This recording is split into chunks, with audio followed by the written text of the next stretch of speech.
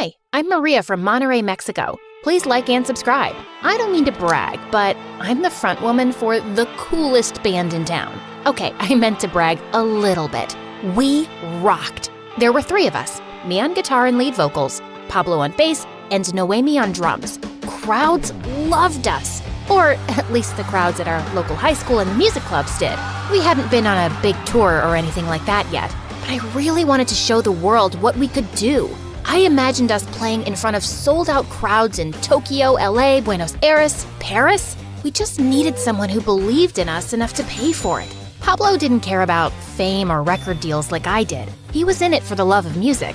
I was too, but I wanted to share our music with everyone everywhere. Pablo just wanted to rock out for our local fans. After school, we were rehearsing in my garage for our show that night. We had this year's Battle of the Bands coming up too. We came in second last year, and Pablo's still mad about it. The band who beat us, the Pink Ponies, were really good though. Plus, the girls were nice, so I didn't mind. But this year, we were gonna win. Did you guys hear? There are supposed to be some VIPs at the concert tonight. Like who? Who cares? We don't play music for those guys. We play for our fans. Why not both? I think Noemi regretted bringing it up, but I'm glad she did. That night, I wore my most fire outfit. If there really were gonna be some VIPs there, I wanted to make an impression. In the green room, we put our hands in like we always do before starting a show. Then we lifted our hands at the same time, cheered, and strutted out onto the stage. The venue was packed. There must have been a few hundred people there. You'd probably think I was nervous, but I wasn't. This was where I felt most at home. On stage with a guitar in my hands and a mic in front of me, I strummed the first chord and the crowd went nuts. It wasn't always like this. When I was younger, I was super shy. Even my parents thought I was a wallflower. All the other kids seemed so free and joyful, but I didn't know how to be myself like that. I was always stuck in my own head. Then one day in class, we were reading a play. It was a musical, but all my classmates and even the teacher were just reading the words in a monotone voice like a robot. When it was my turn to read a part, I started to sing. I don't even know why I did that. I wasn't planning to or anything, but in the moment, inspiration struck and the notes just poured out of me. Everyone stopped what they were doing. The sleeping students woke up to listen, and the ones who were already awake sat up straight. When I finished, the whole room burst into applause. Later that day at recess, Pablo approached me. He had never said a word to me before then. Not because he was a jerk or anything, I just kept to myself mostly. He said he was starting a band and wanted to know if I would join. Fast forward to now, and here we are performing together for a sold-out crowd. Pablo slapped the bass while I busted out a guitar solo. Noemi played her heart out on the drums. After the show, we stayed at the club to hang out and meet some of our fans. Excuse me. A man in a fancy suit approached us. His suit looked like it cost more than my guitar. He stood out from our other fans. He didn't seem like he was from around here. I'm Darren Smith. I work for MSA Records. You guys put on one heck of a show. Thanks so much. I'd love to have you guys drop by for a meeting. We have a lot to discuss. We do?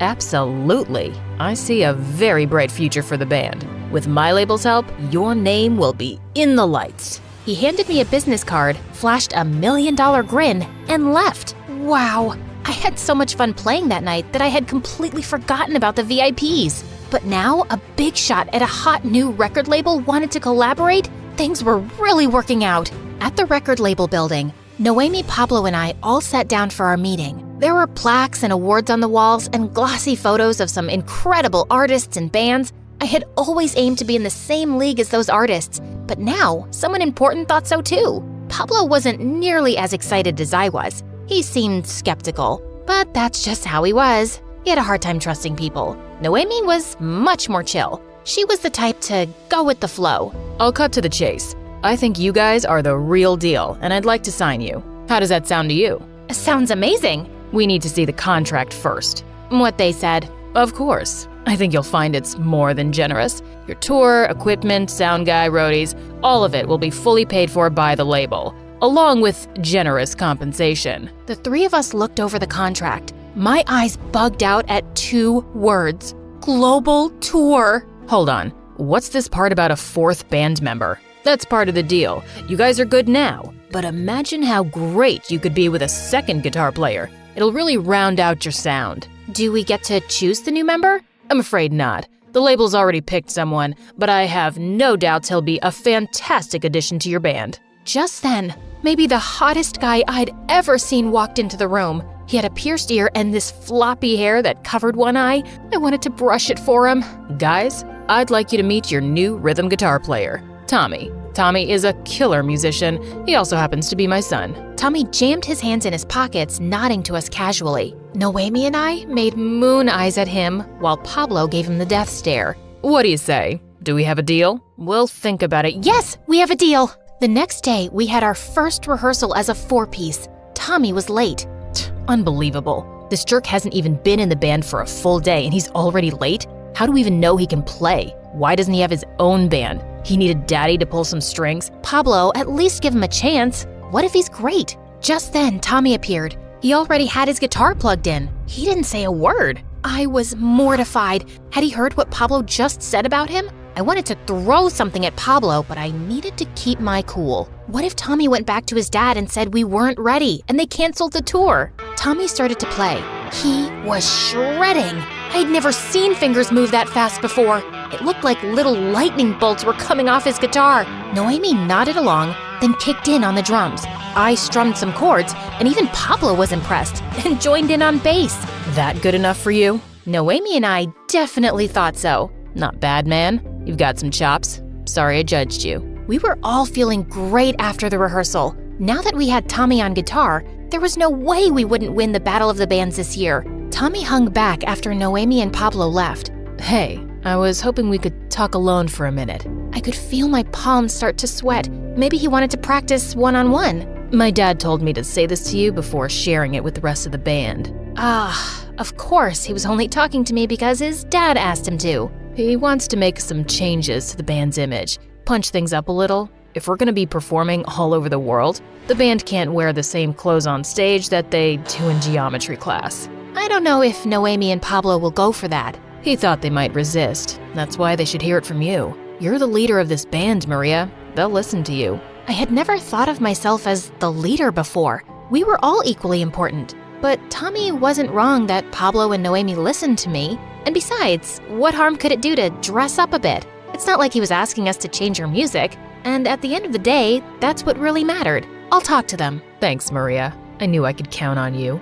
Just one more thing. My dad wants to move up the dates of the tour. We leave Saturday. But the Battle of the Bands is Saturday. We've spent all year preparing for it. Who cares about some local competition? It's a bunch of townies who will never go anywhere. I'm talking about a global tour here. He took my hands just then. Maria, my dad thinks you could really be a star. And what do you think? I think he's right. That night, I called an emergency band meeting at our favorite club. I hoped that would soften the blow, but I was still nervous to break the news. So, it looks like our tour dates have changed. They want us to leave for Europe on Saturday. You told them no, right? We can't miss the Battle of the Bands. I said we'd do it. And not only that, they have these new outfits they want us to wear. Sorry, who made you dictator? Last time I checked, we all got an equal vote. And I vote we play Battle of the Bands like we planned, in our normal clothes. Noemi, what's your vote? Battle of the Bands. Sorry, Maria. Can I see the outfits, though? Guys, this is a global tour, just like we always wanted. No, that's what you always wanted, not us. You've changed, Maria. Some new guy joins the band and suddenly you don't care what anyone else thinks but him? It's selfish. There's nothing wrong with having big dreams. Sorry I have higher hopes for the band than just playing in the same old clubs all the time for the same old townies. I felt guilty immediately. I really loved our fans. I didn't mean to insult anyone. Pablo just made me so frustrated sometimes. He stared at me. He was mad, I knew that. But there was something else there too, like he was hurt. Have fun in Europe. Pablo stormed off. Noemi looked guilty. I felt bad for getting her caught in the middle like that. You know I always support you, Maria. Just be careful. Tommy doesn't know you like we do. He might not have your best interests at heart. She hugged me. Text me when you go to the Eiffel Tower. At the record label the next morning, I broke the bad news. I told Darren and Tommy that Pablo and Noemi weren't coming. There was no way we could do the tour without them. What are you talking about? Of course you can. Drummers and bassists are a dime a dozen. The label will just hire new ones. You and Tommy are the faces of the band anyway. I didn't like him talking about my friends like that, like they were replaceable. Had this been the plan all along? To get rid of Pablo and Noemi? Stop it, Maria, I told myself. You're about to live your dream. Pablo and Noemi chose to stay behind. You tried to convince them, and they said no. That Saturday, I watched the planes take off as we arrived at the airport. I started to get excited. This time tomorrow, I would be in Paris. Later, Tommy and I were waiting in the terminal for a flight to start boarding. I glanced over at Tommy's phone. He was browsing photos of our recent rehearsals. I looked closer. Every single photo was of himself. You couldn't even see me or Pablo or Noemi. Doubts started to nag at me again. I thought back on all the great times my band and I had shared together. The day Pablo approached me at recess. Our first jam session. The three of us at that late-night diner after our shows. The new guitar strap Pablo gave me for my birthday. Suddenly, I stood up. The plane's not boarding yet. I grabbed my guitar case and started to run. My dad spent a lot of money on this tour. Looks like you're playing solo. I raced outside and took the first taxi I could find. I just hoped I'd get there in time. The venue was crazy busy when I got there. People were squeezed in shoulder to shoulder. I could barely move. The Pink Ponies were playing up a storm on stage. The good news was that meant our band hadn't played yet. The bad news was the Pink Ponies sounded amazing. They were gonna be hard to beat. Backstage, I found Noemi and Pablo getting ready. Guys, I'm sorry. I shouldn't have made a decision without asking what you both wanted first. I got carried away, but this is what matters. Right here, us. They were silent. I was scared. Maybe they wouldn't take me back. Maybe it was too late. Come on, we've got a competition to win. Welcome back, Maria. Noemi spun her drumstick and grinned at me. It was our turn to take the stage. We played the best show of our lives. It felt so good to be back on stage with my friends. Afterwards, we waited to hear the judge's verdict. Pablo asked to speak to me privately. Sorry if I was a jerk. I just remember how quiet you used to be before you started singing. And then you found your voice, and you were incredible. Don't let anyone ever take your voice away. I'm sorry too. I guess I really believed for a second that I could be a star one day. That's what Tommy said. He was wrong. Of course you don't think I could be. To you, I'm just plain old Maria. Maria, he was wrong to say one day. You're a star now. And then something crazy happened. Pablo leaned in and kissed me. It turned out he had had a crush on me since forever, but he was worried acting on it might hurt the band. But I was glad he did. There was nothing that could stop us now. Noemi joined us as the judges stood to announce the winner, the Pink Ponies, in second place. And in first place, us. We jumped up and down and hugged each other. One day, we would play a show in Europe. But right now, I couldn't have been happier to be where I was.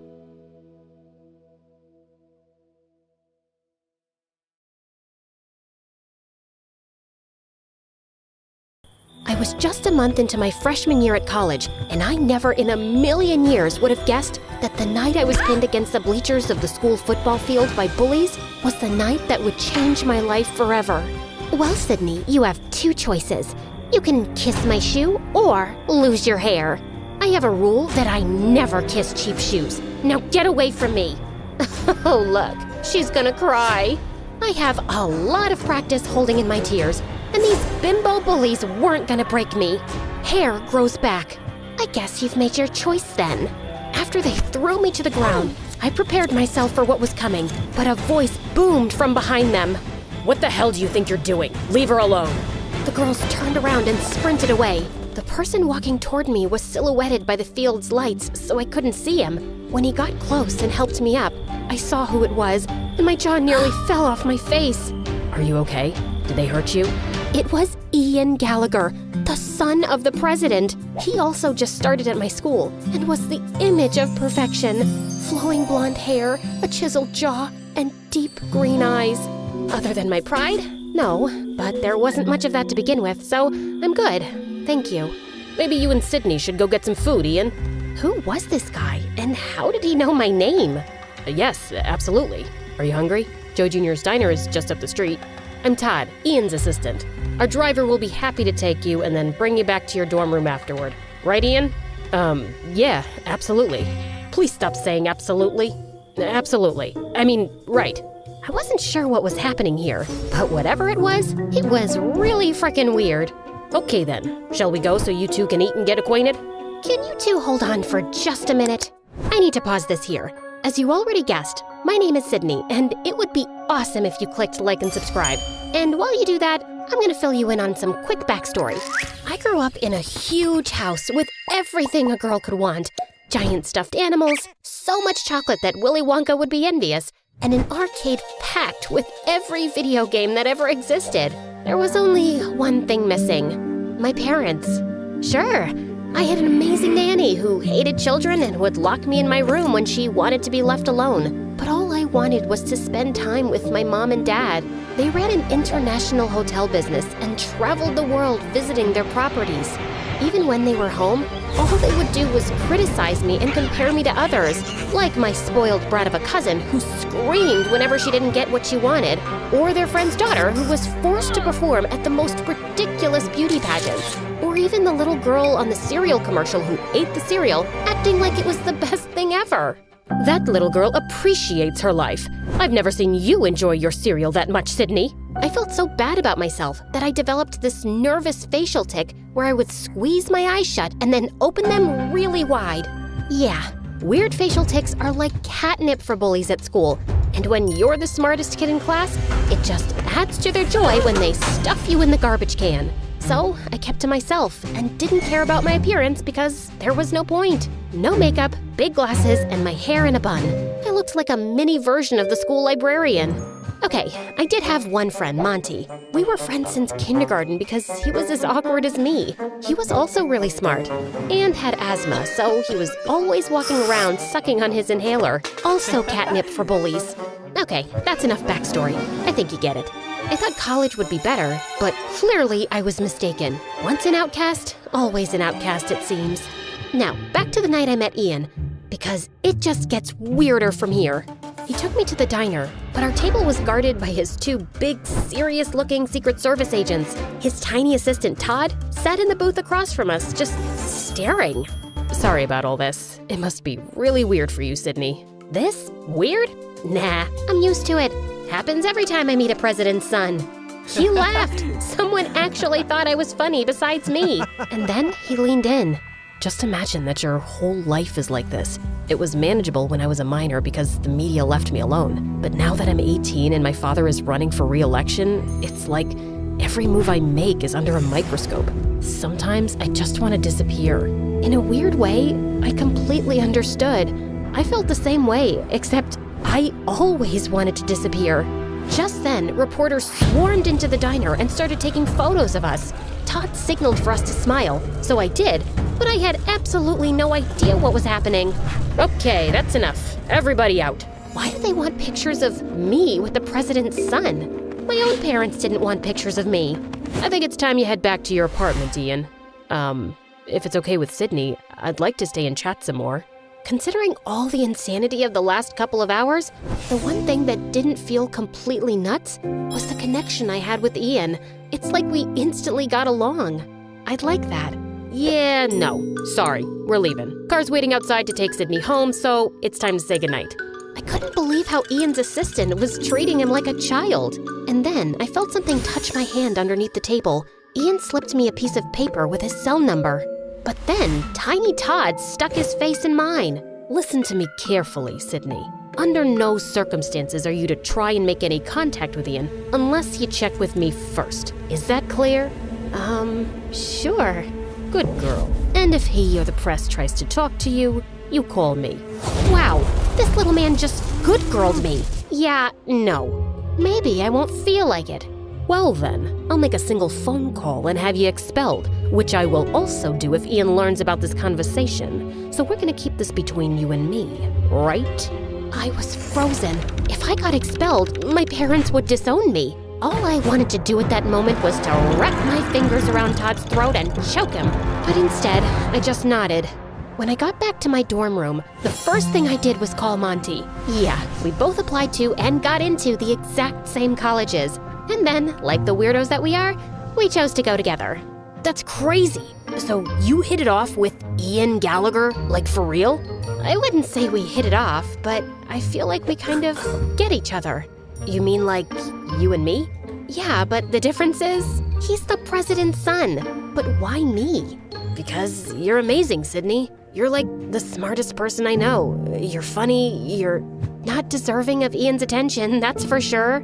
That's not true. You're deserving of anyone's attention. You're just saying that because you're my best friend. I want to call him, but I'm scared his tiny jerk assistant will find out and get me expelled. So don't let him find out. I stared at the number on the piece of paper for like an hour before I got the courage to call Ian. And then, late that night, he snuck out of his apartment and picked me up. I am so glad you called. Now hold on to me. They let you have a motorcycle? Nope, they have no idea. And then we sped down the road, and it was thrilling. I actually had to pinch myself to believe that I wasn't dreaming. We raced up to a narrow, twisting road to a spot that looked out over the city below. Wow, this view! I found this spot when I first got to school. I needed a secret place to get away from everything. My dad, his re-election campaign, Todd. He was so sincere. When he looked into my eyes, I thought I would melt into a big puddle. He's such a jerk. He really is. Why do you let him treat you like that? Why don't you just fire him? I wish I could. My dad hired him to manage me, and now you're in it too. I'm so sorry. What do you mean I'm in it too? He then handed me a copy of the morning newspaper. On the front page was a photo of Ian and me at the diner with the headline, Ian Gallagher's new college girlfriend? I couldn't believe what I was seeing. If you never want to see me again, I totally understand. This is my life, but it doesn't have to be yours. I had spent my whole life avoiding attention, and here I was, about to be on the front page. My instinct was to run away as fast as I could, but Ian needed someone, and for some reason, that someone was me. We just sat on a rock and talked and laughed for hours, but as the sun came up, Ian looked at his watch and panicked. Oh no, they're gonna be looking for me. We have to go, now. We sped down the road, but suddenly there were flashing lights behind us. It was the police. At that moment, I knew I was gonna get expelled. My life was officially over. But instead of being pulled over, Ian floored it. We raced down the road away from the police car. Forget about being expelled. I was going to jail. Ian pulled behind a tree and shut off the motorcycle lights. We watched as the police car sped by. My heart was racing, but Ian looked at me, and we both just burst out laughing. The next day, when the papers came out, I walked through campus, and everyone at school was just staring, including the 3 bullies. All I could do was smile. For the first time ever, I cared about how I looked. Monty went with me to get a prescription for contact lenses, then to the salon to get my hair done, and finally to Sephora to get a makeover. Listen, Sid, something feels off about this whole thing with Ian. Wow, is somebody getting jealous because someone else is taking up my attention for once? No, that's not it at all. You said it yourself. Why did Todd know your name? But I wasn't listening. All I could think about was seeing Ian again, and then the cosmetologist turned my chair around. So, how do I look? That bad, huh? You're beautiful. I hugged him as hard as I could. I don't know what I would have done without him all these years. For the next few months, Ian and I snuck out nearly every night and went on crazy adventures. We went to a closed amusement park and turned on one of the rides, did a Ouija board in an abandoned house, and went for a midnight swim in the park fountain. During the day, I struggled to stay awake in class, and my grades went down, but I didn't care. I was falling in love. I was so caught up in Ian that I barely ever saw Monty anymore. I didn't even care that Todd kept posing us for the press. Until one day, when things took a dark turn, Todd had Ian and I meet. Well, look at you 2 lovebirds. It just warms my heart. I didn't know you had one of those, Todd. Every day there's a new surprise. Ian tried to contain his laughter, but Todd was not amused. When the press gets here, Ian, I want you to kiss Sydney. Ian and I hadn't kissed yet, which I thought was strange, but I felt like he was just taking it slow.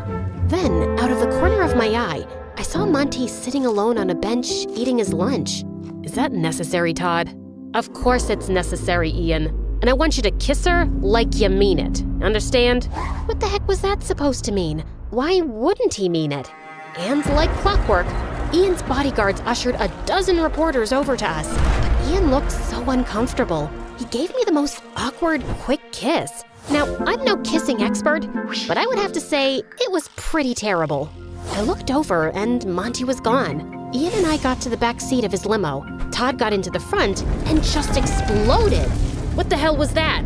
I'm sorry, Todd. I'll do better. For your father's sake, you better. For your father's sake? What does that mean, Ian?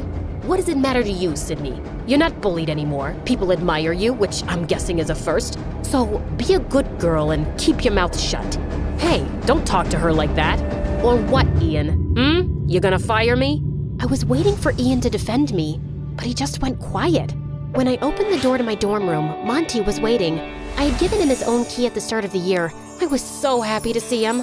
Monty! But that happiness didn't last long. You're being played, Sid. Played? Oh, stop it, Monty. You and Ian? It's a setup because his father is running for re-election, and Todd was hired to craft his image for the public. You're just jealous because I fell in love and I'm spending my time with someone else. And then Monty held up a printed photo of Ian embracing another boy. I did some digging and this was Ian's high school boyfriend. Boyfriend? You're saying that Ian is... Yes, I'm so sorry, Sid. And they're using you to give off the image that he's straight, so it doesn't affect his father's re-election campaign. Wow, Monty, you are pathetic. I was a loser until I met Ian, and you're just upset that you're still one. I can't believe I was ever friends with you. Now get out. Monty looked like I just slapped him as I slammed the door in his face. That night, when Ian picked me up, I told him I wanted to go to our spot on the cliff overlooking the city. I'm so sorry about today, Sydney. The pressure to perform in front of the camera just... Before he could finish, I held up the photo. Have you been lying to me, Ian? Where did you get that? Who cares where I got it? This is the reason why you've never kissed me, isn't it? Todd says if the world finds out about this, my father will lose. I was furious at myself. Monty tried to warn me, but I didn't listen. And now I've probably lost him forever. But it all suddenly made sense. Right. Choose a girl with low self-esteem who wouldn't question what was happening, who would be so thrilled with the attention that she would just go with it. And these adventures at night, were they part of it? Not at first, but the police officer that first night ID'd me, and Todd thought it was a great idea to keep them going. He threatened to tell my dad if I told you. I am so sorry, Sydney. I never wanted to hurt you. Your dad doesn't know about you? No. That was the only photo ever taken of my boyfriend and me in high school, and Todd found it too. Goodbye, Ian. Sydney, you need to see this through until the election. My dad is coming to campus tomorrow, and if you're not there, Todd will have you expelled. Doesn't matter. I'm dropping out anyway. I'm done. Ian dropped me off in front of my dorm, and I turned to him one last time. If you want to live your life trying to be someone you're not just to prove yourself, it will crush you. Trust me. The next morning, my face was puffy from crying.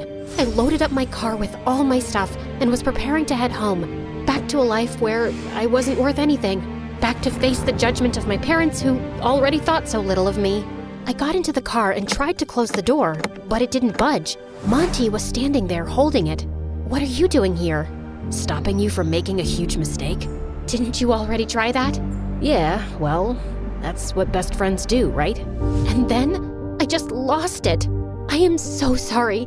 I was such a huge jerk. Why do you even want to talk to me after those horrible things I said? I don't deserve you. Because I love you, Sid. I always have. Why do you think I chose this school? It was to be with you. And then he kissed me with a passion that I had never experienced before. My body felt like it was plugged into an electrical outlet. The president's about to speak. Shall we go watch? Why would I want to watch? And so we went to the football stadium, where Ian was standing on the stage next to his father. Todd was standing behind them. And as I stand on the cusp of the next presidential election, I want to hand the mic over to my son Ian, who means more to me than anything in the world. During my dad's first election, nobody paid attention to me because I was only 14 years old. But now that the world is paying attention, I want them to meet my true love. And suddenly, the boy from the photo walked onto the stage. The whole stadium burst out into applause. It was incredible. And then Ian turned and hugged his father. Todd looked horrified. After the speech ended, the Secret Service let Monty and me backstage, just in time for Todd to walk out. I hope you enjoyed your time here, Sydney, because you're as good as expelled. Nah, but you're as good as fired, Todd. Ian walked over, and for the first time, Todd looked terrified. You can't fire me, but I can. Mr. President, I was only doing this for you. Who told you to do that? You harassed my son for years and misused the power I gave you. Get him out of here. And the Secret Service dragged him away, kicking and screaming. It was glorious. I forgave Ian, and 4 years later, he and his boyfriend became the best men at Monty's and my wedding, at the White House. My parents were there, glowing with pride, but winning their approval didn't matter to me anymore. I was happy that at least they were there. And finally, I was just happy being me.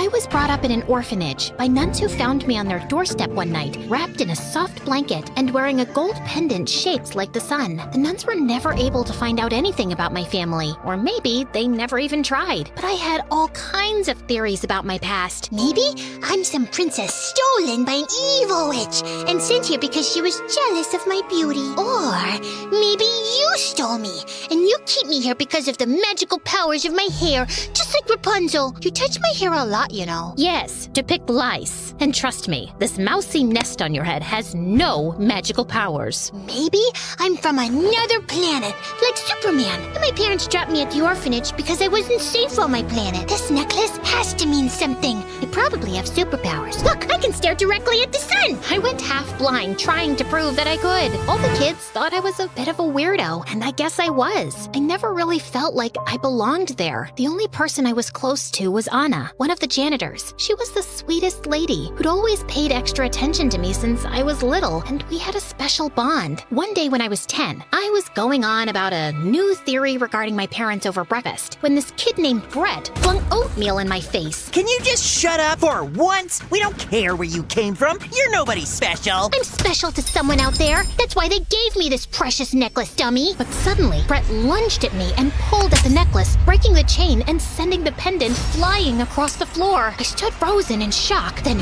fury took over and I pounced on him. Brett was rescued by some nuns soon enough, while Anna pulled me away to her room where I sobbed over my broken necklace. I can't fix the chain, sweetie, but how about I put the pendant in this thread so you can still wear it? Anna, do you think I'm special? Everyone's special in their own way, Cass. That's just another way of saying no one is. Well, I guess it's true in my case. My parents wouldn't have left me here if I was special. Or maybe they loved you so much that they gave you up because they wanted you to have a better life than the one they could give you. Also, you're special to me. Anna's words made me feel better, and something in my head shifted that day. If my parents wanted me to have a good life, I needed to get adopted by a nice family living in a nice house. They wouldn't want me spending my life here, but my attempts to get adopted didn't go well. Why does my head look like a jelly bean? And why do I look pregnant? I was wondering about your head too. Maybe your brain is too small? And I thought you are pregnant and wanted an older sister for your baby. I'm totally up for it. I guess I offended them because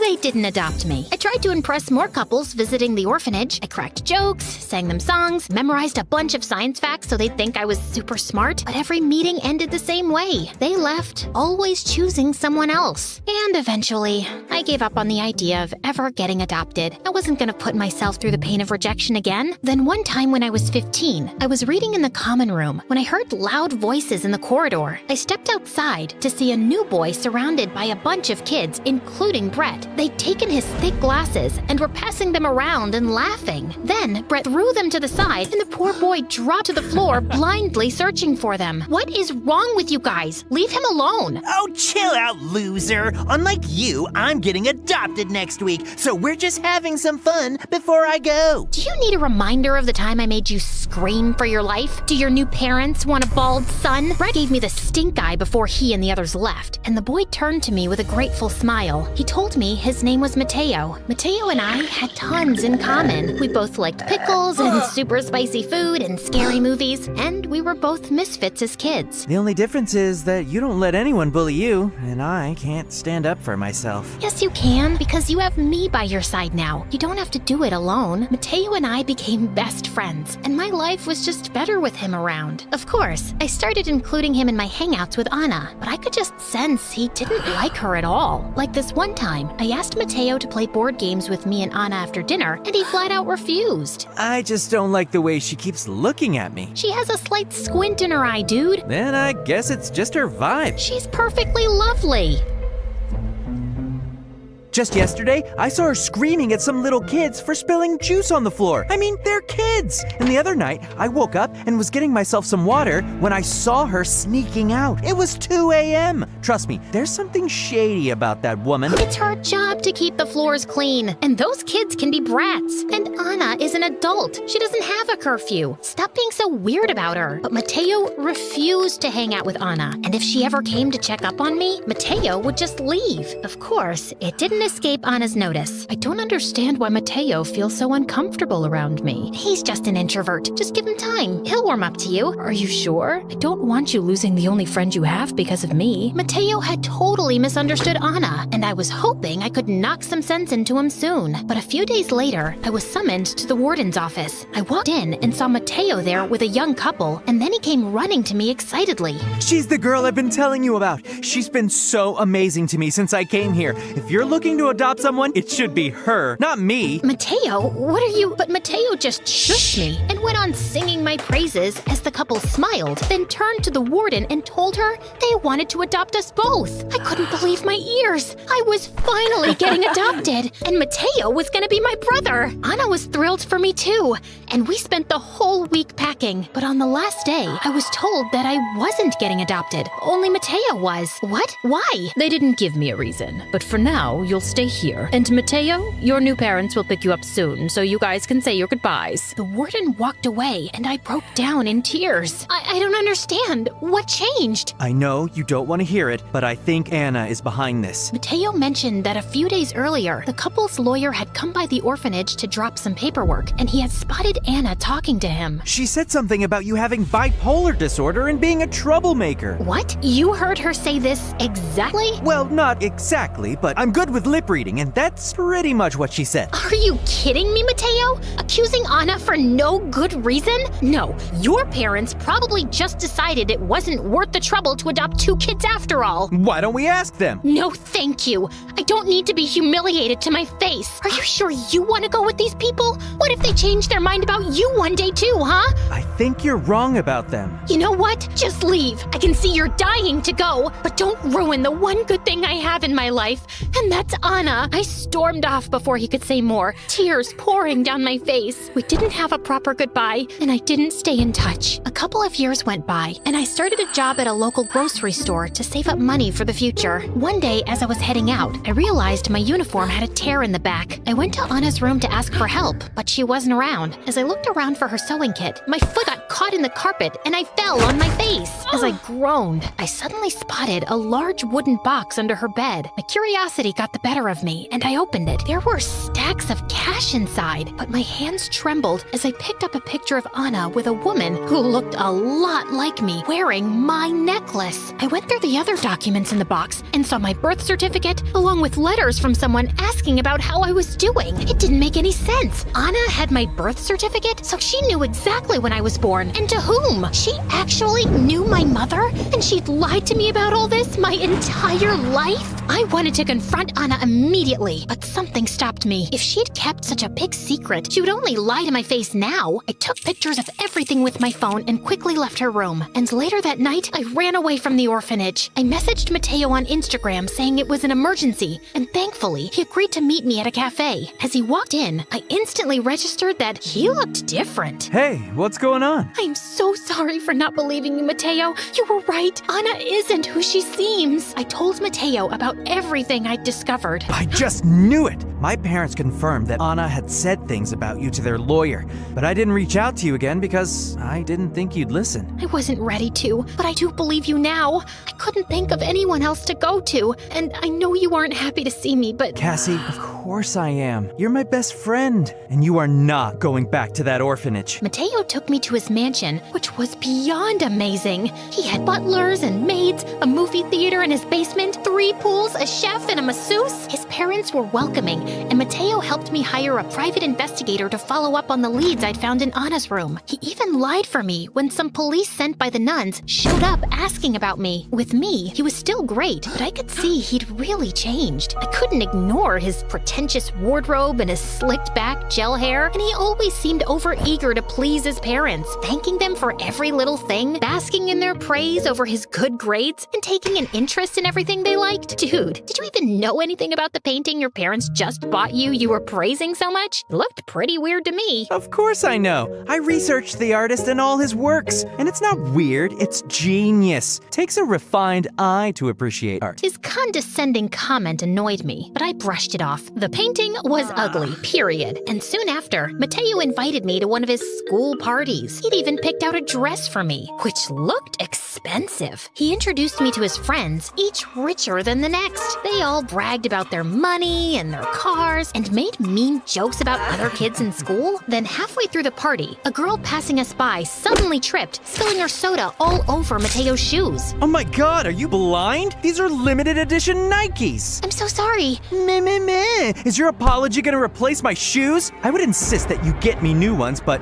I'll let you off the hook. Just because I know your dad's monthly salary wouldn't even cover it. Am I right? As he and his friends laughed, something inside me snapped. Seriously? When did you become such a jerk? Have you forgotten your humble beginnings? Have you forgotten what it's like to be bullied? Mateo's face turned red as he tried to laugh it off, and he dragged me to the side. What do you think you're doing? Who have you turned into, man? It's just an act, Cass. That's how everyone in my circle talks and acts. Don't make a big deal out of nothing. And the least you can do is not embarrass me in front of my friends, especially after everything I'm doing for you. Wow, I don't even know what to say, except that I'll be out of your hair very soon. And with that, I just walked out of the party. I was so angry, I kept walking without thinking. But after a while, I realized I had no idea where I was. While I was hopefully waiting for a cab to turn up, I suddenly heard something behind me. But the second I turned around, a masked figure grabbed me and put a damp cloth on my face. And as I was dragged into the van, I blacked out. When I finally came around, I found myself on a chair, and I was somewhere familiar. Then I realized it was the horse shed at the orphanage. And minutes later, Anna appeared in front of me. Anna? How did I get here? What's going on? Please, Cassie, you need to calm down. Calm down?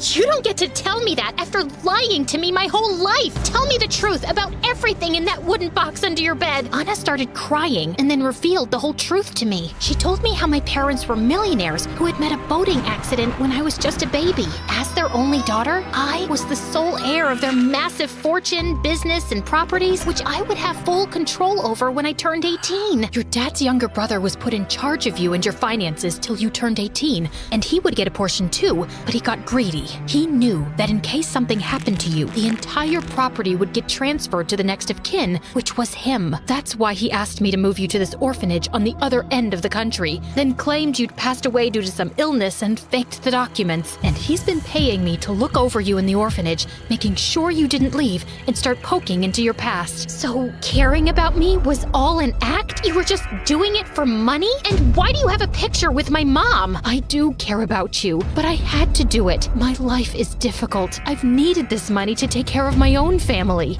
Also, I have that picture because your mom and I were friends a long time ago, but then we had a huge falling out. So you haven't just been a lousy friend to me, but also my mom?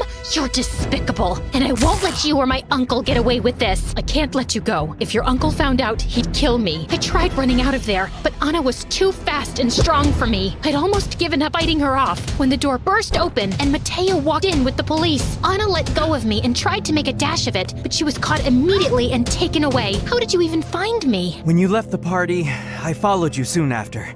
I figured you wouldn't know the way back, and I was looking for you when I saw you get kidnapped.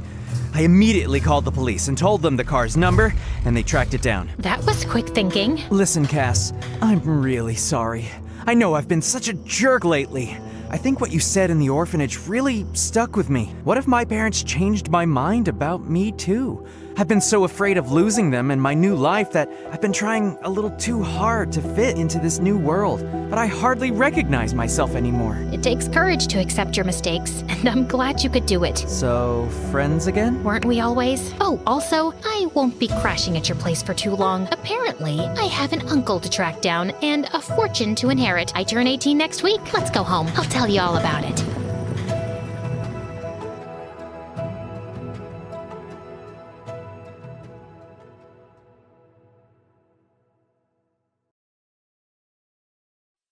Hi, I'm Amy, and before I tell you my story, there are 3 things you should know about me. 1, I have a very normal family. You won't believe how normal they are. 2, I am not allowed to date. And 3, you will never be able to guess who my mom married. Sounds intriguing, right? But before I continue, please click the like and subscribe buttons. Thanks. I flinched as I washed my wound in the kitchen sink. I knew it was stupid of me to slide into home when I wasn't wearing a long-sleeved shirt, but I just had to make it to the plate. And we won the game. Besides, this wound was nothing compared to what would happen to me if Dad found out I had been playing baseball. Before I could even finish the thought, I heard him walk into the kitchen behind me. Uh-oh, busted. He took one look at me, threw up his hands, and started yelling, "How many times have I told you to stop playing that stupid game? This is not how girls are supposed to behave. You will never be a good wife." I tried to lie about how I got hurt, but he wasn't fooled. He knew I played baseball. As if that wasn't bad enough, Mom walked in just as soon as he was done. Sometimes my mom's a pain too.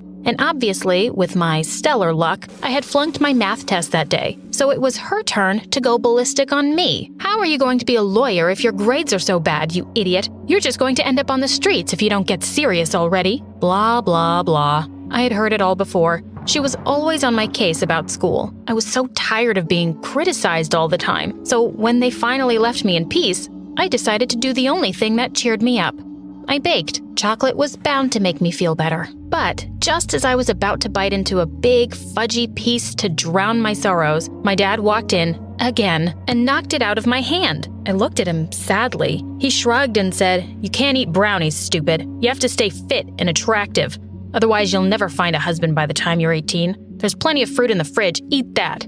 How am I supposed to find a husband when I'm not even allowed to date? I thought. I can't really catch a boy because I can't go out with anyone till I'm married. And why is Mom on my case to become a lawyer when apparently I'll be taking care of kids before I hit 20? Ugh. These psychos were driving me crazy. That weekend, my best friend Katie was having a pool party. Obviously, I wasn't allowed to go, so I sneaked out when Mom and Dad went to bed. When I got there, I was thrilled. I needed to let off some steam so badly. When Paul, the cutest guy in our class, arrived with his friends, I decided to talk to him, but when I saw my stick-thin reflection in the patio doors, I heard my dad's voice telling me I wasn't girly or feminine enough. I stepped back into the shadows and smoothed down my hair, feeling shy and sad. But then I had an idea. I grabbed a couple of water balloons and dashed back inside. Thank goodness I had packed a sweater in my bag. I stuffed those water balloons inside my bra. When I turned sideways, the effect was amazing.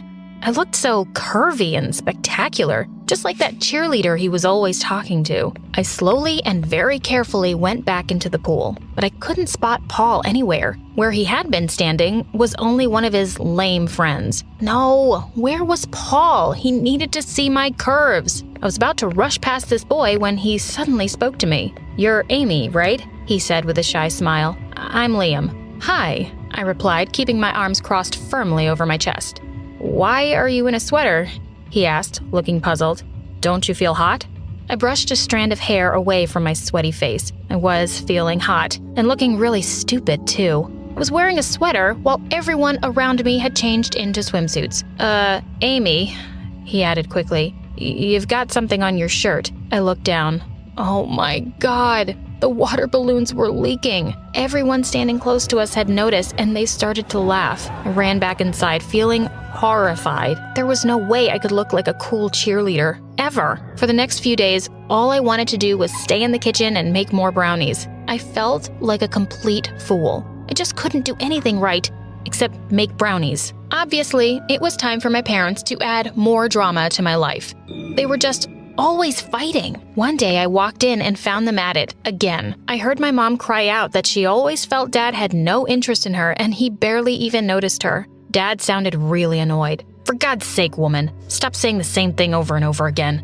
I have to get dressed because I'm expecting an important guest. Just shut up for a while and let me have some peace." A tall, handsome man came to our house that evening, and Dad introduced him as Will from his law firm. Boy, was my dad a different person around his guest. You'd think he was the kindest, calmest man on earth. He'd laugh extra loud at Will's jokes, most of which were pretty lame. He was so attentive, topping up Will's glass with more water or filling his plate with more food. And he had even ordered some fancy pastries from a French bakery that Will apparently loved. Yeah, I love pastries too, Dad, but you never get them for me. Look how your dad is acting like a little puppy around his guest. He looks like a fool, Mom muttered while we were taking the empty dishes to the kitchen. Uncle Will started coming around at least once a week for dinner. I didn't mind that too much. At least my parents weren't screaming at each other with him around, and he was pretty nice. He tasted my brownies and said I could definitely be a chef. But of course, Mom shook her head and said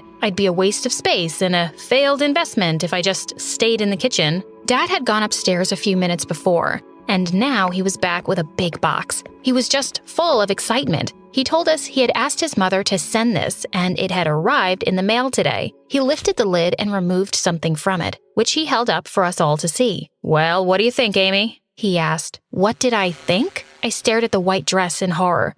It was clearly a wedding dress, and not even a pretty one.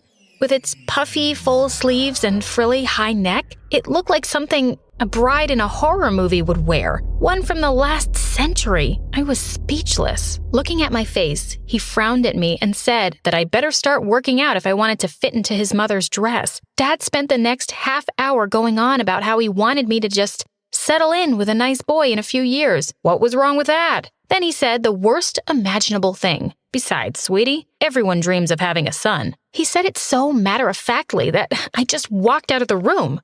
I cannot handle this. I was so confused about what I wanted from this life. It clearly wasn't the things my parents wanted for me. I decided to finally find something that I could be good at and be proud of myself. So I began talent hunting. I tried out for the Glee Club, but I didn't make the cut. No surprises there. I'm completely tone deaf. Then it was the chess club, but oh my God, what a snooze fest. I would be falling asleep during my partner's turn. I thought my mom would be proud if I joined the literature club. My dad should join it. Jane Austen's books are all about proper ladies and catching husbands, but I couldn't stand those boring old books. All my tryouts were turning into major disasters. What made it worse was that there was one person who was just always there to see me mess up each one. Liam. I swear, he was such a creep.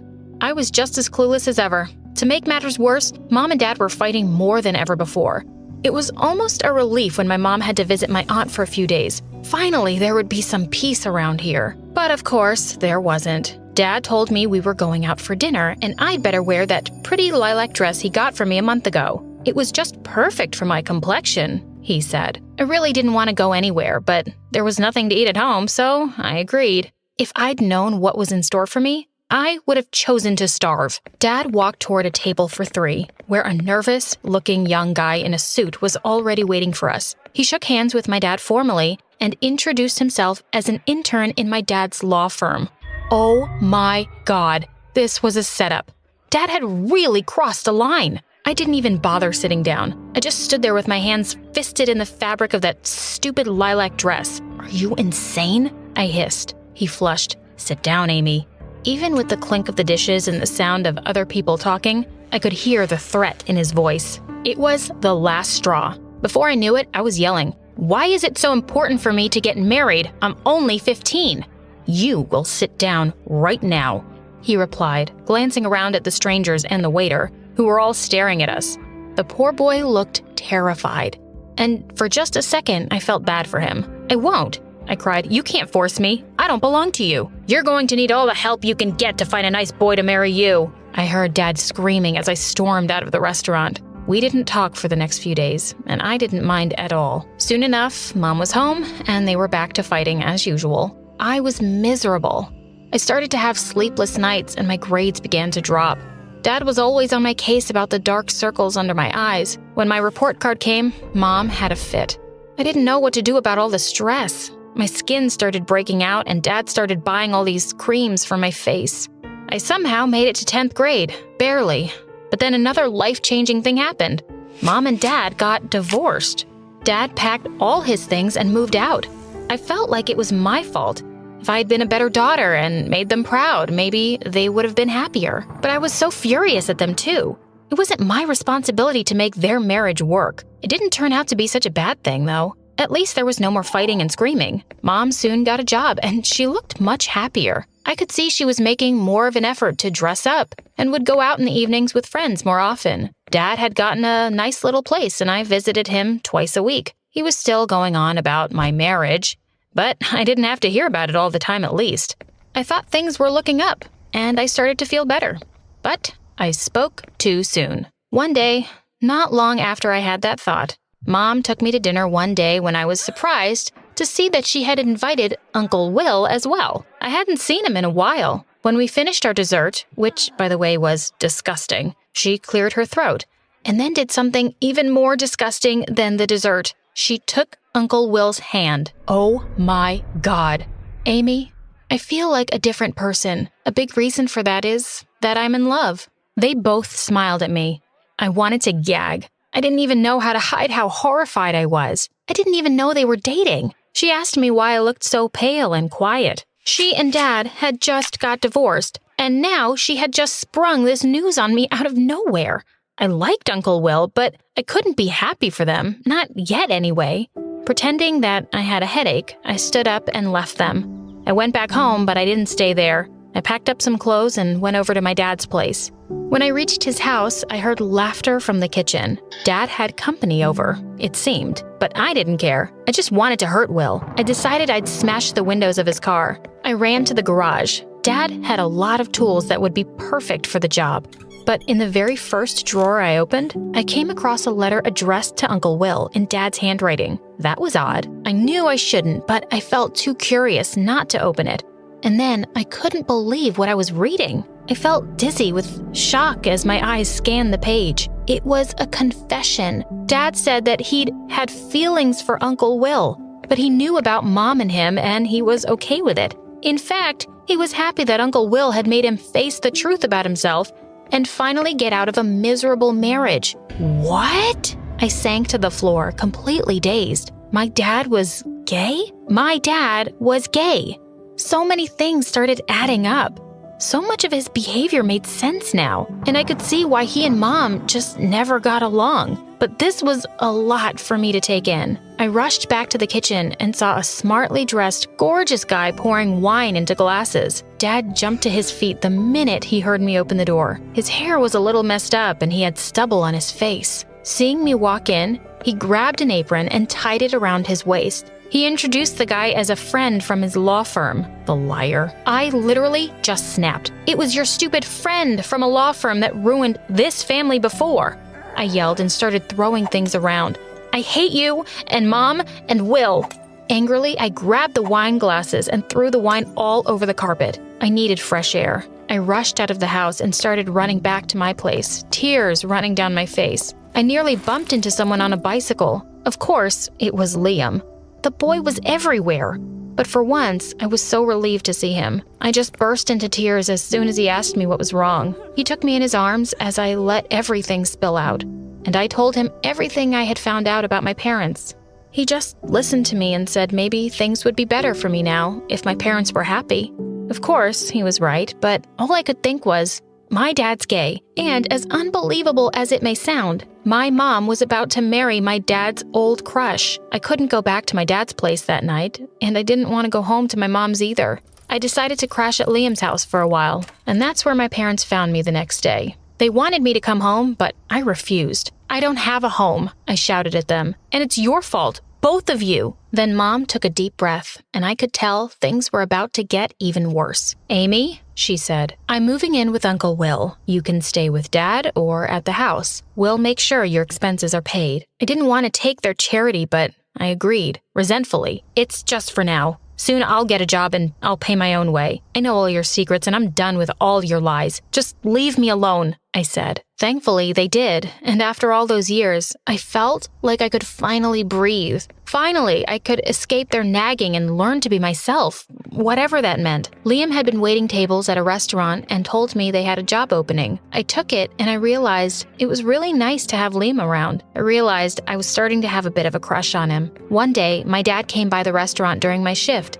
and asked if we could talk. I reluctantly agreed. When we sat down at a table, I noticed he had tears in his eyes. He told me that over the last few months, He realized what a terrible father he had been to me. I was speechless. I felt a bit angry, but mostly I felt relief. I was glad Dad was finally learning to accept himself and the people he loved. He asked me if I wanted to move back in with him, but I told him with a smile that I was happy being on my own for now, and I needed this space to figure out my life. After he left, I went over to Liam, who was wiping some glasses clean. I gave him a big kiss. His eyes widened, but I could tell he was super pleased. "What was that for?" he asked. "For always accepting me as I am, and for always supporting me."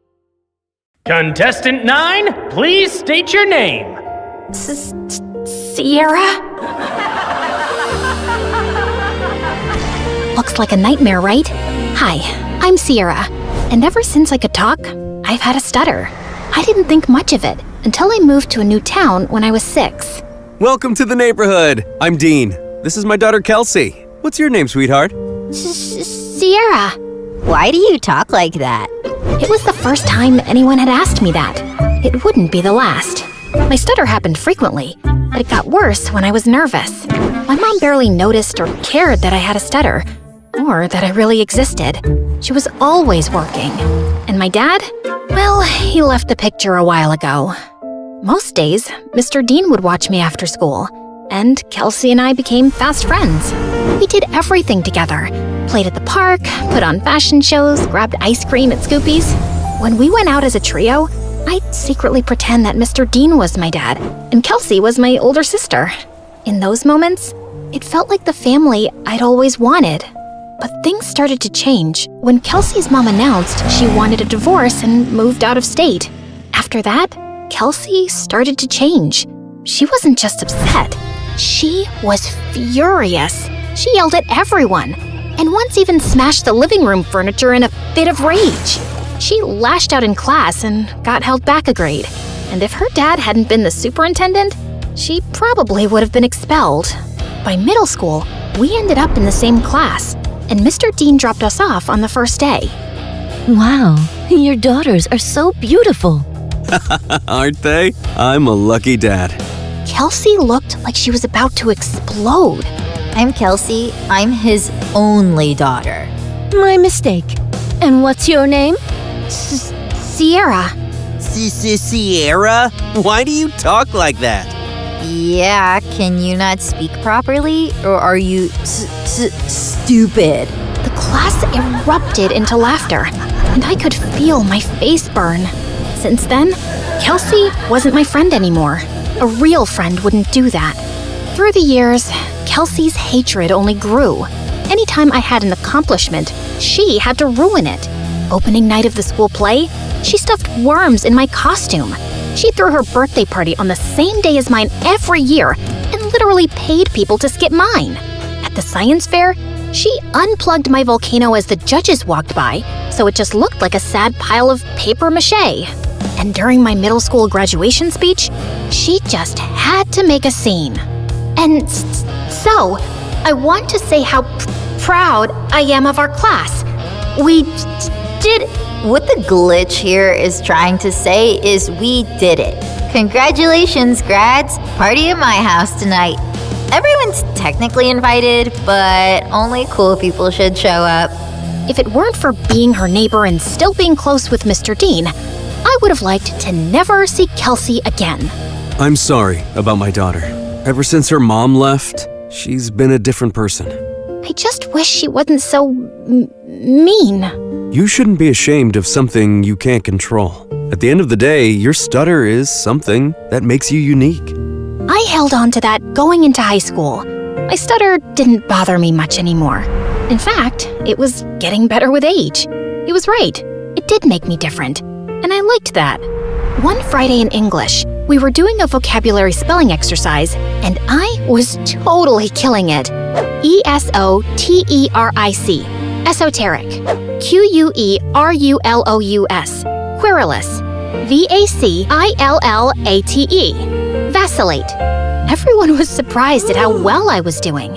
And honestly, so was I. Who knew I was that good at spelling? Sierra, there's a regional spelling bee in a few weeks. You should join. Who knows, you may make it all the way to nationals. That night, As I sat in my room looking over the spelling bee brochure, loud music suddenly rattled my walls. Kelsey was throwing a party in her backyard. A few classmates waved me over. Fine, just for a little. The party was fun, but I couldn't stop thinking about the spelling bee, and I decided I would sign up. I was about to leave when... What's this? She snatched the brochure out of my hand. A spelling bee? Oh, please. Like you could ever win one of these. In case you didn't know, you trip over your words. Give that back. Not so fast. I'll help you practice for your big day. She pulled out her phone and turned the flashlight on as if it were a spotlight. Some other people gathered around and did the same. I felt blinded by all the lights in my face. Why don't you show us what you got? Nothing screams fun like watching you butcher the alphabet live on stage. Your word is quiberate. That's not even a word. Okay then, your word is pathetic. I'm sure you're quite familiar with that. IRRELEVANT. Irrelevant. I'll use it in a sentence. Kelsey is irrelevant. Now give me back my brochure. But she ripped it into pieces and threw it up like confetti. I took a small step in her direction. Kelsey took a step back and fell into the pool. Ugh! You pushed me! Yeah, right. I didn't push you. Your attitude just slipped. She climbed out and stormed over to me, and I bolted. As I ran, I saw her shoving people in her way into the pool. I made it home and locked the door, just as she started kicking and clawing at it. My heart was racing. By Monday, the whole school was talking about it. Someone had filmed everything, and she looked completely unhinged. I avoided her all day. After class, I asked my teacher if she would sign off on my spelling bee application, and she wrote a letter of recommendation. That night, I was recording myself practicing when I heard Mom come home early. I rushed downstairs to tell her about the bee, but she really wasn't listening, as usual. Sierra, that's great and all, but I'm working and I don't need any distractions tonight. And the Mother of the Year award goes to... Feeling annoyed, I went back upstairs and found Kelsey sneaking through my bedroom window. What are you doing here? Get out!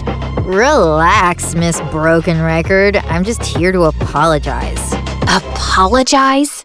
Yeah. I saw the video from the party over the weekend. I looked crazy. It wasn't okay how I was treating you, so I'm sorry, okay? Thanks? I'm not really sure what to make of this. Yeah, well, we used to be friends or whatever. I think it's time to put the bad blood between us to bed, right?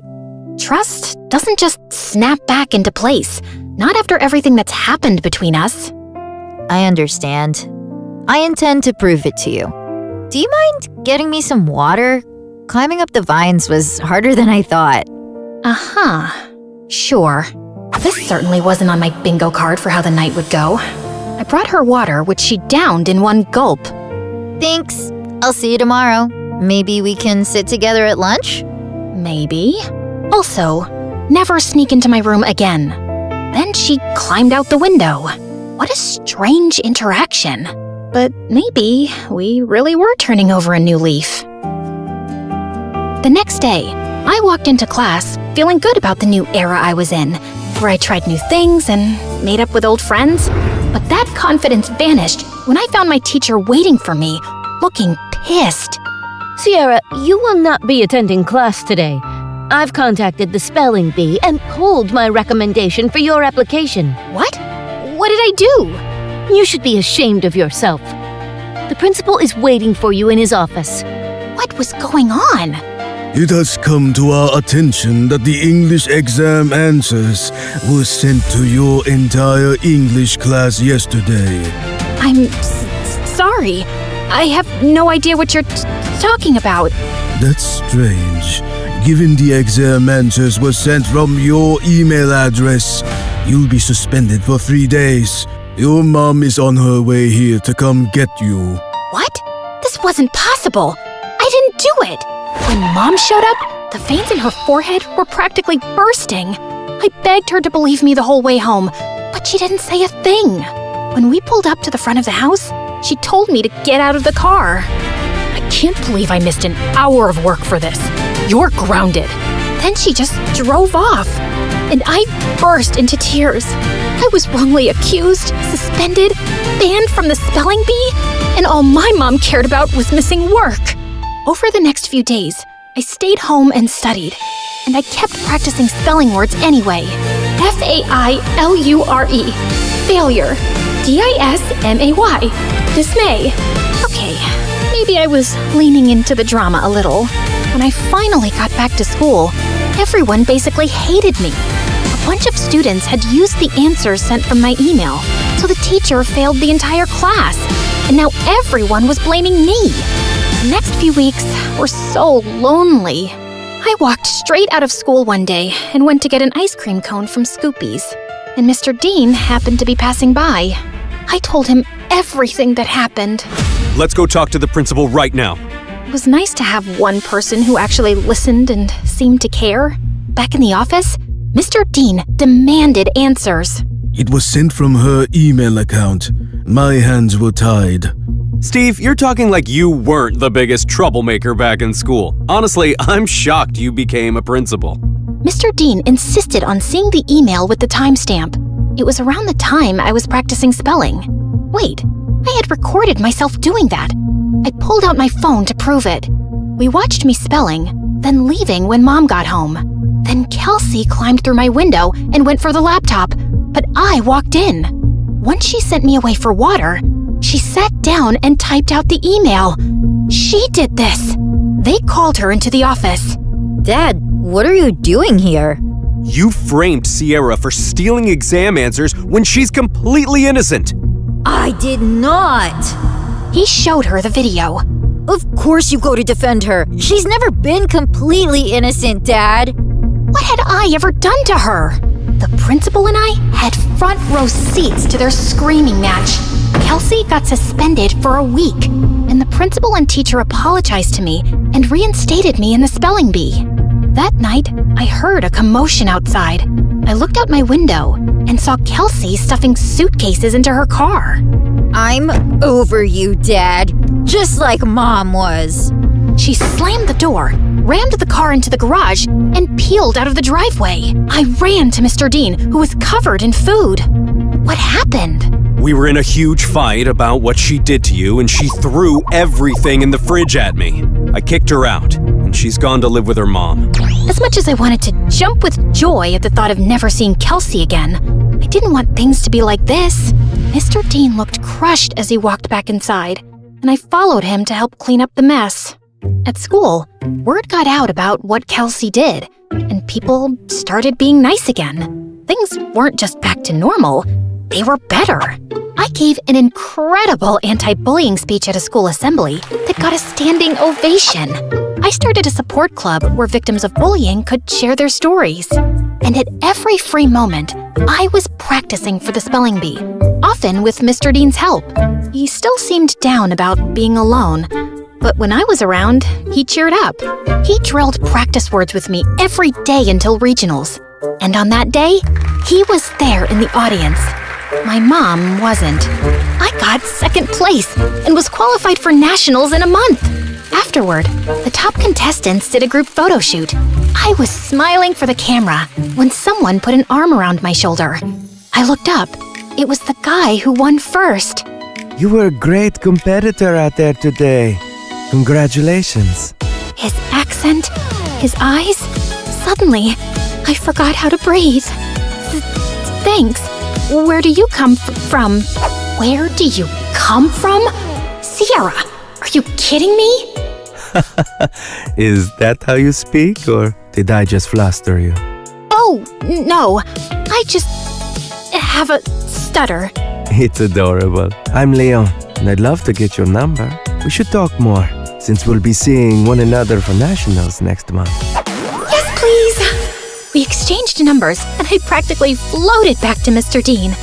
It felt like the best day of my life. When we got home, Mom was on the porch, arms crossed. She rolled her eyes when she saw us together. And where have you two been? The spelling bee, Mom. Remember? I won second place. She did amazing. You should have seen her. I'm sure, but I was too busy with the logistics of moving. Moving? Work wants me to relocate to California within the next couple of weeks. Mom, no! I have nationals next month. Well, that's too bad. Work comes first. You know that. Work always comes first for you, Mom. It's never me. Oh, stop being so dramatic. What if she stays with me until the end of the school year? What? I have Kelsey's empty bedroom. She can compete in nationals, finish out the year, and then move out to California. Please, Mom? Fine. Within a week, Mom was gone and I had moved into Kelsey's old room. Mr. Dean cared in a way my mom never had. And this new life felt good. And to top it off, Leon reached out. He was a foreign exchange student from Spain living in New York. And we hit it off instantly. Texting all night, every night. We had so much in common, and he was so easy to talk to. I had a major crush. One night, I even felt bold enough to tell him. I was losing sleep, slipping in school, and didn't care. I had never felt like this about someone in my life. Leon and I even planned our first date the night before nationals. That weekend, I was behind on prep, but I was more excited to see Leon than I was to compete. We planned to meet at a park, and I spent hours getting ready. I waited for him at the park. He was 5 minutes late, then 15, then 30. After 2 hours, unanswered calls, and 20 unread texts, I gave up and walked home. I got in bed and cried. Had something happened? Had I been stood up? I barely slept that night. The next morning, I was exhausted. Mr. Dean and I headed to the Bee. I checked in and looked for Leon. Nothing. When it was time to go on stage, I scanned the crowd. No Leon. But then backstage, I heard whispered voices. I turned and saw Leon talking to someone behind him. No, I can't keep doing this. Leon, come on! It's not that hard. He pulled away, and I gasped. Their heads snapped towards me. Kelsey laughed, while Leon froze like a deer in headlights. Was this all just a setup to mess with me? Sierra, wait! My ears started ringing, and I don't remember anything else that happened until... Contestant 9? Contestant 9, please step forward! A contestant sitting next to me tapped on my shoulder, and I walked up to the mic, trying to steady myself. Sierra, why do you talk like that? Yeah, can you not speak? Are you stupid? You should be ashamed of yourself. Like you could ever win one of these. In case you didn't know, you trip over your words. Contestant 9, please state your name. Sierra? Your word is vicissitude. Vicissitude. VICISSITUDE. That is correct. And just like that, my first round was over. With every ring of the bell that told me I got the word correct, my confidence rose. I shut Kelsey and Leon out of my mind. Contestants were dropping like flies, but I stayed strong. Until it was just Leon and I. Your word is appoggiatura. Appoggiatura. A-P-O-G-I-A-T-U-R-A. Appoggiatura. I'm sorry, that is incorrect. Sierra, if you can correctly spell the word, you will be our national spelling bee champion. Appoggiatura. A-P-P-O-G-G-I-A-T-U-R-A. Appoggiatura. That is correct! I did it! The audience went wild! I got my huge new trophy and went to the lobby to find Mr. Dean. But I heard Leon's voice behind me. Wait, Sierra, please! Leave me alone! Sierra, please, let me explain. It was all Kelsey. She put me up to this. She wanted to get in your head so you'd lose. Wait, don't go to the lobby. I walked through the doors, but Leon lunged at me and pushed me out of the way. The doors had buckets of slime and feathers on them, which all fell on Leon. Why did you push me away? I was trying to save you from this. Listen, Kelsey moved to my school and found out I was going to regionals for the spelling bee. She said she'd pay me to flirt with you and distract you from studying. I'm so sorry. I was just a game to you? I only agreed because I really needed the money for my mom's treatments. That's why I'm even competing in the bee. I didn't expect to end up having real feelings for you. When Kelsey found out, she stole my phone and smashed it. She even threatened to get me kicked out of school. Just then, my mom and Mr. Dean walked up. Mom, what are you doing here? Mr. Dean convinced me to attend, and I had no idea you were so talented at this. We're so proud of you, Sierra. And then Kelsey walked in. Of course, my dad is here to support perfect little Sierra. And Leon, I see you've betrayed me too. Guess your mom isn't going to get any better. Why are you so evil? What did I ever do to you, Kelsey? You stole everything from me. Everything! She didn't steal anything from you, Kelsey. Oh, really? Because I remember the night you and Mom screamed at each other when she found out about your little affair, when we both found out Sierra is your daughter. What? Oh, yeah. My neighbor was actually my half-sister, the girl who ruined my family and took my dad away from me. Is this true? Yes, it is. Even though this was the craziest day ever, the news warmed my heart. I'd seen Mr. Dean as my dad since I was a kid. You didn't lose your dad to me, Kelsey. You lost him because of you. You could have told me the truth. You could have been my sister. But you chose to be a liar, a bully, and a sad little lowlife who only feels powerful when someone else is hurting. I may stutter, but I never had to hurt people to be heard. And why didn't you guys tell me sooner? I'm sorry. He didn't know until I told him once we moved in next door. I wanted to tell you right away, but then my wife left me and Kelsey took the news really hard and started lashing out. We thought it would be best for you to not know, for your sake and Kelsey's. I was planning on telling you. I figured since we live together now, it was the right time. You live together now? She screamed, grabbed my trophy, and hurled it through the convention center's windows. She got arrested for property damage and spent some time in juvie before going to live with her mom. I told my mom I wanted to stay with Mr. Dean for the rest of high school, and thankfully, she allowed it. I gave the prize money to Leon to help his sick mom, but I refused to date him even after all his apologies. My self-worth wouldn't allow me to be with someone who thought it was okay to play with my feelings for any reason. I'm so proud of you, Sierra. Thanks, Dad.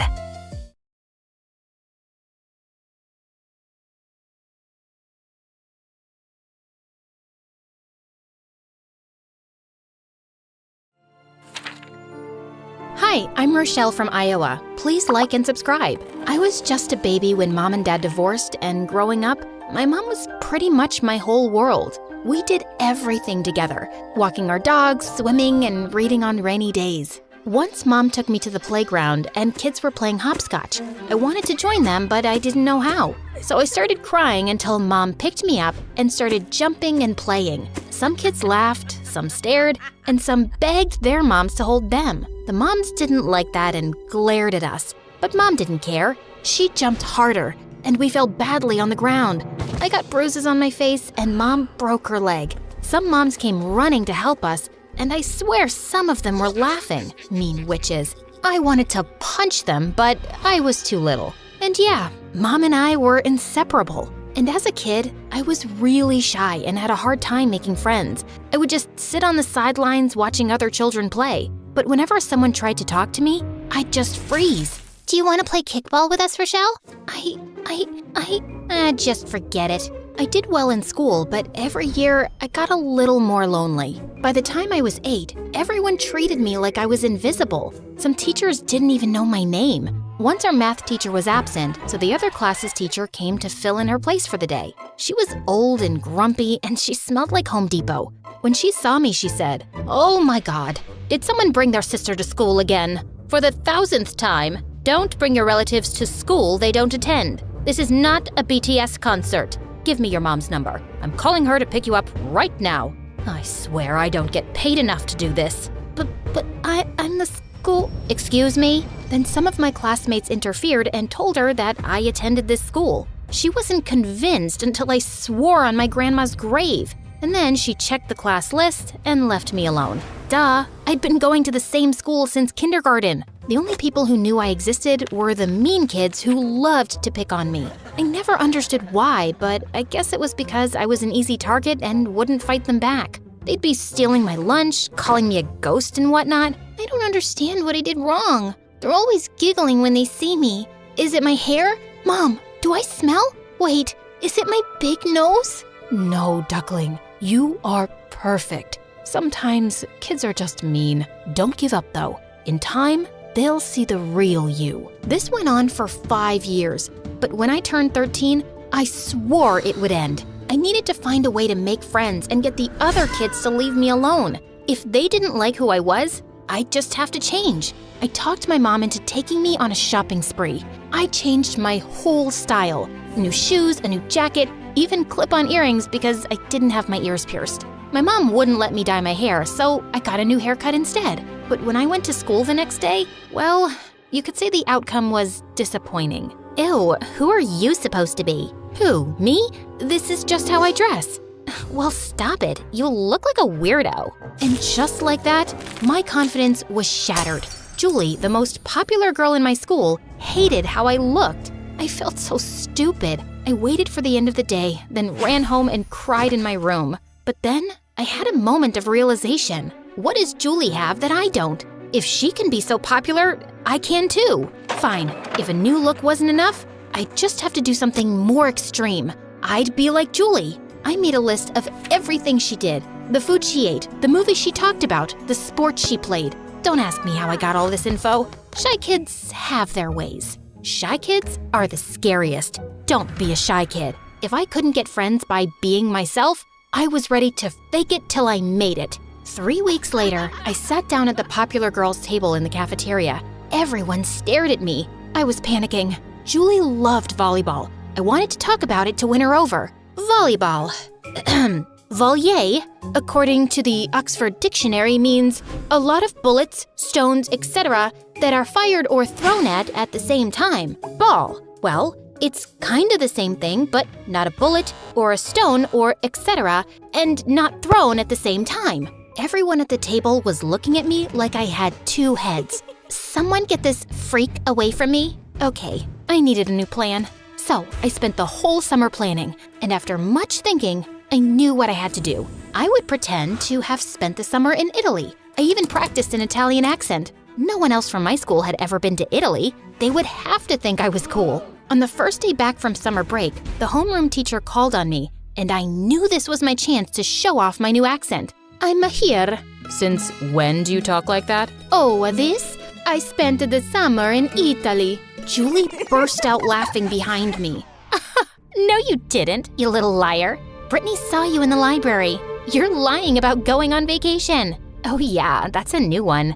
Thank God you didn't work in a zoo during the summer break. Imagine how you'd be talking now. Who lies about going on vacation? Someone whose mom died. I couldn't believe I said it, but it was too late to take it back. Julie stopped laughing, and everyone got quiet. The teacher was busy at his desk and didn't notice. Wow, I'm sorry, Rochelle. Sam was comforting me? I didn't remember the last time she'd even spoken to me. Yeah, I'm sorry too. I didn't know. Do you want to, sit with me at lunch or something? Sure, I guess that'd be okay. I didn't know why I said that. I just panicked. But suddenly, I had a spot at the popular girls' table. Kids who had always bullied me were now fighting over who got to buy me lunch.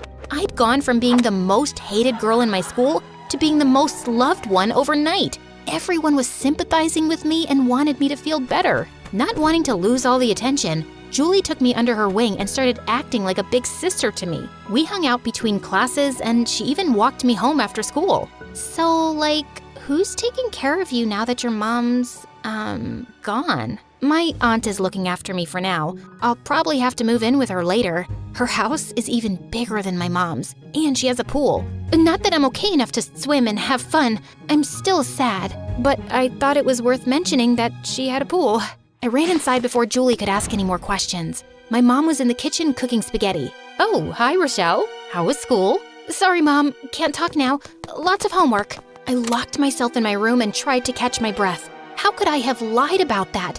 And about my mom of all people? But I couldn't go back now. Everyone would hate me even more than they did before. Even my mom would hate me. I would just have to keep pretending my mom had died, forever if I had to. What I was about to do was crazy, but what choice did I have? It's okay. It'll be worth it. The next day, everyone at school was nice to me. Kids gave me their snacks and even offered to do my homework for me. All I had to do was walk around looking gloomy, and they did the rest. Teachers at my school were always super busy, so none of them even noticed what was going on. So, what happened? I mean, how did she pass away? Like, was she sick or something? The whole table got quiet. Julie elbowed Sam, but you could tell she wanted to know too. Luckily, I was prepared. I handed Sam something I'd made on my computer the night before. It was a fake obituary with an old picture of my mom and everything. I had just copied one from a newspaper and changed a couple of things. All the kids leaned closer to read it. Sudden illness? That's awful, Rochelle. Really awful. I can't imagine my mom dying. How are you keeping it together? Well, having friends like you helps a lot. Everyone gave me a group hug, but all I could think about was how bad lying felt. I had never meant for things to get so out of hand, but now I was trapped. Maybe if I just lied well enough, everything would work out okay. That night at dinner, I was bursting to tell Mom everything, but I couldn't. I got invited to go roller skating with Julie and her friends. Oh, Duckling, that's wonderful. Do you want me to drop you off at her house or… No! Rochelle, is everything all right? Everything's fine. I just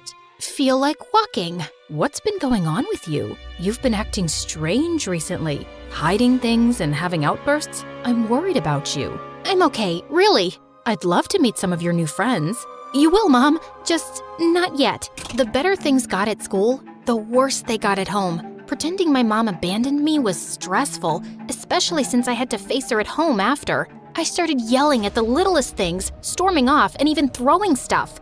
I knew I was acting crazy, but I couldn't stop. 2 weeks passed, and still no one had found out. It was getting harder and harder to keep track of all my lies. The popular kids' table was starting to feel like a prison. How come you never invite us over to your house? It was always just me and my mom there.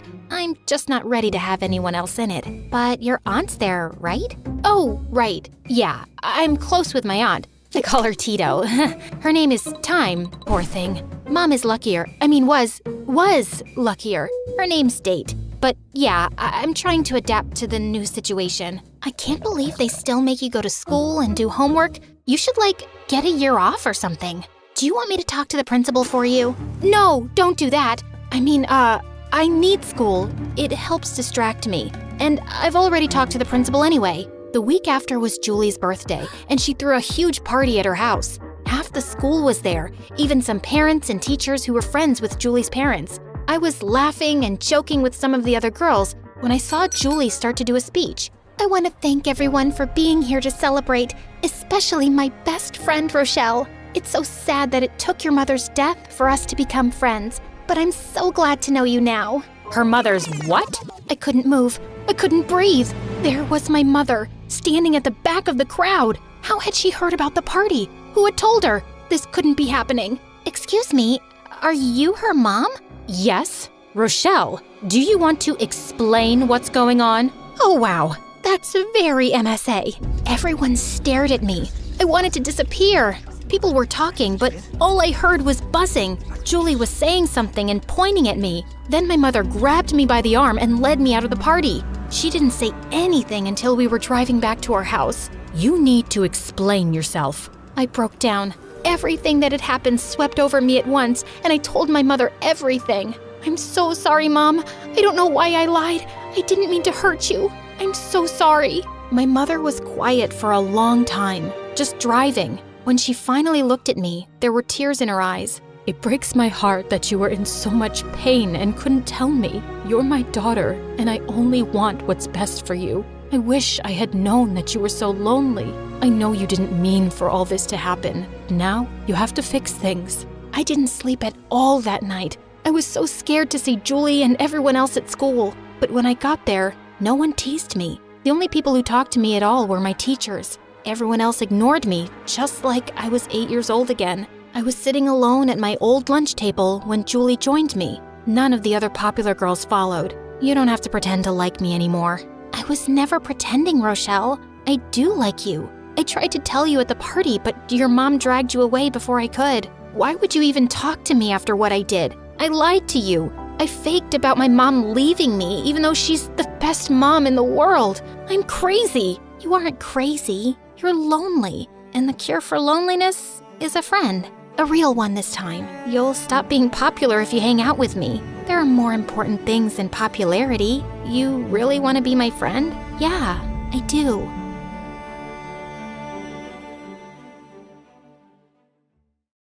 I was cutting my bangs in front of the mirror when the door sprung open and I was splashed with water. And my scissors slipped, and now my bangs were super short.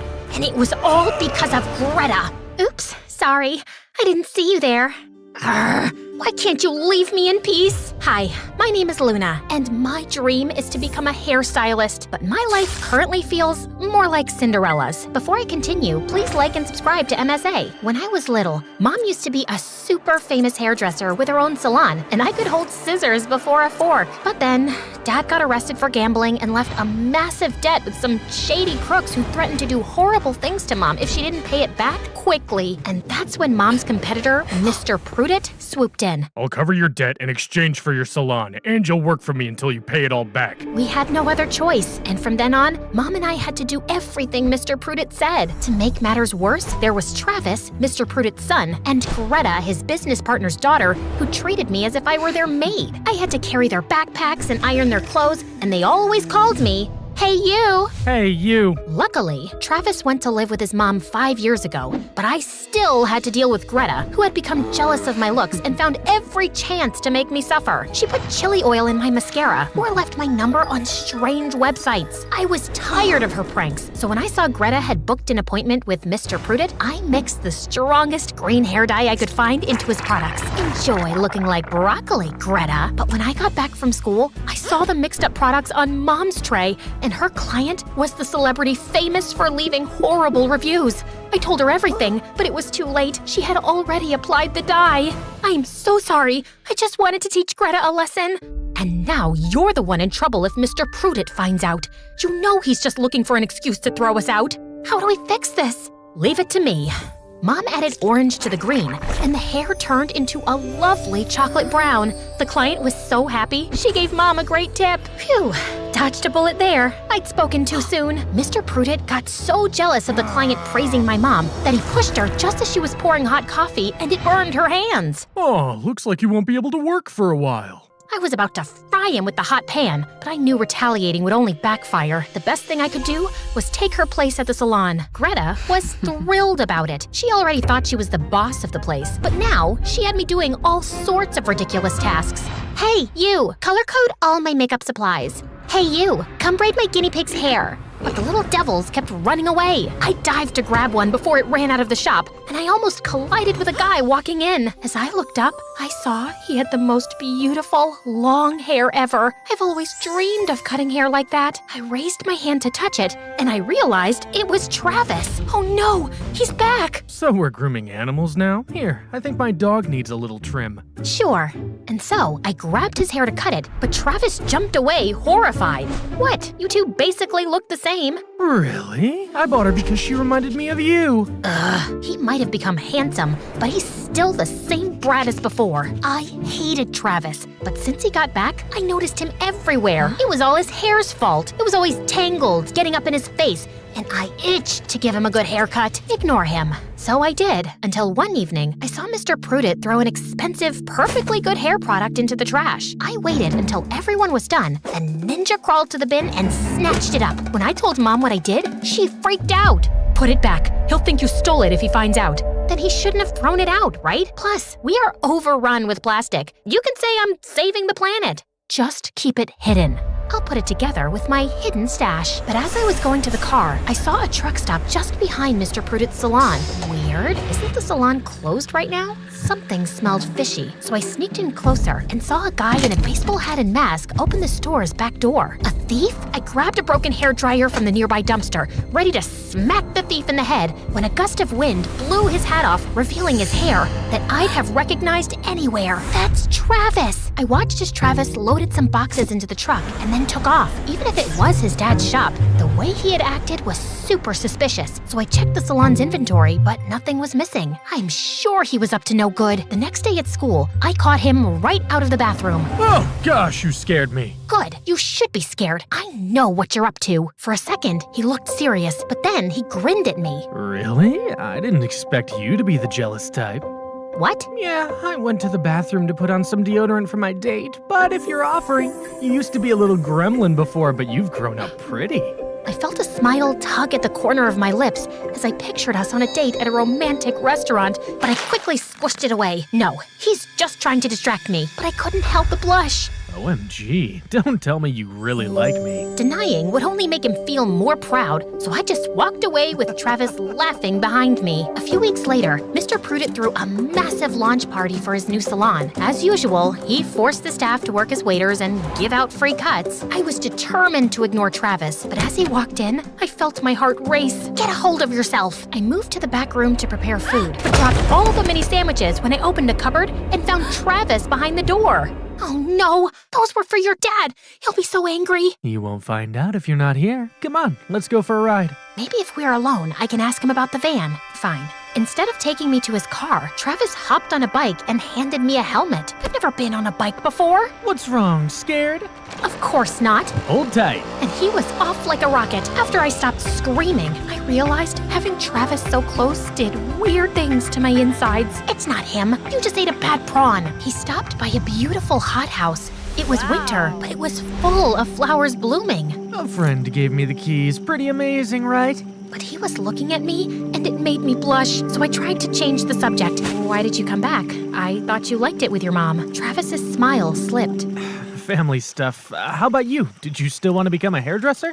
Yeah. As soon as the debt is paid, I want to open a salon with Mom. I'm sure you'll do great, and I'm sorry Dad can be so horrible. My jaw fell. Why is he so nice? Who cares? Stop flirting, girl, and ask about the van. But just as I was about to open my mouth, a thunderclap interrupted me, and there was lightning, and it started raining, and I forgot all about the stupid van because I was deadly scared of storms. Here, put this on. You're trembling.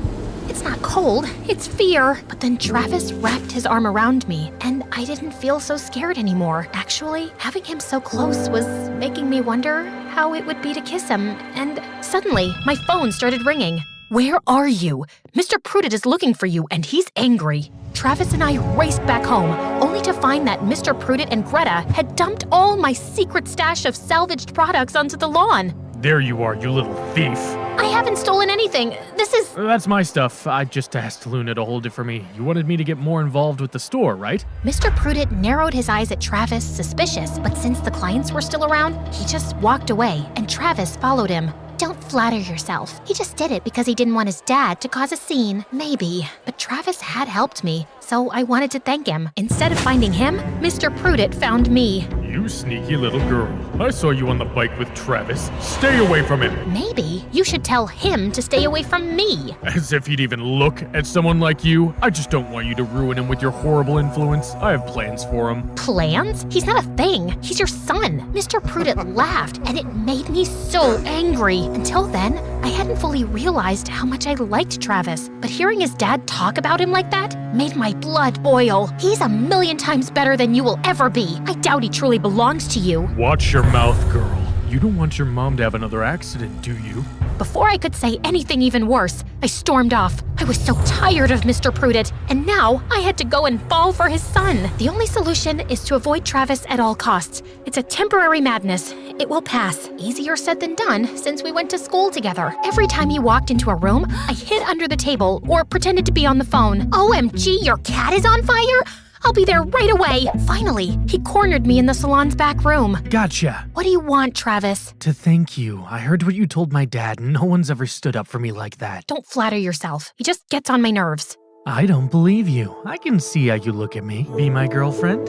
Your dad won't let us. Only if he finds out. I give up. We started dating secretly, and every night was like a fairy tale as we snuck out and went for long drives, and I realized I was falling for him. He was funny and kind, and his hair, I wanted to touch it all the time. And then everything changed when Mr. Prudent announced that his business partner, Greta's mom, was coming back and he was throwing a party. Suddenly, Travis got so busy, I didn't see him for a week. I volunteered to be on the catering service, but whenever I tried to catch Travis's eye, he was socializing with his fancy guests. Whatever, I'll wait for him in his bedroom, where Greta was lying in Travis's bed in a silk dress. My heart sank. Oh my, look at your face. He didn't tell you, did he? She showed me a massive ring on her finger. We're engaged. Our parents are announcing it right now. I didn't want to believe her, but I heard clapping from downstairs, and when I ran out, everyone was congratulating Travis. So this was why he wanted to keep our relationship secret. He has been dating Greta all this time? Luna, here to congratulate the happy couple. I looked at Travis, but he stayed silent. Greta was telling the truth. There was a steak knife on the table, so I grabbed it and, "You're just a liar!" Luna, wait! I chopped Travis's hair off. Oh, his beautiful hair! That's it, you and your mother are out, and you still owe me! Everyone was looking at us, and I realized I had just ruined my life for a stupid boy. But Mom stepped out of the crowd, and she was smiling. I don't think so. By burning my hands, you've actually done me a favor. I finally had time to speak with a lawyer. Your interest rates are illegal, and we've repaid our debt a long time ago. Plus, I'm suing for damages. Let's go, Luna. OMG, Mom is so cool. I was completely heartbroken over Travis's betrayal, but watching Mom's lawyer wipe the floor with Mr. Prudent gave me great satisfaction. He lost all his clients and had to sell the business to his partner. With the insurance money, Mom and I moved to a new town and opened our salon, which, you guessed it, was super successful. 5 years later, I was a senior stylist. Finally, everything was good in my life. Well, almost everything, because every time a guy with nice hair had an appointment, I remembered Travis and wondered what that last look on his face meant. Did he really betray me like that? And just then, as if I'd called out to him, Travis walked into the salon. He's even more handsome than before. What do you want? A haircut, of course. You've got your own salon for that. Well, your wife's salon. I didn't marry her. Also, I cut ties with my dad. Sure. Look, I never liked Greta. I was just trying to protect you. From what? We've done fine by ourselves, as you can see. From Dad. I came back and discovered that my dad was throwing away lots of stock for the silliest reasons. I tried to return some of it, but the other business partner found out, and Dad accused you and your mom. The partner believed him and threatened to put your mom in jail. Agreeing to marry his daughter was the only way I could protect you. But I broke up with her right away, and I worked to refund all the missing stock. And now, I'm here. I was speechless. Travis had really done all that for me? He could have just walked away, but he protected me while I hated him. Okay, fine. Sit down. So, you forgive me? Maybe. But for now, let me cut your hair.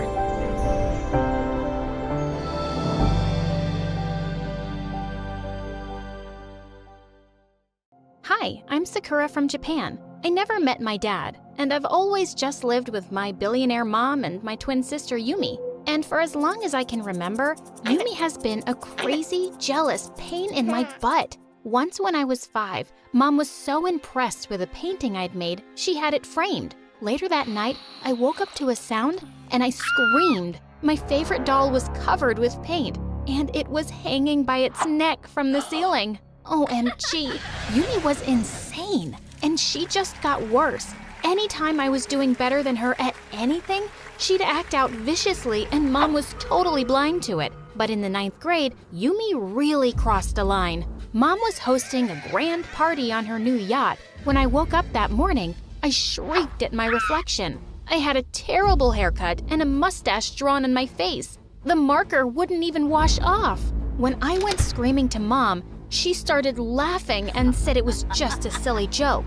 But sweetie, you can't come looking like this to the party. That would be embarrassing for me. I was furious. When they'd left, I snuck into Yumi's room, opened her Facebook and posted a status. "I'm pregnant, everyone. Can't wait to get all round and fat." When Yumi found out later that night, she attacked me in my sleep. Mom came running at the noise and was so mad when she found out what I'd done. "My reputation is ruined. I can't live here anymore. Do something, Mom."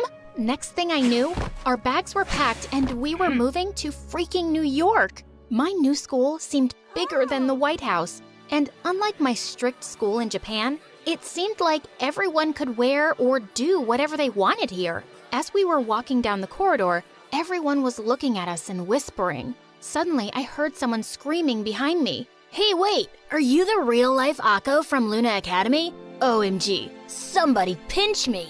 Oh yeah, you guys look exactly like anime characters. You're hot. What were they talking about? Whatever was going on, it seemed like we'd just become the princesses of the school in minutes. Yeah, even me. I was reading in the library one day when a cute senior, Dylan, came and sat next to me. And he just asked me out. That was weird, but I'd heard Yumi say that she had a crush on him. So I said yes. And suddenly, we were the hottest new couple in school. I was already imagining us as prom king and queen, and I could see Yumi burning up.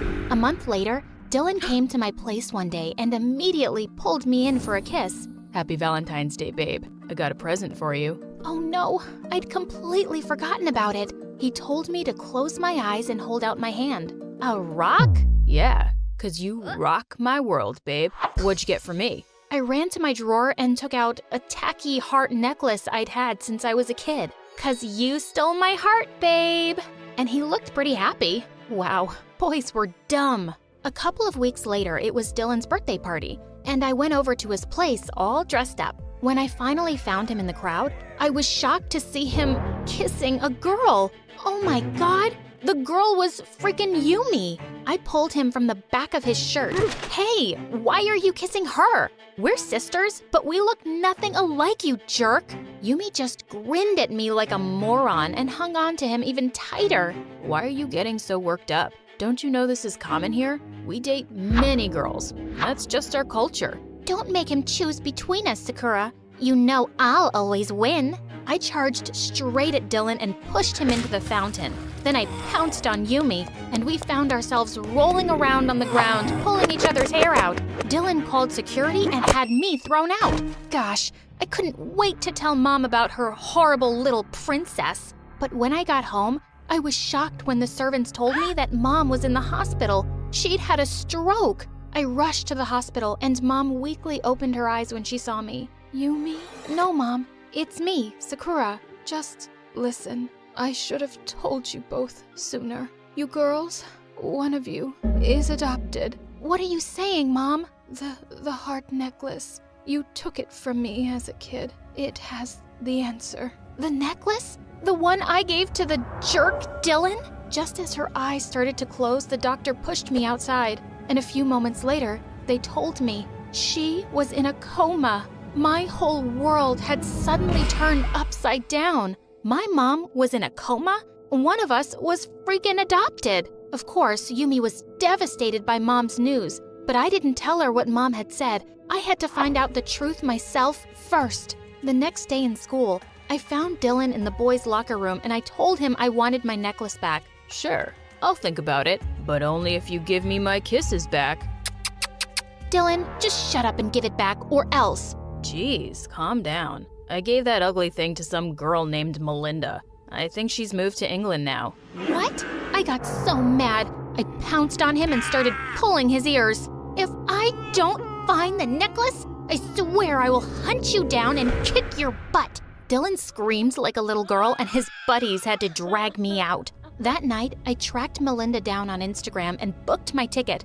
I left without a word to Yumi and found myself flying across the Atlantic in search of that stupid necklace. When I got to Melinda's place, there was a wedding happening in the garden, and the servant said the young miss was getting married. I rushed straight into the ceremony as the couple were exchanging their vows, and I yelled, "Give me my mom's necklace, Melinda, or your marriage will be doomed." As everyone stared at me, Melinda stepped out from the audience and pulled me aside angrily. "Who are you? I don't remember inviting you to my sister's wedding." When I told her everything, she looked at me like I was crazy. I gave that necklace to my maid. She just moved to Scotland, but you can get there by train in a few hours.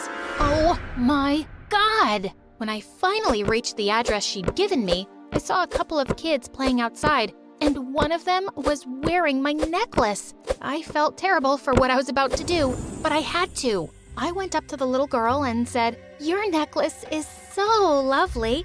Can I try it?" "No! Leave me alone, Dumbo!" So I snatched the necklace and I ran like there were wild dogs chasing me. Finally, I was about to find out the truth. With my heart beating furiously, I opened the locket and what the freaking fish? It was just a picture of Mom holding 2 babies, me and Yumi. What was this supposed to mean? I took out the picture and turned it over. Sakura, born on 18th September. Yumi, adopted 2 days later. What? Yumi was adopted? This was unbelievable. As the shock wore off, I couldn't help smiling. For a brief minute, I wanted to put this up everywhere on Facebook and Instagram, but then I decided I wanted to see Yumi's reaction myself. I rushed home on the first flight I could get and barged into the house. "Oh, Yumi, where are you? I've got a surprise for you."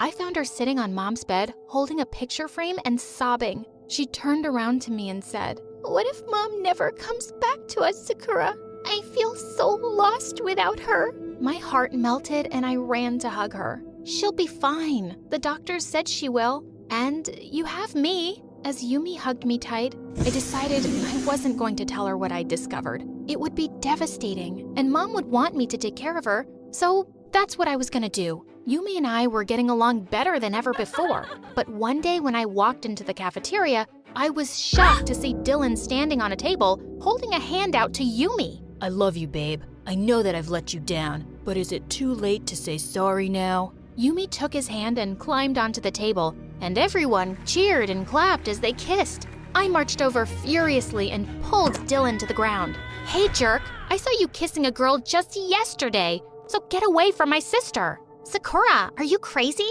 You can't treat my boyfriend like that. And I know he kissed someone. He just said he's sorry, okay? He made a mistake. That's a mistake he makes every day. Yumi, I swear, I just want what's best for you. Break up with him." Babe, don't listen to her. She's just jealous. "Of what? A stupid jerk?" "No, Sakura. You're jealous of me. You know everyone loves me more. The kids at school, Dylan, even Mom." And before I knew it, the most horrible words slipped out of my mouth.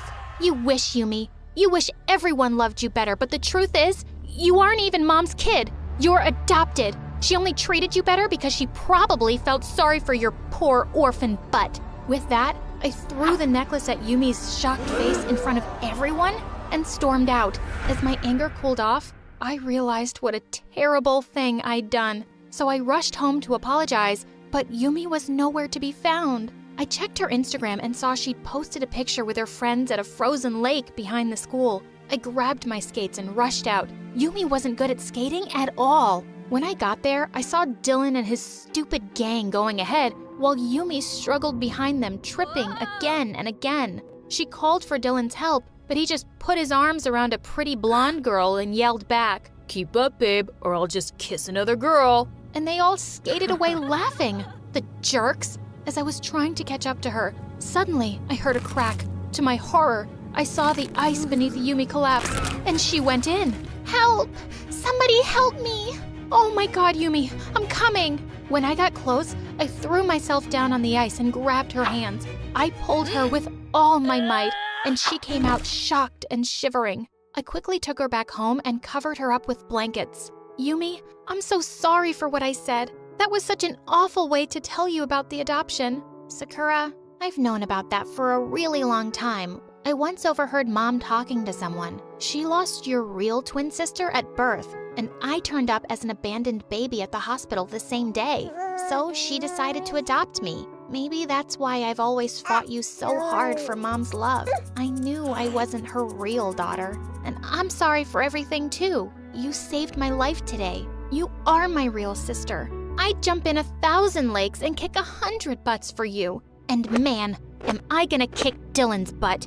I filed a police complaint against Dylan and his friends for leaving my sister in extreme danger, and they were in a world of trouble. A few days later, we got a call from the hospital saying Mom was awake. We threw our arms around her the minute we saw her, and I told Mom I'd found the answer in the necklace. I always felt you loved Yumi more, and maybe it's true, isn't it? You just got me, but you chose Yumi to be your daughter. Mom took my hand and said tearfully, "Sakura, I'm so sorry I made you feel that way. Maybe I felt more protective of Yumi because I never wanted her to feel like she wasn't mine. But I chose to have you both, and I love you just the same." As we all hugged and cried, I knew the three of us were going to be just fine. Hi everyone, I'm Meredith, and I can't trust anyone. But I have a good reason for that. Want to know more? Like and subscribe to MSA. My dad was the most special person in my life. He made me homemade milkshakes and taught me how to throw a kick and a punch when I was only 6 years old. He always said that I should know how to take care of myself, and I thought he could do no wrong. Except a day after my 11th birthday, I woke up to Mom crying. "What's wrong?" Your dad left. Like, left to get some milk? No, he left us, Mare. Look at this note. He'd been stressed for weeks at his job, and I thought he'd be okay, but I guess he wasn't. I tried calling him too, but he left his cell phone at home. What? Dad can't leave me just like that. He tells me everything. I'm sure there's some mistake. He must be around the corner. And I darted outside the house and started running around the neighborhood, screaming for Dad, but he really wasn't around. Finally, Mom caught up to me and took me home, and I was a crying mess for days. We tried looking for Dad for weeks, but it was like he'd vanished into thin air. I was heartbroken, and since then, I just couldn't trust anyone around me. What made it worse was that Mom started dating soon after, and she had the worst taste in men. This one time, Mom invited her boyfriend over, and he ended up stealing all her jewelry. And another time, she introduced me to this guy who was arrested a week later for robbing a bank. So, yeah, my home life was a mess, but at least I had school. I was a good student who loved writing poetry, and by the time I was 16, I was writing poems for a small publication and also leading the school newspaper. Life was good until this new guy Xander joined my class. At first, he didn't bother me at all and always had this permanent frown plastered on his face. He hardly spoke to anyone in class, and a few times he was rude to the teacher and got sent to detention. Then one day in the gym, I was sitting on the bleachers when this ball came flying out of nowhere and hit me in the head. Ow! Watch it, morons! I could have died! But you didn't. And you're in a gym class. We're supposed to play here, not sit in a corner and sulk over a notebook. Now give me that ball. Apologize first. Bite me. With that, Xander snatched the ball from my hand and left. I was so mad I charged after him to give him a piece of my mind, but instead, I tripped and fell right into Rod's arms. He was my senior and the captain of the football team. Girls tripped over each other to get a glimpse of Rod's handsome face and athletic body, and looking into his green eyes, I could see why. I'm sorry, I just lost my balance. And I think I lost my heart. Are you okay? I'm fine. Sure about that? You could have a concussion. You know, we've never had a chance to talk, but I think we'll have a pretty good conversation. How about we find that out over dinner? I don't eat dinner. Coffee? Nope. Water then? I'm late for class, but thanks for the help. And I just quickly left before Rod saw my knees shaking. I knew most girls would kill for a date with him, but all men were jerks, so I decided to ignore Rod. But boy, Rod was persistent. He would send me flowers in class, leave chocolates and notes in my locker, and one time, he even showed up at my home in a limousine. I was just trying to figure out how to get rid of him when Mom walked into my room. That boy looks fancy. Yeah, whatever. I'm not interested. He will break my heart like Dad broke yours, and you don't know that. Not all men are the same. Now get dressed and go. I reluctantly agreed to go out with Rod, and it wasn't so bad. He was cute and fun, and he took me to this cool pizza place. So I was wondering, you could date anyone. Why me? 'Cause you're smart. I've never dated smart girls before. Did you just call me a nerd? No, I called you a pretty nerd. You're sweet, unlike that rude Xander. He's such a brat. You'd know him, actually. He's on the football team. Xander has always had temper issues. If I were you, I'd stay away from him. Anyway, let's not spoil our date by talking about him and concentrate on more important things, like me. Rod reached for my hand, and my stomach felt like it was in knots. We ended up talking some more before Rod dropped me home, and soon after, we started dating. School was twice as fun with Rod. Rod around. We'd have lunch together, and Rod would take me to these amazing parties, and things were going well. But then one day, I walked into my class and saw Xander bullying a student. I barged in and pushed Xander off. What's your problem, weirdo? Just mind your own business. I will when you stop treating people like trash. I was just asking some questions about chemistry. I'm not blind or stupid. Just get away from this poor guy or what? You'll hit me, princess? Xander inched closer, and I could feel his breath on my face. I wanted to move, but I just felt numb. And seconds later, the teacher walked in, and we all went back to our seats. I tried to ignore Xander after that, but I guess luck wasn't on my side, because a week later, I was picking up a cake for Mom's birthday at the local cafe when someone tapped on my shoulder. May I take your order, You! I don't remember the last time I turned around and didn't see your face. I don't like looking at your face either. It doesn't look like that. In fact, it looks like you're stalking me. Excuse me, but before I could get another word out, my stomach made a loud rumbling noise. Xander's face softened and he smiled. Looks like someone's starving. I'm fine. Just come with me. You can be angry while you eat. I wanted to say no, but my stomach made another really loud sound. Xander took me to the back kitchen and quickly fixed me a sandwich. As I gulped it down, a cat crawled in and Xander filled a bowl of milk for it. I watched him play with the cat and he looked so calm and peaceful and really cute. If you keep staring like that, I'll get uncomfortable. Thank you. You're good. I mean, the sandwich is good. It's my specialty. My mom taught me. And you're staring again. Sorry, I was just wondering. You're rude to teachers. You barely have friends and you pretend like you're mean, but you're actually soft. You're nothing like I imagined. You're nothing like I imagined either. Meredith, why are you with Rod? What do you mean? I mean, he's not what he looks like. I know it's not my place, but I don't think he's right for you. You're right. It's not your place. And why should I listen to you? You're literally the biggest bully in school. Just because you fixed me a sandwich doesn't mean you get to comment on my personal life. You're taking this the wrong way. I guess I was taking it the wrong way. But now everything is clear. Thanks for the sandwich and bye-bye. And with that, I just picked up my cake at the counter and left. But I couldn't stop thinking about what Xander had said. What did he mean that Rod wasn't what he looked like? I wanted to talk to Rod about it the next day in school, but he was absent. I tried calling him, but his phone wasn't reachable, so I decided to go to his place. I was at the gate when suddenly I saw Rod screaming at some woman. What do you mean you can't do the job anymore? Tell Xander that I still have the video proof, and I will send him to jail if he doesn't get me what I asked for. But he's already done so much for you. Please, sir, we are poor and vulnerable, but you're rich and kind. Please understand. Don't touch me, you filthy woman! And just tell your son that if he doesn't deliver the papers by tonight, I will show the video to my dad and have him arrested. Rod pushed the poor woman away and she fell on the ground while he simply smirked and left. I rushed to help her up, but before I could ask her anything, she started wailing and ran away. What was happening? Xander's mom knew Rod, and from what I heard, Rod had some video he was using to blackmail Xander. What was this video? And what papers was Xander delivering? I wanted to get to the root of everything, so I waited all evening outside Xander's cafe where he worked and then followed him. To my surprise, he parked his bike outside Rod's house, slowly making his way to a slanted door on the ground. Xander opened the lid of the door and jumped in. I left my bike behind as I made my way to the same basement door and saw Xander throw a huge envelope on Rod's face. These are all the exam papers you wanted. We're done. And one more thing, if you ever touch my mom again, I swear I will bury you alive. Don't be so mad, pretty boy. Also, we're far from done. You still have to write me that essay for my college application. Make sure it's perfect, or you know what I can do, don't you? I've already done everything I can, Rod. Just quit torturing me. It's nothing to what you'll go through in jail. All I need to do is make one phone call and tell the police how you stole from my dad. Rod smirked at Xander in the most evil way before moving closer and spitting in his face. Xander lost it and hit Rod, and the two of them got into a huge fight. I wanted to do something, but before I could, the basement door I was leaning on broke and I dropped to the floor. Thankfully, it wasn't too high, or I would have ended up breaking my bones. Both Xander and Rod looked at me in shock as I got up.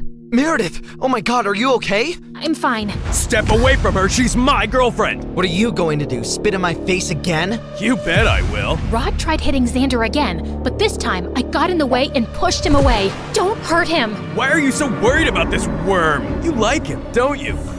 I dated you even though you're way beneath me. You should be thanking me, but instead, you're choosing him? I'm not choosing anyone, but I do know now that I don't want to be with a psychopath like you. Rod turned to me with crazy eyes, and I thought he was about to hit me when suddenly his dad barged in. He must have heard the noise when the door crashed. What is this mess? Xander, what are you doing here? Dad, Xander is a thief! Remember you lost your favorite watch? It was Xander who took that. See, I have proof.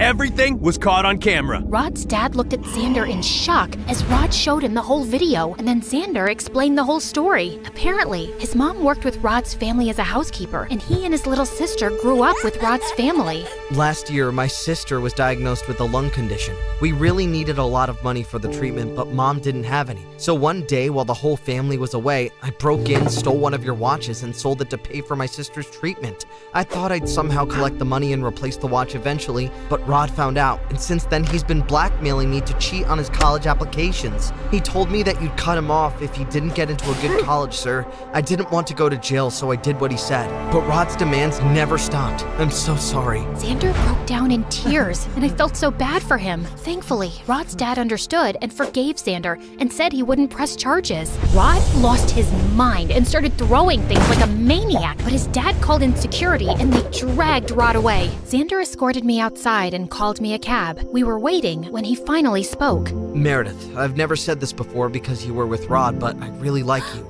I always have. You're a good guy, Xander, but I can't be with someone I can't trust. You should have just told Rod's dad the truth. I know, I was a coward, but I felt I didn't have a choice. You always have a choice. You had the choice of being honest. Meredith, I want to go. Saying that, I slid into the cab and left, leaving Xander alone. I didn't hear from Rod again, but Xander tried calling me a million times, and I ignored him. I didn't even want to go to school and felt totally lost. I guess Mom saw that because one night she walked into my room and asked me what happened, and I ended up spilling everything. I loved your father, and I know you did too. He suffered some hard knocks and didn't deal well with it, and it hurt us. But that doesn't mean everyone else will be the same. Well, Rod turned out to be crazy, and what if Xander is dishonest again? Look, he shouldn't have stolen from Rod's dad, but he did it for his family, not out of some greed, and that says something about him. Go talk to him, Meredith. I hugged Mom and rushed to the cafe Xander worked at, but he wasn't around. Luckily, the manager recognized me from before and handed me Xander's address. I went to his place and knocked, and seconds later, a cute little girl answered the door. Hey, is Xander around? Nope, but you can wait. You're Meredith, right? How did you know? Xander told me you were the prettiest girl he'd ever seen, and you are pretty. I didn't say that. I said she's pretty, but she's the smartest girl I know. I turned around and saw Xander behind me. He signaled his sister to leave, and then it was just him and I. So what brings you here? I thought you didn't want to see me.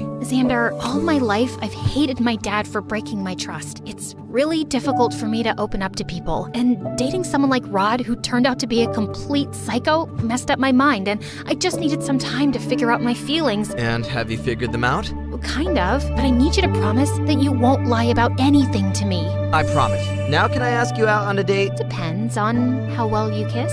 Let's find out.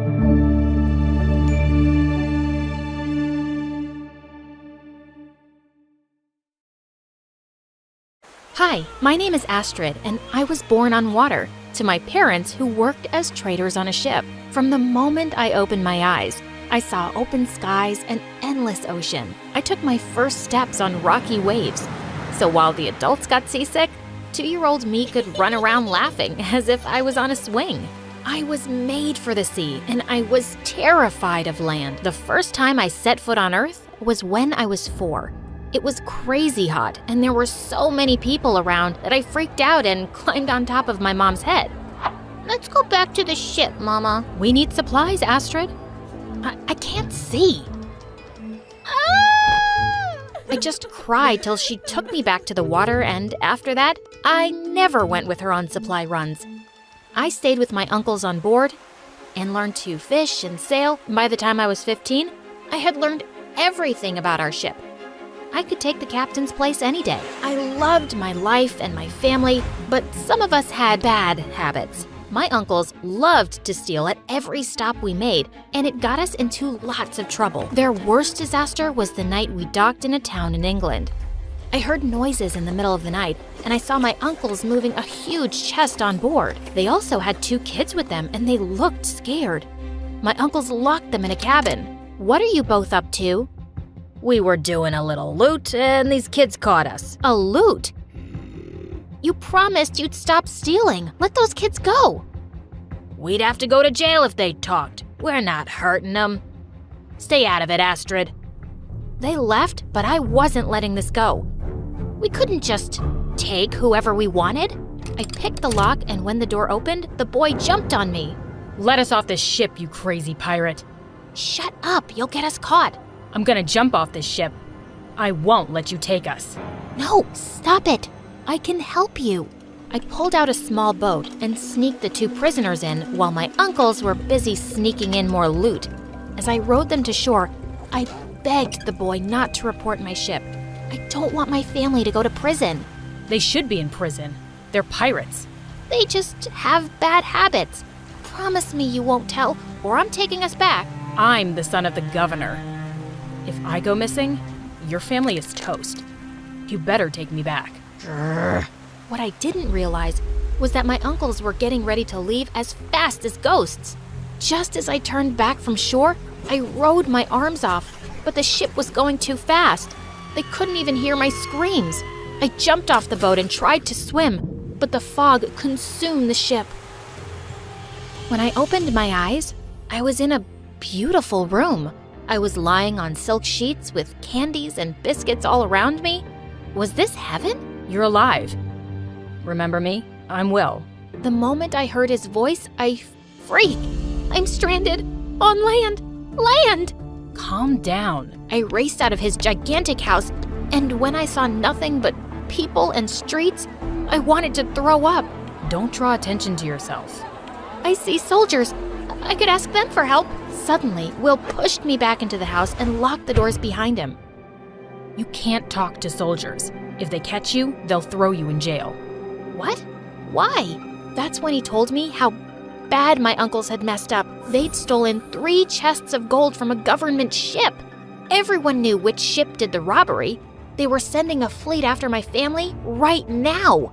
No shelter, no food, and no family. Was my life ruined? I was panicking like a fish out of water, but Will asked me to stay in his house. You can be my servant. Father will give you a room for that. You saved me and my sister. It's the least I can do. Will I get free food? Yes.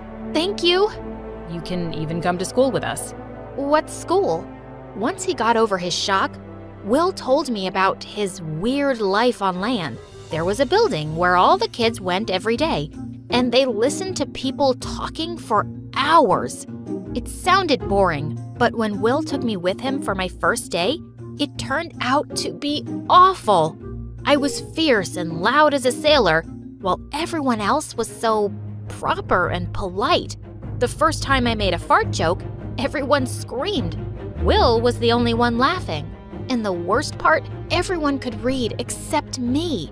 I only knew how to read maps, not these crazy long books. What an idiot. My 6-year-old sister can read. Right. Did she just step off a boat? She's from a poor village in the south, and she's my servant, so don't be rude to her unless you want to fight me. Everyone stopped laughing right away. Wow, Will had some power.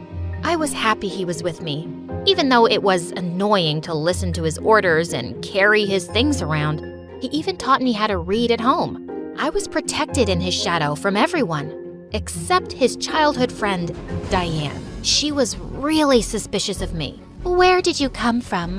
Where are your parents? What is that accent? She was a sly one. She noticed I didn't know how to use common objects, and I couldn't name any of the villages down south. One day, the teachers told us we were all going on a fishing trip. We were going to be on water, and I was so excited.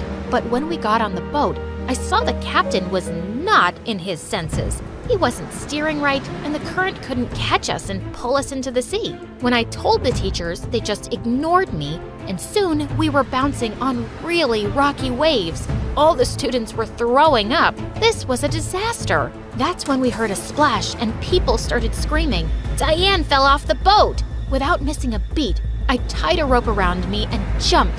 Diane was thrashing like crazy, and I had to slap her to calm her down. Then I swam with her back to the ship's ladder and pulled her out. I can't believe it. You saved my life. We're going back to shore. I'm steering the boat now. Get out of my way! It was easy to fix our path while the stupid captain snored on the floor. When we finally reached shore, everyone cheered loudly. In an instant, I was famous. Everyone was in awe of me and they wanted to be my friend. One boy even asked me to have dinner with him and teach him how to sail. My servant is busy with me. Sorry. Why'd you do that? What if he finds your secret? I'm just protecting you. Are you jealous of all the attention I'm getting? Certainly not. Diane was the one who changed the most. She apologized for being so cold to me and grabbed me in the tightest hug. From now on, we're best friends. Come on, I'll teach you how to dress. Well, I was here now. I'd made friends in this crazy, unfamiliar place, and I was building a life of my own. Until one day, when soldiers came to see Will's father. The robbers who stole our gold have returned. Their ship is on the dock. No way! Will and I ran up to the coast, and it was my ship. Soldiers were taking my family out in chains. Please, we left our daughter here. We need to find her. You can take all the gold back. That's not how we do things. Pirates go to prison. No! I wanted to jump into my mother's arms, but Will pulled me away. I can't just leave them. There's nothing you can do by getting caught. We'll figure something out. Let's go home. When I went home, soldiers were already waiting for me, and Diane was with them. That's her. That's the girl from the pirate ship. Diane, what are you doing? Keeping us safe. She's a criminal. That's a lie. Everyone knows the robbers came back for a lost girl your age. You don't know where you're from, and you're terrible at everything except boats, because you're a pirate. I saved your life, you witch! I attacked Diane, but the soldiers pulled me off her and dragged me to prison. They threw me in a cell, and she couldn't care less. Why are you doing this? My parents planned my engagement to Will when I was a baby. I'm not letting some dirty pirate steal him from me. I would never marry someone like you. Will, I just... Before I break my rule and hit a woman, get out. I spat in her face before she left. She could hit me in my cell. I was going crazy with anxiety. What was going to happen to us? The only visitor I saw all day was Will, who came to see me at lunch. He tried to get his father to release us, but he kept failing. And then one day, everything took a turn for the worse. I woke up one night because my whole cell was shaking. It was an earthquake. People were running outside, and I was just locked in here. Thankfully, it died out soon, but the real disaster came the next morning. There were no birds in the sky, not one. Everything was silent. Even the ocean was quiet, and it was slowly shrinking. This was bad. Guards! A giant wave is gonna hit the town. You have to ring the alarms. Obviously, they laughed at me. No one here had heard of waves taller than buildings hitting shore, but I'd heard stories on the ship. That afternoon, Will showed up to my cell with his father. He'd finally convinced the governor to release me. Sir, the earthquake last night, it's gonna flood the town. You have to tell the people to run. What is she talking about? Look at the sea. It's shrinking, as if all the water is getting sucked in. That water will return in huge waves. No one here will survive. How do you know this? Because I'm a pirate. I know the sea. And ask the other fishermen, they'll tell you. When the governor saw the fishermen already packing their things and running away, he finally called the alarm. Release all the prisoners and animals. All citizens, run inland, now. My family was finally freed, and the soldiers gave everyone horses to make our escape. I'd never ridden a horse before, but Will took my hand and pulled me up behind him. The horses galloped inland, just as the ocean broke through the shore, destroying buildings like an angry god. Mother Nature was terrifying. I saw Diane on a horse with her father, and when she saw me with my arms around Will, she screamed and fell off. Oh my God! I yanked on Will till he stopped the horse and ran to get her back. Why do you keep saving me? I hate you! Just shut up and run! I literally threw her on our horse, and we didn't stop riding until we reached the next town. The town's governor agreed to help us and gave all the refugees food and shelter. I hugged my parents tight, sobbing loudly. I missed them so much. How did you survive here? Who took care of you? I introduced them to Will, and they literally fell to his feet with thanks. Suddenly, Will's father marched up to us, and Will said, No, you can't put her parents back in jail. Actually, I'm here to thank Astrid. We lost our town today, but we could have lost all our people, even my son. According to Will's stories, this is the 3rd time you've saved his life. Trouble does follow him around. You're an impressive young woman. I believe you should train to join the Navy. Wait, England's Navy? He was serious about this. He agreed to mentor me and put me in for training. And he even pardoned my parents. He did put my uncles in jail, and honestly, they deserved it. I found Will alone later and hugged him tight. Thank you for everything. I'm gonna be in the Navy. Can you believe it? I can. You'll be brilliant. I wonder, though, will you be too busy to be my girlfriend? What? You're the most incredible girl on land and sea. I'm never letting you go. I threw my arms around him and kissed him. I'm yours.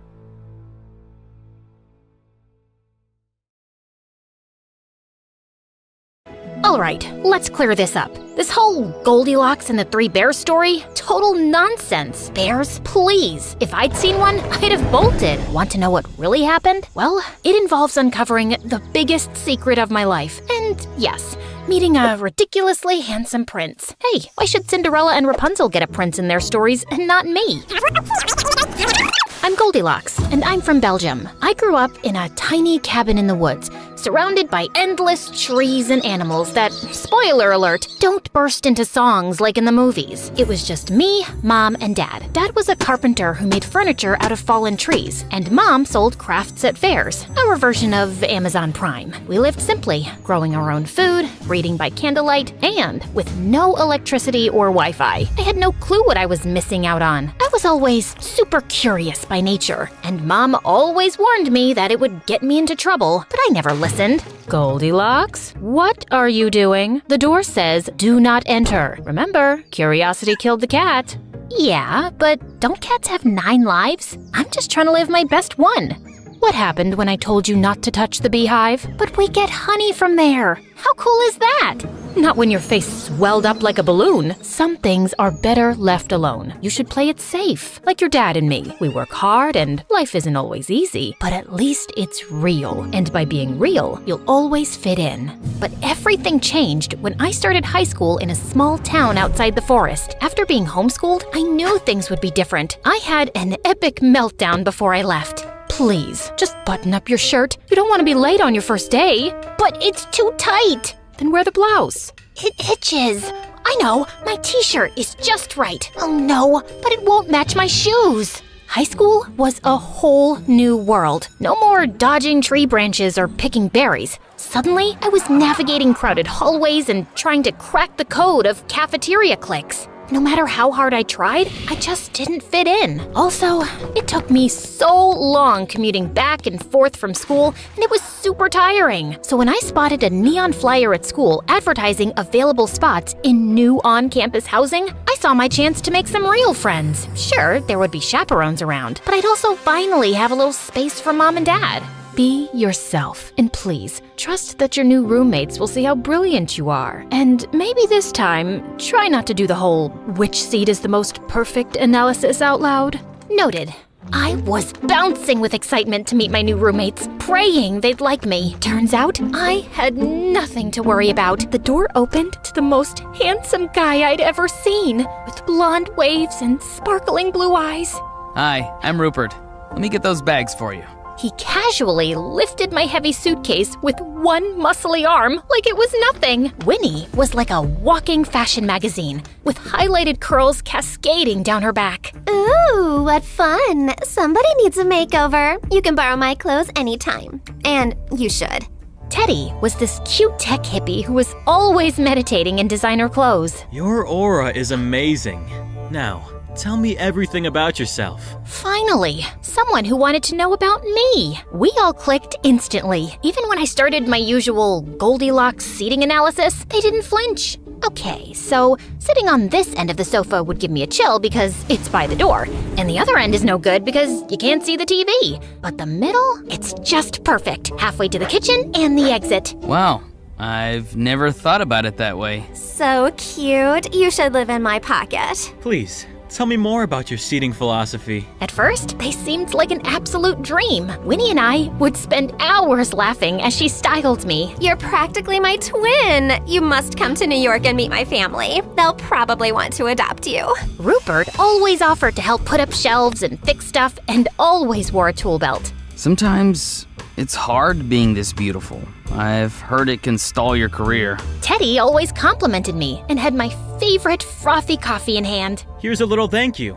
Now that you're here, the room's brighter, and the energy levels have skyrocketed. I felt most at ease with Teddy. I couldn't help wonder if he liked me, and a part of me hoped he'd ask me out. But just as I was settling in, things got weird. I started wondering where Winnie got all her clothes. She rocked the latest trends daily without repeating outfits and kept giving me tons of clothes too. Seriously, how could she afford that on a high school budget? Oh, my mom has a boutique in San Fran. I thought you were from New York. I noticed Winnie blushing. Oh, yeah, they moved because of bed bugs. Then one time, when I asked Teddy to fix the Wi-Fi, I caught him frantically searching YouTube for a tutorial. I was just double-checking. Old electrics. Better safe than sorry. The building was brand new, and wasn't he a tech guy? But the real head-scratcher came when I found Rupert coming out of a room I'd never noticed before. He was locking it up when I caught him. Oh, it's just my personal gym. I'm a bit funny about people using my equipment, so please respect that and don't go in. Here's the thing, he was never sweaty afterward. My curiosity got the better of me. And one day, when everyone was out, I stood in front of the mysterious door. Rupert must have forgotten to lock it. Mom's warning about curiosity killing the cat echoed in my head, but I couldn't resist. Just as I reached for the doorknob, I felt a presence behind me. I spun around to find Winnie. You will love this top. Let's try it on. I saw her impeccable timing as a sign to stay away. I soon had no time to think about the door, as Teddy roped me into organizing his costume party. He kept piling on tasks. Food, entertainment, costumes, and I didn't have the heart to tell him I was struggling. I spent most of my time fixing my mistakes to make sure his party was perfect. Finally, on the day of the party, as my roommates were getting dressed up, I was sitting out snacks when something shiny caught my eye. The key to Rupert's room. I grabbed it and rushed to the mysterious room. I put the key in and the door opened. Inside was a dimly lit room with monitors showing live feeds from the communal areas. The lounge, kitchen, hallway, even outside Rupert's so-called gym. Has Rupert been spying on all of us? Why? Then, I noticed a desk cluttered with files, each labeled with our names. I flipped open Winnie's. Her real name was Lisa, and she was an actress from San Francisco. The scripts, planned scenarios, and highlighted drama moments told me everything. I wasn't just living with strange roommates. I was the star of a reality TV show. My heart raced as the truth hit me. The friendships, the laughs, the attention, it was all a setup. No wonder Winnie had endless clothes, Rupert posed with tools, and Teddy paid me attention. Because of the cameras. Just as I was about to leave, I turned and saw 3 bears. I grabbed something to defend myself when I heard a familiar voice. Looks like the cat's out of the bag. I'm sorry for giving you all those tasks to organize my party, but I wanted to distract you from finding out about the reality show. I bolted, not wanting to be around them. No, wait! Goldilocks, let me explain more. I ran out the door, and to my surprise, they followed me. I stopped and turned to them angrily. Go away! You used me! Winnie stepped forward and put her paw softly on my arm. Listen, if you sign this contract agreeing to be in the show, you'll make tons of money. Just think about it. You could give your parents everything they've ever wanted. You've told us how much they struggle. They'd never have to work another day in their lives. Please, Goldie, don't take this away from us. From me. Modeling is my dream. But it was Teddy's silence that struck me the hardest. He couldn't even look me in the eye. My dad's hands have calluses from years of carpentry, and Mom puts in long hours for almost nothing. But if signing only changes things for me and leaves their quiet life in the woods untouched, then I think I can go through with it. I promise nothing else will change. I know I was supposed to act like your friend, but I really do feel like we are besties. Really? Really. Also, you'll be the most popular girl at school because everyone loves a celebrity. It's what you've always wanted, to fit in somewhere. I mean, I guess so then. Wait! No, Teddy, don't. Once this thing airs, everything will change for you. The paparazzi will be camping outside your parents' house. hoping to catch you on a visit. Oh no, the trees, the woodland, it'll all get disturbed. Come on, who really cares about nature? Goldie and her parents would have better lives. They could even add a pool in the backyard. Aren't you curious about how much their lives could change? Just sign the contract. I thought about telling Mom and Dad they could finally live in luxury, but would they really want that? Would I? No, because the woods don't deserve it, and I won't be the girl who traded everything real for fake friends and a pool I never wanted. I'd rather be alone and live in the forest. I ran off. Behind me, I heard the roars and cries as Winnie and Rupert realized their TV reality dreams were over. I had reached the forest when I heard someone behind me. It was Teddy, now out of the bear costume, who'd followed me all the way here. Just hear me out, then I'll go. I'm sorry, Goldie. Hurting you was never my intention. The producers of the show wanted to bring something different to the cast. Not an actress or model, but a person living a simple life. It was decided it would be kept a secret from you, because you might not have agreed to be on the show otherwise. I know it's wrong, and you shouldn't have been made a part of this without your consent. I only agreed to do the show because my dad thought I needed to experience life without butlers and chefs, but I never expected to meet someone like you. Your background makes you so special. I got so nervous around you, I couldn't think. Like when you asked me to fix the Wi-Fi.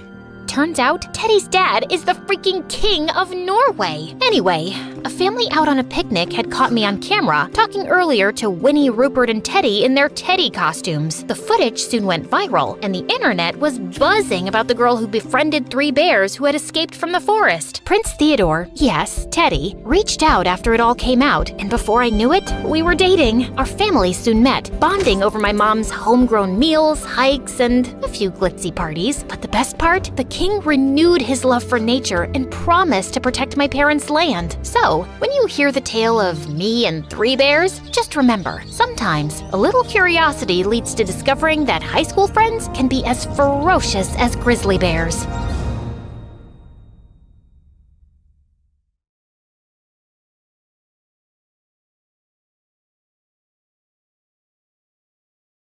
Hi, my name is Owena, which means sunrise in Native American. And this is... You thought this was my sister? She's actually my mom, Sachin. To know more about our story, please like and subscribe. My mom had me when she was in her final year of drama school. Growing up, Dad wasn't around much and eventually left when I was just 4. For me, my mom was everything, and I absolutely adored her. Since my mom was the most gorgeous woman, people used to think we were sisters. She was gorgeous, and I guess I got my good looks from her. One time when I was 7, Mom and I went to the mall and were having lunch in the food court, and a waiter asked for her number. You look like you're in high school. Beat it, kid, or else I'll tell your manager. A mom and a daughter can't have lunch in peace. Terrific. After lunch, as we were roaming around the mall, we spotted a toddler competition being held there, and even though I wasn't exactly a toddler, I still won it without even participating. When the people started taking pictures of me and told my mom how I looked like Moana, Mom was over the moon. I know, right? I'm so gonna make her a star. Mommy, like the stars in the sky or like the ones on my dress? A movie star, sweetie. From there on, Mom focused all her energy into making me a star. In school, I was always in plays, and one time our school was doing the Wizard of Oz play, and my teacher decided to give others a chance to come forward and made me the Wicked Witch instead of Dorothy. But guess what? I aced that role too. Mom was so proud of me, but she wanted me to focus only on my acting career. So she started to homeschool me and hired acting tutors. They'd give me long scripts to memorize, and it would just exhaust me. Mom also wanted me to focus on maintaining an ideal weight, and she wouldn't let me eat any junk food. And worse, no ramen noodles, which was my favorite. It's for the best, my love. Remember, a moment on the lips, forever on the hips. Oh, that wasn't all. Mom also had the knack of embarrassment and stressing me out. No, it's not ghiaccio. It's pronounced ghiacciu. What am I paying you for? Mom, please. He is Italian, you know. I think you should let the professional do his job. But he's not doing it right. The audition is tomorrow, and we have so little time left to perfect your Italian accent. Well, the teachers stormed out and I was left to practice with Mom. The next day, I was pretty nervous because I had a lot of trouble remembering my Italian lines. Right when I decided to have another look at the script, I realized it was gone. Just then, I spotted a girl looking really sneaky. It was Chloe. She used to be my friend when I started out my career, but the more roles I got, the more she hated me, and she didn't even try to hide it. We were always up against each other for every advertisement. I followed her, and what I saw made me scream. Chloe ripped my script and flushed it. What are you doing? So, you're not just bad at acting, you also have bad eyesight. I'm getting rid of it, duh. I want this role. I hate it when my mom keeps comparing me to you. I am better than you. Oh, this witch. I wanted to slap her. Of course she compares me to you. I'm good at what I do. Unlike you, you jealous, two-faced witch. I then chased after her and crashed into a man, almost dropping his camera. He noticed I was in tears, and then I told him what happened. Whoa, didn't know she was a nasty player, huh? You know what? Just then, he pulled out the script and gave it to me. He was the camera person for the advertisement and had the script with him. As I was practicing, I noticed him setting up the camera and couldn't stop staring. He then showed me how to set it up and even shot a video as I watched in awe. That was the day I knew I love being behind the camera more than in front of it. Oh, and I got the ad. Time flew by, and on my 18th birthday, I received the best news ever.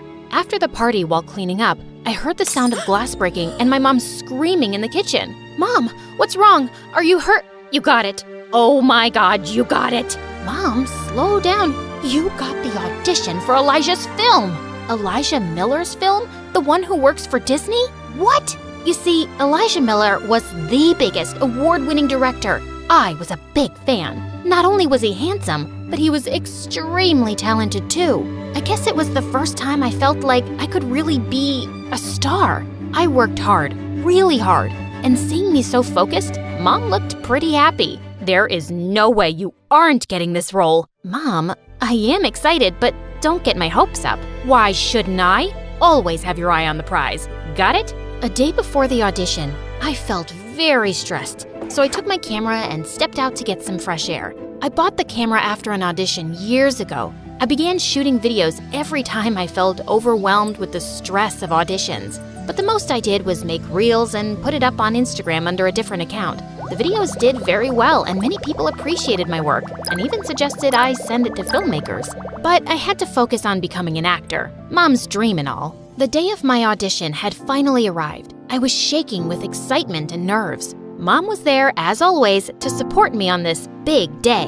We suddenly saw some of the actors run with their friends and family members towards the door. My eyes almost popped out of my socket when I saw the Elijah Miller walk in. What happened next, however, dropped my jaw on the floor. Sachin? Oh my God, Elijah! It's been a long time. You still remember me? My mother knew Elijah Miller? What the heck? They kept talking and laughing like they've known each other for years. And they did. Turns out, Elijah studied at the same school as Mom and knew each other. She then introduced me to him and I tried my best not to throw up, scream, and cry all at the same time. The fangirl in me was doing her very best to stay calm. Owena, it's nice to finally meet you. The last time I saw you was when you were a baby. It's nice to meet you too. I'm a big fan of your work. Elijah Miller saw me as a baby? What? Okay, Mom talks about everything under the sun to me, and she keeps this important information to herself? But oh my God, Elijah Miller knows me! Mom sent me away so she could talk to Elijah. As I walked towards the room, I felt someone's leg before I tripped and fell, screaming in pain. Everyone came rushing towards me, and I noticed my ankle was beginning to swell up. It was that snake again, Chloe. Oh my God, Owena, are you all right? How dare she? And then I heard Mom yell like crazy, and soon Chloe was taken away. Looked like everyone saw her trip me. Let me go! She's always taking my roles! Wow, I didn't know she hated me that much. I'm fine. I have to audition. Mom helped me up and took me to the room where my audition was taking place. Even though I tried to do my best given the situation, I still felt on edge and began stuttering. Mom then suddenly walked up to Elijah. She is good. Trust me, it's just the foot. Just let her finish. And then Elijah did the most weird thing. He handed Mom my script. I trust you, Sachin. After all, she is your daughter. Well, the audition went well. Or so I thought. But days had gone by, and I stopped waiting by the phone to hear news about my audition. I had almost given up hope. But one day, when Mom and I were watching a movie at home, her phone rang and she went ultrasonic after she cut the call. Owena! Mom, words? You got a role in Elijah's movie. You're kidding, right? I'm sure I ruined it. No, you didn't. But it isn't the one you auditioned for. They said someone else got that and you got the other one, which is like the second lead. Mom, it doesn't matter. I get to act in Elijah's movie. Mom and I were screaming our lungs out when the doorbell rang, and Elijah walked in. What is he doing here? Sorry for showing up unannounced. I just wanted to personally give the good news. We just got the call about Owena being cast in the movie. Oh, yes, congratulations, Owena. But that's not what I'm here for. Sachin, I have decided to cast you for the lead role. I know you didn't audition, but… What the what? Exactly. Elijah, I didn't audition. But I want you for the role. Only you. Oh my, really? Owena, isn't that great? I felt so hurt and betrayed, and when Elijah left, I spat. You're kidding, right? You can't take this role.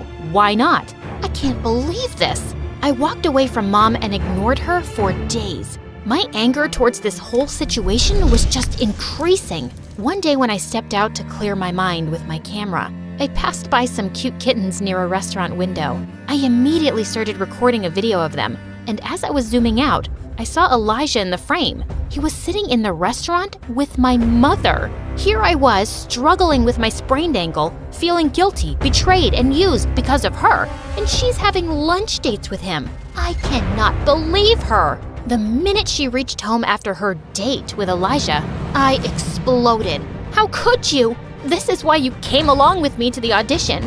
You wanted it all along. You put this big dream over my head for years just to snatch it away? Honey, what are you talking about? There's some misunderstanding. Owena, you know I would never do that. It's always been my dream to see you become a big star. Why would I? Yeah, right. Your dream to see yourself become the star, not me. You are a selfish person. You used me to get this audition, and now you're flirting with Elijah to get this role. The role you prepared me for all these years. You know something? I didn't even want to be an actor. I wanted to do it for you, to make you proud. But, Owena, honey, I thought you liked it. Why didn't you ever tell me you weren't into this? Oh, forget about it. I wish I left with Dad. Maybe then I wouldn't have been used like this. The second the words left my mouth and I saw my mom's face, my heart broke. But the feeling of betrayal overpowered me. Days passed by, and every time I saw Mom around the house, I would walk the opposite way. She tried to talk to me and would get me food, but I ignored all of it, and even let my anger get the best of me once when I flung a plate of food against the door. One day, I decided to stay out the entire day. I didn't want to see her face and say awful things to her again. Great. I'm still thinking about how she'll feel. As I was busy recording some videos, I saw a car with tinted windows slow down next to me. Like my life wasn't bad enough, and now I have some creep who might kidnap me. Right as I was about to try and run, the window rolled down and I saw Elijah smiling at me. He offered to drop me home, and I accepted only because of my sprained ankle. So, still angry at Mom? How did he know? That day, I wasn't exactly out of the house yet when you… Anyway, I wanted to tell you that it's not Sachin's fault, you know. This was her role from the beginning. Her role? And then Elijah told me the most shocking thing. He has always had an elephant-sized crush on Mom since school, and he wrote this script with her in mind. He asked Mom several times to act in the film, but she kept denying. And when she agreed, she found out she was having me. I told her that she can do this role after you were old enough as well, but she said being an actor wasn't her dream anymore. You were. But I never stopped trying. I even met her one afternoon to convince her, but she said no. Looks like I'll have to scrap the idea to ever make this movie. I was in a state of shock and felt extremely guilty. As soon as we reached home, I thanked Elijah and rushed inside, straight to Mom, and hugged her. Owena, where have you been? Mom, I am so sorry for saying such awful things. It's fine, honey. You were angry and I understand. I'm sorry too, but I want to tell you that I didn't take the role. I don't want anything to come between us, ever. But you have to take the role. It's been yours from the beginning. I know. Elijah told me everything. He won't do the movie without you. But honey, I can't. No buts. Now please, let Elijah know before he announces it publicly that the movie is scrapped. Okay, but let's first have this. Mom then gave me a bowl of steaming ramen noodles, and I almost screamed with happiness. The next morning, Mom contacted Elijah to let him know that she would take the role. Elijah even offered me the role of an intern so I would learn more about filmmaking. A few years after the movie, Elijah asked Mom to marry him, and she said yes. And me? I went to film school and got a degree in filmmaking. So you see, it's never too late to achieve your dreams. And if you were thinking my story has ended, well, it has just begun.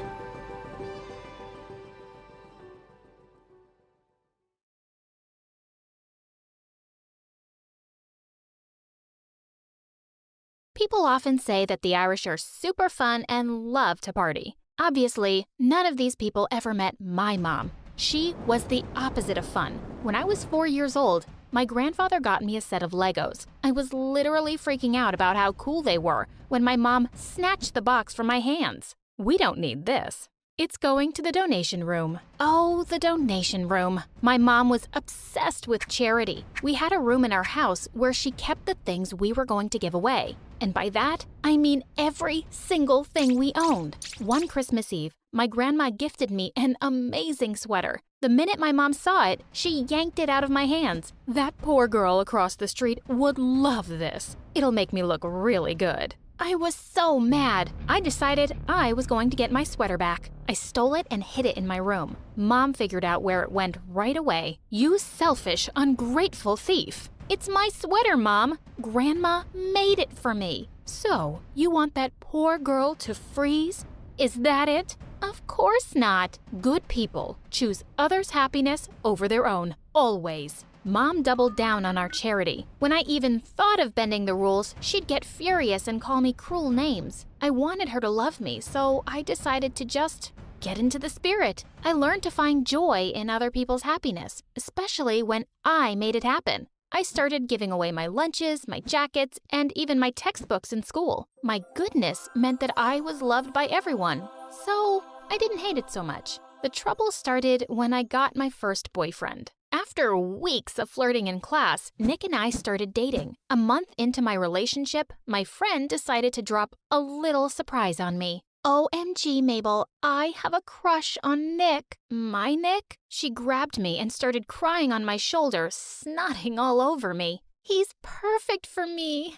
And you're always like so generous. Help me? I put on my good person avatar right away. Of course you can have him, girl. I'll break up with him for you. OMG, Mabel, you're like the greatest. I politely ended things with Nick and told my friend to go for it. I'd get over the breakup. I chose someone else over me, and that's what mattered, right? Wrong. And I wasn't going to realize it until after I did some truly crazy favors. One day, Maya, the most popular girl in school, randomly sat with me at lunch. It was always super weird to see her because our faces were almost exactly the same, except she was rich and had makeup and epic clothes, so it confused no one. You're the girl who does stuff for people, right? I guess. I need your help. I want you to be me and break up with my boyfriend.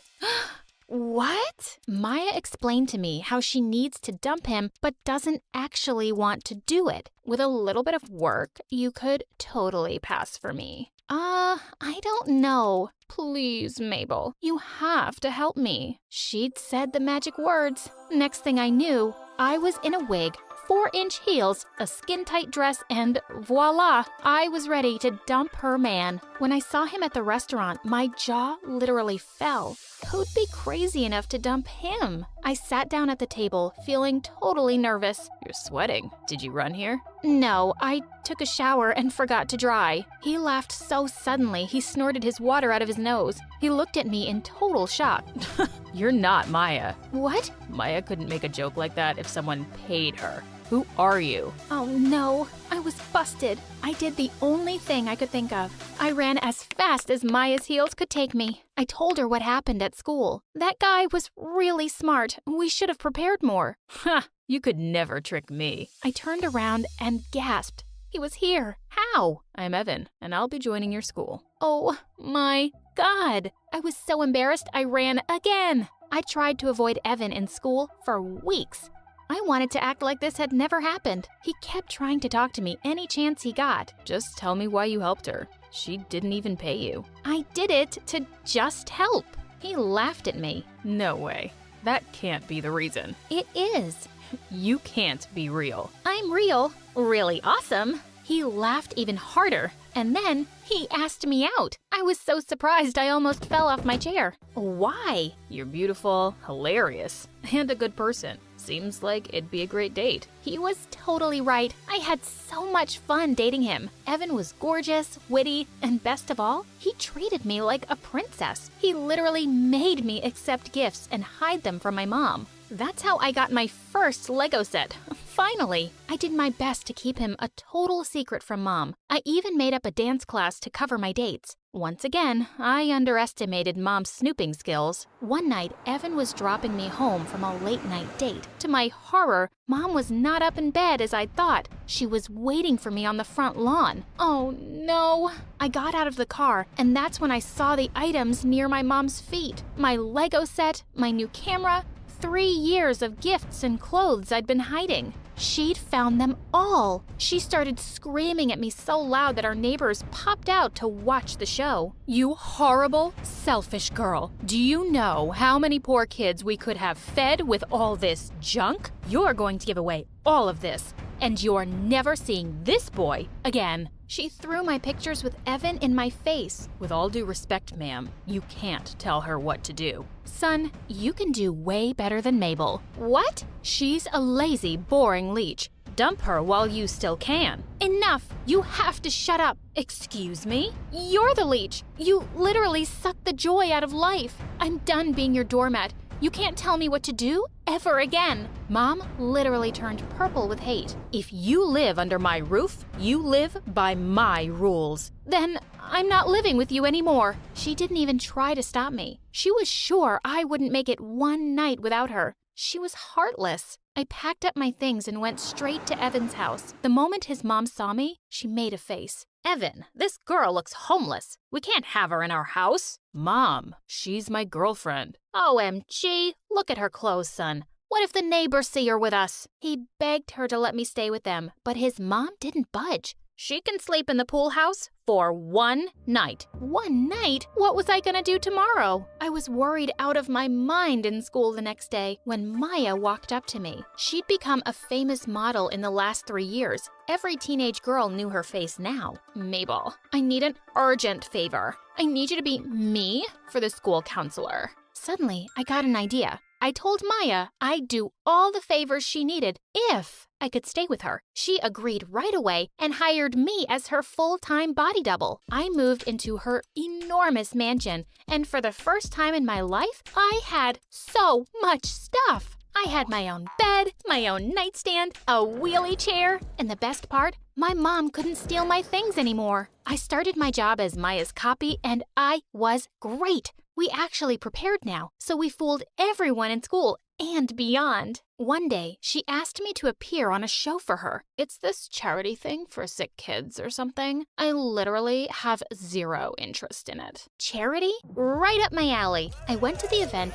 ready to fool a whole TV studio. It was all going so smoothly till the organizer quietly offered me a huge check backstage. You're paying me? Wasn't this for charity? You asked for a percentage of the donations coming here, remember? OMG? What kind of person takes money from sick children? I donated the check back to them right away. I had no idea what a big deal this was going to be. My act of charity went viral on the internet, turning Maya into a role model overnight. Her offers doubled the next day, and she started pushing me to do more events for her. You're so good at it, Mabel. The public loves me. Actually, they loved me. While Maya enjoyed luxurious holidays around the world, I took her place to attend fundraisers, serve food at shelters, and host dog adoptions. I loved charity, so I didn't mind. But pretty soon, the work started getting out of hand. She made me do photo shoots and walk the runway for her,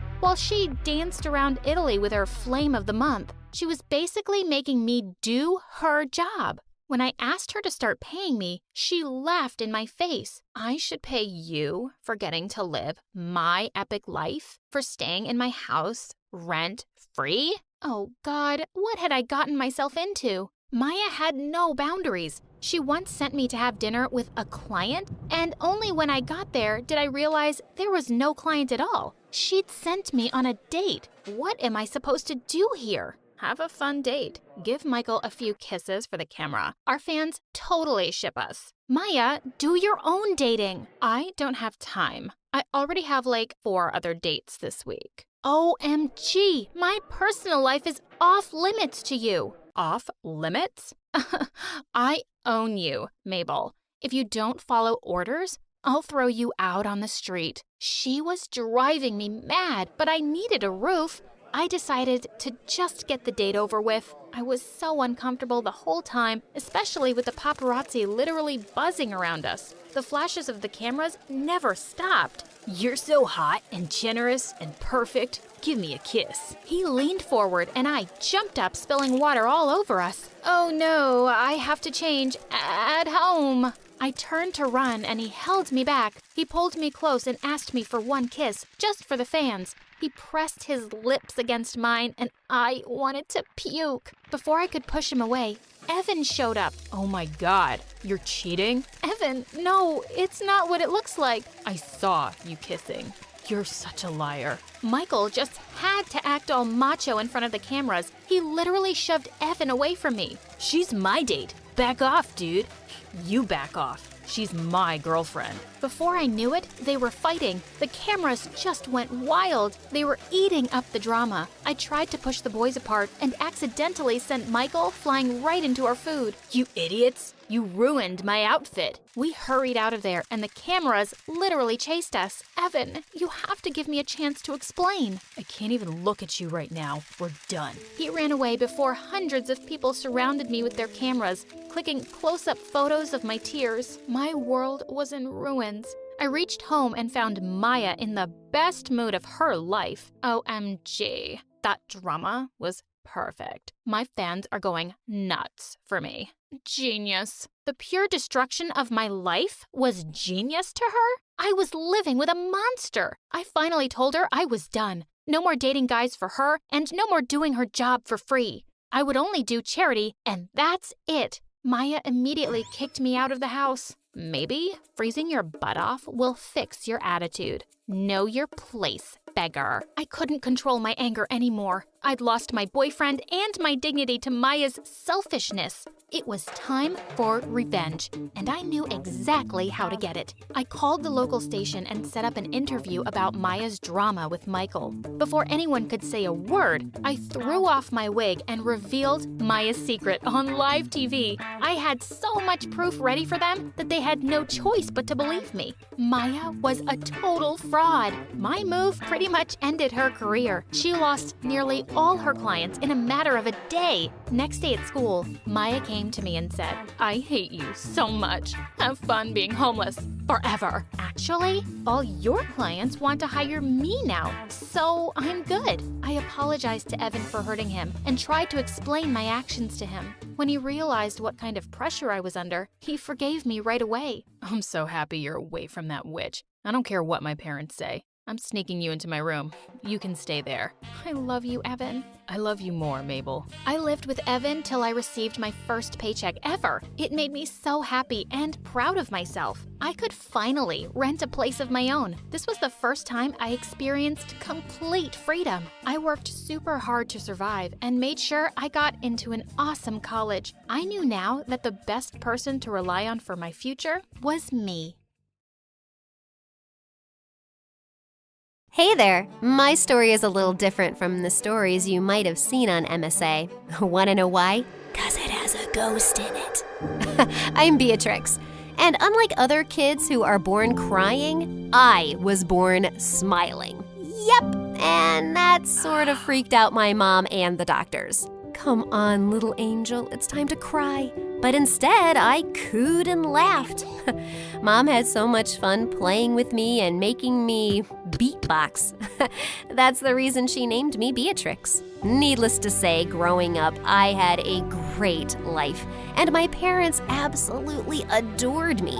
They made me feel like I was the center of their universe, especially Dad. We were like two birds of a feather. He was an amazing singer and owned a studio. He often took me there, and I was always in awe of the place. Daddy, can I be a singer too when I grow up? You already are, kiddo. In fact, you're so good, you even make crying sound like a melody.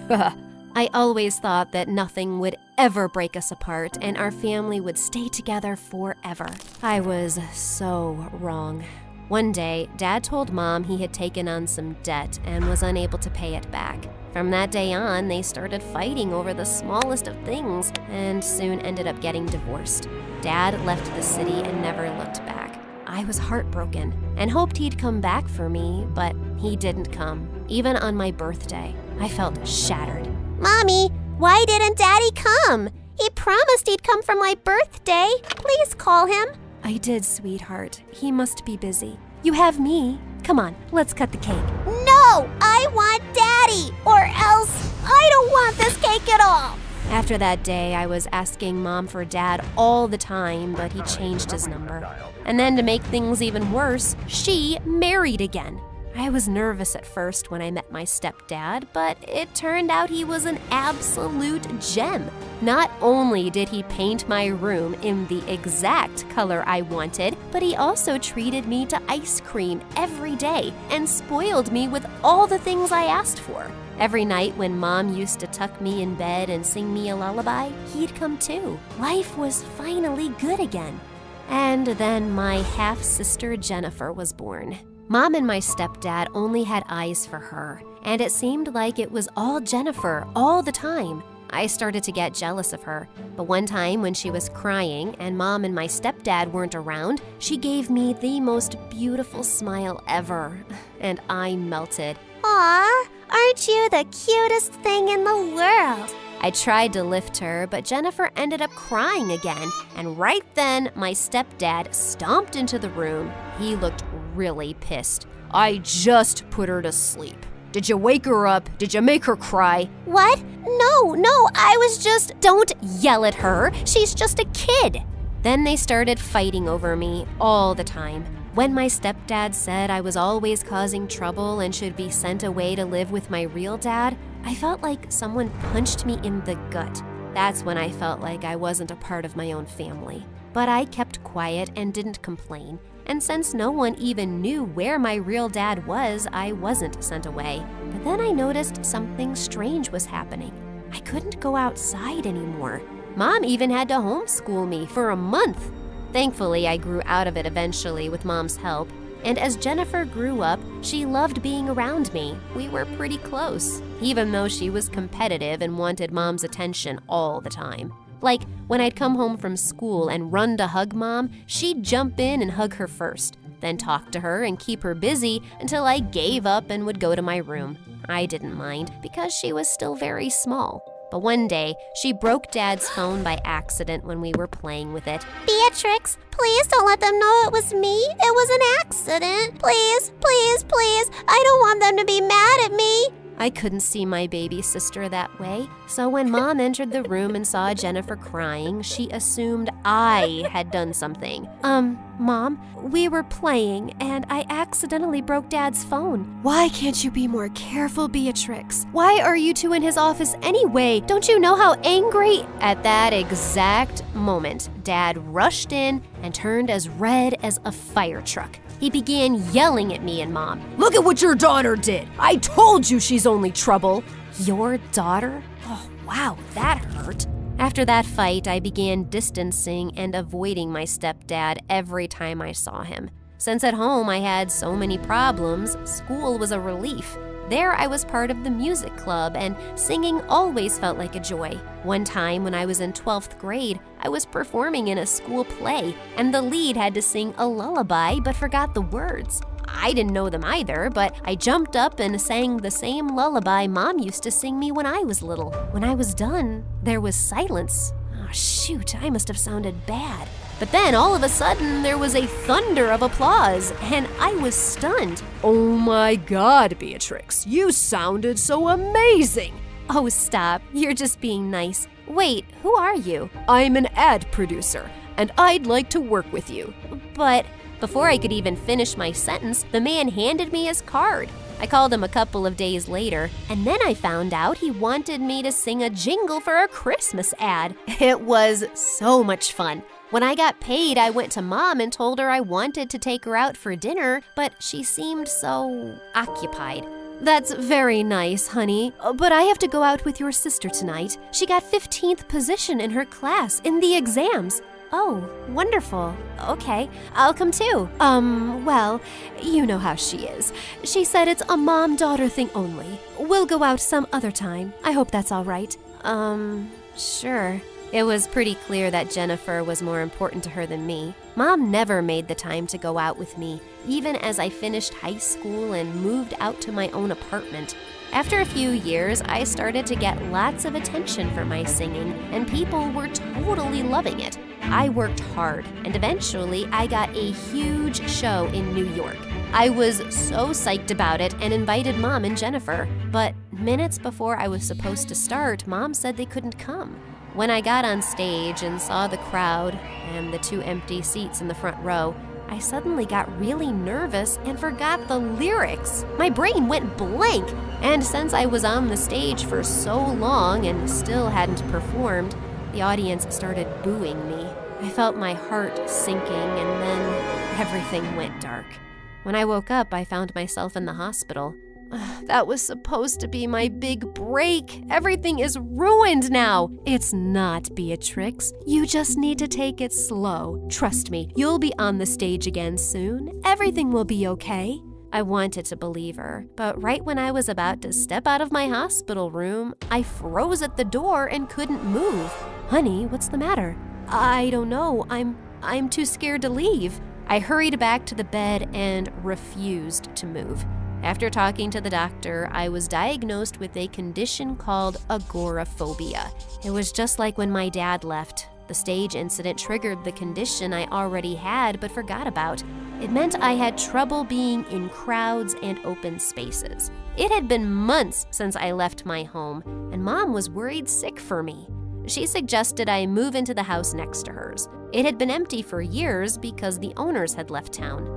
I was fine with it, as long as it was kept locked and I could stay inside. Mom and Jennifer were the only ones allowed in. My stepdad never visited. Jennifer was incredibly understanding, and we grew even closer. Mom came over every day, always spending time and taking care of me.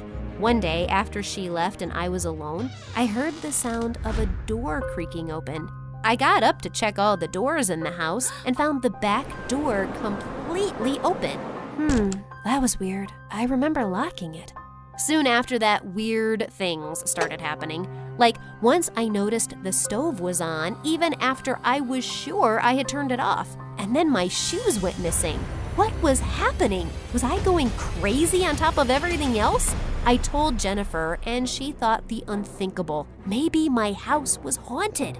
I didn't want to believe it, but I couldn't explain it. One day, Jennifer brought over a Ouija board. Why did you bring this? Well, if there is some ghost here, we need to communicate with it and ask what it wants so we can go away. I wasn't too sold on the idea, but I thought I might as well try. Yeah, just like those stupid kids in horror movies.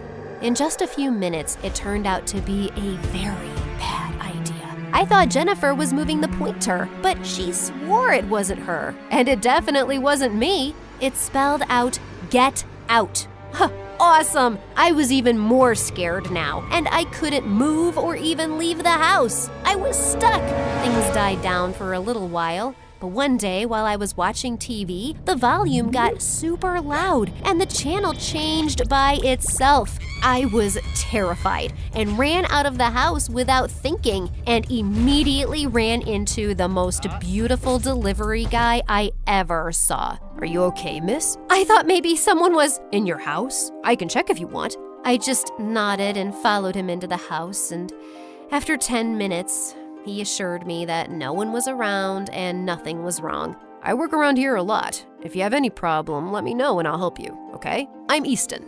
From then on, Easton came to visit me every once in a while. We would sit near my door and talk. I told him about my agoraphobia, and he would bring me things that I couldn't get for myself. He was so thoughtful and sweet.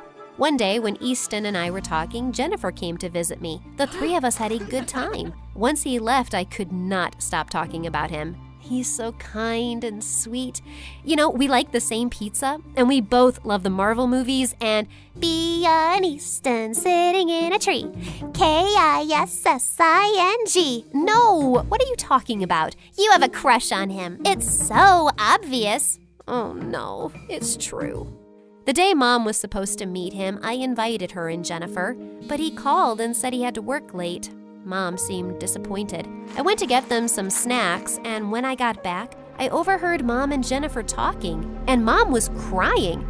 I don't know how I can help her. I've never seen her this happy. But Mom, you should know about it. That Easton does not exist. She's maybe hallucinating, going crazy. What in the chocolate fudge? Beatrix, honey, what do you mean he doesn't exist? Jen, you saw him. Bea, I'm sorry, but I didn't. I was pretending for your sake. There was no one there that day. If Easton wasn't real, then who was I texting a while back? That was me. I put in my number when you weren't looking. Could it be true? After everything, I thought maybe she was right. Maybe I really was losing my mind. Mom consoled me for hours until I finally calmed down. Then we made an appointment to meet the doctor the next day to see if I really was going cuckoo. Just a week later, I was trying to get ready when a diary fell out of my cupboard. I went pale when I saw what was written. Easton used to live here all those years ago? This freaked me out so much that when the doorbell rang, I screamed. I was shaking as I opened the door. But the minute I did, I went pale with fear. It was Easton, standing right in front of me. Beatrix, I'm sorry for not showing up last week. Stay away from me. Why are you haunting me? What do you mean? What's going on? You're not real. You're my imagination. Or a ghost. That explains all the weird things that's been happening. The stove, the TV, the weird... What? Of course I'm real. I don't know what you mean. I began screaming and yelling for Mom.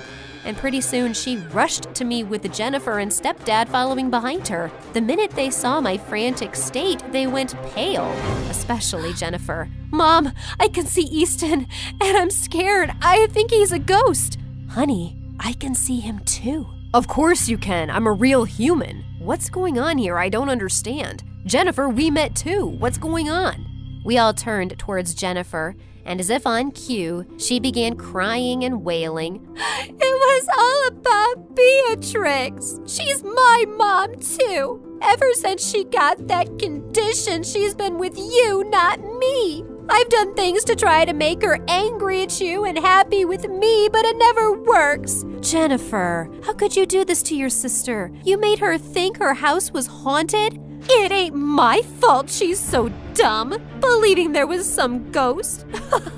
Stupid Beatrix. How dare you do all of this? All I've been is nice to you. And you're so ungrateful. But Mom, Dad, I did this all because I love you and want you to myself. Enough. I can't believe you could stoop down to this level, Jennifer. You're the one who has a problem. And this is all my fault. I'm sorry, Beatrix. If I had never behaved that way towards you as a child, Jennifer wouldn't have grown up hating you this way. Easton just stood there, shocked at the entire situation. After talking to him later, we continued to stay friends. Mom and Dad helped me get through my agoraphobia and get better. Jennifer was sent away for therapy and treatment. With my parents' support, I was able to turn my focus back to music. It took a lot of hard work and dedication, but eventually I was able to start performing again. Mom, stepdad, and Easton were all there in the front row when I went on stage again. And when the show was over, Jennifer surprised me with flowers. She was finally better. I'm sorry for everything. You were always a great sister. I was selfish. No more ghost stuff. Never. Good. Let's go to my not haunted house and celebrate.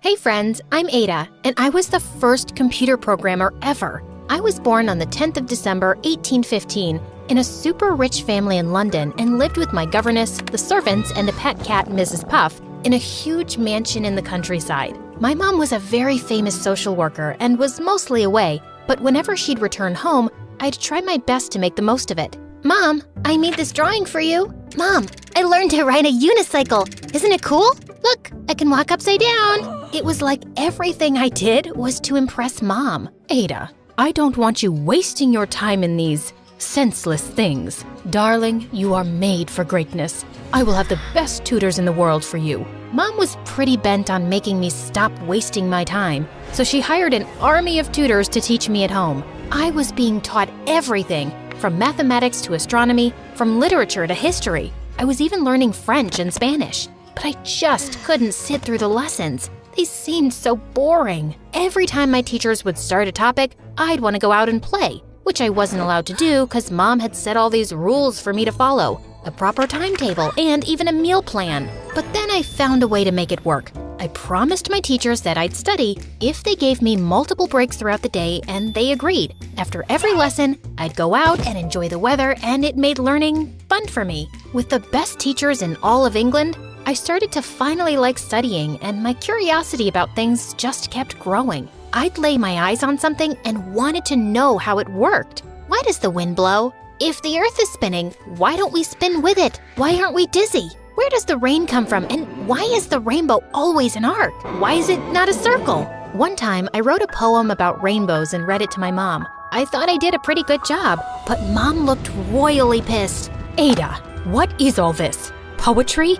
I hate it. I am giving you this lavish life, far away from all the worries and troubles of the world, and you waste your time writing poems of all things? I hate poems. I'm going to get you new tutors. Looks like you have too much time to waste. Saying that, she went to her room where I was never allowed to enter because she always kept it locked. Mom thought I was some dumb kid who couldn't pick a lock and enter her room. As a matter of fact, I had known what she was hiding in that room right from the start. My dad. Actually, pictures of my dad. I had heard the servants often talk about him. My dad was a very famous poet. He was basically the first celebrity of England. He was sort of like a rock star of his time and had a massive fan following. People from far away would come to listen to his poetry, and that didn't sit well with my mom. My mom hated his work, and they'd argue so much that when I was just 2 months old, he moved away and never looked back. Mom didn't want me to be like him, and that was the reason she wanted me to always be super busy with studies. But Mom forgot I was my own person. Yeah, I had started to love science and mathematics, but I also loved something else that I don't think my mom ever experienced. Having fun. Like, everyone knows how fun it is to play in the mud and run like crazy in the rain, but for Mom, it was a big no-no. She would constantly be telling me to sit, stand, eat, and even breathe like a proper lady. One time, when I was about 12, we had a party at our place, and Mom made me wear the most uncomfortable dress ever. It was so tight that it just made me wonder how women could breathe in it. As everyone danced and enjoyed themselves, I just wanted to get some fresh air. So I went to the garden, and it was then that I saw it. A nest on a tree. It was about to fall. I quickly got into action and climbed the tree. Thank God Mom wasn't there. But then, out of nowhere, I heard her yell. Dear God, Ada, what in the world? You are wearing such an expensive dress. Ugh, it's ruined now. I held this party to introduce you to Augustus, the best math teacher in all of Britain, and this is how you behave? But Mom, the little birdie's nest was about to fall. I had to fix it. This nest was more important than this stupid dress or anyone else. You see, my lady, why I was refusing to tutor your daughter. Math, science, these are not the fields women should worry about. I suggest you teach her how to cook, clean, and yes, some manners too. Saying that, the man left, and Mom, wow, she literally went berserk, and I got the lecture of a lifetime, and it was then that it happened. I felt a shooting pain in my head, and then everything turned dark. When I woke up, I was in my bed, and it turned out I had a headache called a migraine. I was put on bed rest for not just 1 or 2 days, but for a whole year. Just in the first week, I felt like I was gonna go crazy from boredom. I had solved tons and tons of puzzles, played all the board games in the house with the servants, read so many books, and I was still bored. But then one day I saw something amazing. The nest that I had saved had chicks. I was so happy over the coming weeks. I saw each chick, one by one, leaving the nest, and it was because of them that I fell in love with flying. I poured my heart into researching how to fly and called the subject flyology. I gathered supplies and even built wings. I so wanted to try them on and see if I could fly. But Mom, she thought it was a waste of time thinking about a machine that could never be made. In reality, if Mom could only see the world now.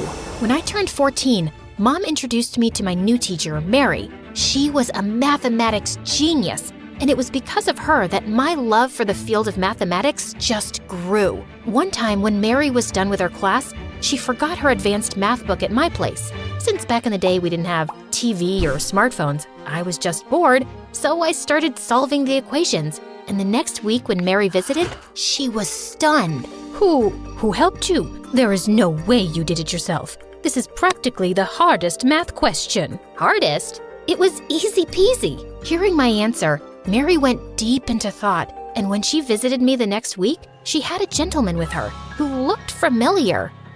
It was Augustus, the man who thought women couldn't do math, and now he wanted to be my teacher? But I didn't. I was about to tell him to leave, but couldn't because Mom was going all gaga over him. She really wanted him to be my tutor. So in the end, I agreed, but I made sure to push his buttons every now and then. So, I have a question. It's a math question, very hard. You asked one silly question just 5 minutes ago. Fine, ask away. Why can't a nose be 12 inches long? What kind of question is this? Because then it would be a foot. But it was funny. I guess I needed to cut Augustus some slack. He was a nice guy and taught me everything I needed to know about math. I know I was his favorite student. He never said it himself, but I did find his letters in Mom's drawer one time in which he told Mom that I had the potential to be one of the greatest mathematician minds in the world. One time when I was 17, Mom and I were invited to Mary's house for a ball. She was getting engaged, and to be honest, the party was boring. Like, there was no one I could talk to. All the girls my age wanted to talk about were boys, babies, and baking. Oh my. Look at your 9 o'clock. No, 3 o'clock. That guy is totally checking you out. Wave your fan. Say hi to him with your fan. Sweet lady. You look so pretty tonight. My thoughts about you keep multiplying by 10. I hear you love numbers. So, how about we dance? Cringe. I need something to eat. I feel like I'll faint if I don't eat something fast. Saying that, I hurried to the food table, and just as I grabbed the last donut, someone else took it.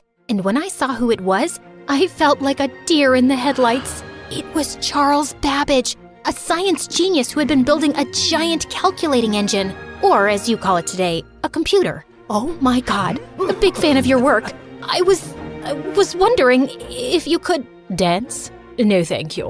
What? No, not dance. I wanted to see your machine. I've heard so much about it. I want to work with you. Work? With me? That's cute. Please excuse me.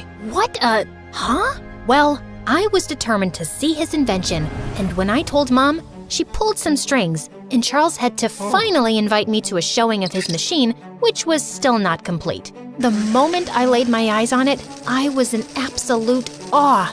The man was a genius. His machines had like 25,000 parts, and once complete, could perform all types of complex calculations. The man was working on the very first computer, and I wanted to learn from him. It's marvelous. I have never seen anything like this in my whole life. How about you teach me about this marvelous machine and I can help you make it better? Oh, wow. You think you can just make it, better? I have spent years and years working on this, and you think you can make it better? No way. Are you always such a jerk, or do you just show off when I'm around? Ugh. And by the way, why do you have to repeat the same steps over and over again for a simple addition? Saying that, I turned to leave, but I guess what I said made perfect sense to him, and he stopped me in my tracks.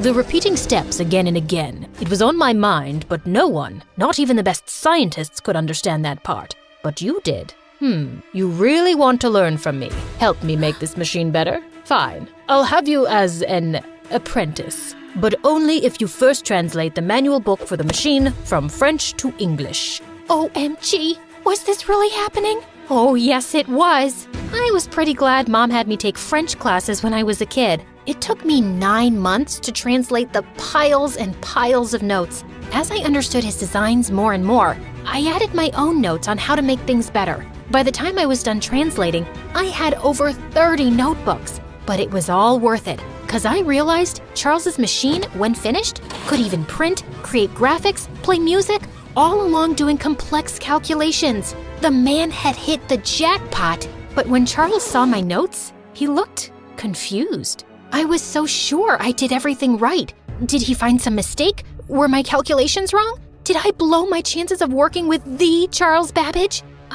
Look, I can do it again. Do it again? Nonsense. Ada, this is extraordinary. Everything you've written makes so much sense. With you by my side, I am so sure this machine will be a success and even better. Charles was so happy with my work that he started calling me the magician of numbers. He even got my notes printed and distributed to all the mathematicians and scientists in England. It was incredible. Just like Charles, I didn't go to school, college, or university, and here I was, standing shoulder to shoulder with the greatest minds of all time. After that, there was no stopping me. I officially started working with Charles, and he not only became my mentor, but also my best friend. Soon, we decided to make a new machine called the Analytical Engine. While working with Charles, I developed the first algorithm ever. It could calculate advanced algebra equations. Together with my algorithm and Charles's machine, we were creating the world's first mechanical computer. A few years later, I got married and had 3 children, but I still worked with Charles, even from home. Every day I'd write letters to him since he lived nearby. We were exchanging letters like 6 times a day. It was totally like texting. One day I was home with my kids when I got the worst news ever. Mom was sick, so I visited her. I stayed with Mom for a week, and it was during those days that I told her about what I had been working on. I wasn't expecting it, but Mom, she looked so happy, and then she said the most amazing thing ever, something I never thought I'd hear her say. You make me feel so proud every day with your courage, kindness, and hard work. Ada dear, I am sorry for being tough on you when you were a kid. I came from a family where women weren't allowed to study, and I wanted you to have every opportunity to be educated. Ever since you were a kid, I knew you could do far better than your dad or me, and I am so happy I was right. Mom, everything I am today,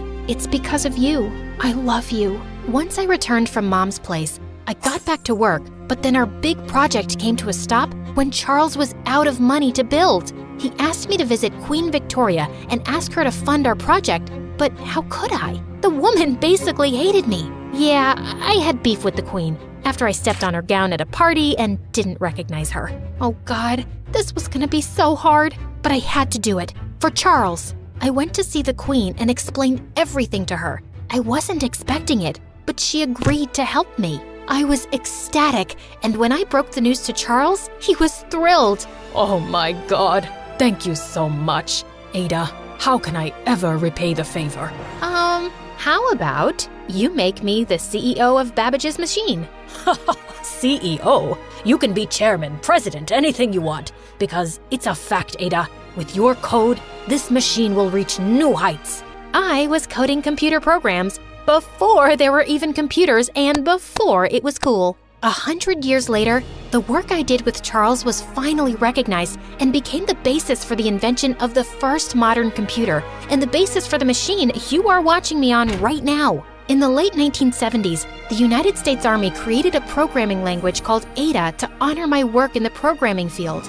Every year, on the second Tuesday of October, people around the world celebrate women who work in STEM on Ada Lovelace Day, so don't forget to celebrate it next year. Ada would love that, don't you think?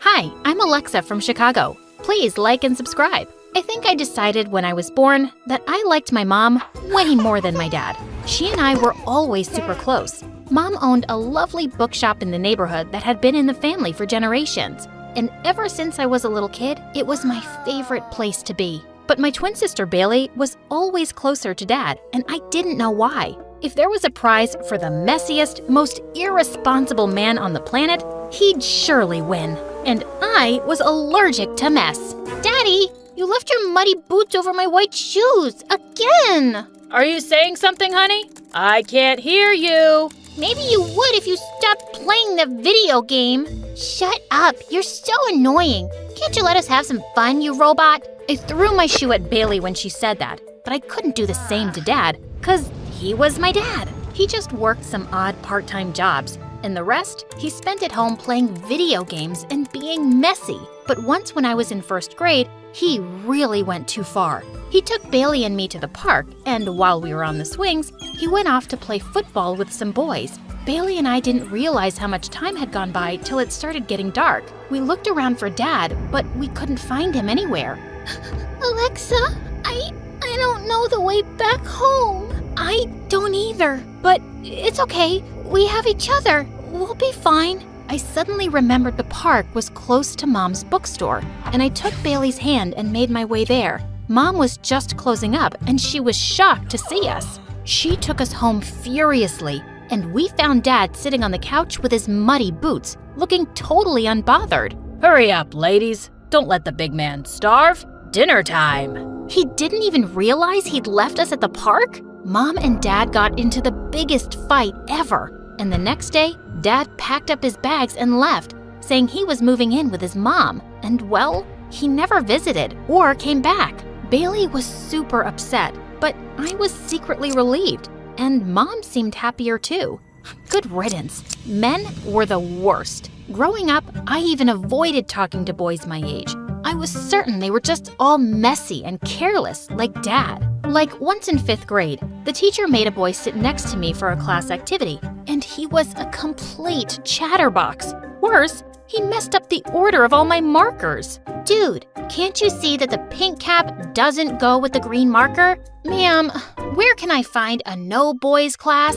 It's not possible, Alexa. You'll have to learn to get along with everybody. Yes, even the boys. The boy grinned at me, and I grabbed a marker and scribbled all over his face. The teacher called my mom, and I got a bunch of lectures. But nothing could change my mind. Boys were icky, and I hated them. Soon after, I discovered something that really interested me: acting. I joined the drama club, and there I found myself fighting for the lead roles every year with a girl named Lily. I mostly beat her to them, and obviously, she hated me. By the time we were in high school, all the boys knew I wouldn't care to talk with them, so they stopped trying. But Lily wouldn't stop annoying me about it. Who are you gonna go to prom with? Your cat? Do you stay away from the boys because you know you're ugly and no one will like you? Once I walked into the locker room as she was changing and she shrieked, "OMG, are you trying to get a peek at me?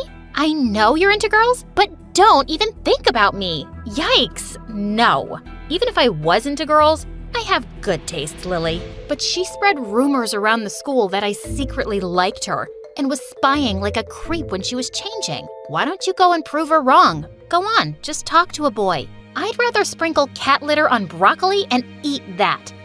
Yuck, you're a savage and so weird. Yeah, Bailey was nothing like me. She was really popular with the guys, and she was always dating one. And I was always afraid she'd end up choosing someone exactly like Dad. Once she was getting ready to go out with a boy I knew was a jerk, but she wouldn't listen to me, so I had to do something myself. That evening, I opened the door when he knocked, So, you're Mark? No, wait. She said he's hot. Are you Shane? No. He comes on a motorbike every time. You must be the rich donkey she was talking about. What? She said that? And who are all these guys? I don't know. Maybe you should ask Peter. He and Bailey have been really close lately. He got pissed and left. And when Bailey found out, she was furious. Now you're spoiling my chances too? Okay, what's up with you and boys? Don't you find them cute and fun?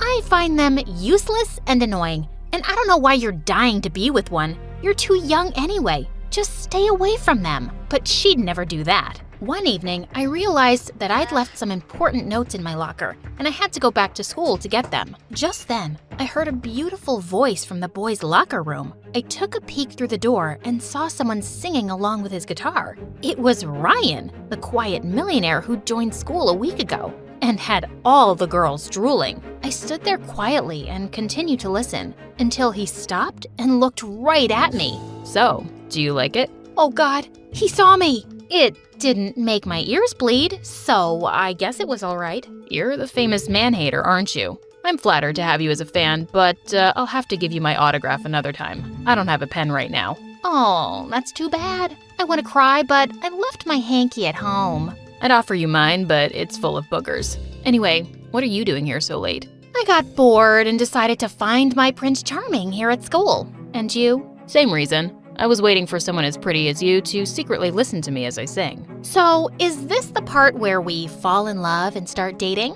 No. I think we should get married right away and have kids. Suddenly, I noticed his boots. They were covered with mud. You know, there's a reason I stay away from boys, and I'm certain you're no different. With that, I walked away. This Ryan seemed really full of himself. And to my dismay, I found out a few days later that he was being paired with me as the lead in the school play. But he seemed more disappointed than me. Ma'am, can't we choose someone else to play the heroine's part? What's your problem? Why are you trying to get me out of the play? Because I don't want to play the part with a girl who's allergic to boys. We'll have no chemistry. I don't have to like you to be good at acting. I can fake chemistry. There's a kissing scene. You sure you're up for it? Yeah, I'm a professional, and we don't need to practice it. We can just do it on the day of the play. Fine by me. I'm an expert anyway. We started rehearsing soon with Lily as my understudy, but her main role seemed to be flirting with Ryan, and he was just as annoying as any boy I'd ever met. He was late for rehearsals, he was always eating on set and making a mess, and he had to take 100 breaks. But I had to admit, he was a good actor and was perfect for the part. A few days later, we were doing a dress rehearsal, and soon after wearing my costume, my back really started to itch. I somehow made it through my part and then rushed to the dressing room. I looked at my back in the mirror, at the huge, ugly burn mark I'd had since I'd been in an accident when I was 8 years old. The costume's material had really irritated my scar, and it was all red and itchy. I took a picture in the mirror to send to my skin doctor, and then quickly changed into my clothes. But as I picked up my phone again, I realized that I'd sent the picture to frickin' Ryan. Oh my God!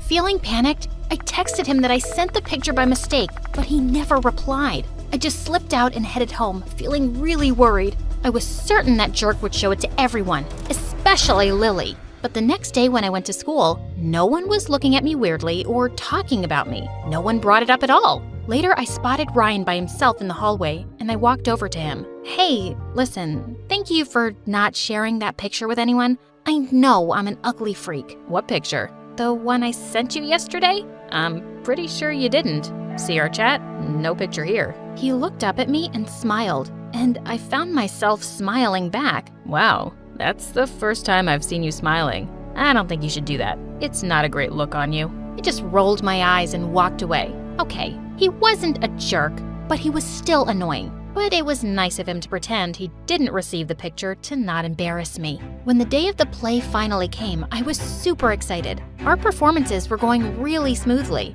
Well, until the kissing scene. What are you doing? You're supposed to kiss me now. Yeah, I know that. I'm just getting ready. It's just a kiss. Kiss me, Alexa. Fine. I put my hands on his face, and my heart was racing. As our lips touched, I felt something I'd never felt before. and I was kinda disappointed when he pulled away and started saying his next dialogue. Back at home, Bailey couldn't stop teasing me about the kiss and our chemistry on stage, which I completely denied and slammed the door in her face. But I couldn't stop thinking about the kiss all night. Was I catching feelings for Ryan? But the next morning, I forgot all about it when I went down for breakfast and found Mom crying. Mom, what's wrong? What happened?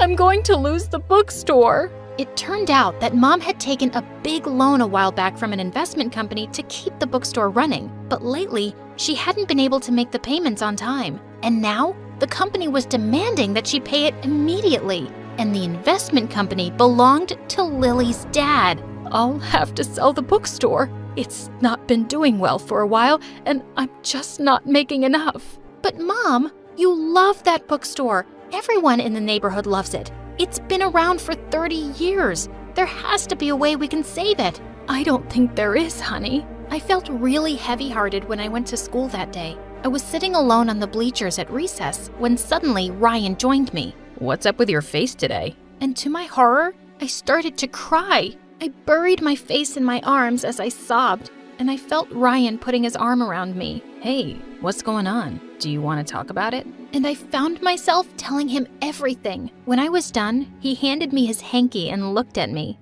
I might have a solution for your problem. What? What do you mean? I guess you don't know that Lily's dad and my dad are business partners. They both own that investment company. I'll talk to my dad today and ask him to make the loan payments easier for you guys.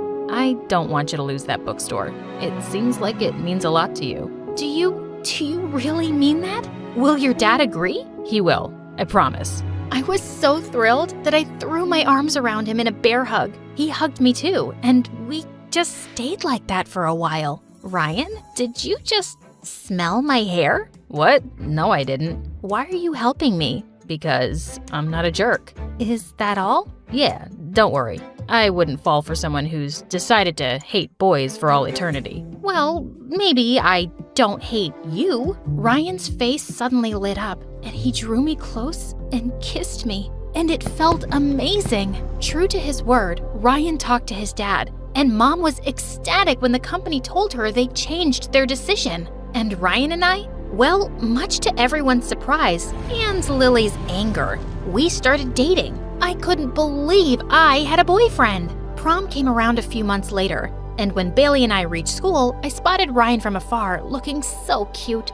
I walked up to him and was about to kiss him when he suddenly stopped me. Hey, Alexa, wait. There's something I need to talk to you about. Okay, why the serious face? He led me out of the hall and then he spoke. Listen, I hate that I'm ruining prom for you, but I just have to tell you now.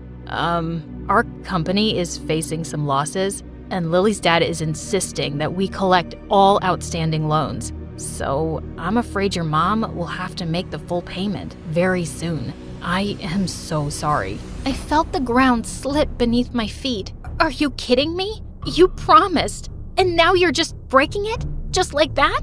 It's not my decision, Alexa. I don't own the company. Then maybe it wasn't your promise to make either. Did you just do it to get together with me? To win me over? And you never really meant it? What are you talking about? Of course I meant it. I tried to help you. Can't you at least see that? No, all I can see is that you gave us false hope. I would have been better if you hadn't. Why is everyone so disappointing? Well, maybe your standards are too frickin' high. Well, maybe I'm just better off alone. I stormed out of there in angry tears. I'd made a mistake believing a stupid boy, and even a bigger mistake of falling for him. High school had come to an end, and Bailey and I helped Mom pack up the store over the summer. It broke our hearts to lose it, but there was nothing we could do. One day, as Bailey and I were going back home, we walked past a cafe where I spotted several kids from school, including Ryan and Lily, and she was clinging onto his arm. Bailey saw my face and said, "You don't know they're together, Alexa." I'm pretty sure that they are, and I really don't care. I went off to university to study drama and theater, and I was having an amazing time. I made loads of cool friends. Yes, even guys. And I realized I'd been foolishly stubborn to think they were all bad. Sometimes, I even regretted being so hard on Ryan and driving him away. He was just a high school kid like me back then, and it wasn't his fault that we lost our bookstore. Soon after graduation, I went back home to attend Bailey's wedding. Her husband seemed a lot more sensible than Dad, and she seemed really happy. And I was happy for them. Later that night, someone rang the doorbell, and I was shocked when I opened the door. Hello, Alexa? Standing outside was Ryan. Hi. What are you doing here? I've been in touch with Bailey. She said you were coming back for her wedding. I really wanted to talk to you. I stepped out onto the porch, and he said something completely unexpected. You know, I never forgot about that burn scar on your back.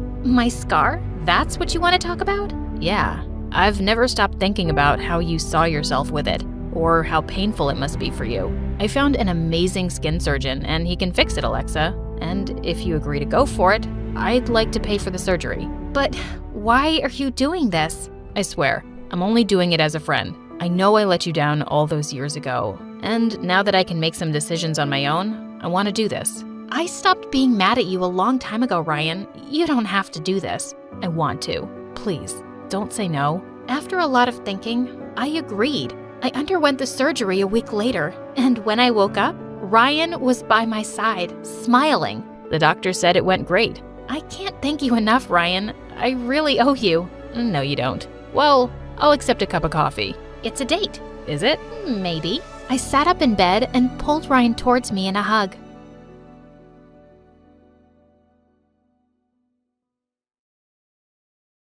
Hey everyone, my name is Tiana from France. Please don't forget to like and subscribe because MSA will give $2,000 to one lucky winner in the coming 7 days. The orphanage is the only home I've ever known. And honestly, it's not as bad as most people think, but I always dreamed of having a family, a real one. I had a big heart, but sometimes I'd say mean things without thinking. Once I saw a girl called Frida and said, "You look ugly with this lettuce stuck in your teeth. Open your mouth now so I can take it out." But she didn't open it, so I grabbed her and made her open her mouth. I just wanted her to look pretty, but she started screaming and everyone was laughing, and the warden came and yelled at me. Since this Frida was small in size, everyone took her side. But then suddenly a girl shouted, "Tiana didn't do anything. Frida is lying." The warden glared at me and left. The girl came over to me and said, "Hey, my name is Hope. I'm new to the orphanage, and this Frida has already bullied me twice. So let's team up and hate her together." You got it, girl. You have very big, scary eyes. Cool, I like you. But my big mouth kept sending us to detention. I even once told my teacher that her hair looked like poop, and Hope defended me. And boom, detention for us both. The happiest one about this was obviously Frida, but she never dared talk to us because we were stronger than her. But one day when we were 10, she crossed a line. It was adoption day and a nice couple came in looking for a really smart girl. The warden picked me, and while we were still having the interview, Frida burst in. "Help me! I had lettuce stuck between my teeth again, and Tiana pulled my tooth this time. Look, I lost a tooth because of her. Please, do something. I can't take it anymore. God knows what else I'm gonna lose. I don't want to die here. I have dreams." She threw herself on the floor and started to cry like a lunatic. Why? You think because you're smarter than all of us, you're better? Okay, Frida had been annoying for years, but this was the height of it. The nice couple was becoming uncomfortable and I had to make Frida leave. I moved closer and took her hand to lead her out, but instantly she fell to the ground and started yelling. "She pushed me." Okay, that was it. I pushed her hard for real this time, and poof, the couple ran out. Why would you do this, you witch? If you think you're gonna get adopted before me, think again. I was so upset. Frida ruined my chance of having a family, and I wouldn't forgive her. One day, Hope and I were playing in our room when we got called to the warden's office. When we got there, we saw this glamorous couple and Frida. The woman was so nice and hugged all of us, but the man just kept staring at his phone. They wanted to adopt 2 of the prettiest girls, and the warden brought us. 2 girls? That meant Hope and I would get to be sisters forever. But the craziest thing happened. You all seem lovely, but I'm going to adopt Tiana and Frida. What? This couldn't be happening. What? Her? But what, dear sister? Aren't you excited? Is something wrong, honey? I don't want... But Hope spoke up instead. She is fine, ma'am. Super excited. We stepped out of the room and Hope couldn't contain her joy. You finally got a family. I'm so happy for you. I can't leave you. Everything is gonna be different now. You have a family. Don't let Frida ruin your dreams again. Hope was right. So I said yes. On the day we left the orphanage, Hope and I cried till we ran out of tears.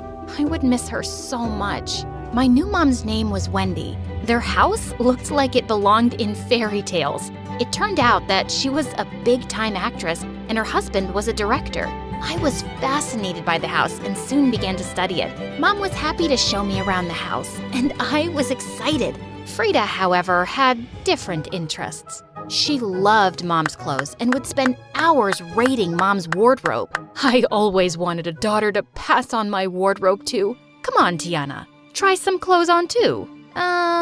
I don't want to. Soon Mom and Frida started having mom and daughter photo shoots without me. One time they were on the cover of a big magazine. I couldn't feel too bad about it, but I still felt left out. So sometimes I made efforts to join them. One time we were having dinner with some celebrities in our home, and as always, Frida knew what to say to please everyone. Oh my, your hair is so gorgeous and your makeup is divine. Oh, Wendy, this one is just like you. Smart and beautiful. Thank you. Tiana, darling, do you like the food? Yeah, it tastes nice, but it's ugly and it looks like horse poop. I could feel everyone's eyes on me. Mom laughed and tried to distract the guests, but I knew I'd said something wrong. One person even stopped eating the food. Oh, God. After that day, Mom hardly invited me to come out with them. Not that I blamed her, but Frida couldn't hide her joy at being the favorite. My new dad was never home, and when he was always locked up in his study. One day I was watching TV when I heard a loud argument from Mom's room. You don't even try to get to know them.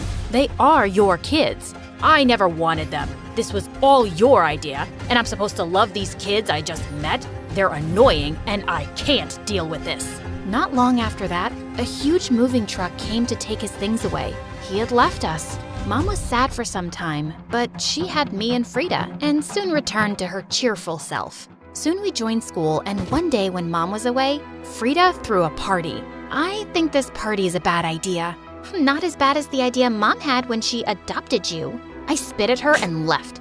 Our house was packed full and everything was so loud. I stayed in my room, and while I was reading a magazine, someone barged in. Oh, I am so sorry. I thought this was the bathroom. Hey, is that magazine about houses and construction? My dad has a lot of them and I read them all the time. Is this the one about the skyscrapers? Yeah, it is. His name was Tom. We had so much in common and ended up talking all night.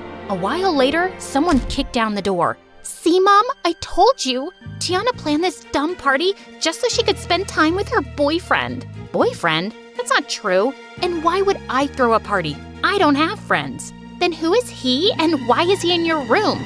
We should be asking you. This is your party. Mom, look at her ugly, revealing clothes. These are the clothes of wannabe bimbos throwing parties and smoking all night. Ugh, how I wish I could burn all your clothes. You disgust me. Stop it. I'm so disappointed in you, bringing strange people in my house. And you, Mr. Boyfriend, get out and never come back. Told you, Mom. You shouldn't have adopted her. You're a successful actress. You need a pretty, delicate daughter like me. For your image, Mommy. And to my shock, Mom said nothing to that. She just left. Frida had become a full-blown villain. She was always setting me up, and no matter how hard I tried, Mom always believed her because next to me, Frida looked like an ant and I was a giant. But Mom always forgave me in the end, and it drove Frida mad. And soon, she snapped. One day, I was watching TV with Mom when we heard Frida scream. We ran to her room and found her on the floor crying. It's all ruined. All of it. Next to her was a pile of clothes that had been cut up and stained with mud. I've done everything to make Tiana love me, but look what she did to my clothes. She said she'd ruin them the other day, Mom. You heard her. Yeah, but I'd have burnt them, not cut them and thrown mud at them. Ain't nobody got time for that. Except you. Immediately, Frida pounced on me and we got into a catfight, till Mom stepped in and separated us. Okay, I am tired of all of this. If you both cannot live in this house in peace, then we need to change this up. I think you both need a break from each other. The next day when I got back from school, Mom had moved my things to a room all the way across the hall. I was happy to be away from Frida, but it meant I was far from Mom too. My fights with Frida stopped, but then bigger fights started between her and Mom. One day we were having dinner when Mom said, "Tiana, your teacher called. Your college aptitude test score was amazing. So proud of you, honey." "Thanks, Mom." "And Frida, what about yours?" "Oh, I didn't write that. I figured that since I'm just gonna be an actress, I don't need it." "You're going to be a what?" "Just get one of your friends to cast me. It should be a movie that shows how pretty I am." "No, I'm not doing that. I don't want that life for you. You will go to college, and when you are older, you can make better decisions." "What? You don't get to tell me what to do. I will be an actress." "Actually, I can tell you what to do. I am your mom." "You adopted me just so you could be the boss of me?" "Frida, shut up. Mom is trying to help you." "You shut up. My life would have been better if I didn't end up with a dumb sister and a failed actress as a mom." Before she could blink, I gave her a hard slap. "How dare you? If it wasn't for Mom, I'm sure you would have ended up working as a waitress for the rest of your life, you ungrateful brat. Apologize now." I was ready to fight her, but instead, she moved to the mantel and threw down all our pictures. "I hate you both." And after that, Frida got worse. She skipped school and was like a tiger ready to attack if anyone talked about it. She failed our last year in high school and wasn't gonna graduate with me. "What is wrong with you, Frida?"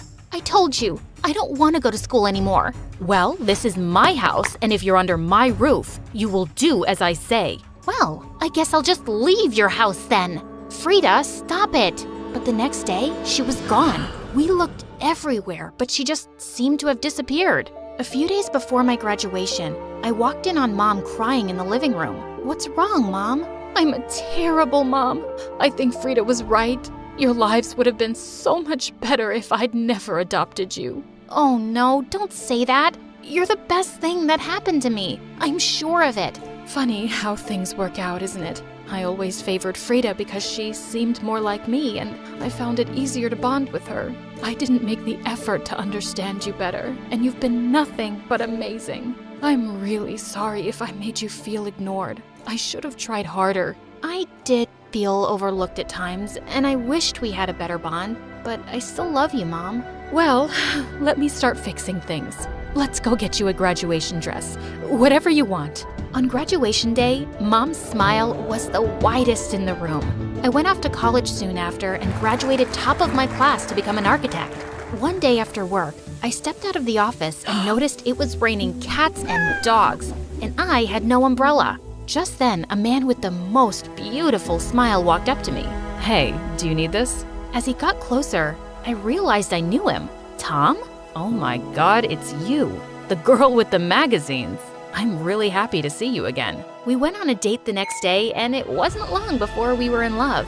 A year later, we got married and moved to another city, and soon I was pregnant. One night, Tom and I were sleeping when we heard a loud crash downstairs. Tom immediately ran down holding a baseball bat, with me right behind him. "Who is that? Show yourself." "Wait, Frida?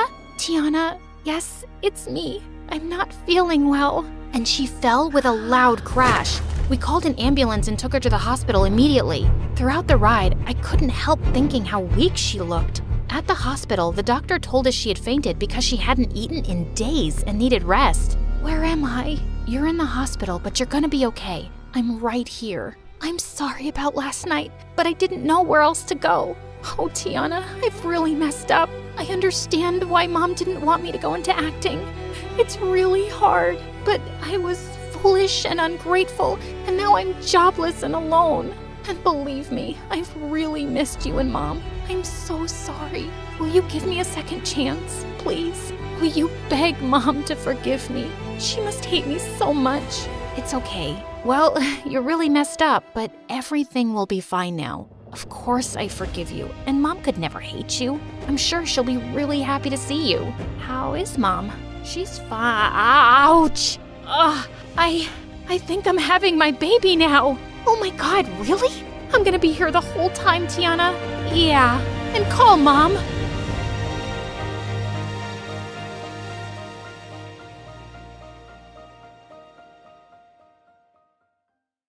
When we finally opened the doors to our cafe, for a minute, he was completely silent. But suddenly, he burst into tears and kissed my hands. This is food from the heavens, fit for kings. When Grandma took the first bite, she looked like she was having a heart attack.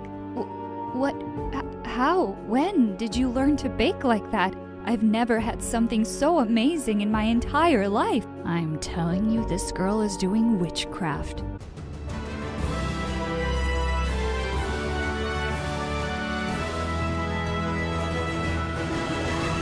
It wasn't just any ordinary morning. The birds were chirping, the sun was shining. I had turned 16 yesterday, and last night, my first love, Ryan, had finally kissed me. Life was perfect. Well, at least for 5 minutes. Because as soon as I stepped out of my room, Mom rushed to me, crying like a baby. What's wrong, Mom? She told me that Aunt Melissa, her best friend, was moving away because her husband got a job transfer. What? Just when we had saved up enough to start our own cafe. As sorry as I was for Mom, I had bigger problems. You see, Aunt Mel was Ryan's mom. I rushed out of the house. I had to see Ryan. He was playing video games when I entered his room, looking completely unbothered. What's wrong, babe? Why are you crying? Because you're going. Please don't. Ryan put down the game and took my hands in his. I don't really have a choice, babe. But you and I are soulmates. We'll make long distance work. After a few days, Ryan stopped calling or replying to my messages. He said too much screen time wasn't good for either of us. But there he was, uploading pictures on Facebook with a new girl every day. And that's how I had my first heartbreak. Hi, I'm Carrie, and this is the story of how I transformed my life and had boys drooling over me at the same time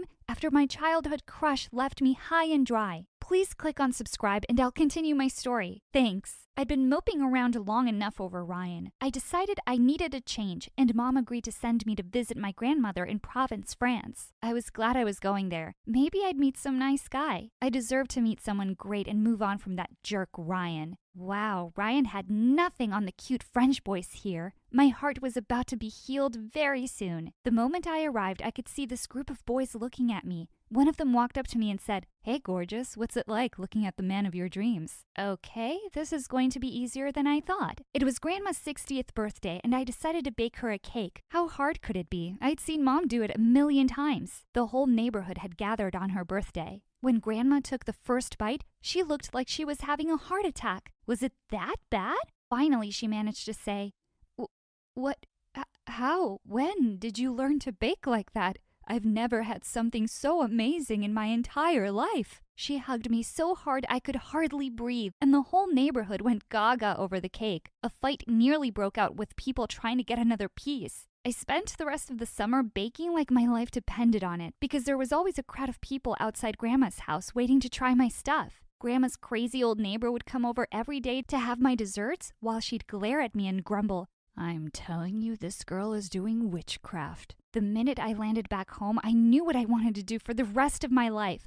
I convinced Mom to take a loan to make up for Aunt Mel's share and start her dream cafe with me. When we finally opened the doors to our cafe, both of us held our breath as our very first customer took a bite of the chocolate eclair. For a minute, he was completely silent. Oh no. He hated it, but suddenly he burst into tears and kissed my hands. This is food from the heavens, fit for kings. Turns out he was a famous food critic. After his review, word of our quaint French cafe spread like wildfire. People were lining up to the end of the street to try my desserts. But soon enough, I realized they kept coming back for me too. Boys would hang out around the cafe for hours just to catch a glimpse of me. How are you so perfect? You've got the face of an angel and the hands of one too. By the end of the month, Time magazine had me and my creations on the front cover with the title Beauty and Her Feast. And Cosmopolitan said that at Sweet 16, I was all the sweetness people needed in their lives. My Instagram followers shot up, and my mailbox was getting flooded with love letters. One day, as I was unloading flour sacks out of the van, I saw a group of school kids come around the corner. Among them was the school heartthrob, Sean. As our eyes met, he smiled at me. I turned away when I saw one of the girls with him glaring at me with crazy jealous eyes. I knew she was his ex. Didn't need any of that drama. 5 seconds later, as they came closer, she accidentally pushed me. Watch out! Sean jumped forward to catch the sack, and before we knew it, we were both on the ground, covered in flour from head to toe and looking like ghosts. We glanced at each other and burst out laughing. I told him he could come inside to clean up, and he asked his friends to go on without him. His ex looked like her head was gonna explode. Once he'd cleaned up, I made him some creme brulee. He nearly fell off the chair after the first mouthful. Wow, I could eat this every day for the rest of my life. This is even better than I thought it would be. You're thinking about my food? Well, not just about the food. Suddenly he leaned forward, and I thought he was going to kiss me, but he said I'd missed a spot and brushed some flour off my nose. My heartbeat went wild. Just then, Mom came into the kitchen and glared at us as I introduced Sean. Of course she wasn't happy. She'd always wanted me to be with Ryan. By the end of the month, Sean and I started dating, after he showed up at the cafe to serenade me. Ryan was just an old heartbreak now, and so yesterday. Meanwhile, Sean was fun and caring and very much in love with me. Life was pretty much perfect. Little did I know, I had spoken too soon. As soon as I entered school the next day, there was quite a commotion. Apparently, a new guy was on the basketball court giving Sean a run for his money. It really was a tough match that ended in a draw. But just then, I caught a glimpse of the new boy, and I couldn't believe my eyes. It was Ryan! It had been over a year since I'd last heard from him. Why had he come back? Sean saw me and came running over. He's really good, isn't he? We'll be a much stronger team with him around. Before I could say anything, Ryan jumped to hug me. Carrie, I missed you! And instantly, I pulled away from him. I'm sorry, I think you have the wrong person. I walked away as fast as I could. I needed time to process this. I took a sick leave and went home early. I went running to Mom's room and stopped in my tracks when I saw Aunt Mel sitting with her. She pulled me in for a hug. Did you see Ryan in school? He wanted to surprise you. Surprise me he did. I was just telling Aunt Mel how much you missed Ryan. I did not. Aunt Mel acted like she hadn't even heard me. It's a good thing we're back then. Then she said that she and Mom would finally be able to run their dream cafe together. Wait, what? Thanks for helping out when I wasn't around, kiddo. But it's my cafe. It's famous because of me. But I'm sure you have your hands full with school, sweetheart.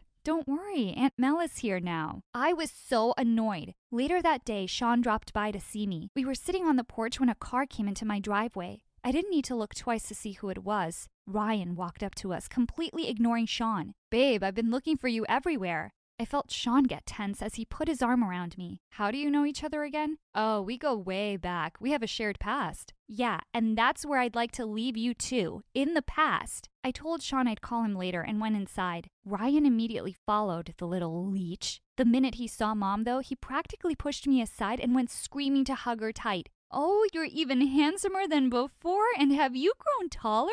Stupid vain boy. He started making crepes along with Mom, and watching him in our kitchen just made me feel angrier. Thinking about me? You wish. I'm not going to forgive you just because you're making me crepes once. Then I'll keep making them till you do. But don't eat too many. We don't want you getting fat. And he finally left. My mom couldn't stop talking about how wonderful it would be if the two of us got together. Mom, I'm with Sean now. Well, yes, but you can break up with him. Both Mel and I would be thrilled. I stormed off to my room. Why did Mom keep forgetting Ryan was a jerk who broke my heart? Come to think of it, Aunt Mel was a bit of a jerk too. And a bossy one at that. She wanted to change everything about the cafe. One day I came home from school to find her painting the beautiful lavender walls an ugly shade of pink. She kept picking faults with the menu, but she still always wanted to know more about my recipes. One afternoon, I came to the cafe and was horrified to see that she had changed the signboard outside. Now her name was on it too. She had even managed to convince Mom to open another bank account. Without me. Another day, I walked into the kitchen to hear her saying to Mom, I saw that you recently had a couple of bad reviews online. That's what happens when you let a child do everything. I hated her poking her nose in my business, but that's not all I had to worry about. One Saturday, when I went to open up the cafe with Mom, we stopped short in horror. All across the window, someone had painted, Take your stupid desserts and leave our town." Just then, Aunt Mel turned up behind us, staring at the view in shock, and then she burst into tears. Who would do such a horrible thing to me? I bet it's that old witch down the street who keeps complaining our customers are too noisy. While Mom consoled her, I tried not to imagine what it would be like to punch her, and I couldn't help wondering who would do such a thing to my cafe. As if all this wasn't annoying enough, Ryan had begun to constantly hover around me. He started following me around in school, not leaving me alone with Sean for a second. I was sitting with Sean one day and having French fries when he popped up out of nowhere and took away my plate. "You shouldn't be eating fried food. Sean, how could you let her?" I'm not her dad, and neither are you." Before I could even say anything, he threw the fries in the garbage and put a salad in front of me. "And why aren't you wearing sunscreen? Your skin looks spotty." After school, he was always over at the cafe, telling everyone he worked there as a waiter. And later, he'd turn up at my place in the evening, sticking to me like glue while Mom and I were watching TV. One evening when Mom was out, I called Sean over to a romantic dinner for two. Just as he was leaning over the table to kiss me, and I closed my eyes, I felt a hand pushing my face away. My eyes flew open, and I nearly fell back to see it was Ryan. Isn't it kind of gross to kiss without having some breath mints first? Man, are you crazy? Yes, crazy in love. Ryan, I've just had it. Get out. Okay, just let me take my phone from under the table. Sean literally had to stop me from throwing a plate at Ryan as he ran out. I was trying to keep my cool, but he was really crossing a line and then some. One night, I woke up to the sound of something being dragged across the room. I sat up in bed and let out a loud scream. Who's there? And then I saw a shadow move and a voice called in the darkness. "Hello, Carrie." I nearly had a heart attack. Ryan! He was sitting in a chair staring at me like a creep. He had a box in his hands. "What are you doing in my room?" "I came to give you this. I know it's that time of the month for you and you need some extra love." "What the? How do you know?" "Oh, I just installed the same period app that you use and asked your mom about your last date. Now, use the heating pad and herbal tea and don't eat all the chocolates." "Mom! Mom!" She came rushing in and I told her what Ryan was doing, but she didn't see any problem with it. "He just really cares about you, honey." A few days later, Ryan was being his nosy self and helping me serve at the cafe. This old woman smiled and turned to me. "He will make an excellent husband." "Oh, no. We aren't together." "Of course we are. She's just shy and slightly angry with me at the moment." To be young and in love. Seems like it was all the encouragement Ryan needed. He put his arm around my shoulder, and before I knew it, he pulled me in for a kiss. "Get your paws off me!" Sean came in just then, looking furious. He punched Ryan and knocked him to the floor. Everyone stared in shocked silence. Ryan glared at us, brushed himself off, and walked out of the cafe without a word. Ryan wasn't talking to me anymore, and I wasn't complaining. Mom and Aunt Mel were both really cold to me, though, but we all had more troubling stuff to deal with right now. Someone had complained that our kitchens were filthy and had rats running around. The Food Inspection Authority came to check, to find our kitchens spotless, of course. I was furious. Even though these rumors were false, they weren't good for business. A few days later, Sean came to me, literally jumping with excitement. "Babe, I've got brilliant news for you. My dad's cousin is a huge rock singer and he's getting married and he wants you to cater. There will be so many famous people there." I was thrilled. This was the biggest order I'd ever gotten, and it could really make or break me. The three of us spent weeks preparing everything. I was almost glad for Aunt Mel right now. We needed all the help we could get. The entire neighborhood was excited about their local bakery catering for a celebrity wedding. On the day of the wedding, we got to the venue and unloaded the tiered cake onto the trolley. Suddenly, a wheel slipped out, the trolley tilted, and the cake went sliding away. Sean flew towards it and somehow managed to save it just before it hit the ground. Aunt Mel shrieked, "Oh dear God, I feel faint. Someone give me my smelling salts." "It's okay, we're okay. I have extra frosting, we can fix it." We carried off the cake to the kitchen, and I fixed up the smudged parts in no time. I let out a sigh of relief as Sean and Ryan carried out the cake to the garden. Just then, I noticed some frosting on my hand, and I licked it. What? Why did it taste so disgusting and salty? I stared at the scene in front of me in horror. The bride and groom were cutting the cake. OMG, I couldn't let anyone eat this. No! I ran towards the table like a maniac, and just when I was close, I tripped over my own shoelaces. I practically flew and landed straight into the cake, and half of it went flying onto the bride's dress. She screamed in fury while the groom hopped around because some had landed in his eye. He stepped over the bride's dress, and we all heard a loud rip.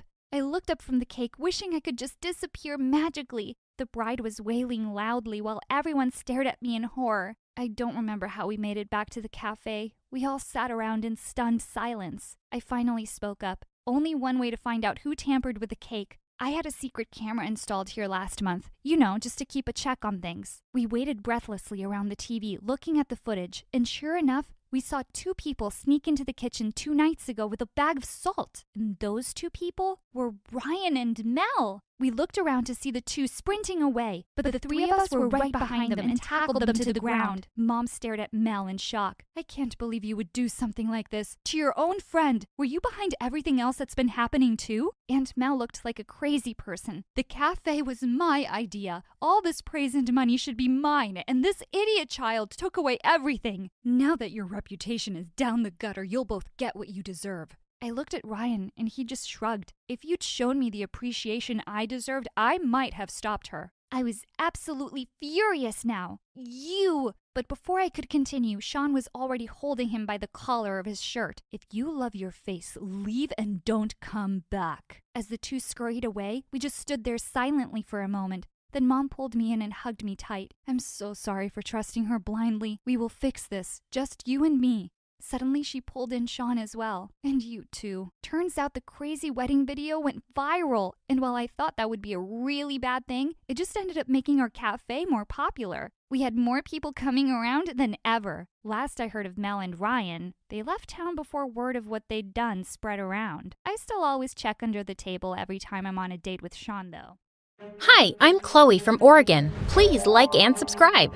I was born to an activist mom who was so crazy about saving the world that she gave birth to me in the jungle while protesting against the cutting of trees. This craziness was the reason Dad divorced her a long time back, but I had to live with it.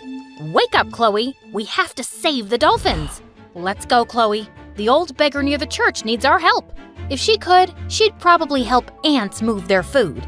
But that wasn't all. She was so careful about the environment that we lived in a tiny house and grew our own veggies and never used a vehicle to drive around. Even though she was kind of weird, she was a good mom. She was always there for my school functions, baked cookies for my friends, and never forgot my birthdays. Honey, I made you this cake.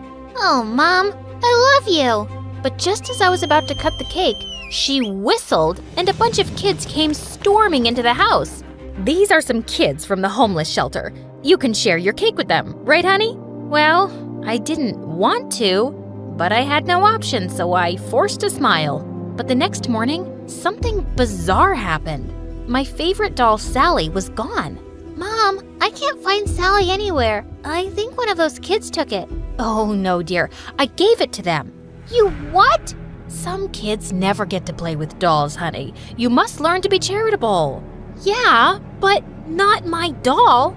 I was so mad at her, and it just got worse with time. If anyone came asking for help, she gave my clothes and things away without even asking, leaving me with nothing but damaged goods. I knew kids made comments on my appearance in school, and I was tired of it.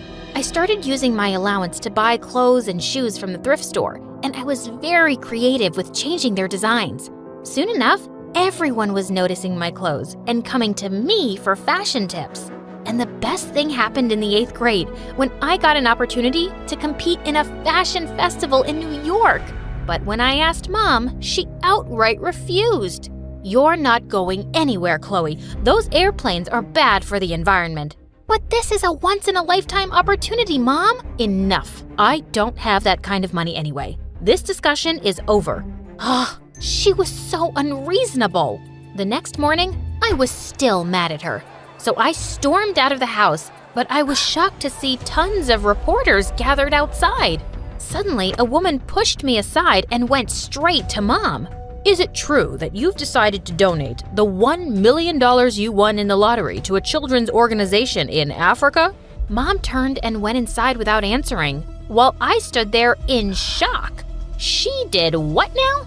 Is this true, Mom? You won $1 million lottery and you're giving it all away?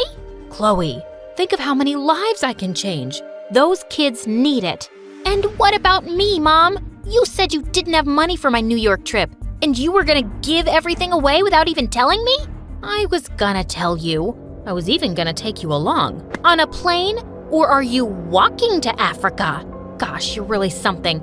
I'm not going with you anywhere. You care for every kid in the world except your own. I hate you! But soon after, she dropped another bombshell on me.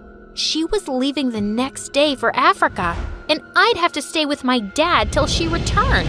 Mom and Dad hated each other, so I'd never gotten to know him. And now I had to live with him? This was insane! But when I reached his gigantic mansion in California, I couldn't help feeling a bit excited. Our house was a matchbox compared to this. Dad gave me an awkward hug and welcomed me into his home. I'm running really late for a meeting, but I'll see you at dinner, okay? And he just rushed off in a car. That wasn't weird at all. Soon after he left, a girl my age walked over to me and introduced herself as Jenny, my stepsister. Dad told me you were coming, and I'm sure we're gonna have a great time together. Come with me. Jenny led me to a huge room and opened a giant wardrobe for me. What do you think? I picked out all your clothes myself. Are you kidding? I love them. You're amazing. I know. I'm the coolest girl in our school, and no stepsister is gonna ruin my reputation by looking shabby.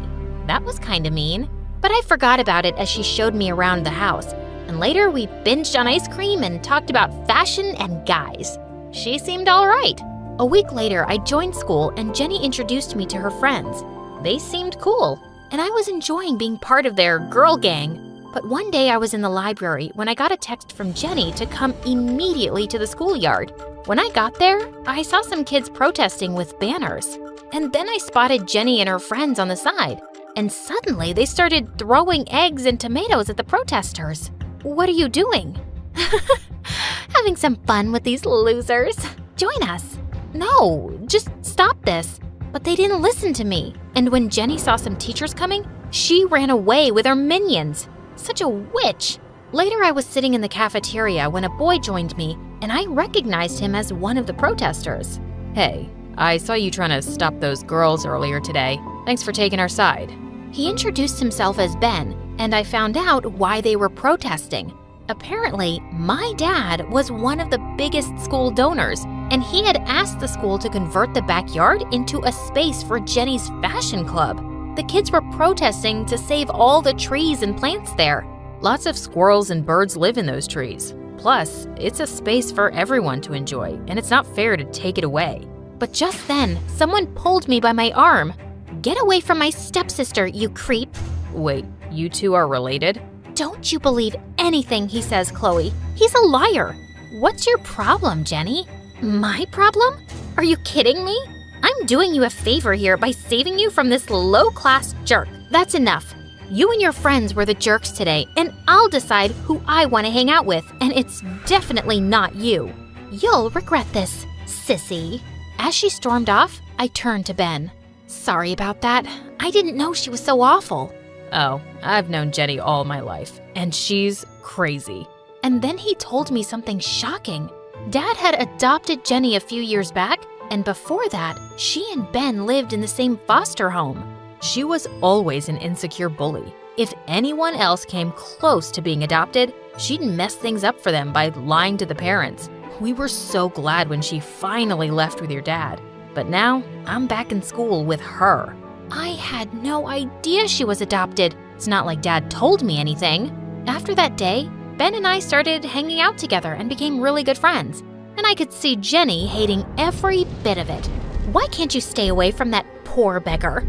After everything I did for you, all the clothes I bought, I never asked for it. And why should I care if he's poor? He's a good person, unlike you. You may have changed your looks with money, but from what I hear, your heart and personality are just as awful as always. You witch! How dare you speak to me like that? Just you wait and watch out. Suddenly, she dropped to the floor and started screaming. Save me! My stepsister just kicked me in the stomach!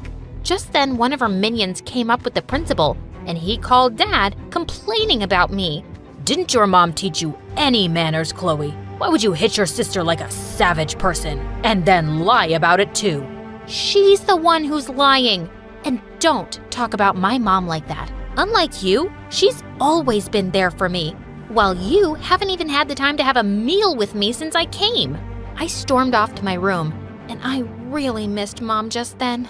A few days later, I invited Ben over to study for the exams together, but we just ended up talking about all sorts of stuff, including Mom. She may be a little too much, but her heart's in the right place, you know?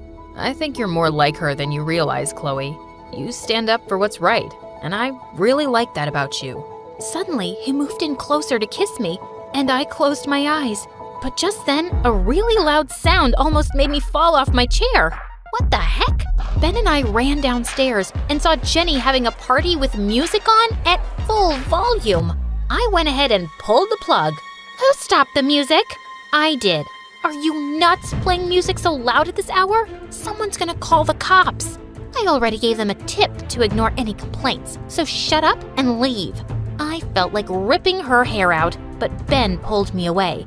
As I was leaving, I heard Jenny say to her girlfriend, "Ignore her, guys. Her mom's a total lunatic. That's why she's a little, crazy." That was it. I pushed her into the pool, and she looked super mad. The next morning, Dad called me, and I knew I'd get scolded because Jenny must have fed him lies. But to my surprise, he hugged me tight. Oh, you must be so worried about your mom, Chloe. It's gonna be okay, I promise. Why are you hugging her, Dad? You're supposed to scold her and ground her. Jenny, now is not the time for your tantrums. Dad, what's going on? Why would I be worried about Mom? Dad switched on the TV and I saw something awful. A group of volunteers in Africa had gone missing, and Mom was one of them. Suddenly, I felt my heart sink. I just ran back to my room. I stayed there for the next 2 days, crying and looking through the news every now and then. But then, Ben forced me to come back to school. I know you're worried about your mom, Chloe, but she'd want you to be brave and not lose hope. She'll come back. I just know it. He pulled me close and I felt so much better. He was right. I had to get myself together and do good things, just like Mom. I convinced Dad to take back his request for converting the backyard into a space only for the fashion club. I had other ideas for that space, and he agreed to donate money for it. I talked to the members of the fashion club and suggested that we redecorate the school backyard and turn it into an open-air showplace. They seemed to like my ideas, and when it was finally done, everyone was stunned. OMG, this is amazing. It's like a place for everyone. Everyone was happy and praised me for my idea, except for Jenny. What rubbish is this? And how could you guys go behind my back and support this good-for-nothing loser? Did she use her mom's sob story to get your sympathy? I was about to tell her to shut up, but all the kids spoke in my favor instead. Chloe came up with the best idea to utilize the space without destroying the trees. And it's time you stop being a mean witch, Jenny. It's getting really old now. Everyone seemed angry at Jenny, and I expected her to throw a tantrum. But surprisingly, she turned around and ran away. Something was definitely up, so I followed her and found her weeping in the bathroom. Jenny, are you okay? No, I'm not.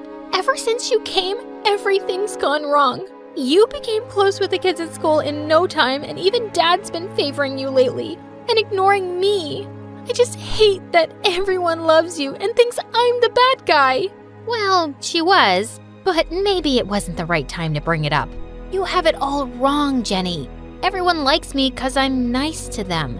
And Dad hasn't made any effort to get to know me my whole life. He's just being nice to me right now because of Mom going missing. Otherwise, he'd probably be the same.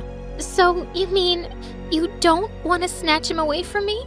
No, why would I do that? If anything, I'd want him to be nicer and kinder to both of us. Suddenly, she wiped her tears and hugged me. I don't understand this. I've been nothing but a witch to you, but you're still being nice to me. Why?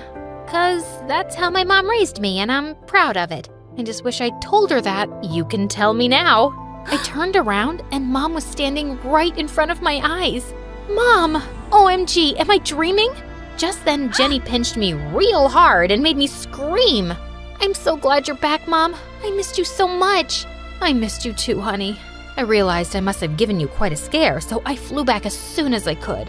You cut your trip short for me? There's nothing I wouldn't do for you, love. Unless someone else's need is greater. Oh, Mom.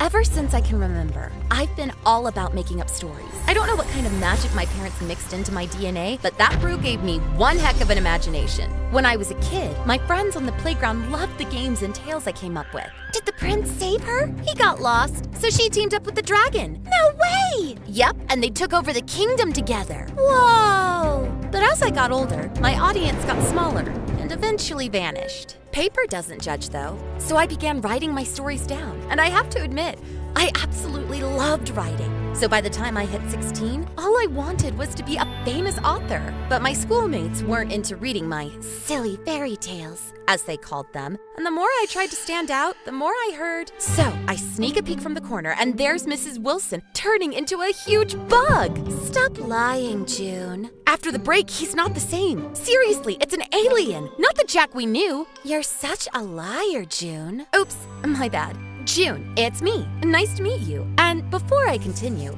please like and subscribe. Anyways, I was craving recognition, and everything finally changed when we got a substitute English teacher. His name was Arthur Lewis, and he looked really cool. In the very first class, he asked us to write a short story about any character from a classic book. I chose the rabbit from Alice's Adventures and received an A+.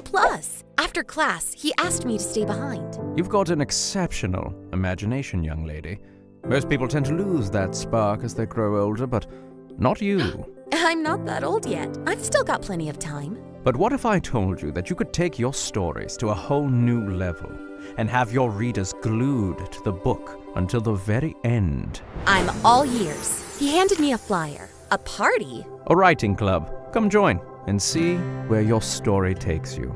The following Thursday was our first club meeting. We wrote short stories as an exercise, and I even managed to add some illustrations to mine. My artistic skills weren't top-notch, but it worked out fine because the main character was... Is it a rock? My face flushed like a boiling balloon. That was Jim, my secret crush since I was 10. He was as brilliant as Stephen Hawking and as hot as a chili pepper. Best mix, if you ask me. In my diaries, he went by the codename Buffalo Wings. My spicy hot. Rawr! Yeah, his name is Kid. The story's called Kid, a Rock. He rolls around the world in search of his long-lost father, Mountain. Sounds cool, June. OMG, he knew my name! Sure, we'd had science classes together, but we'd never really spoken before. He'd always seemed so mysterious, silent, and oh so perfect. And now he was talking to me! When I was a kid, I wrote a story about an ice cube. Looking back, it was quite a depressing tale because spring arrived too early. Our Thursday meetings became a regular thing, but one day, Mr. Lewis asked us to help him move some books into our library. It's part of an exchange program between state schools. We're giving away our books, and they're sending us books from other schools. The packages weren't exactly lightweight, but we had fun. Picture yourselves as thieves, and those are ancient relics and manuscripts that could unveil the secrets of Atlantis. He often tasked us to play out the roles of the characters we planned to write about. My eyes lit up.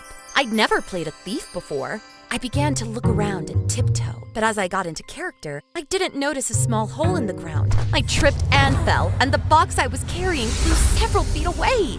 Are you all right? He rushed over and offered his hand. When I took it, I felt a little jolt, like static electricity. To avoid falling again, I hugged him, and our faces ended up so close I could feel his breath on my cheek.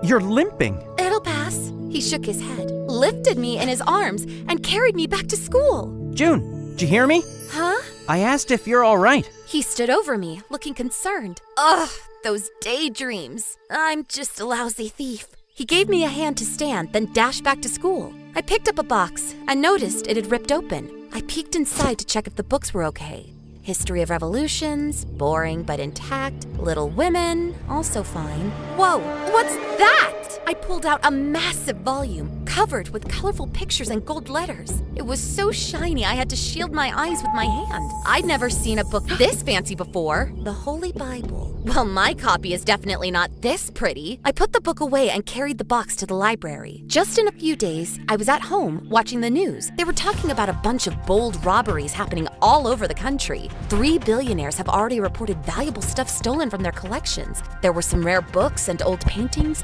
and the almost priceless King James Bible. I sat there, mouth wide open, a spoon in my hand, jam dripping from it. The Bible they showed on TV was exactly the same as the one I saw in that box. It's my teacher who stole it. Sweetie, come on, we talked about this. All made-up stories go in the notebook. But it's true. Right, and I guess he's also a cult leader, huh? That would be a cool twist, Dad. I knew this story was a gold mine. It could change everything, but I needed evidence, so I decided to play detective. I put on a trench coat and went on a mission. I hid in the bushes near the school, using my dad's binoculars to keep a close watch. The cheerleaders were in the locker room near the field. One of the girls was bragging about her new Chanel bag, even though I saw her yesterday in a replica store. Another was adding fake hair to her ponytail, and the third was copying something from one sheet to another. I zoomed in. Those were the answers for tomorrow's test. Seriously? And they called me a liar? What are you up to? I jumped, accidentally banging my head on something. Playing detective. It's for a story. I'd ask if I could join, but I don't think I'm allowed to spy on the girls in the locker room. My cheeks flushed like ripe strawberries. It's not about them. I'm spying on Mr. Lewis. Oh? Why? I spilled the beans about that weird book and the robberies happening around, and how badly I needed some proof for the cops. Honestly, I was pretty sure he wouldn't buy it. He'd likely go, "You're just making stuff up," or "Quit with the lies." But instead, he just nodded and said, "I'm in." I was shocked, staring at him in disbelief. I couldn't even remember the last time someone had trusted me so easily. You really believe me? Why shouldn't I? It's just the others. Well, I'm not like the others. I know what it's like to be different. It was like a daydream coming to life. My eyes filled with tears and I started sobbing. Jim came closer and hugged me. He smelled like Christmas cookies, ginger and spice. Then he shared that he lost his mom when he was just a kid. His dad, a big shot inventor, was always knee-deep in tech stuff or jet-setting around the world. Jim, though, wanted more of his dad's time, so he began shadowing him and even tinkering with his own inventions. He totally loved it, even though his interests zoomed past what was normal for someone his age. And you know, kids can be pretty harsh when they see someone who's different. So I learned to stay quiet and keep everything to myself. I gazed into his eyes, deep as the ocean. I just wished he'd grab my hand and we'd dash into the sunset together. So we dove into spying on Mr. Lewis. Days passed with no sign of anything fishy, but Jim brought some cool gadgets, like an invisible UV ink pen or a dice with a hidden camera. Are you like a real spy or something? I made these for fun after binge watching James Bond. Never tried them out for real, so no guarantees they'll work. He pulled something out from his pocket, a super cute necklace with a black stone. He gently placed it around my neck. Is this for me? It's a voice recorder. Just tap it here and it'll start recording. OMG, I totally forgot how to breathe. Is it even legal to be this perfect? Oh, it's him! Mr. Lewis was speedwalking, holding a package. He glanced back before vanishing into the alley behind the school. Hurry, or he'll slip away. We sprinted after him, trying to stay low, trailing him until he reached what seemed like an old factory building. He entered. Darn it, we've got to follow. I looked around. There was an open window about 7 feet off the ground. Jim crouched down. I stepped on his hands, and he boosted me up. I grabbed the frame and pulled myself inside, with Jim following. June, you do know that we just freely walked through the door, right? Shh, that's my story. So, what did I say? Oh yeah, we ended up in this massive warehouse. Rows upon rows of shelves stacked with boxes. We snooped around a bit, found some ancient stuff, paintings, and books. Sick! I snapped a few pics with my phone. We moved on, trying to be all stealthy. That's it? We both froze. My heart was pounding like crazy, so I grabbed Jim's hand for comfort. He gave it a reassuring squeeze. The last one. We better move. I've got a bad feeling. About what? Just pack everything up and be ready tomorrow. I heard footsteps fading away and peeked from behind the shelves. Nobody. Quick, over here. There was a table piled with papers, some documents and maps. I didn't know if any of it mattered, but I took some snaps and sneaked a dice with a camera between the stacks. We gotta find that book. This one? All kinds of stuff happened at once. I jumped up. Someone's grip clamped painfully onto our arms from behind. Ouch! 2 burly men had us locked down tight. No way to squirm free. Mr. Lewis leaned against a wall, holding the stolen Bible. Well, well, my best students. Playing detective, I suppose? He strolled over and picked up the dice, checking it out. Impressive. A camera. Clever move. He tossed it on the floor and crushed it underfoot. Darn it! I wished I could free my hands and activate the necklace recorder, but the dude behind me wasn't giving me any room to work. You stole all that stuff. Why? He took the phone from my pocket and began deleting the photos I'd snapped earlier. As he did, he explained that he swiped identities to use as a cover while robbing rich jerks who hoarded rare items and locked them away in dark rooms, hidden from the world. I aim to open a museum where everyone can see these treasures. Noble cause, but why stealing? He mumbled something about rich morons who'd never understand. I was done with it. I twitched and sank my teeth into the burly man's hand. He howled in pain and shoved me away. Quick as lightning, I sprung back up, landing a solid punch right on his nose. Don't mess with me!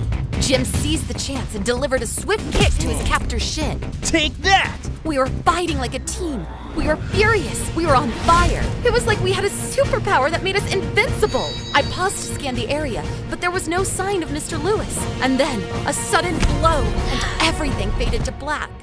I woke up to soft touches. Jim loomed over me, gently wiping my forehead with a damp towel. Note to self, never get on your bad side.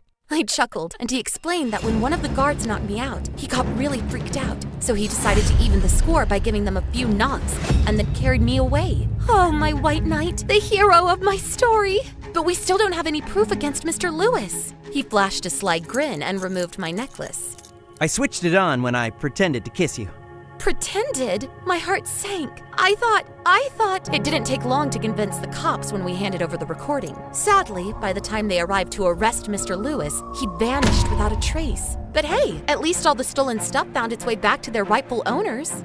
Now that we've recovered the stolen gems, we can finally realize our long-standing dream of establishing the museum. We've always wanted to allow people worldwide to marvel at these precious artifacts. Yeah, right. It's been their long-standing dream all along. As for me, after tons of reporters swarmed the school wanting interviews, it turned out that everybody wanted to say some nice words about me on camera. She's like my ride or die, you know? We're practically sisters. She's a creative genius. Her stories are seriously something else. Honestly, I didn't care. I was too busy writing a book. It hit the shelves in a month and went straight to bestseller status.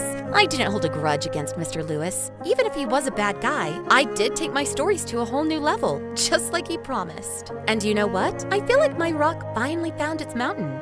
Wait, I thought mountain was like its dad. It's an allegory, silly. Oh, and one last thing. Just yesterday, I got a copy of my book with a little note on it. Well done, A+. Any guesses on who that might have been?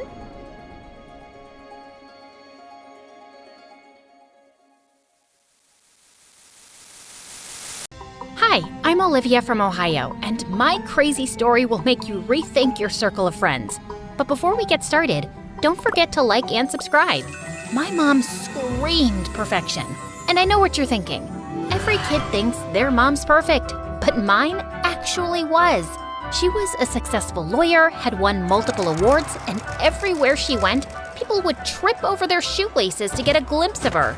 Next to her, I looked like an ogre that no one noticed. People didn't even believe I was her daughter. When I was 10, Mom and I were taking a stroll in the park when this man walked up to us. I was watching you from across the park, and I have to say, you're gorgeous.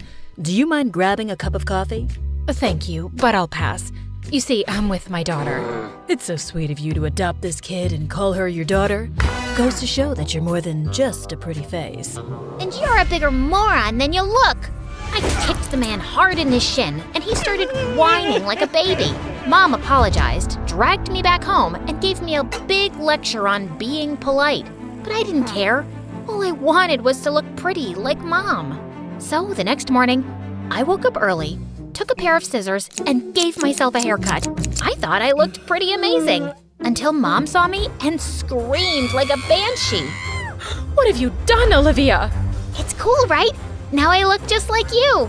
You look like a shaved raccoon!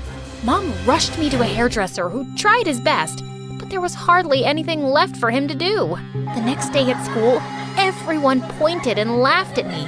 It was so humiliating. Things didn't change much even as I grew up. I was an A-grade student, but wasn't half as popular as the pretty girls in my school. Then one time in 9th grade, I saw this MSA video where this girl used makeup and it totally transformed her face. And I was hooked. I saw a bunch of makeup tutorials to get my look right, and when I was done, I looked like a totally different person.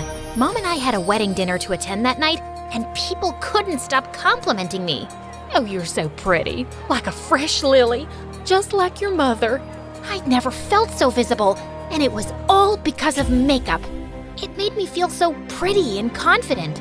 I got better and better, and by 16, I started my own YouTube channel where I taught makeup.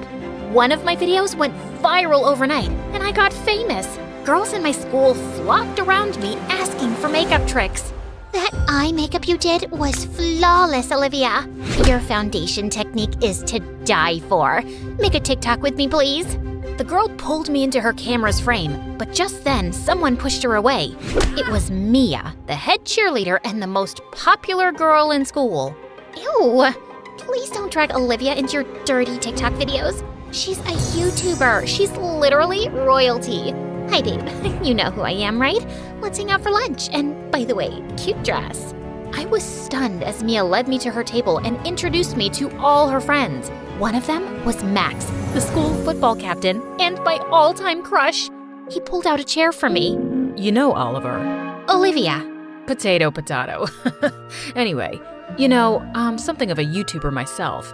I'm a fashion stylist, art curator, singer, songwriter. I do it all. I work very hard. That's amazing. My mom says hard work is the key to success. Oh no, sweetheart. I mean, I work very hard on myself. It takes effort to look so flawless. Want to go on a date with me? The most popular guy in school was asking me out on a date. So obviously, I said yes. Max and I hung out a bunch of times, and I was totally crushing over him. At school, I was finally in the cool league now. Mia and I went shopping, to parties, skipped school for movies. It was so much fun. But between hanging out with friends and making YouTube videos, I could hardly concentrate on my studies and failed a test. Mom found out, and she wasn't too happy. Skipping classes? Flunking tests? What's happening to you, Olivia? Relax, Mom. It's just one test. Besides, it's high school. I'm supposed to have fun. You're also supposed to be getting into college, and I don't see that happening with these grades. You're acting like a totally different person. And maybe that's not such a bad thing since I'm tired of living under your shadow, Mom. I'm my own person, and I know how to make my own decisions. Saying that, I rushed to my room. I felt kind of bad for being so rude to Mom, but I was too mad to apologize. But Mom didn't give up, and the next day at school, she asked one of my teachers to assign me a tutor to help me with my studies. I was waiting for my tutor in the library when a really nerdy girl walked over to me. You're Olivia, and Grace, your tutor. Let's start. Grace pulled up a chair, and I couldn't help noticing her mismatched shoes. Yeah, I know my shoes don't match. It's just the other one was wet and I was in a hurry. And before you ask me, yes, I only own 2 pairs of shoes because that's all you need. Now, let's start with science. Grace and I worked all afternoon, and I could tell she was really smart. We were just wrapping up when Mia showed up with Max. OMG, this is your tutor? Where did you get that dress? It looks like it was made out of your grandma's curtains. Wow, what a cool guess. She was giving her curtains away to Goodwill. I told her I could get a use out of them for another 10 years. You're such a dork, man. Right, Olivia? Yeah, totally. I shamefully joined in as Mia and her friends made fun of Grace. I thought Grace would act out and throw a book at us or something, but she simply smiled and walked away. Later that day during gym, everyone was in the pool while I just sat outside and reflected on how I'd behaved with Grace. She was trying to help me, and I'd been a jerk to her. I was lost in my thoughts when Max walked up to me. You're not coming in? No, I'm scared of water. Oh, don't be a scaredy cat. Saying that, Max started pulling me into the water.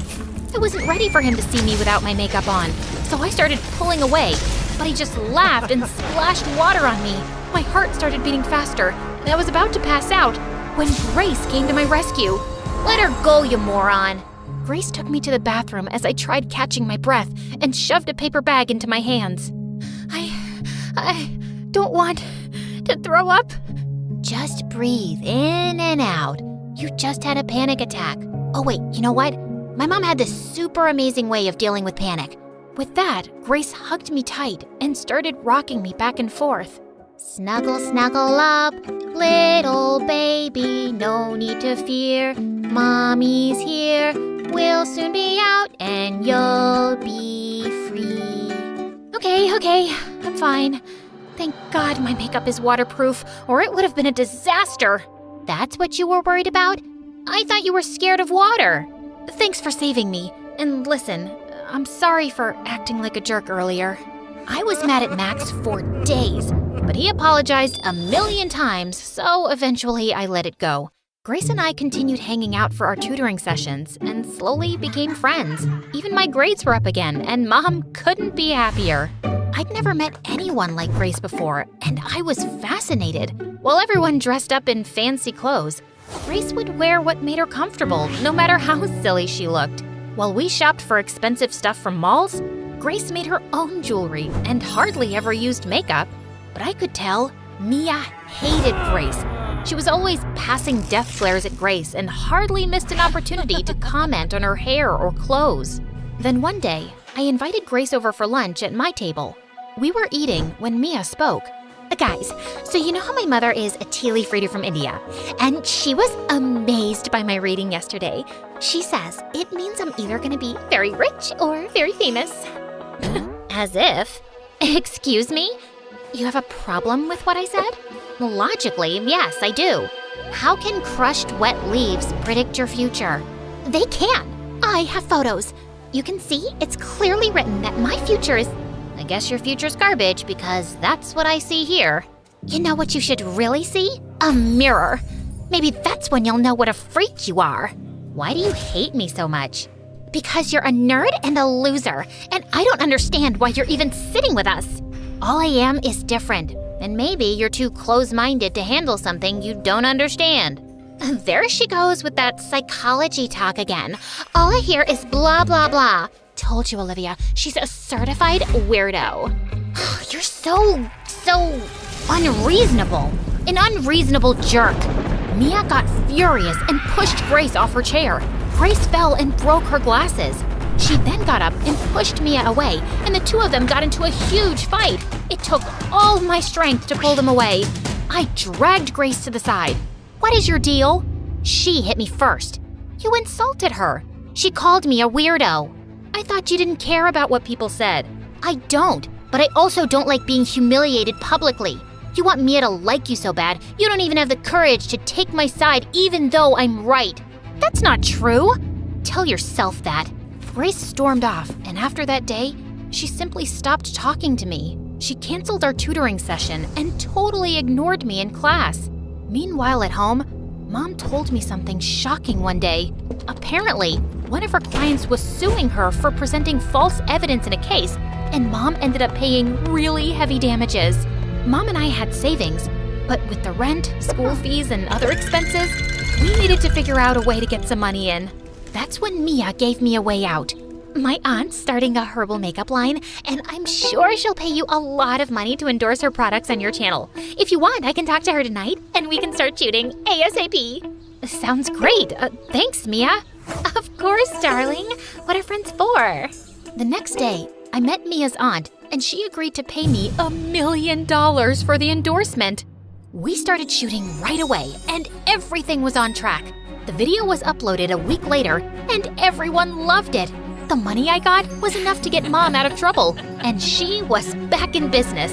But a week later, I woke up to people screaming outside my house. I checked my phone and was shocked to see people calling me a liar, a cheat, and I was facing a lot of hate on social media. My heart sank reading all the comments. Apparently, Mia's aunt used cheap chemicals in her skin line, and people were complaining of severe skin issues. I immediately pushed an apology video saying that I had no idea, but no one believed me. Since Mia's aunt wasn't answering my calls, I rushed to Mia's house to get an explanation when I saw she was having a party. I instantly spotted her on the porch making out with Max. What the heck, Max? I thought you liked me. I did, but then I saw what a fraud you are, and I don't want your tainted reputation ruining mine. I'm not a fraud. Mia's aunt is, and now she's not even answering my calls. And you, Mia, go on record and tell my followers that I had no idea those products were harmful. And why should I do that? It's not my problem that you didn't do your homework. You should have checked those products before endorsing them. I trusted you. We were friends. And I did you a favor as a friend. But yeah, that aunt of mine's always been kind of shady. She wanted me to be the face of her fraud line. Imagine the horror if I would have said yes. Aunt needed someone stupid and popular enough to spread the word about her brand, and you stepped up. Now, if you're done, you're interrupting my date, and I'd like you to leave. Mia went back to kissing Max, and I was furious. I noticed a cat litter in the corner of the kitchen, and I picked it up and dumped it on Mia's head before storming out of the stupid party. I was in the parking lot when I saw Grace waiting for me. What are you doing here? I wanted to make sure you were okay. And look, I recorded the whole conversation with Mia. Upload this on your channel, and everyone will know what lying pieces of poop Mia and her aunt are. And then what? I know how horrible cyberbullying is, and I don't want another person to go through it. So you're just gonna let this go? Nope. We'll show this video to the police and let them take action. And after it's all behind us, there's something else I want to talk about on my channel. I've spent my entire life feeling invisible and not good enough, and makeup was my way to get noticed. But I just attracted shallow, awful people like Mia and Max. The only people worth having in your life are those who don't make you feel like you need to be someone else to be accepted by them. Did you hit your head on the way out? You're sounding like me. Well, you're the one who showed me that originality is our biggest superpower. So that's what I'm going to do. I still love makeup, but I won't lose sight of who I am as a person anymore, and I won't hide behind it. If I can become popular once, I can do it all over again. You with me? Always. Great, because I'm gonna need your help, and your macaroni necklace too.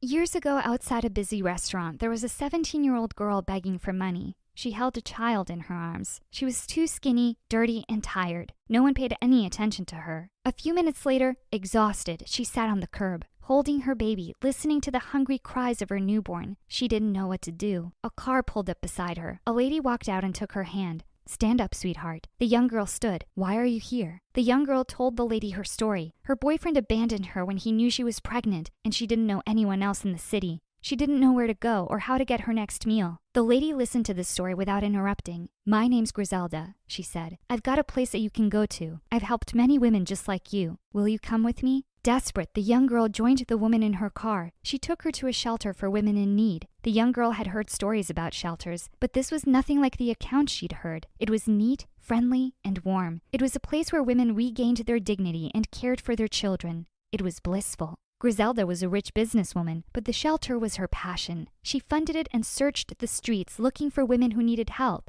There were many of these women, and they all seemed to grow healthy again under her watch. In Griselda's haven, women healed from their trauma. Seeing this gave Griselda a sense of fulfillment. Most of these women would leave the shelter only to return a few weeks later, newly traumatized. 9 times out of 10, it always came back to the same thing: men. Men were ruining the lives of these women. Griselda hired lawyers, hounded social workers, and called the police, but it was always the same. Nothing changed. The women continued to return to her, broken and defeated. After years of this, Griselda finally snapped. Every time a man came near her, she would just about spit on him. Within a week, the shelter closed down. Griselda and most of the women disappeared. Some returned to the streets or the homes where they were neglected. Griselda bought acres of farmland in the middle of nowhere, a place so far removed that no one knew about it. She built a giant wall around the perimeter, hidden behind a thick forest of trees. She put female guards up on the only entrance. She cut the internet, satellite, and cellular signals in the area, jamming and confusing these signals so that our community's location didn't even show up on digital maps. "When we keep the men outside, we will have a safe place to grow," she told the women. She invited all the women in the shelter to join her, saying that there was more than enough room for all of them. Griselda promised them work and a new life, free of pain and suffering. All the women had to do was promise they would never speak about men again. There were many women who weren't willing to part ways with men. They were kicked out of the shelter and excluded from Griselda's plans. But there were many women who had come to love Griselda and saw her as a mother. These women agreed to her conditions. These women were welcomed into her community. My mother was one of them. In fact, I was the baby that 17-year-old girl was holding. And my name is Stephanie. I went to school like all the other girls. Everything taught in the community was a modified version of history. All inventions, discoveries, and breakthroughs were made by women. They told us that there wasn't anything outside the community because the rest of the world was destroyed in a very strange version of World War II. Beyond the forest and the wall that separated our community from the outside were all kinds of scary things, zombies, monsters, etc. These were the scary bedtime stories that all the girls were told. My life in the community was fun and safe. I had lots of friends, and it didn't bother me in the least that they were all girls. The adults gave me tons of freedom and were very open with me. That changed when I was 17. That was when I began to ask too many questions about our history. I loved to explore and push the boundaries. We had grown up hearing stories about the boundary wall not being safe. There were usually patrols that passed through the forest, making sure that none of the girls strayed too far. I waited for them to pass and snuck right up to it. The wall was huge and there was no way I was going to see through it, but I followed the wall for a few days, mapping it out, seeing how far it stretched. That was when I found the guarded entrance. During a changeover of the guards, the entrance was temporarily open. I looked out past the wall and was surprised to see that the world I knew continued. It was nothing like the stories we'd been told, filled with decaying trees and radiated animals. It was alive and beautiful out there. I spent my afternoon sneaking to the entrance and watching from the bushes for any signs of life. About 2 weeks later, a truck arrived at the entrance. I saw the strangest creature climbing out of the truck, like a woman but with short hair and a deep voice. I told my friends what I had seen, but they didn't believe me. The next day, I was called in to see Griselda. She assured me that what I had seen was just a woman who had suffered because of the radiation out in the world beyond the community. But I saw plants out there, I said. Of course, she said. It's only a small patch of loveliness just before it gets really ugly and unsafe. Now I need you to stay away from that wall. It's not safe out there. Maybe she was right. I agreed to stay away from the wall, but unlike my friends, my curiosity continued to grow. Griselda was definitely hiding something. About 3 months later, one of the pregnant ladies that used to babysit me when I was younger went into labor. After 2 days of not seeing or hearing from her, I went to the hospital to see her. She was dazed from all the medication, but when she saw me, she became lucid. "They took my boy," she cried. That was all she was able to say. The nurses burst into the room, ushered me out, and closed the door. That evening, I asked my mother what boy meant. She almost dropped the pan that she was washing. Then she smiled at me and asked me where I'd heard that word. I told her. It must be a name that she gave to her daughter. I didn't feel like I was getting the whole truth, but I let it go. A week later, I went to visit my babysitter in the hospital, but she wasn't there anymore. But Griselda was. She greeted me with a sad look on her face. Unfortunately, she didn't make it through the trauma of her delivery. I was shocked. I'd seen her after she'd had her baby. It didn't make sense. But I came to see... Griselda didn't let me finish. She has suffered enough. Please leave this now. Go and grieve and stop fighting me on this. I spent the next day wandering the community alone, clearing my head. Something kept bringing my mind back to that entrance, so I visited my secret spot in the bushes where I could watch. A car drove by and stopped in front of the gate. I couldn't believe my eyes. In the passenger seat was my babysitter. She looked sad, but she was definitely alive. Griselda was driving the car. After signing the paperwork, the gate opened and the car drove out. I was confused, angry, and hurt. Nothing was making sense. I could tell that people were lying to me, but I didn't know why. Even my own mother was holding back on the truth. I decided not to tell her anything. I wanted to do my own research. After conversations with my friends, I discovered that something strange often happened to the pregnant women in the community. About 60% of their children didn't make it. Most of these women either died or were committed to a wing in the hospital for the mentally unstable. So I put in a request to intern as a nurse at the hospital. It took me a few weeks to earn the trust of the head nurse, but eventually I did. She started to relax around me. When I knew I could take the chance, I asked her about the patients in the mentally unstable wing. "You don't want to go in there," she said. "Just a lot of sedated women." I told her that I wanted the hands-on experience. I asked her if I could just work there for a day. "Okay, but just for a day." I visited the wing and found that these women were still alive. While many of them were heavily sedated, there were 2 or 3 that were awake and willing to share their stories with me. "No boys allowed in the community," one lady told me. "What does boy mean?" She laughed at me and told me the strangest story I had ever been told. It went against all the biology lessons I had learned at school. "There's a whole world out there," she said. I remember leaving it when I was about 7 years old. It's not a wasteland. They've been lying to us. Obsessed with finding answers, I snuck up to the fence and waited for an opportunity to sneak out. A delivery vehicle arrived. As they were unloading the truck, I slipped into the back. We drove for about an hour. When the truck stopped, the back was opened. I slipped out undetected. I walked into a tall building, bigger than anything that I'd seen in the community. It was filled with stores of every kind, and more than that, it was a mix of people. Lots of women, but also lots of these other strange creatures. One of these strange-looking women came up to me. "Are you okay? You look lost," he said. He was about the same age as me. I told him it was my first time here. He offered to show me around because his friends had bailed on him and he had some time to kill. He took me from store to store, but I barely heard what he said. I was more fascinated by him. "What kind of girls are you?" I asked him. He laughed. "I hear you. I should probably get my hair cut pretty soon." I had so many more questions for this stranger, but I didn't get a chance to ask any more. I felt a hand on my shoulder. I turned around. It was Griselda. "Excuse us, young man," she said to the boy. "We need to leave." He smiled and waved at me and then walked away. I pulled away from Griselda. "I'm not going anywhere with you," I said. Griselda shook her head. "You have no idea what you're doing, Stephanie. I'm not the villain here, okay? But if you want answers, I'll give them to you." Griselda took me to a coffee shop and we sat down. Griselda specifically asked for a female waiter. "This is a mall," she said, "and those strange creatures that you're seeing are boys. All the stories that we've told you, they've been to protect you and your sisters in the community, but they haven't been the whole truth." "What is the truth?" I asked. "The truth is that boys become men and men end up hurting women." Griselda told me why she had started the community. We spoke for hours. The more she explained, the more I could understand why she hated men so much. "Your own mother was abandoned by a man. Your father. Is that the life that you want to live? One filled with these vile creatures?" "They can't all be bad," I said. Griselda shook her head. "They are, every last one of them." She looked a bit creepy when she said that, but then she took a deep breath and calmed down. "We're going to go back home now, Stephanie, to your family, your mother, your friends, your community. And when we go back, you won't mention a word of this to anyone. Do you understand?" "You can't expect me to keep quiet about this," I said. "They need to know." Griselda slammed her fist on the table. "No one needs to know anything. I've been patient with you, but if you want to infect the minds of my community with what you've seen here today, I'll make you pay for it." She grabbed my wrist and told me that it was time to go. I tried to pull my hands free, but she wouldn't let go. I shouted for her to stop. A male security guard came over to us and asked if everything was okay. Griselda smiled at him and told him that she was my grandmother, and we were just leaving, but I wasn't going anywhere. "Help me," I said. "She's not my grandmother, and I don't want to go with her."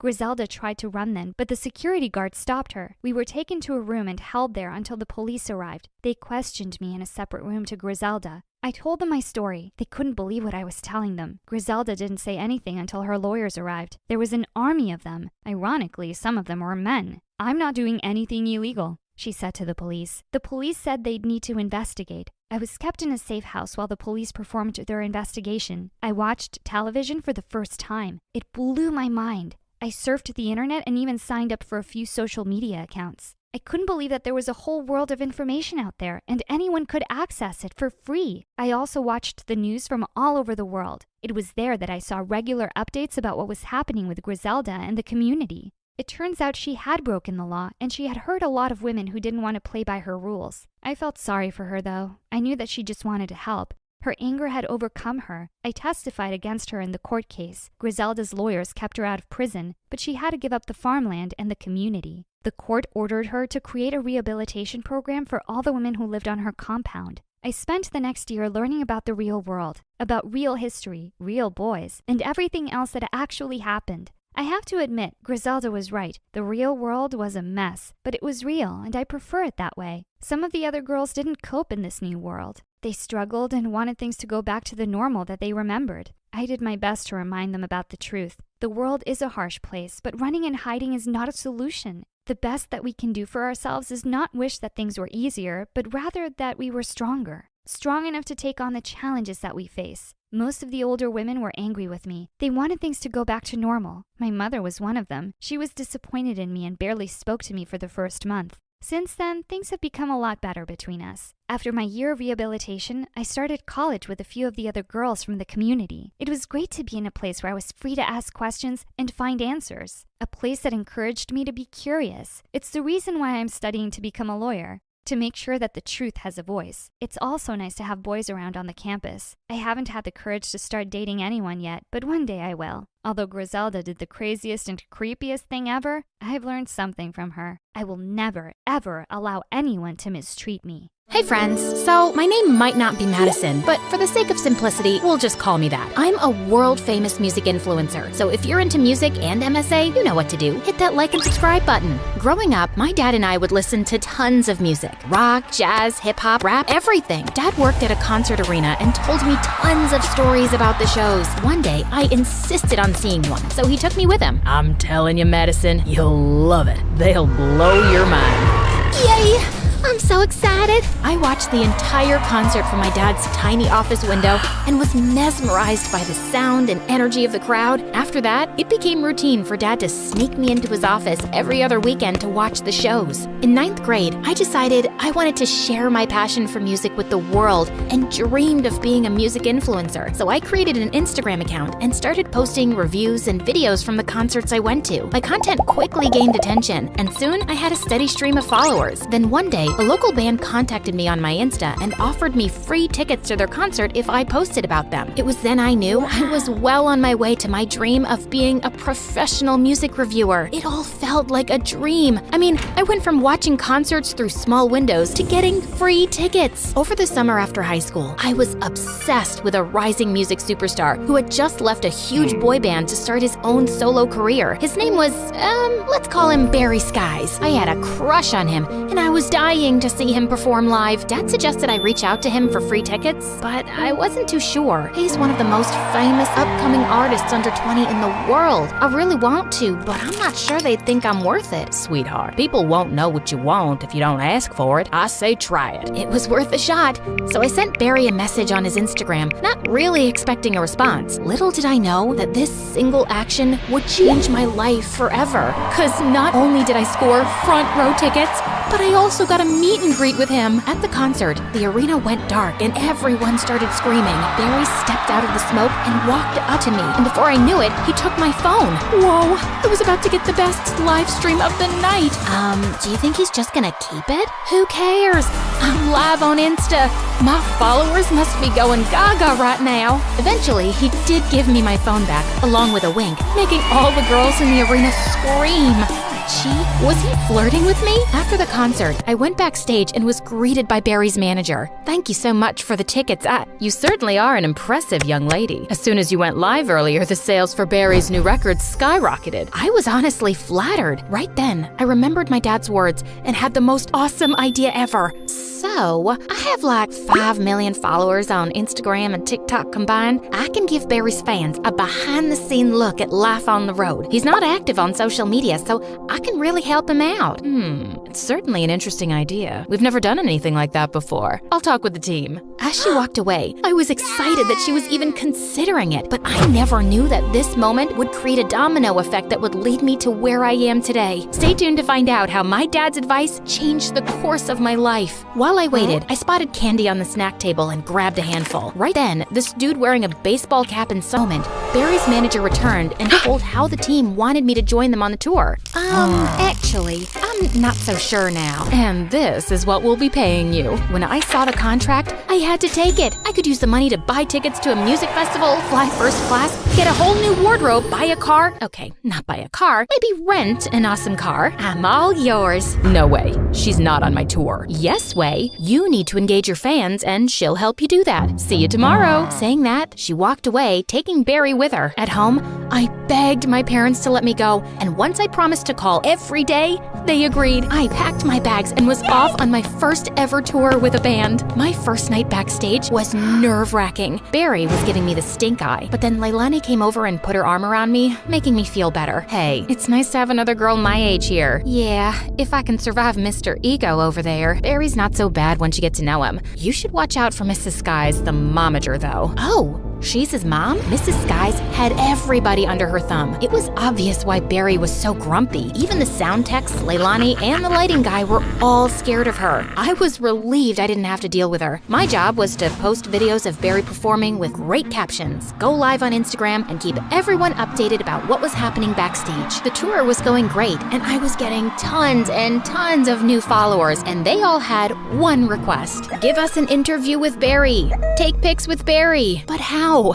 I was so frustrated with the guy. He was always in a bad mood. Leilani, you're playing the tune wrong. Ugh, start it again. Barry, I am not feeling well today. I am trying. Give me 5 minutes. Fine. Everyone take 5. I don't know how you do it. He's such a baby. Well, we've known each other since we were kids. Barry used to be more easygoing. I think he's just overworked. He just needs a little more fun in his life. A little fun, huh? I'd give him fun. That night when Barry opened the dressing room door, fake spiders dropped on him. The guy totally freaked out. Hey, who did this? Leilani and I cracked up watching Mrs. Skies trying to pick up the fake spiders. But when he realized they weren't real, he started laughing. Everyone else looked at him like he was crazy, but then they started laughing too. After that day, whenever Barry had a bad day, I'd pull a prank to make him laugh. I'd put a fake snake in his suitcase, fill his dressing room with balloons, have his favorite caramel apples delivered, but with onions instead of apples. Everyone loved hearing Barry's laughter, and it felt like Barry was finally being himself. He was more relaxed, and everyone had a blast on stage. Whilst everyone was having fun, in the background, his momager would be tapping her foot, reminding Barry that he's the star and this is work. I could see why he was so tense all the time. One night, I went to listen to Barry and his bandmates rehearse. As soon as I sat down on a chair, there was a loud fart noise. I was so embarrassed, but Barry just laughed like crazy. Someone had put a whoopee cushion there. Gotcha. What? You thought I wouldn't get back at you? I realized then that he knew I was the one behind the pranks.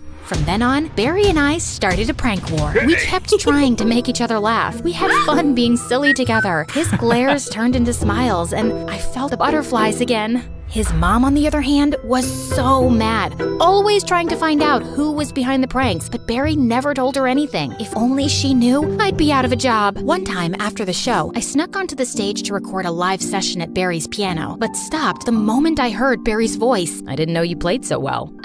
It was nothing. I'll just go. No, please, play a little more. As I played, Barry hopped on the piano and joined in. We finished the song, and he smiled at me. I suddenly realized I was live to millions of people. And there you have it. Barry Skies live and unfiltered. See you tomorrow on the road. So sorry. I forgot I was live. It's okay. Much better than a bunch of spiders falling on my face. I won't say I'm sorry for that. You needed some fun. I know. It was good to laugh like that. It's just that Mom pushes you really hard. Yeah.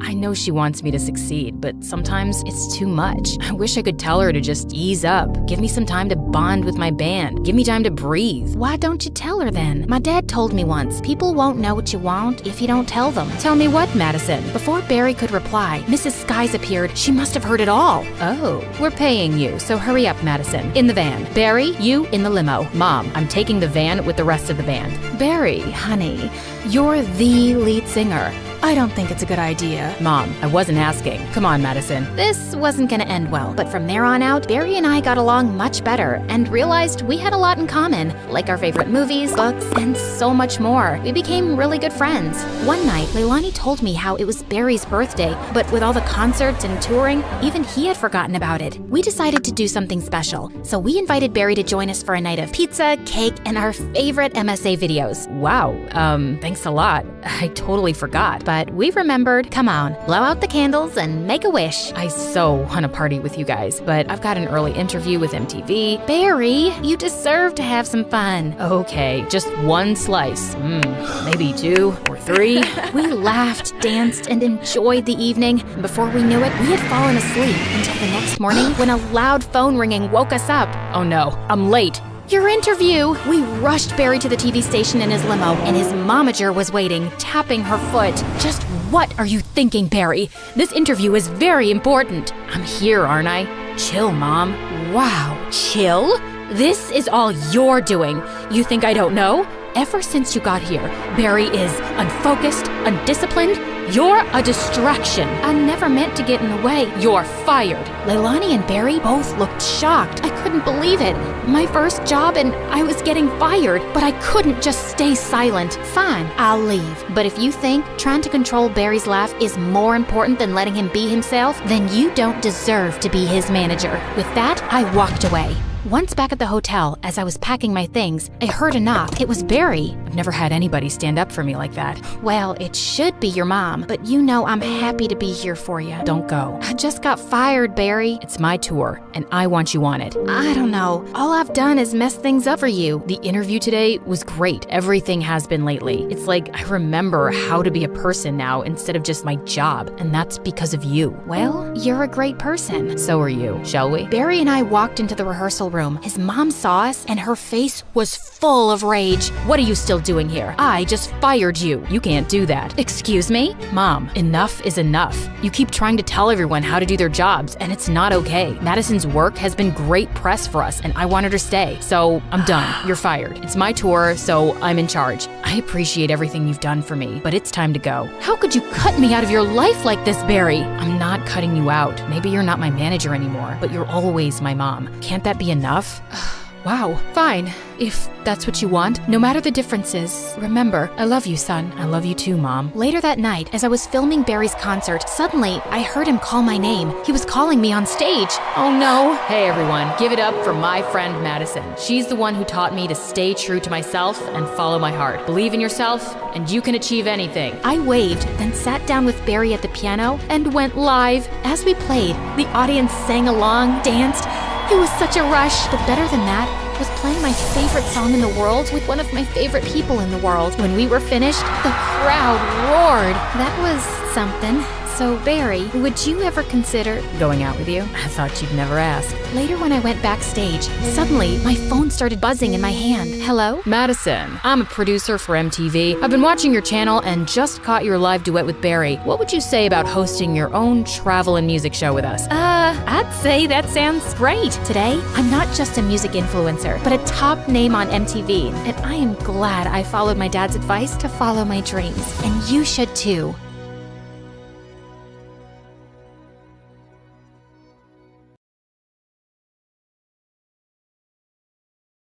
I never knew why, but I always seemed to annoy my parents. It wasn't as if they didn't like kids. They absolutely adored my brother John. He was always being showered with expensive gifts.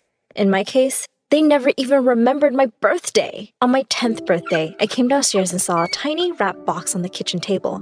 I ripped it open, only to have Mom walk in and snatch it away from me. "That's not for you. Look, she's torn the wrapping." Just then, John walked in, and they were all smiles. They handed the box to him, and inside was a key to a Porsche. He screamed in delight and followed them outside. He jumped into his new car. "Mom, Dad, let me take you around the block with this baby." And they were all off together. John was failing high school and was mostly just partying with girls, but that never seemed to bother my parents. Last Christmas, he brought 2 gorgeous girls home, and my parents looked like they couldn't be prouder. I had the duty of serving everyone drinks and food.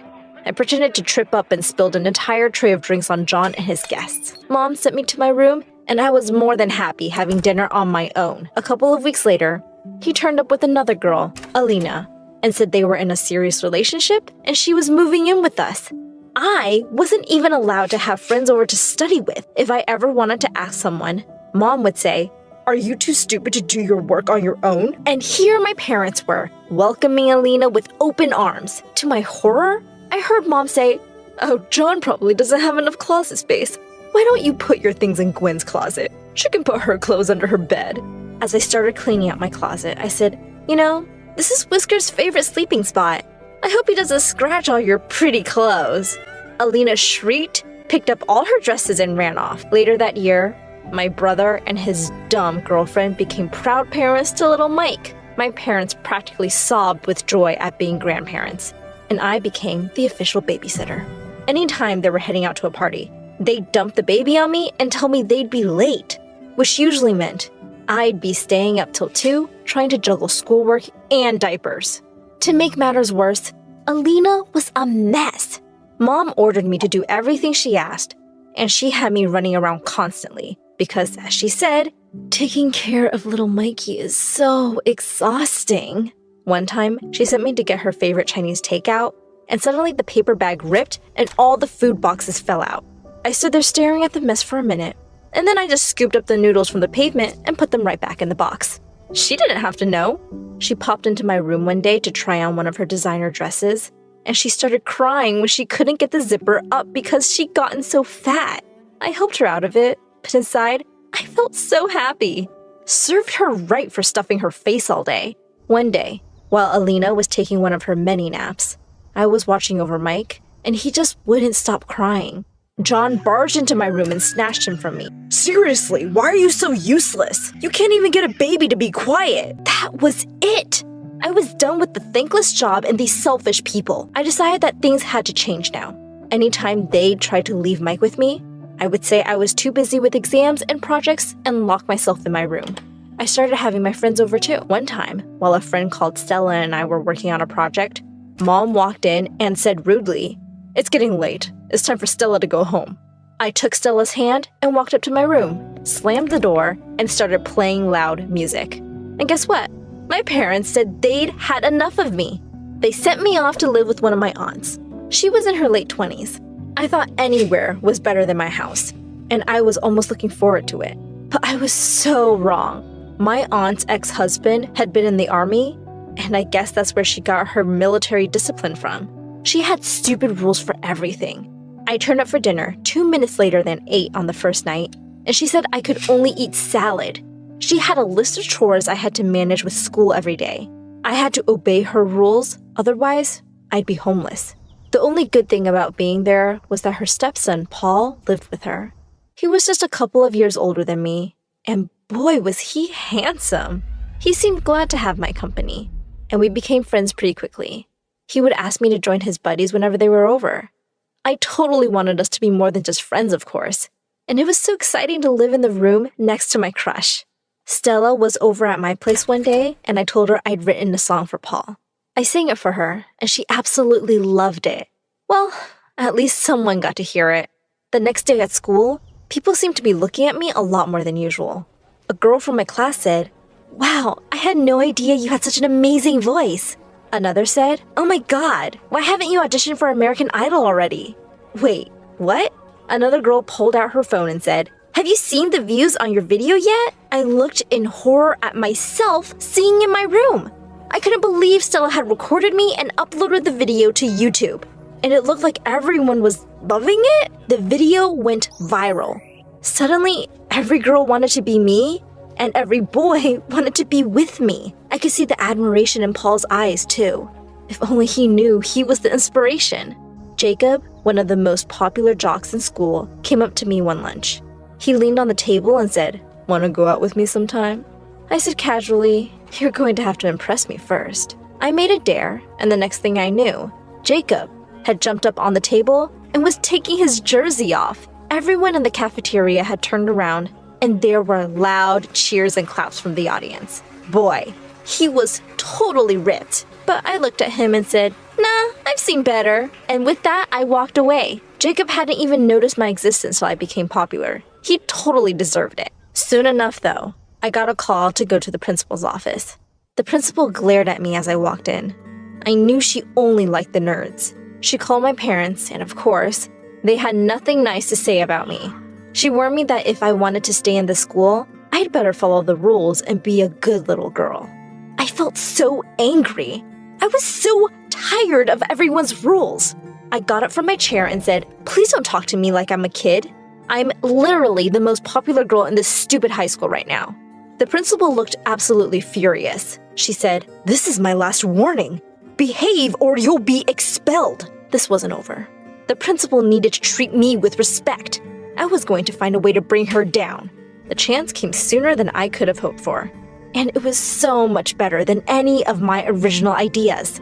My aunt had sent me to get food from her favorite restaurant one evening, and I stopped short when I looked in through the window and saw two women kissing. It was the principal and our science teacher. Last time I checked, that was definitely against the rules. I quickly whipped out my phone and made a video of the two. That video was an overnight sensation. The principal and the teacher were both forced to quit, and everyone was ecstatic that we were rid of the horrible principal. And I was the one who made it happen. I was crazy popular now. One day in the science lab, I caught Alexa staring right at me. She smiled at me when our eyes met. Alexa was really popular. The lab instructor told us to pair up, and she quickly came to my side. We became friends and started hanging out a lot. At one of her parties, I told her she looked really good, and she blushed. She took my hand and led me to the dance floor.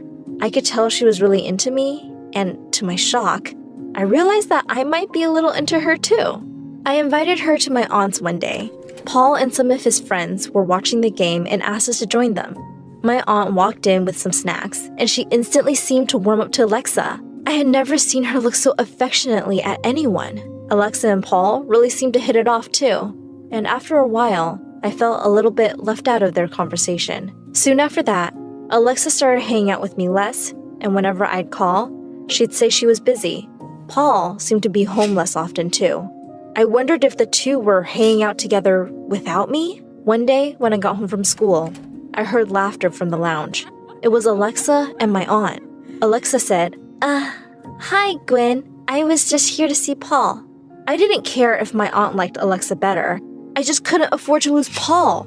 I decided to tell him how I felt about him. The next evening, I texted Paul to meet me in the garden after dinner. He seemed really surprised to see me all dressed up. He said, hey, Gwen, what's going on? I took his hand, looked deeply in his eyes, and said, I'm just a girl, standing in front of a boy, asking him to love her. I closed my eyes and leaned in to kiss him, but I suddenly felt him gently push me back.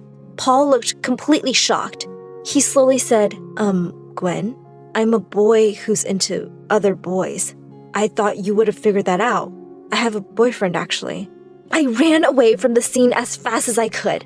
High school was about to end, and I didn't want to live with my aunt anymore. Things were really awkward with Paul since that night. And besides, I was making enough from my YouTube singing videos to afford a small apartment on my own. One afternoon, the doorbell rang, and I was really surprised to see that it was Alina. She'd lost a ton of weight and looked fab. She said she needed my help, so I reluctantly let her in. She said, your jerk brother cheated on me. She and John had broken up, and my parents had sent him away to join the army. They were taking care of Mike. Since Alina's parents had stopped talking to her after she got pregnant, she had nowhere to go. She begged me to let her crash at my place till she could figure something out. I could hardly say no to that beautiful face, so I agreed. I thought I'd hate having her around, but I guess not being with my brother made her less of a jerk. In fact, she was going out of her way to cook my favorite meals and kept the house clean. I realized she was really good company.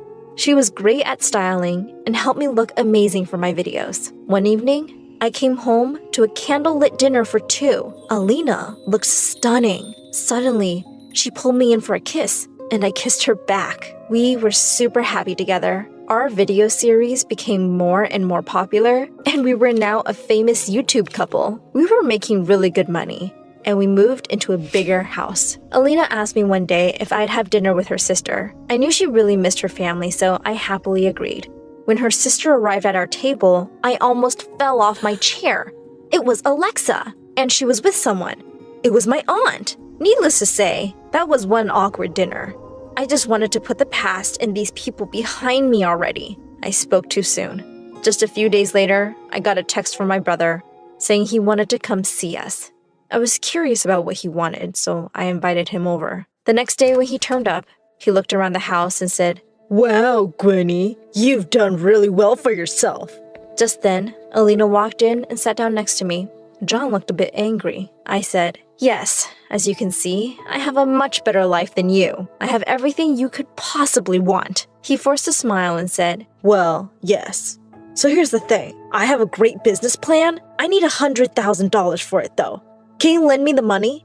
Why was I not surprised? I said, I'd rather throw the money in the gutter than give it to someone as selfish as you. That seemed to be too much for him. He jumped to his feet and shouted, no matter how rich or famous you get, Mom and Dad will always like me more. You will always be alone, no matter what you do. With that, he stormed out. I smiled at Alina and pointed to the camera that had been running the whole time. I uploaded the video to my channel and told my viewers all about how my family had mistreated me. A few weeks later, my parents showed up with Mike. Turned out, John had sunk all their money in a stupid business investment and had come to ask me for money to pay his debts. He couldn't get a loan from anywhere, and they had to sell their house. They cut ties with him completely now and begged me to help them. I couldn't forget how they treated me, but I was better than them. Plus, They had looked after Mike all these years. I forgave them, and Alina and I moved them into a separate wing of our mansion. At our grand New Year's party, Alexa came by looking absolutely stunning.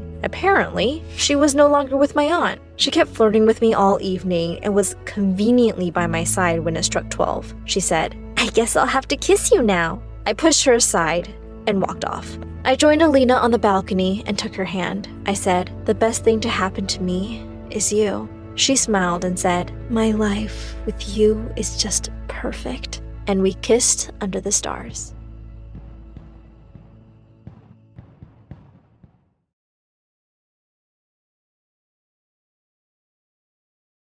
I've made a terrible mistake, and something awful is going to happen. I sneaked into the only place I'm not allowed to go, my parents' room. I couldn't stop myself. I was too curious to know what they were hiding, but I got caught. Now I have to fight for my life, running with tears on my face and nowhere to call home. I'm alone in this world. I'm an orphan who lost her real parents at age 5 and ended up with 2 complete strangers. I took a pause and sat on the curb. I needed to calm down. I tried hard to recall what had happened exactly, but I couldn't. All I knew was that one moment I was hiding, and the next, everything was in complete chaos. I saw everything around me shattered into pieces. I was standing in front of Clara, and she was going ballistic. Then she grabbed me by the hand and screamed words I couldn't remember. The room looked like it was hit by a tornado. What have they done? I jerked my arm away and started running in fear. Jacob was after me, trying to catch me. Luckily, I managed to get out of the door and escape before he could harm me.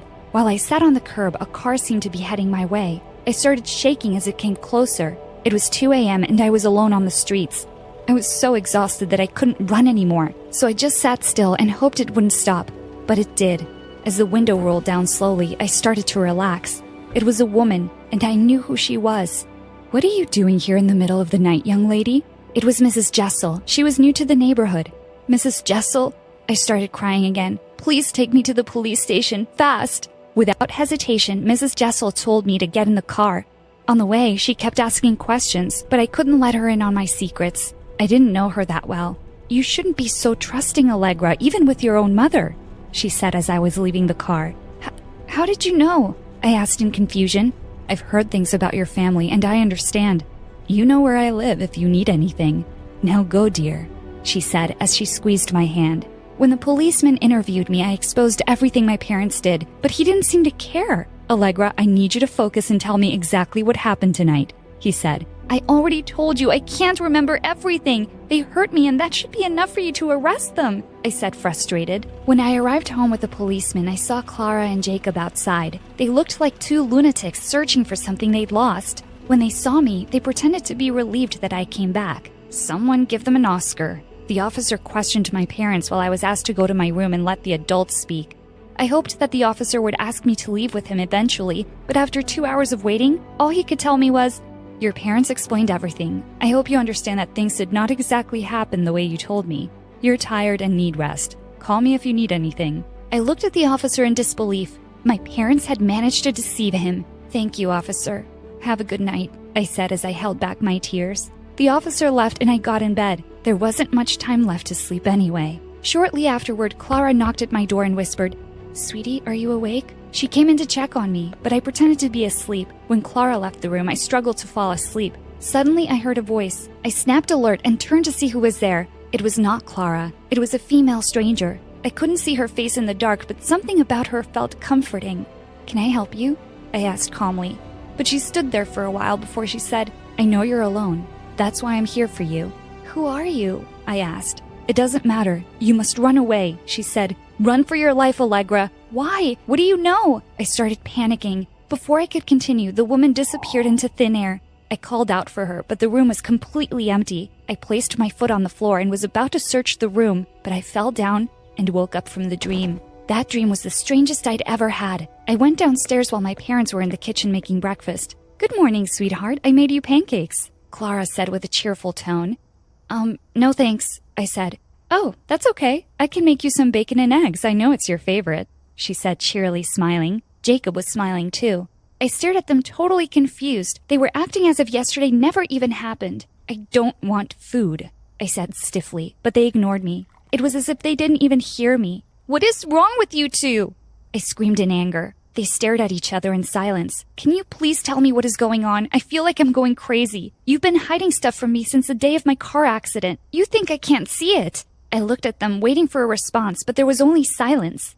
Answer me! I shouted again. We can't answer your questions, Allegra, Jacob said in a cold tone. Clara looked at him as if she hoped he wouldn't utter another word. There's something very wrong happening here, and I know it. I ran up to my room before they could respond. I decided that I wasn't going to wait any longer. I needed to sneak into my parents' room one more time. I waited until midnight, and I was very careful not to wake them up as I searched for their phones. When I found Jacob's phone, I quickly took it outside and unlocked it. His password was very easy to guess. As I was scrolling through it, I noticed that he'd been receiving lots of email regarding my adoption. According to these emails, my biological mother's real name was Lilith. I didn't understand why they'd kept her name a secret. There was some serious stuff here, and as I read it, I started shaking. There were police reports about my car accident. There was too much to read, but the phone started ringing. As I was panicking and trying to silence it, my parents came in. I put the phone under the blanket and acted like I'd done nothing wrong. To my surprise, they took the phone and went to their room like everything was normal. As they were leaving, I shouted at them and told them I was going to find out the truth. But they didn't respond. The whole thing was just very weird. I was dying to know what the documents said about the car accident. I had so many unanswered questions. Since the day of my car accident, I've been struggling to remember many things. It happened on a Tuesday. I was driving home when the brakes stopped working. I pushed on them, but the car never stopped. I thought it would be my last day on Earth, but luckily, I survived.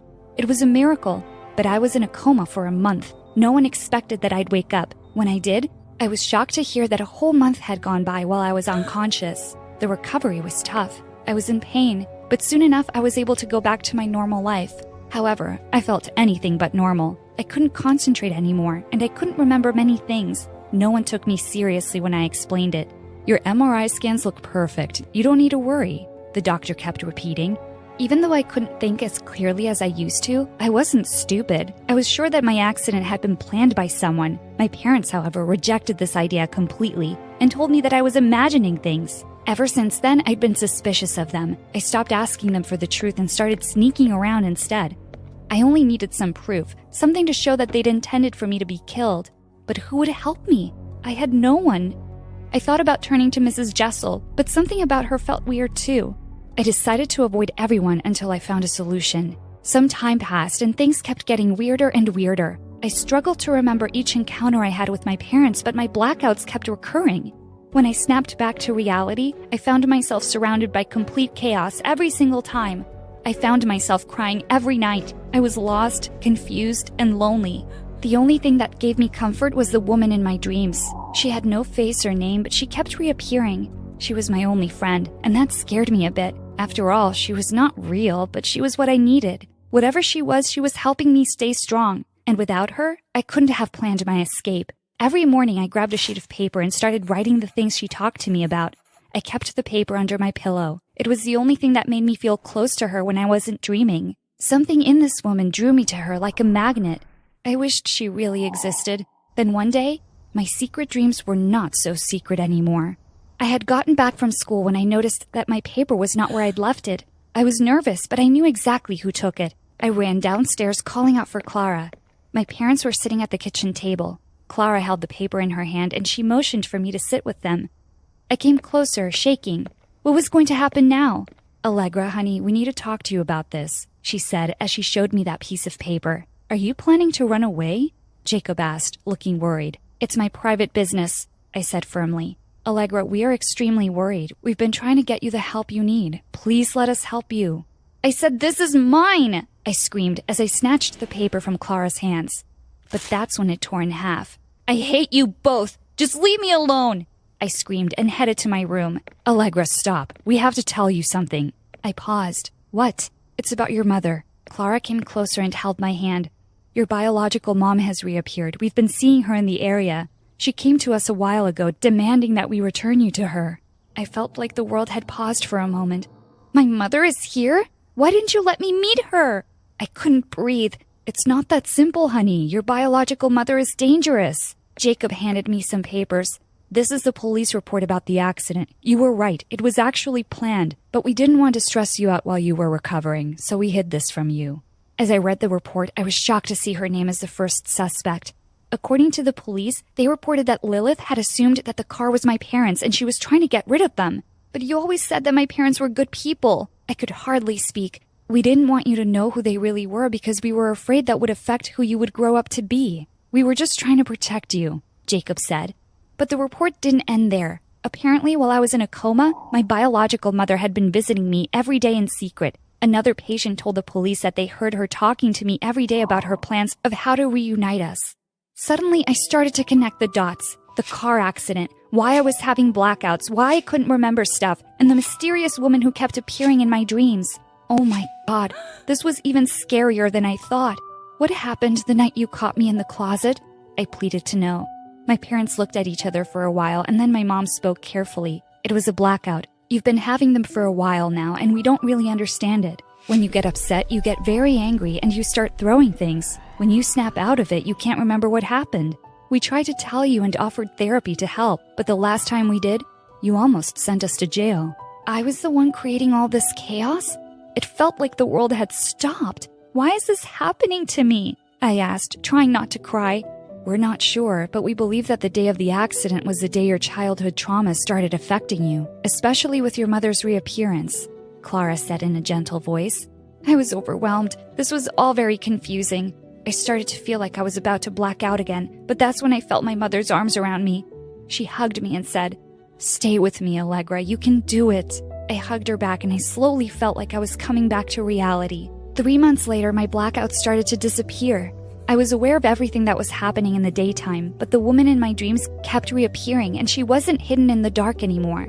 Slowly, I started to see more glimpses of her face, and I knew who she was. It was Lilith, my biological mother. These dreams were happening because of the many talks she had with me while I was in a coma. When I asked my parents about her, they had claimed that she was in jail and that I shouldn't worry about it. Even though I knew they were lying, I was okay with it. I had given them a hard time already, when all they had wanted to do was protect me. I must admit, however, that my biological mother had a lot of guts to drive me to the police station in the middle of the night. Later on, I asked about her, but everyone said that Mrs. Jessel had moved out all of a sudden, and no one knew where she'd gone. If anything, I've learned that no matter how bad my past was, it is now behind me. Sometimes it's better not to look back and try to move forward instead. Even though I had the urge to confront her, I decided that I wasn't going to look for her anymore. I would focus on the two most important people in my life, my real parents, Clara and Jacob. Hey friends, I'm Gabby from LA. Please like and subscribe. I lived in a super posh neighborhood with my rich single mom who always adored me and said I was the prettiest. She even showed me off in front of all her friends. Look at her. Isn't she like an angel? Touch her skin. It's baby soft. It's my daughter's birthday. For God's sake, stop showing off your daughter. But Mom never listened to anyone. As I grew older, Mom just grew more protective of me. Gabby, why are you out in the sun? And get away from these dirty kids. Mom, they're my friends, and we were just playing. Mates, get her inside and give her a shower. Now! Mom was crazy when it came to keeping my beauty safe. Since I was always indoors, I'd just end up watching TV. And it became my favorite thing to do. I loved watching how people acted, and I always tried to imitate them. And my passion for acting grew stronger when I joined the drama club right from first grade. And I was super popular in my class. Once during the school play, I was reciting the most emotional lines when I heard kids scream, "Run! Run! There's a snake in here!" Everyone started running out of the auditorium in panic. But just then, I spotted a boy from my class hiding in the corner and shivering in fear. I grabbed his hand and we both ran outside. But as soon as we were far enough, he shook my hand and ran away. What a weirdo. His name was Alan, and he was so quiet that I'd never noticed him much. But I saw in the next few days that he always sat alone. And the other kids from class kept picking on him. Why are you occupying the entire table when you don't have any friends? Get out of here. Well, I'm his friend and I'm gonna eat with him. You guys go someplace else. The other kids left, but just as I sat down, Alan walked away too. Ugh, I wasn't gonna bother being nice if he kept being a jerk. Later that afternoon, I was waiting to be picked up when I heard someone sobbing in the parking lot. I was shocked to see it was Alan. Hey, are you okay? but he shook my hand off his shoulder and I lost my patience. What's your problem? If you want to keep everything to yourself, fine. But you could be nice to the people who care. I lost my dog, okay? He was my only friend. Look, I'm sorry. I didn't want to be rude, but I've never had any friends, and I just don't know how to talk to people. Hey, chill, it's okay. I'm sorry about your dog, and maybe we can be friends. He looked surprised, but then he nodded with a smile, and suddenly it started raining. We both ran to the school building, and he held up his bag to cover me from the rain. From that day on, we became good friends. I even invited him to my place soon and introduced him to Mom, but she wasn't too happy about it. He doesn't seem like he's from a good family, Gabby. You should stay away from kids like that. He's my friend, and I don't care about anything else. Grades passed by, and my bond with Alan grew stronger. We went together on school trips, and he came to watch all my plays. In the 8th grade, I played the lead for the school's annual function. After the play was over, Alan came running backstage and hugged me. You were amazing, Gabby. I couldn't take my eyes off you tonight. Here, these are for you. And I wanted to tell you. But before he could finish, a man came running and moved Alan aside. Bravo! Bravo! You are amazing out there, little girl. I can't wait to sign you for my upcoming short film. Short what? The man introduced himself as a big producer and looked so eager to sign me for some big lead role. Just then, Mom came from behind me, screaming in excitement. That's just awesome, Gabby. Say yes. I was too stunned to speak, so I could only nod my head. Then I looked around for Alan, but he was nowhere to be seen. The next day, I waited for him at school, but he didn't show up. But when the driver was taking me back home, I saw Alan walking on the pavement in the rain. I asked the driver to stop the car and ran to him. Are you crazy? Where are you going in this rain? He was hesitant to speak, and I could tell something was up. What is it, Alan? Even yesterday you were going to say something, but then you vanished. I like you, Gabby, okay? I really do. But when I saw you getting the chance to live your dream, I couldn't bring myself to tell you about my feelings. I didn't want to ruin anything. No, Alan, you're not ruining anything. In fact, I like you too. I pulled him close and kissed him gently. And after that day, we started dating.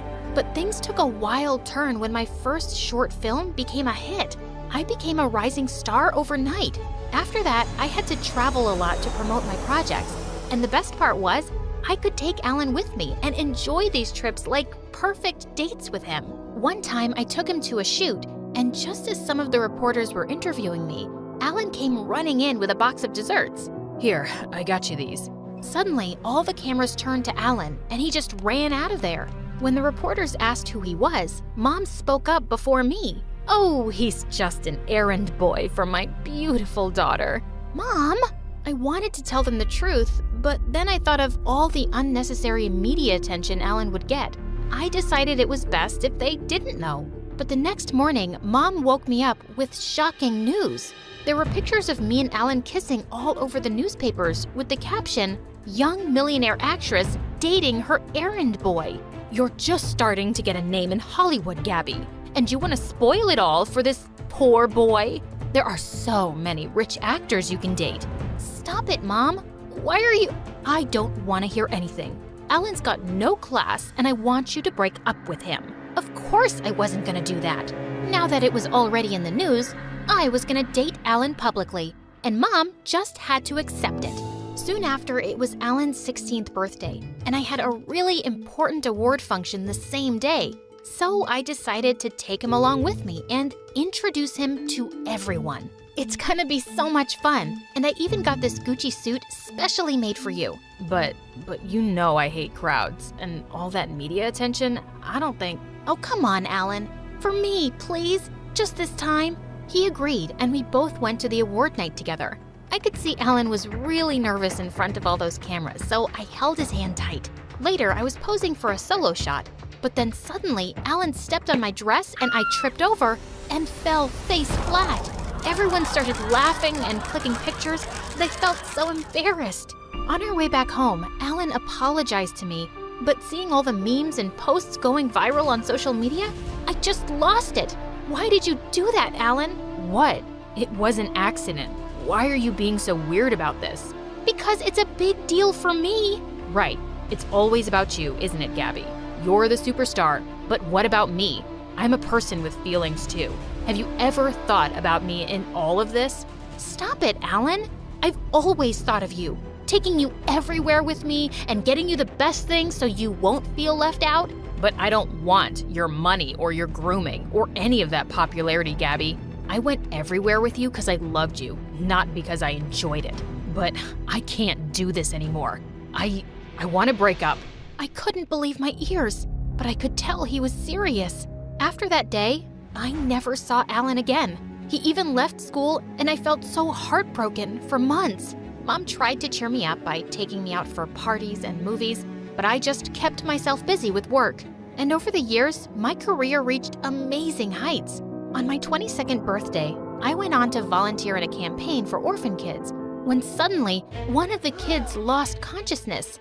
Just then, a guy came running and gave him CPR and saved the kid's life. I learned that he was Paxton, a super rich music producer who worked in the film industry. What you did today was really amazing. I'm the one amazed, actually. It's the first time I'm seeing a rich actress volunteer for a campaign without any cameras. Well, it just makes me happy. I'm sure that's why you're here too. He smiled and we got talking, and he seems like a really genuine guy. A few days later, I was working on my next movie when I learned that Paxton was the one producing music for it, and I was super excited to work with him. We often met on sets, and I loved hanging out with him. We became really close in no time, and even Mom could see it. I guess someone's in love. Oh, come on, Mom, we're just good friends. But Mom wasn't one to give up so easily. The next morning, Paxton was at my door because Mom invited him over for breakfast. We were having a good time until Mom showed him all of my embarrassing childhood photos, and I felt really awkward. No, please, stop it, Mom. You look really cute in all of these. His words always gave me butterflies, and soon after that, we even started dating. Then one night after our movie premiere, Paxton took me out and proposed to me. I was shocked because it all felt too soon, but Paxton treated me like a princess and he was just perfect. So I said yes and we got engaged. Then a few days later, I had a shoot in a public place, and just as I got down from my van, a crazy fan came and held me from behind. I tried to get rid of him, but just then someone came forward and punched him. As he pulled me to the side, I saw that it was Alan. The security guards took the crazy fan away, and Alan made me sit down. Are you okay? Did he hurt you anywhere? No, I'm all right. But what are you doing here? It's been 6 years, I know. And I'm here because I'm the CEO of this company. He was the freaking CEO? Later, when my shoot was over, he took me to a cafe and told me how he'd developed an app soon after high school and worked his way to build this company. I'm really proud of you, Alan. You made it so big. Yeah, your mom was a big motivation in it. My mom? The day our pictures were posted in the newspaper, I came to check up on you. But I heard your mom shouting how I was this poor kid with no class who didn't deserve you. What? Ever since that day, I decided I was going to work really hard and be a man good enough to deserve you, Gabby. I loved you, and I still do. Suddenly, I realized how much I'd missed him, but I had to keep my head straight because I was getting married to Paxton soon. Please stop, Alan. You broke up with me, and that's the truth. And it's too late. I'm engaged to someone else now. I showed him the ring on my finger, and his face turned pale, and I just left. Then a few days later, I went to try on wedding dresses with Paxton, but just as I stepped out of the changing room, I was shocked to see Alan, who was staring right back at me. Alan, what are you doing here? I came with a friend. He wanted to get a suit for his wedding. Suddenly, Paxton came over with a bouquet of roses in his hands. Look, babe, I got these to go with your dress. But suddenly, Alan leapt forward. Get those away from her. She's allergic to roses. Paxton looked really shocked, but after I introduced Alan to him as my old friend, he ended up inviting Alan for the wedding. Before leaving the shop, I told Alan he didn't have to come. I'm leaving for London that night, Gabby, for good. And even if I wasn't going, I wouldn't be able to see the love of my life get married to another man. The pain in his words broke my heart. On the day of my wedding, I was walking down the aisle but I kept thinking about Ellen so much it was driving me crazy.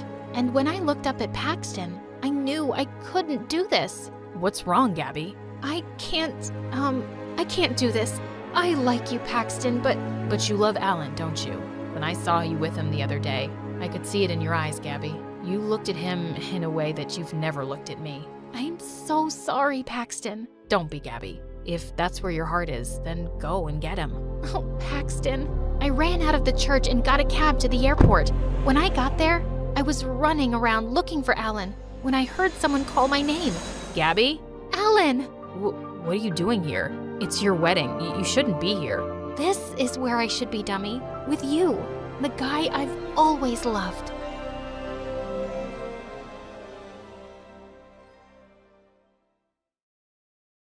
Everyone knew Mark was a jerk.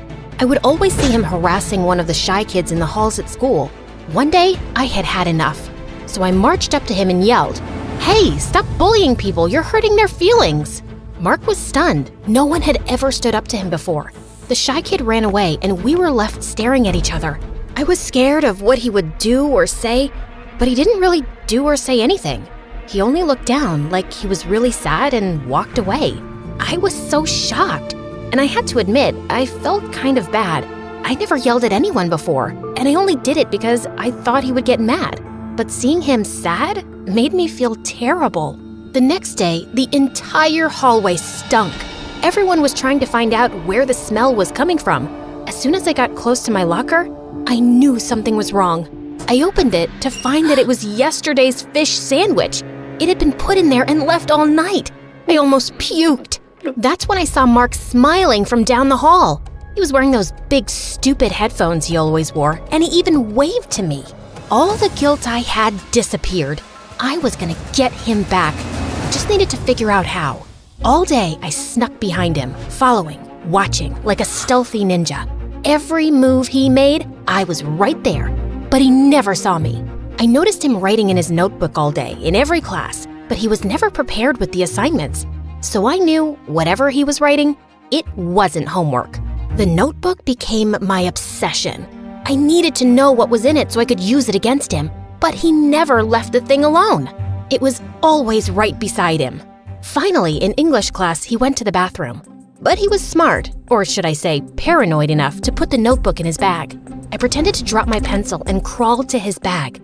I couldn't take the whole notebook without being discovered, so I just opened the zipper and I hoped that would be enough for the notebook to fall out when he took his bag.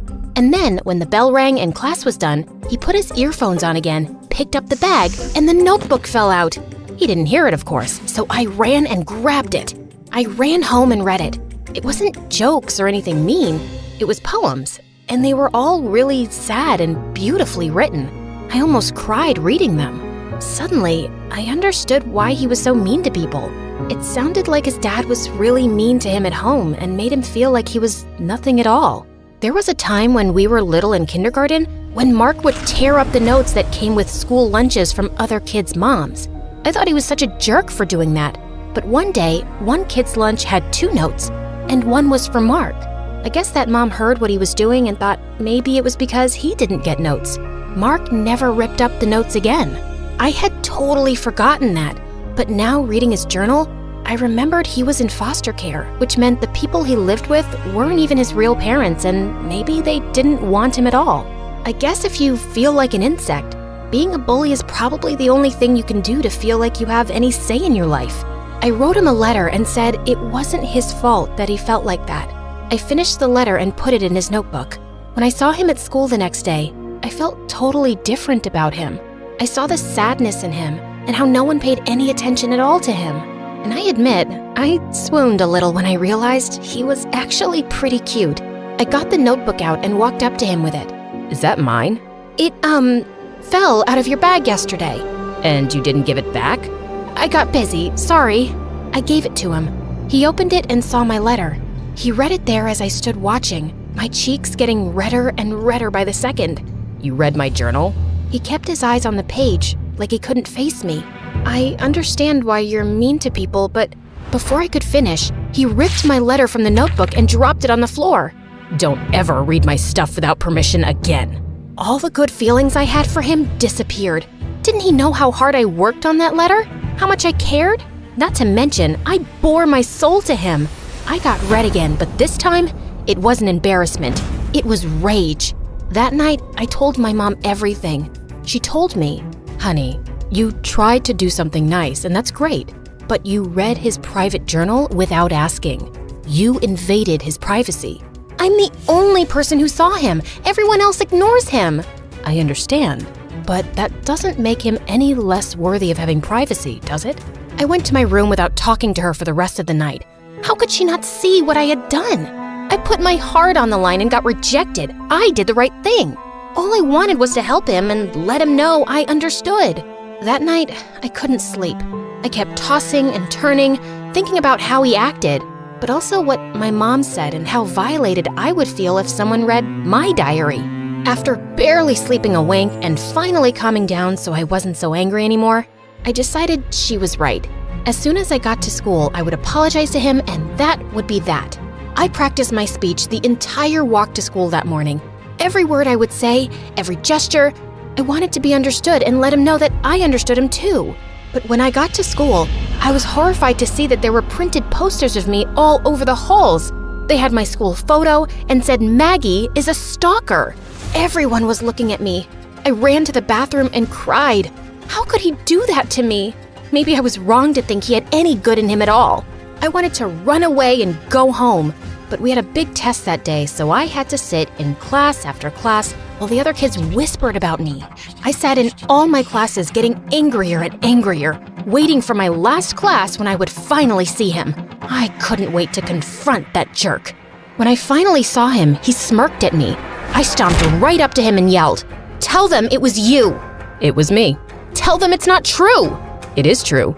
You read my journal.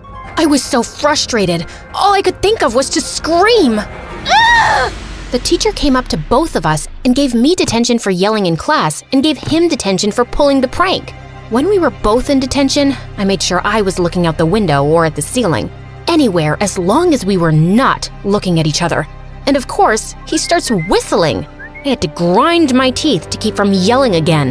Then the teacher left to get a coffee and we were left alone. It was so awkward. After a while, he took out his notebook and was reading something inside really intently. I had to admit I was curious about what it was. And then he wrote something and I was so mad at myself for even caring, but I did. I wanted to know what it was. As much as he annoyed me, I really did like his poems. But then I remembered his prank and ignored him. It was so mean. How could he do that? Did you really mean what you wrote in your letter? I couldn't believe he was actually talking to me. Yes, of course, but how do you remember? You threw it away. After I put all the posters up, I went back and found it in the trash. He took out a paper from his journal. It was my letter. No one's ever seen me the way you did. Then the bell rang and detention was finally over. He moved to the door, but before he could leave, I said, "I'm sorry about reading your journal, but I really like your poems." He turned and looked me in the eyes and said, "Can you come to my house tomorrow?" I was shocked and couldn't speak for a minute. Before I realized it, I said, "Yes." He ripped a piece of paper from the journal and gave it to me. It had his address and a note for me. I read it when he left. It said, "To the girl who saw through me. Usually, everyone sees past what I am, or I might become. But when you looked, you saw something more. To them I am glass, cold and cracked. But to you I am water, living and essential. I have never been seen before. It scared me. Thank you. I'm sorry." Again, I swooned. The next day was a Saturday, so I went to his house and heard yelling as soon as I got close. The house was small and the yard kinda dirty. I knocked on the door and Mark came out, holding a guitar. His right eye was bruised. He moved past me, walking toward a path in the woods across the street. "Are you coming?" I followed him all the way down to the shore of a lake I didn't even know was there. He sat down, and I sat down beside him, wondering what he was thinking. "You said you liked my poems." I did. "They're not poems, they're songs." "Oh, can I hear one?" "I've never played for anyone before." "You don't put yourself out there. That's why people don't pay attention." He hesitated, then played the guitar and sang one of the songs. He sang about his fears, his sadness, and about feeling like a monster for having to put people down to make himself feel big. When he was done, he wiped a tear and said he would have to go back or his foster dad would be angry. He left me there by the lake as I watched the sunset over the water. I knew I was falling in love with him. When I got home, my mom told me the one thing that would ruin everything just as it was all getting so good. We were moving across the country. She told me she was sorry, but we had no choice. When I saw him across the lawn at school, he smiled at me. I practically melted, but my smile faded quickly. He knew something was wrong. He came up and walked with me. Are you okay? I have to move. His eyes immediately lost their light. I could tell he was devastated. What are you thinking? It's selfish. It's okay. Tell me. You're the only one who sees me. Maybe that's true right now, but it doesn't have to be. Your songs are beautiful. I don't know how to talk to people. I don't relate to anyone. Of course you do. We all have pain. We all get bullied. Even you. He thought about what I said, then a smile crept on his face and he looked right at me. My heart stopped when I saw his eyes. They were bright and full of hope. I never thought about that. Thank you. I can't believe you're moving away. I know. We both looked down, sad for ourselves because of how little time we had together. And then I raised my head and said, "You know what? We're here now, right? So why are we sad? We can be sad when I leave, but today, I want to be happy." You can just decide to be happy? Yep, why not? You're here, I'm here, we have all day to talk and hang out. He thought about what I said, then smiled. He looked at me and asked, "What do you want to do?" Without thinking, I leaned over and kissed him. His cheeks turned bright red. We both laughed. He took me to a boba tea place, then we ate some ramen and even went to karaoke. I had never had so much fun. I was worried it would only last for today, but I put all the worry behind me and enjoyed the moment. That night, we had to say goodbye. It was the hardest thing I ever had to do. He walked me home and kissed me before he left. The last thing he said to me was, "If I never see you again, please know you'll always be with me and all the people I help with my music." I watched him leave, holding on to the moment as long as I could. When it was time, we packed the moving truck and left. Then to my surprise, I saw him. He was on the sidewalk, talking to one of the shy kids he used to pick on. But this time, they were both smiling. He was apologizing and making friends. I knew then that everything would be okay. And as for me, I was going somewhere new. Sure, it was scary and a little sad, but it was also exciting. Who would I meet? What would I do there? I decided to enjoy every day and made a promise that I would make the most of any situation that came up in my life, good or bad.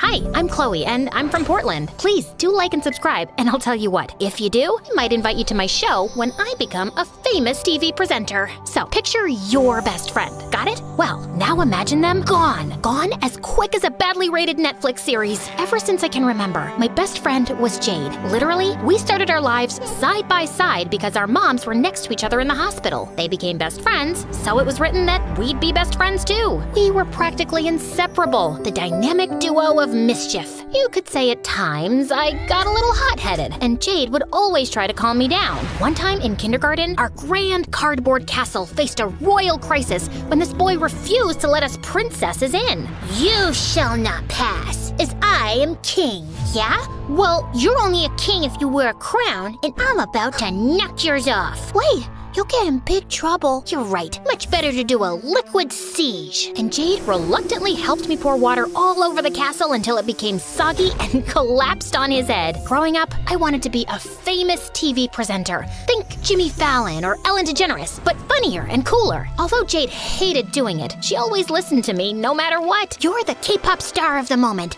Everybody wants to know your deepest and most personal secret. Please, say it looking straight at the camera. If you can cry, that would be great tattoo. Don't you want to interview the president instead? Does he have a new double padlocked Balenciaga bag? I think not. One time, when we came home from school, our moms were arguing loudly. They stopped when we walked in. Oh, hi kids. Good day at school? Jade, we're going. But Now. And just like that, they stopped talking or going around each other's houses. Mom, come on. Whatever it is, it'll blow over, right? She's just not the person I thought she was. Jade and I didn't pay much attention to them. We had to deal with the usual high school stuff. There were heartbreaks. He asked Bailey to the dance. Bailey! You can do better. I heard he doesn't bathe. Paranoia.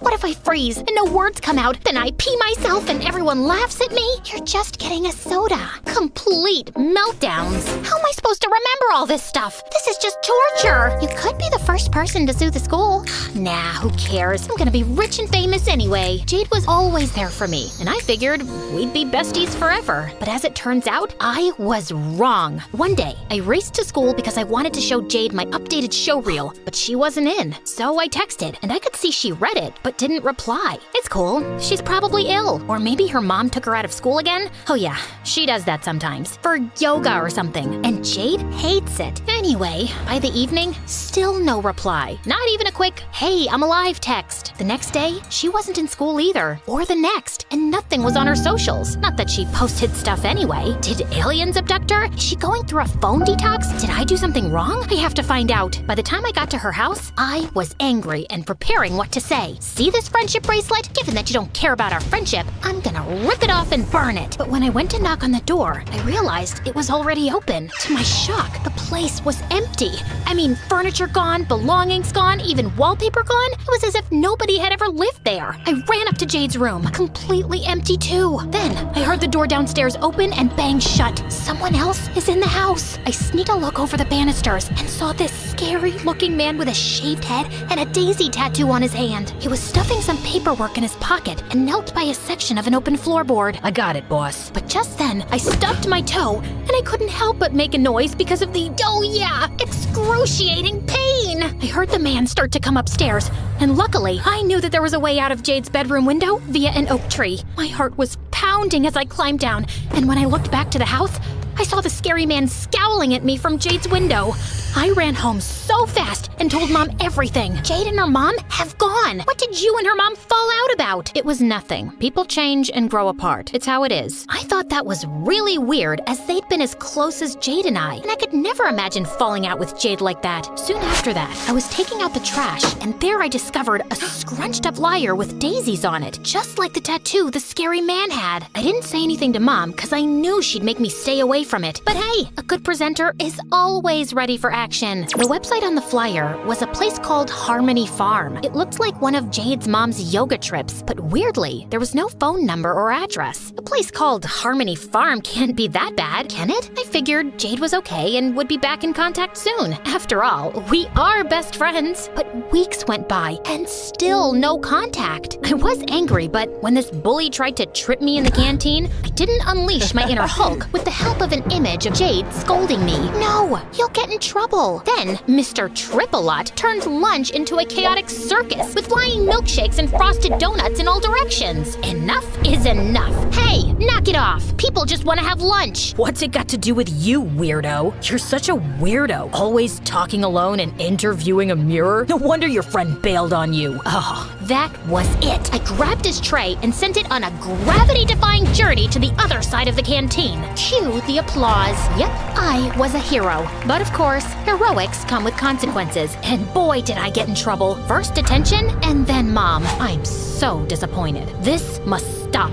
Jade's moved on, and so should you. Mom is right. She ghosted me. If Jade wanted to break our friendship, so did I. I took down every picture of us and burned our friendship bracelet in the backyard in some sort of ritual of detachment. And the perfect distraction came with my big TV break. They were holding auditions in the next town for a new cool teen channel. I am a teen, and I am cool. This is perfect for me. The next day, I went there. It was this tatty warehouse, and the line went on for miles. But hey, no pain, no gain, right? So I stood in line. Thank the heavens I could watch loads of MSA videos, and I had my trusty MSA water bottle. But as I got further up the line, the most shocking thing happened. happened. I saw these two girls about my age and wearing these hideous yellow dresses, talking to some people in line and handing them something. Please, take a daisy. A daisy? Suddenly, a security guard ran over to them. You two again? What did I tell you? Get out of here! The girls ran away. I had to follow them. They might lead me to Jade. So I went after them and got onto the same bus. They got off at this remote stop, and I followed. They went through a garden gate, and so did I. Exactly 5 minutes after them, I started filming just in case they went all midsummer on me. Here we are at Harmony Farm,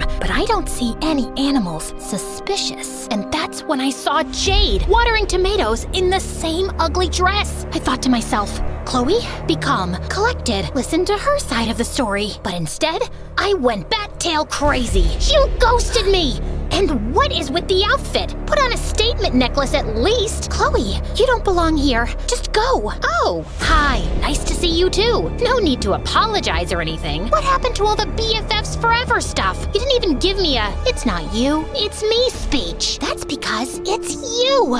You're so materialistic all the time. I want a simpler life, to be with nature and people like me. I don't want to be best friends anymore. And she just walked away. Fine, she's gonna regret this. The next time she sees me, I will be on TV, and she will still be watering tomatoes. I had to wait an age for the bus, but when I got to the auditions, I looked at everyone there posing like they were famous already. Do I look like that? I can't look that sad. Is Jade right about me? I didn't go to the audition, and when I got home, I looked at my vision board. All designer shoes and red carpets with Jade and me in the middle. Maybe she's right. I realized that we always did what I wanted and never what Jade wanted. Well, there was the time I went with her to help out at a soup kitchen. See, I'm not all about the material stuff. Well, I suppose I did promise to go back and never did. Hey, how was the audition? Jade's in a cult. Why didn't you tell me? Don't try to deny it. I found the flyer in the trash. Calm down. Jade's mom tried to convince me to go, but she got furious when I refused. That's it. That's it? No, that's not it. We need to get an army together and get Jade out of there. Let Jade be. She's where she wants to be. I tried to listen to my mom, but that night I couldn't sleep. I needed to apologize to Jade. When dawn broke, I went back to the farm. I knew she never wanted to see me again, and I would respect that, but I had to get this off my chest first. Luckily, when I snuck in, this big meeting was in progress, and someone was on stage. Jade was bound to be in there, and suddenly I realized Jade's mom was on stage, giving a speech. I couldn't see Jade, so I snuck out the back, and weirdly, I found a door with Jade's mom's name on it. It was this really shabby office with hardly anything in it. No compromising paperwork was in the drawers or behind the books on a shelf. Then suddenly, when I moved a book, something clicked. A secret door! Inside was another office, but this was huge and grand with mod cons. I'm talking Apple products on tap, a walk-in wardrobe complete with designer shoes and bags. Not a very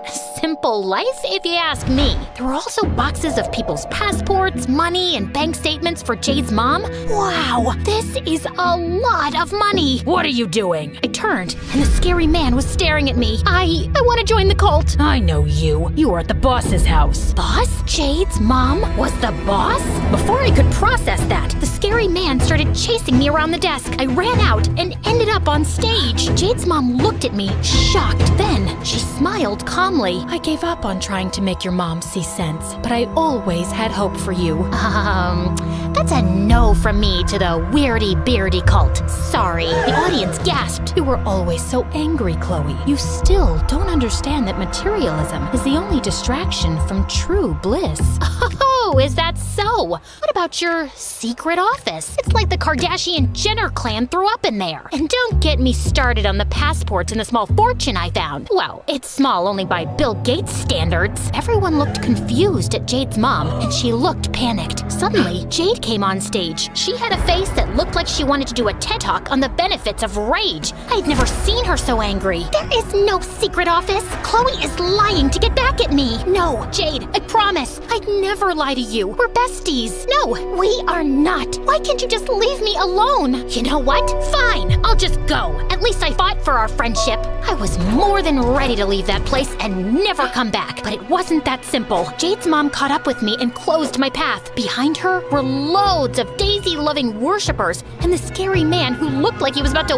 whip out some nunchucks. You think you can just accuse me of something like that and just walk away? I was thinking that. Yeah, well, this isn't your mother's house where you can do whatever you want, you brat. Ouch. Here, trespassers and criminals are prosecuted and punished. I was genuinely frightened. If they could endure wearing those horrendous dresses, who knew what else they were capable of? The followers began to advance on me. I was completely surrounded. They each grabbed some tomatoes. Oh no! At that moment, Jade arrived on the scene. Mom, wait! Oh, Jade, I know you want to be a part of this. Of course I do. Jade grabbed a tomato. But first, everyone, you should know that your donations have been going to my mom. Chloe, my bestie, was right. Jade showed everyone the bags, the shoes, the passports, bank statements, and money that her mother had hidden. Everything turned to chaos then. Jade's mom and the scary man tried to bolt, but they got catched. Or should I say, catch up. Everyone threw their tomatoes at them. It was brutal. Blood flowed on the farm. Well, maybe it was just tomato sauce. But okay, too many tomato jokes. Got it. I'll stop now. I walked towards Jade. Jade, listen, I'm really sorry. I didn't mean to cause all this chaos. No, I'm sorry. Mom convinced me that leaving everything behind was for the best, that our old life was too materialistic. It's all because of you, Chloe. If you hadn't shown up and questioned everything, I wouldn't know the truth. I missed you. I couldn't give up on our friendship either. Then Jade held up her friendship bracelet. BFF, where's yours? Oh, it's in the laundry. I think after Mom gets arrested, I'm gonna come live with you for a while. And you, my friend, need to take an anger management course. Yeah, and to stop obsessing over celebrities and materialistic things.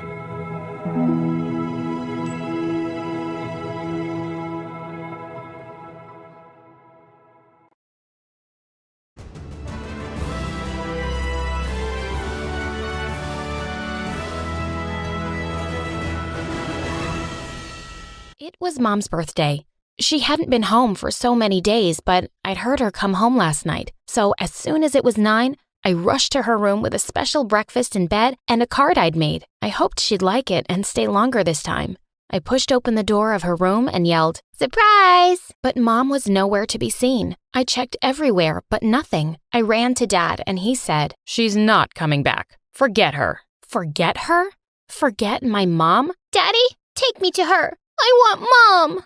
Dad just walked away, leaving me with the nanny, but I stomped my feet and yelled, "If you don't take me to Mom, I'm gonna have the police sue you." "Oh, all right, fine. You want to go? I'll take you there. I'm moving to London anyway." With that, he put me in the car and drove me to her new house. As soon as I got out, he drove away. I rang the bell and waited excitedly for Mom to open the door. As soon as she saw me, her eyes welled up with tears. "Mommy, I missed you." But the next minute, she slammed the door in my face. I stood in shock as the door reopened, but this time, it was a man. He was tall and wore glasses and smiled at me kindly. "You must be Alexis. I'm Brian, your stepfather." He took me inside saying it was all okay and that Mom was just so happy to see me. Then he left me and went to the other room. A minute later, I heard her yelling, "Send her back, Brian. She's just a kid. I'm not sending her anywhere." I knew I had to do something to change her mind, so I opened the door and went inside.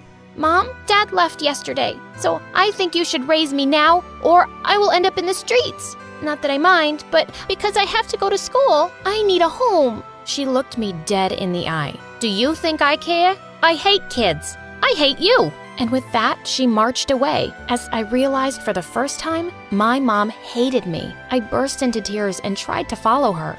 "Mommy, no. Take me with you." But Brian pulled me into a hug and said, "It's okay, kiddo. If your dad's gone to London, I'll take care of you. Want to see something really cool you can do on this computer I just got? Hi, my name is Alexis, and after my mom left me, my stepdad became my mom. He spent all his time teaching me 2 things. First is the coolest thing in the world, computer programming. And the second is how to be a tough girl and get back on all the jerks in my life. But before I tell you exactly how, please like and subscribe. Anywho, by the time I was 16, I'd forgotten Mom and even my real dad. In fact, life was as perfect as it could be, until one day when everything came crashing down. I was at school when suddenly all the computers in the computer lab crashed. My teacher was going crazy trying to fix them, but I could tell she was doing it all wrong. Do you want help with it? I think I can fix it. How could you? I'm the teacher here. I have a degree from Princeton. But you're doing it wrong. It's obviously malicious software. You think you can do better? Fine, baby genius. If you mess anything up,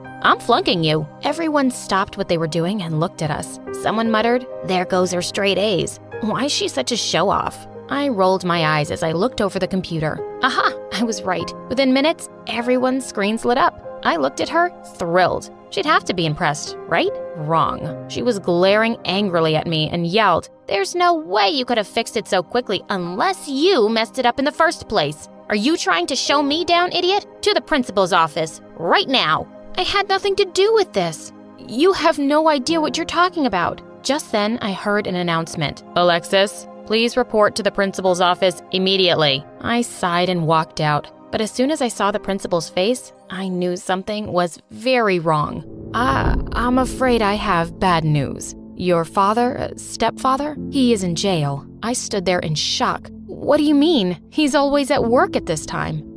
She got up and hugged me. "Alexis, sweetie, I'm sorry. It's about the case with his son, from what I heard." That's crazy. I turned and ran home. I knew Brian had a son, Matt, but they hadn't spoken even once in the last 11 years. Matt had sued Brian, claiming that he had ruined his childhood when he left him. And now he'd won the case and Brian was in jail. When I got home and entered the lounge, I bumped into a bunch of kids running around as a man and woman lay on the couch watching TV. "Hey, who are you and what are you doing in my house?" The man laughed.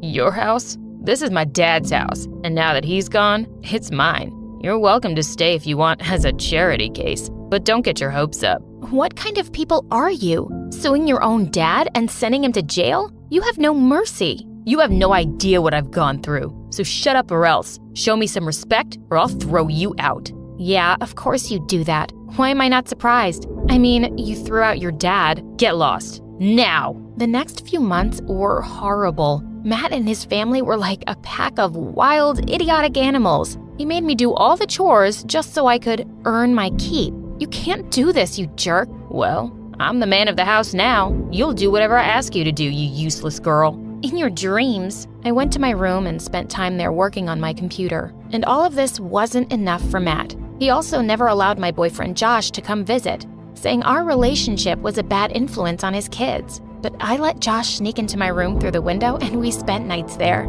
And Matt had no idea. Josh was also into programming, and it was so romantic. Having him in my life gave me some strength to deal with my jerk stepbrother. Things were going fine until one night, Matt burst into my room and found Josh there. He started yelling at him and kicked him out.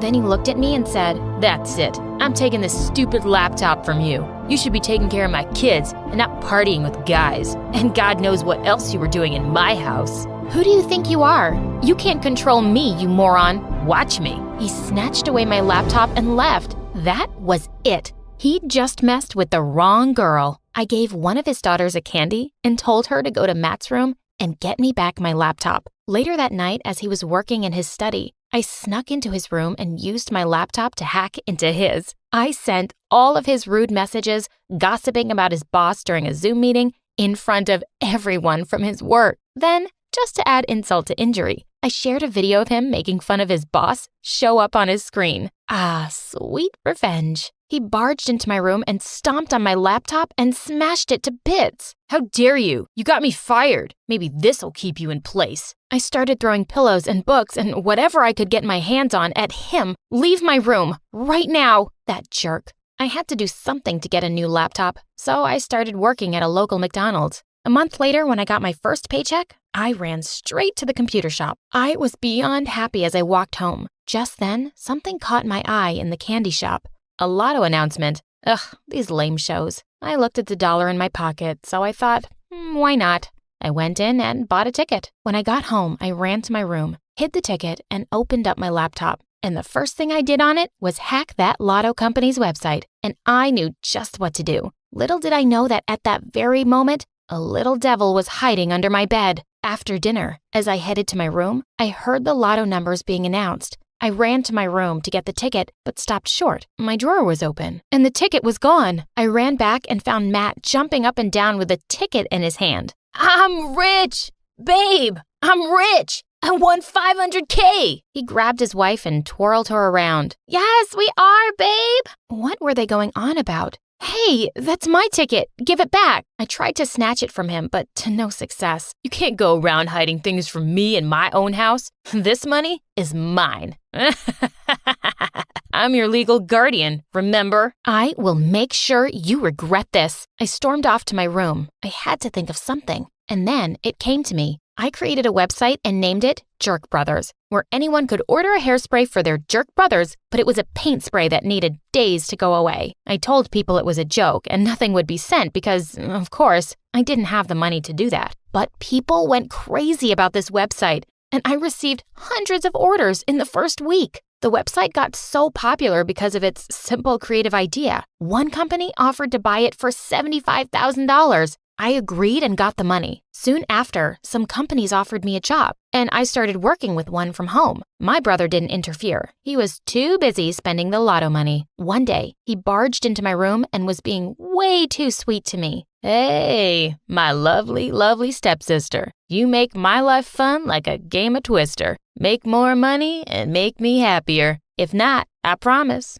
I will show you real anger. What's wrong with you? Listen, you don't live in my house for free, and you're using it like an office, so you have to pay the rent every month, or find yourself another place. Sure, I will. I called Josh and moved into his basement. His parents were nice to me, and they didn't ask for money or anything. I continued going to school as usual, and I got 3 scholarships. Josh and I agreed to apply for Michigan State University. On the day we were supposed to leave for university, someone knocked on the door. It was my stepbrother. He started crying and begging me to help him out. I can't find a job. No one wants to hire me since the incident. Please help me out. You're my only sister. I need to feed my kids. I knew he didn't deserve my sympathy after everything he did to me, but I loved his daughters. So I agreed to give them a monthly payment to help him out. He leaned in to kiss my hand, but I pulled it away. Please, there's no need for this. I only have one request. Please get Brian out of prison. He nodded his head. Sure, I will. I swear. Thank you. You're a good person. Thank you. And then I left with Josh. 5 years later, and now I'm a programming instructor at my dream university. In 2 weeks, I'm going to get married to Josh, and the man who is going to walk me down the aisle is Brian. I will never forget him and what he always taught me. Humanity, knowledge, and science are more important than money.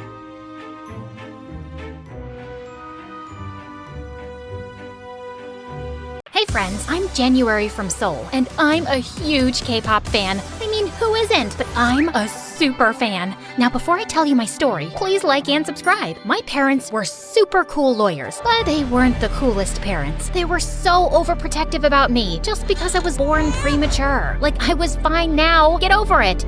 But no. No bicycle. It's the most dangerous ride. No dancing in the rain, you'll catch a cold. No, stay away from that puppy. It's full of germs and dirt. Sleepover? No, never. What if you get kidnapped or something? I nicknamed them Mr. No and Mrs. Never. Growing up, K-pop was my only escape. I was crazy about K-pop bands. 2NE1, Girls' Generation, Big Bang. And then Dream was launched. As soon as I heard their first song, I was obsessed. And it was because of Dream I found my best friend. It all happened when I ended up wearing the same t-shirt as a guy on my first day in 8th grade. Whoa, I guess great minds really do think alike. Hello, Dreamer. Greetings, my twin. Ashton and I instantly bonded. We even built a fan page for Dream, which exploded faster than a popcorn kernel in a microwave, pulling in thousands of fans. One time in our senior year, some bullies started making fun of the K-pop posters on our lockers. Are you two still in middle school, obsessing over K-pop groups? You both are so lame, says the guy who cried in gym last week because his girlfriend was ignoring him. You little, I told you to keep your mouth shut. Now look what you made me do. With that, the bully ripped down the posters, and I lost it. I tackled him to the ground and pulled his hair hard. Right then, the gym teacher saw us and took us to the principal, and I got suspended. My parents were furious and blamed my obsession with Dream for it. You're not allowed to listen to that band's songs anymore. The lead singer, Tanya, she's a bad role model for kids. Just last week, I saw on the news how she slapped one of her bandmates during a concert. What does that have to do with me being suspended? You get so crazy over these K-pop bands. We've decided that after your behavior, we can't allow you to go to the Dream concert happening this weekend. We weren't too keen to send you in such a crazy crowd anyway. You're grounded. And then Mom tore up my concert tickets. No. Oh my God, what did you do? I hate you both. I stormed off to my room, my blood boiling. I called Ashton and told him everything, and he promised to find a way for us to attend. On the night of the concert, just when I'd lost all hope, Ashton came to my room through the window with tickets in his hand. OMG, how did you manage to get them last minute? They must have cost a lot. Don't tell me you took the money from that piggy bank, the one you started back in kindergarten? Desperate times call for desperate measures. Plus, it's totally worth it. I got us special meet and greet tickets too. I'm so excited. Me too. My heart raced as we sneaked out and ran to the venue. But at the concert, the band's performance seemed really off. They weren't harmonizing and even kept bumping into each other. And then suddenly, Tanya smashed her guitar on stage and her bandmates looked really frustrated. She can be such a drama queen. Hey, you know I adore Tanya, but that's the truth. After the concert, Ashton and I went for the meet and greet, but it turned out the band had canceled it. And suddenly, the fans got angry and went wild. They started running backstage, demanding to see the band members they had paid to meet. Chaos erupted, and fans, including Ashton, were grabbed by the guards. I ran and sneaked into a nearby van and hid under the seat. If they caught me and made me call my parents, it would be catastrophic. Moments later, the van door swung open, revealing a fuming Tanya. The show was a mess. The bands turned against me. They were so rude. As Tanya was climbing into the back of the van, I began to creep out from under the seat to escape, but Tanya saw me. Aha! Caught you. I'm calling security. No, please, look, I was part of the fans lined up for the meet and greet before things got crazy. I didn't want to cancel that. The band messed up. It's okay. I gotta go. No, nothing is okay. You know how tiring my life is? I'm exhausted with all these contracts, producers, and shows. I have no friends, my bandmates hate me, and now probably my fans too. I just need a break, but I can't even have that because the paparazzi are always on my butt. Hey, you're Tanya, a superstar. Ignore the haters and take that break. Run away for a while. Like it's that easy. But maybe I could run away. Hey, how about with you? Oh, no, that's not what I meant. That's a terrible idea. You stay right here. Bye. I rushed home before my parents noticed I was gone. I sent Ashton a text to let him know, crawled into my room through the window, and jumped into bed. But moments later, Tanya came in through the window too. You followed me? Why? I have nowhere else to go. Let me stay, please. Just then, Mom knocked on my door. I pushed Tanya into my messy closet and opened the door. January, I heard something. Achoo! You probably just heard me sneezing. Now, good night. Why are your clothes lying on the floor outside your cupboard? And how many times should I tell you to separate your underwear and keep them in the drawer? And why are you sleeping in the shirt I got you on your birthday? Gosh, your room smells like stinky socks. Mom, please, can you get off my back for once? I know you're upset because we didn't let you go to the concert, but that's no way to talk to— Good. I really don't want to talk right now. Good night. Once Mom left, Tanya jumped out of the wardrobe. OMG. Seriously? Your mom is so annoying. She reminds me of my nag manager. That's kinda rude. No, what's rude is that no one lets us have any freedom. We should have our fun without anyone breathing down our necks. Yeah, I guess you're right. Let's talk tomorrow. I need my beauty sleep. Saying that, she took the bed and made me sleep on the couch. The next morning, news of Tanya's disappearance was making headlines everywhere, and the police were on the lookout for her all over the city. Did you see this? Yeah, I love it. Fans and bandmates are worried sick. Tell everyone you're all right. Nah, people don't appreciate what they have till they lose it. Let everyone miss me a bit longer. Now, let's go out and have some fun. Of course, you'll have to arrange a disguise for me. But I have school. Skip it. Well, I did have a K-pop star asking me to spend a day with her, so yeah. I skipped school, made sure Tanya was unrecognizable, and then we went to the mall. While we were window shopping, we passed by a kid who was about to eat his ice cream, and Tanya stopped short. I want that. Okay, I can buy you some. No. I want that. his ice cream. It's the perfect ratio of chocolate to vanilla with my favorite toppings and sprinkles. Now here, boy, gimme it. I'm Tanya, the superstar. The boy refused to part with his ice cream and started yelling. Then Tanya knocked it out of his hand to the ground, grabbed me, and told me to run. What the heck was that? And are you trying to get attention by telling people who you are? Who would believe some stupid kid? Come on, let's check out some makeup. At Sephora, a sales girl was a bit rude to me, so Tanya messed up the arrangement of all the products on the shelves while the sales girl wasn't looking, then casually walked out. We both snickered as we saw her from outside, looking angry and confused at the mess.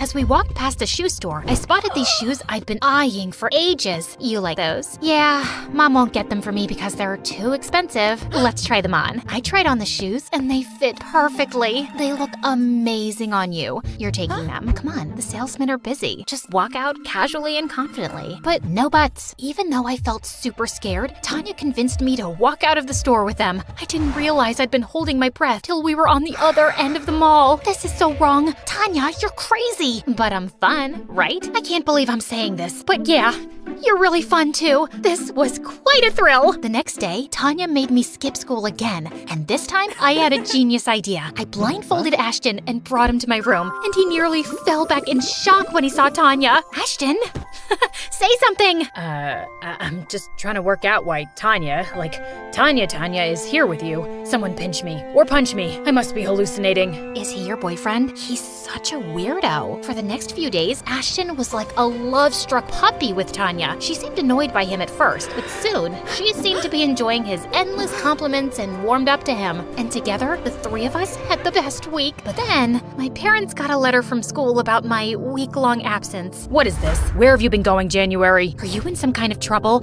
Mixing with the wrong kind of crowd? Are you on drugs? You guys are always expecting the worst from me. I feel like I'm trapped with you both. Just let me live my life. I ran to my room and closed the door, and Tanya and Ashton were already there through the window. As I cried, Ashton hugged me tight. I know they can be harsh, but they're probably just worried. Worried? Are you kidding me? They're just control freaks. Some people just love to boss around others. No, they care about her. She's right. It seems like their only goal is to control my life. And if you want to defend them, Ashton, I don't want to hear it. You're supposed to be 100% on my side. Of course I am, but just go, please. After Ashton left, Tanya listened sympathetically as I let out all my frustrations. Then we both decided to forget all about being good girls. I was almost 18. It was time to act my age. The next day, my folks dropped me off at school, clueless about my plan. I ditched classes and hit the local tattoo parlor with Tanya. But once we got there, I felt scared. It looks painful. Oh, come on. Nothing screams I don't care more than a tattoo. I'm not sure about this. Scaredy cat. Fine. How about a piercing then? I thought I was getting my ears pierced, but Tanya dared me to get a belly button piercing. I didn't want her to brand me a coward again, so I agreed. To my surprise, I kinda loved it. That's my girl, taking control of your life. Hell yeah! Tanya kept extending her stay, and I was happy about it. We were having a blast together, and I really wished Ashton was still hanging out with us, but he never replied to any of my texts and even blocked me on social media. One day, as Tanya and I were out at the mall, she went to the bathroom. I was sitting alone when I heard a familiar voice. Can I sit here? What do you want? I've really missed you these past few days. Have you? You didn't try to call me or message me, and even blocked me on social media. So petty. What? I got messages from you to stay away. I was so shocked when Ashton showed me those texts, but I'd never sent them. And guess what? It turned out Ashton's number on social media was blocked from my side, but I was 100% sure I never did that either. How is this possible? Isn't it obvious? It's Tanya. She's playing some sick games. I could never stop being your friend. And Tanya keeps saying your parents are controlling, but she's been manipulating you herself all along. Just then, Tanya appeared, looking furious. Don't listen to him, January. He's lying. Why would he lie? Oh, please. He's crazy. Can't you see how he looks at you? He's like some psycho lover, completely obsessed with you. He even admitted it to me. And I had to tell him that you're not interested, which totally pissed him off. I saved you from that jerk. Trust me. You don't need him keeping you down and suffocating you with his possessiveness. I turned to Ashton, totally horrified. Ashton, you really have feelings for me? That's the truth. My heart belongs to you, January, and I can't stand anyone getting close to you. You're like a drug to me. Okay, Okay, I can't do this. This is ridiculous. Huh? What's so ridiculous? Look, Tanya, I'm a big fan, but Ashton being obsessed with me is stupid. I know my BFF inside out, and you tried to come between us. You are no longer welcome in my house, so please leave today. And I hope your band members do kick you out, because really, you are not a very nice person. Tanya stared at us, screamed in frustration, and stormed off. Ashton and I just high-fived and hugged. We walked back home. But there, we were in for a surprise. There were cops everywhere. January, Ashton, you're under arrest for kidnapping Tanya. What the what? My parents weren't home, and Ashton had no choice but to let ourselves be taken away in the police car. Oh gosh, they were gonna kill me when they found out everything. I was ready for the shouting of a lifetime when Mom and Dad reached the station, but they turned angrily to the police instead. How dare you arrest our daughter and her friend? Seriously? You have them behind bars without evidence? My parents were pretty good at being lawyers, and in no time, we were out of there. I told my parents everything, and they both hugged me. Mom, Dad, I should have come to you and told you Tanya was hiding out in my room. No, I think this is our fault. We've always been so strict with you, you probably didn't feel comfortable coming to us and talking about it. But we promised you, from now on, we won't be so strict. We will let you learn from your own experiences. It's how you become a better judge of character, too. And no matter what, we'll always have your back. The next day, there was a media frenzy outside my house. Turns out, Tanya had given an interview to TMZ about how she was kidnapped by psycho fans, and now the public wanted a piece of us. I knew I just had to confront that two-faced diva once. A couple of days later, Ashton and I found out from Tanya's Instagram stories that she was at a salon getting a manicure, so we rushed there and surrounded her. I treated you like a friend, gave you a place to stay, and this is how you repay me? By telling everyone I kidnapped you? Why would you lie, Tanya? Why do you think so? I needed to be the center of attention. Sweetie, no publicity is bad publicity. I'm all over the news these days. I have public sympathy because I was the victim of a fan kidnapping. Plus, it was awesome manipulating you. It took my mind off of other things, like you were literally a puppet in my hand. Anyway, now my stupid bandmates wouldn't dare kick me out either, since I've already gone through so much. Go away now and let me enjoy my manicure in peace. I'll make you pay, Tanya. Yeah, like people will believe you over me. Don't embarrass yourself, January. Just leave, or I'll spin some other lie and get you both arrested for good. Right then, Ashton and I started giggling, and he showed her his phone. Oh yeah, say hi to your fans, Tanya. We've been live for quite some time on your fan page. Just like that, everything was over for Tanya. Once the media found out the truth, she got kicked out of the band, and her fans turned against her. Next, she was canceled on Twitter. Then, my parents sued her for defamation and won the case too. The brat deserved it. Dream found an amazing new lead singer, and Ashton and I are still diehard fans. Don't let anyone manipulate you. Be your own boss.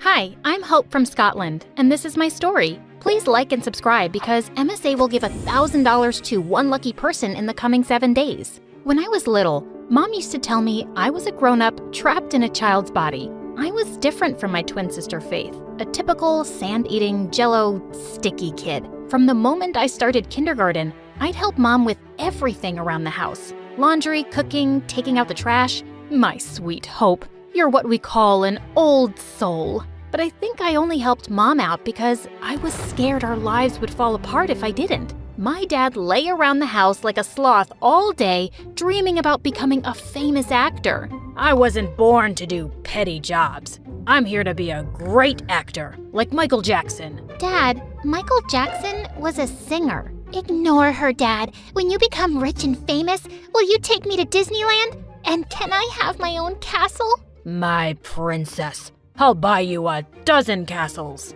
Obviously, Faith was Dad's favorite daughter because she'd fall for all his lies. When Faith and I were in 6th grade, our parents got divorced. Dad went to the US to fulfill his acting dream. He took Faith with him, while I stayed behind with Mom. Dad hardly kept in touch, and Mom and I missed Faith so much. Mom was also having trouble finding a good job. And then one day, I had a brilliant idea. Mom, you make amazing cupcakes and cookies. What if you put up a stall at my school carnival next week? Mom loved the idea, and sure enough, her stall was a huge success. From that day on, Mom set up baking stands at the park, and a few years later, she started her own bakery. But she worked long hours, so I was mostly by myself in the house. When I wasn't doing household chores, I was reading or studying. I was the top of my class at school, but I didn't have many friends. On my 15th birthday, my life took a turn.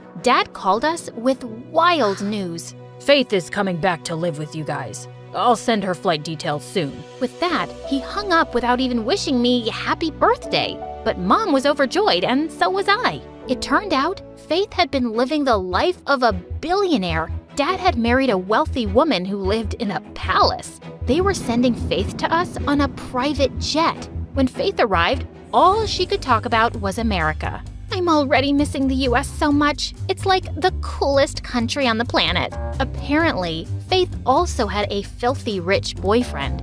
She was wearing tons of gold jewelry that he'd bought her. His name is Nate, and he's a junior in high school. He's even flying in to see me soon.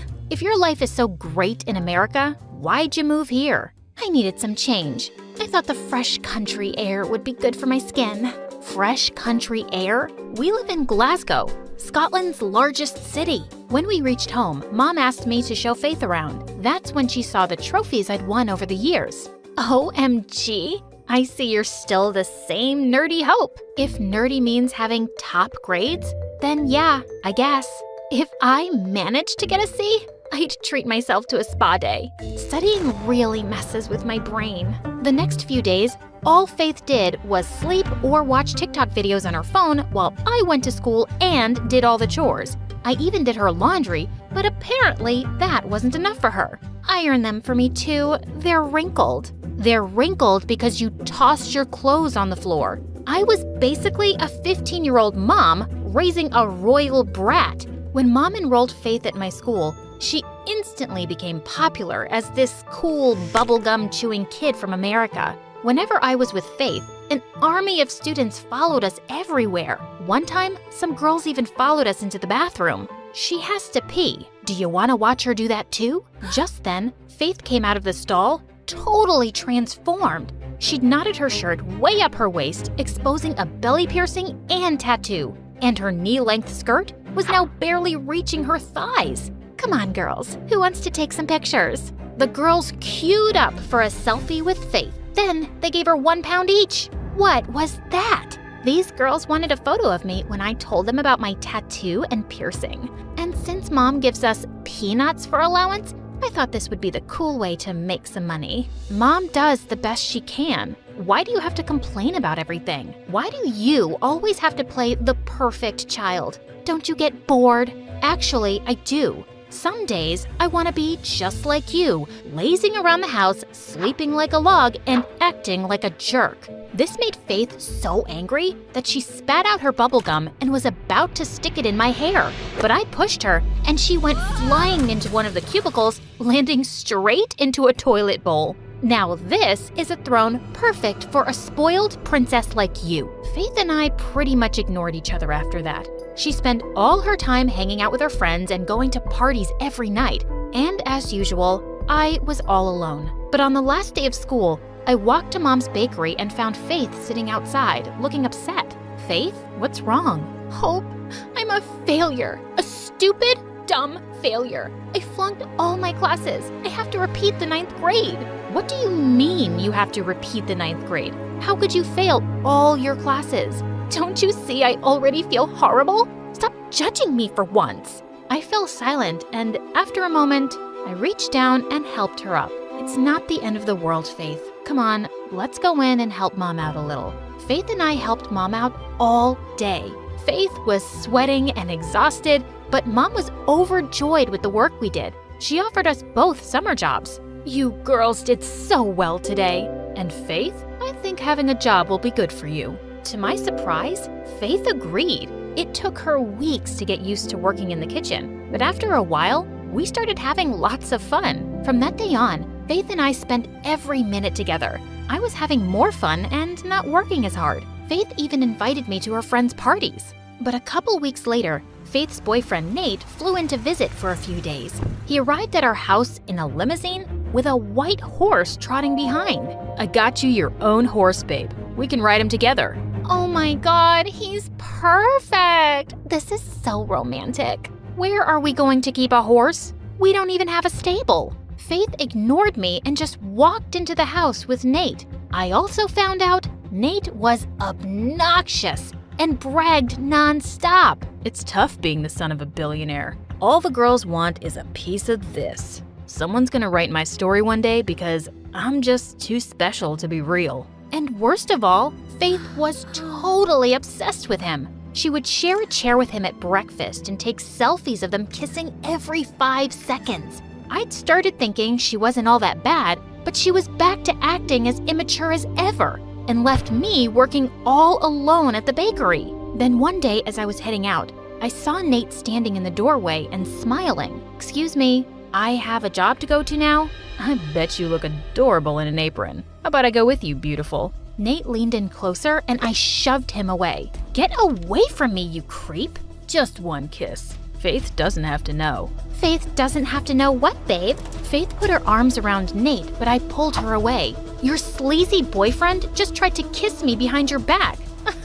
"You're funny, Hope." "But I know Nate, and boring and nerdy isn't his type. Don't be jealous. You'll have a boyfriend soon, too." Yeah, don't be jealous, Hope. Faith and Nate started to leave, but I grabbed Faith's arm. "You're such an idiot. I've been at the bakery by myself for the past few days. You have to help out this afternoon." "Okay, sis. I'm just taking Nate to the spa and then I'll come back." "Yeah, drop your cheating boyfriend off at the spa." Faith ignored me, but did come to the bakery later. I left her alone so I could run to the library and study. But an hour later, I got a call. "Hope, come back quickly. The bakery's on fire." I felt as if someone had pulled the ground from under my feet. I immediately called the fire brigade and rushed back. How did this happen? I don't know. I was baking cupcakes, but the batter overflowed, and first the oven caught fire, and then Faith, how stupid can you be? "It was an accident. I'm sorry." Just then, Mom arrived on the scene too. The fire brigade managed to put out the fire, but by then, everything was lost. No one had dinner that night. Mom's eyes were puffy from crying, but neither Faith nor Nate said a word. "It's okay, Mom. We'll build everything again." "But it will take months. How am I going to pay the bills? How am I going to send you girls to school?" I hugged Mom and stayed with her the whole night, while Faith shut herself up in her room with Nate. Nate was leaving the next afternoon. Before his flight, Faith blindfolded him and led him to our back alley. "Ta-da! I bought you a car, babe." Are you serious? How'd you get me a car? "My dad sends me a huge allowance. I spent all of mine on this car for you."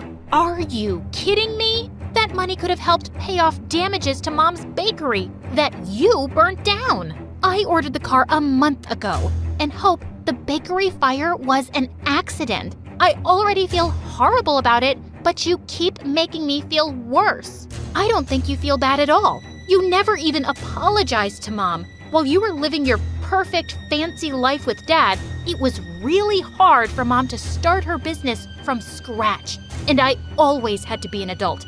And you'll always be a spoiled brat who wrecks everything." I spent the next 13 hours studying like crazy. And when I wasn't studying, I tidied my room. I had to get my mind off Faith, and I had to stop worrying about Mom. Finally, at night, Mom came into my room. "Sweetie, take a break and relax." "How can I relax? We lost the family business in a fire because Faith's an irresponsible lunatic." It's not that simple, Hope. "What do you mean?" Honey, Faith got diagnosed with bipolar disorder last month. I didn't tell you because I didn't want to worry you. People who are bipolar do crazy things sometimes. Then they get really tired and sometimes even sad. It's why Faith sleeps so much and has trouble doing schoolwork. "What? Why would you guys hide that from me?" It was her decision. And honey, trust me, Faith feels terrible about the bakery.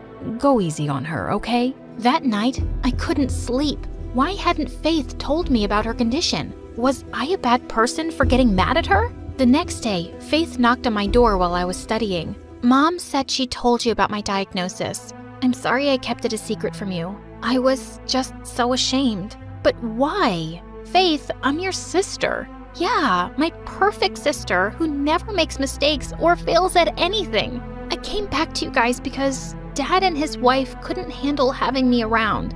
You don't know what it's like to be a disaster like me. I ran over to hug Faith. I had no idea she'd been suffering, and I'd been so tough on her. Oh, also about Nate, I'm taking back the car from him and giving the money to Mom. I'm so sorry I didn't believe you. I caught him texting with some other girl, too. He's a jerk.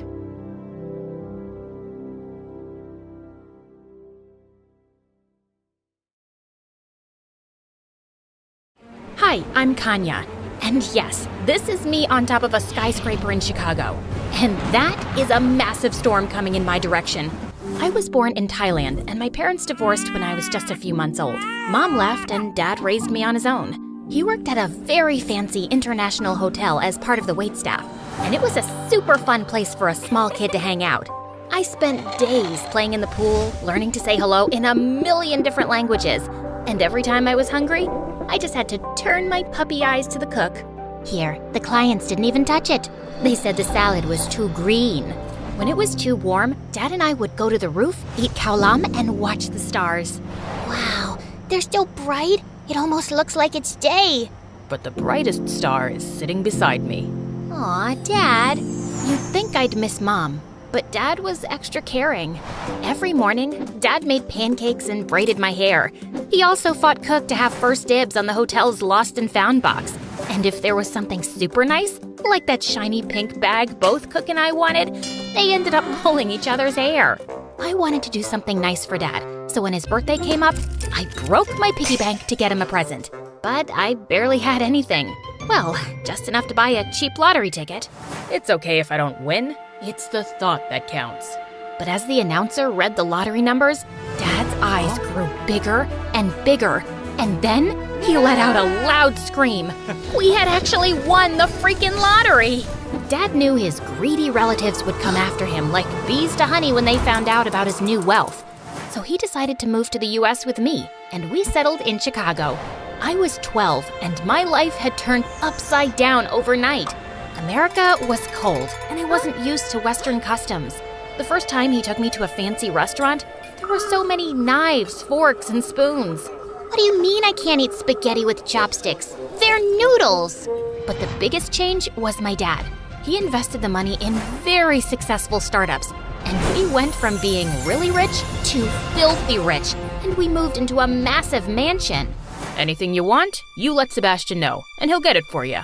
Sebastian was Dad's personal assistant, and he was glued to his side. Every time I wanted to spend time with Dad, Sebastian was there too, tall and serious like a scarecrow in an expensive suit. He even went with us to the amusement park and followed us on the roller coaster. Does he really have to be here? Yes, I need him to hold my tie down so it doesn't flap in the pictures.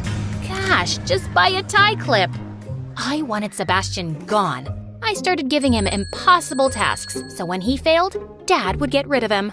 Sebastian, I want a copy of the next BTS album, the unpublished one. Sebastian, I want croissants every morning, fresh from Paris. But Sebastian always delivered. One day, I was stuffing down a box of fried chicken and plotting my next request, when suddenly I started choking on a chicken bone. Sebastian was immediately by my side, performing the Heimlich maneuver till I spat it out. Oh my God, you saved my life. Just doing my duty, miss. After that incident, I started warming up to Sebastian, thinking of him as my grumpy guardian angel / fairy godmother. When I started high school, I was nervous about whether my new classmates would like me or make fun of my accent. I'd heard American high schools were brutal. But then I met Diana, a total firecracker. Oh, you're from Thailand? I've always wanted to see the Festival of Lights. Yes, it's pretty amazing. We should totally organize one for our school, right? Everyone loved the idea. And while building lanterns with my classmates, I also got to make new friends quickly. As we watched the lanterns float into the sky, I was so happy to bring a piece of my culture to my new home. Diana became my partner in crime. She introduced me to a world of karaoke nights, greasy hamburgers, baseball games, and sleepovers. We spilled secrets about our crushes and talked about my upcoming 16th birthday. You know your dad is planning a massive Sweet 16 party, right? To be honest, I don't really care about a big party. I'd rather do something meaningful, you know? Sebastian helped me organize a day of volunteering with my friends at the local animal shelter. Dad, however, couldn't help going overboard. He donated a new building to the animal charity, complete with VIP grooming stations. I guess even the three-legged half-blind cats deserve a blowout. And they look great on my TikTok. Here, let's grab a selfie. At the end of the day, Dad rolled in the biggest cake I'd ever seen. But suddenly, he tripped and fell face forward into the cake. After a moment of horrified silence, I started laughing. I guess now everyone knows how sweet you are, Dad. He laughed too, and I hugged him, getting frosting all over myself. Best birthday ever! But the very next day, Dad was dropping me off at school when our limo got surrounded by police cars. An officer handcuffed my dad as half the school watched and recorded videos. You're under arrest for fraud. What? That's impossible! As the police took him away, I frantically called Sebastian, but I couldn't get through. Please, pick up, Sebastian. You're the only one who can fix this. Pick up, pick up. When the police released Dad without charges and without money, he told me Sebastian had transferred everything into offshore accounts, disappeared, and left us with a mountain of debts. We weren't the first family he'd stolen from. He was a con man wanted in 17 countries. This is all my fault. I should have never trusted him. I have a lot of friends. They'll help us out, Dad. But I was so wrong. And I discovered that at Diana's doorstep. Wow, you really have some nerve showing up here. What? Oh, you thought we could still be friends? Your dad's a criminal. And who knows what you've been up to? Before, you were rich and exotic. Now, you're poor and toxic. So scram. She tried to slam the door shut, but I pushed her in so hard that she fell on her butt. My dad's not a criminal. Then he's an idiot who got scammed by a butler. I left before I ended up punching her stupid face. I couldn't believe I ever thought of that snake as a friend. Luckily, not all of my friends were as horrible. One helped Dad find a job as a night guard, and another let us stay in her uncle's apartment. I moved to a public school, and things were not so bad. Except for one thing. The debt collectors. They hounded Dad and even followed me everywhere. One even pretended to be a teacher to get into the school and took my bag. Hey, give me back my bag. You mean my bag? Where's the money, girl? Are you stupid enough to think I carry it around in my school bag? Sebastian took everything and we're broke, you moron. I don't believe you. Tell your dad to return our money soon, or things are gonna get a lot worse. Of course, I didn't tell Dad. He was already crushed and looked worried all the time. The only time I saw him smiling was when I sent him a selfie I'd taken of us on our old hotel roof. We didn't have much in Thailand, but we were happy. I just had to remind him that happiness was possible here too, but I didn't know how to do that. But then a few months later, I was working part-time at a coffee shop when I overheard two customers chatting about an upcoming meteorite shower. That's it! Dad loved the stars. If I took a picture of the falling stars, it would remind him of us on the rooftop of the hotel in Thailand. It would cheer him up for sure. Chicago boasted a towering skyscraper, over 100 stories high. The roof, reserved for the top floor hotel clients, was just the spot I needed. On the night of the meteorite shower, I sneaked into the hotel's kitchen wearing a borrowed chef's uniform from work, then went to the Lost and Found. Bingo! I found a perfect fake fur coat and hat. I channeled my inner Paris Hilton and got to the elevators, where a bellhop boy was stationed. He stared at me suspiciously all the way up. You look familiar. Do I know you from somewhere? Unlikely. I don't really mingle with the bellhop crowd. Why? What's wrong with the bellhop crowd? Oh, nothing at all.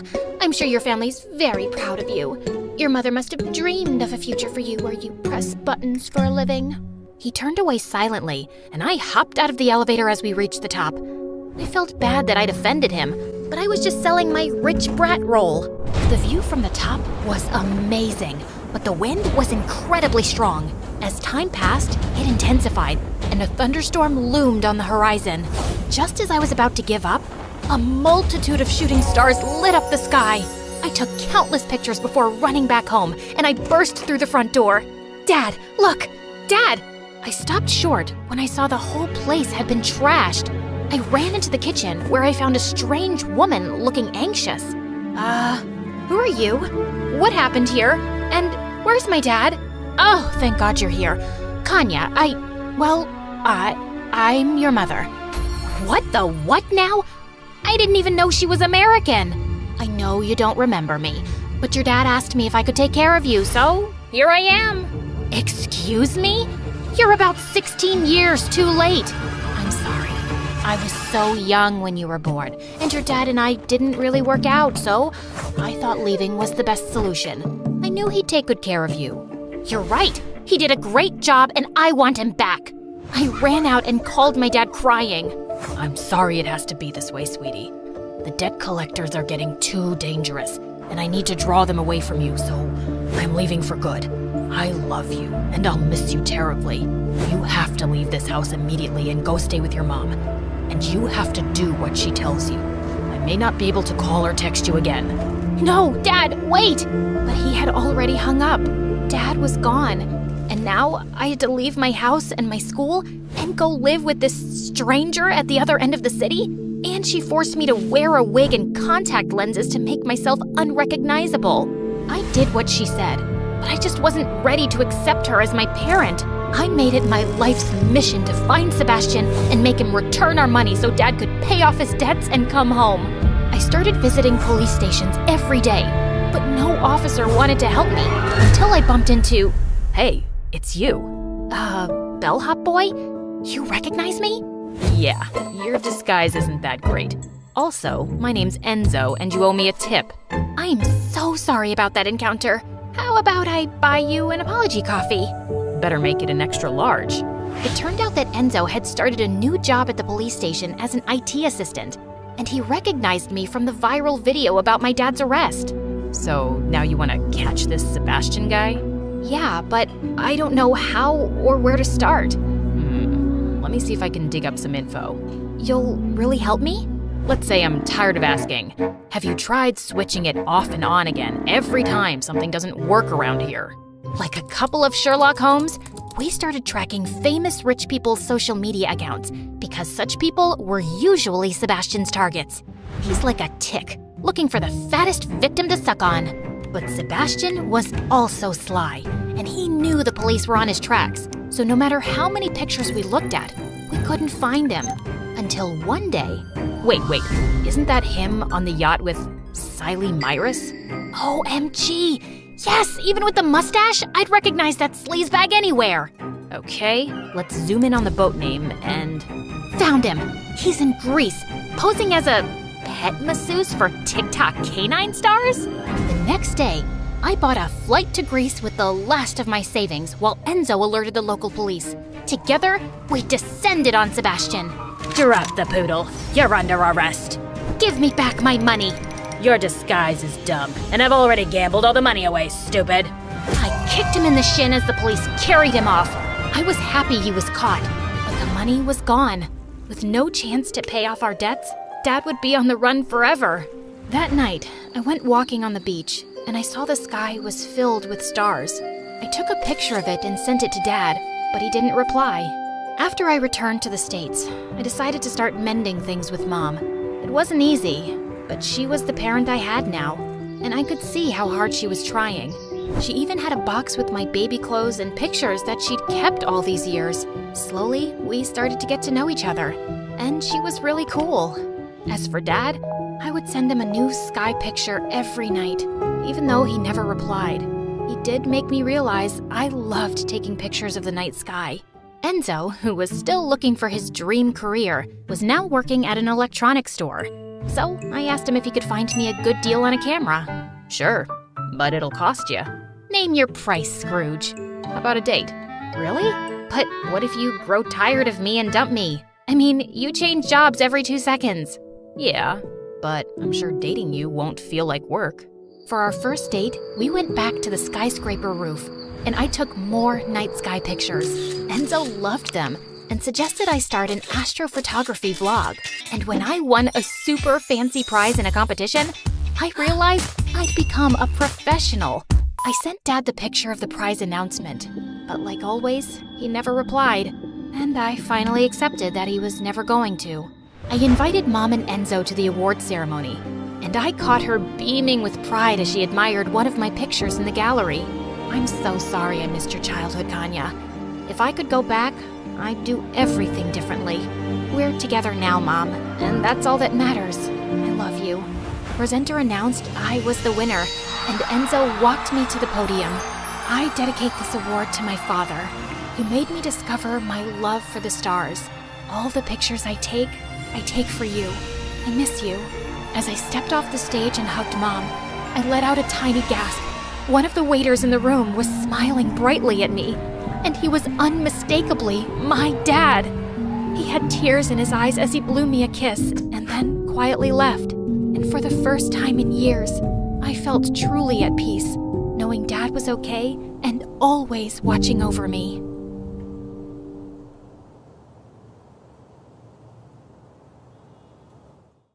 Hi, I'm Jessica from Napa Valley, and I have a weird story to tell you today. But first, please like and subscribe, because MSA will give $1,000 to one lucky person in the coming 7 days. I lived in a beautiful house surrounded by trees. I had a good life, but growing up, I didn't get along too well with my family. For starters, my mom was like a 5-year-old trapped in an adult body. All she wanted to do was run around and play. Mom's idea of having fun was a water balloon fight with me and my older brother Dylan, and I found her childish behavior so annoying. I could never study in peace without hearing Mom sing show tunes around the house. Come on, you little bookworm. Let's bake some cupcakes. Don't you know how to have any fun, you nerd? Ugh, see what I mean? But the only person worse than Mom was Dad. He was barely home since he was a fancy businessman who traveled a lot. And when he was home, he treated us like servants. Bring Daddy some juice, will ya? My toes hurt and I can't move. There's not a lot left and we're saving it for tomorrow morning. Oh, so maybe you should be the one who goes on 5-hour flights to earn money for us. I kinda hated being around all of them, so I spent most of my time alone reading and practicing my violin. But when I got to 11th grade, things took a crazy turn. Mom told me one morning that we were taking in an exchange student. She's from Tokyo. She'll go to your school and live with us for 4 months. Isn't that exciting?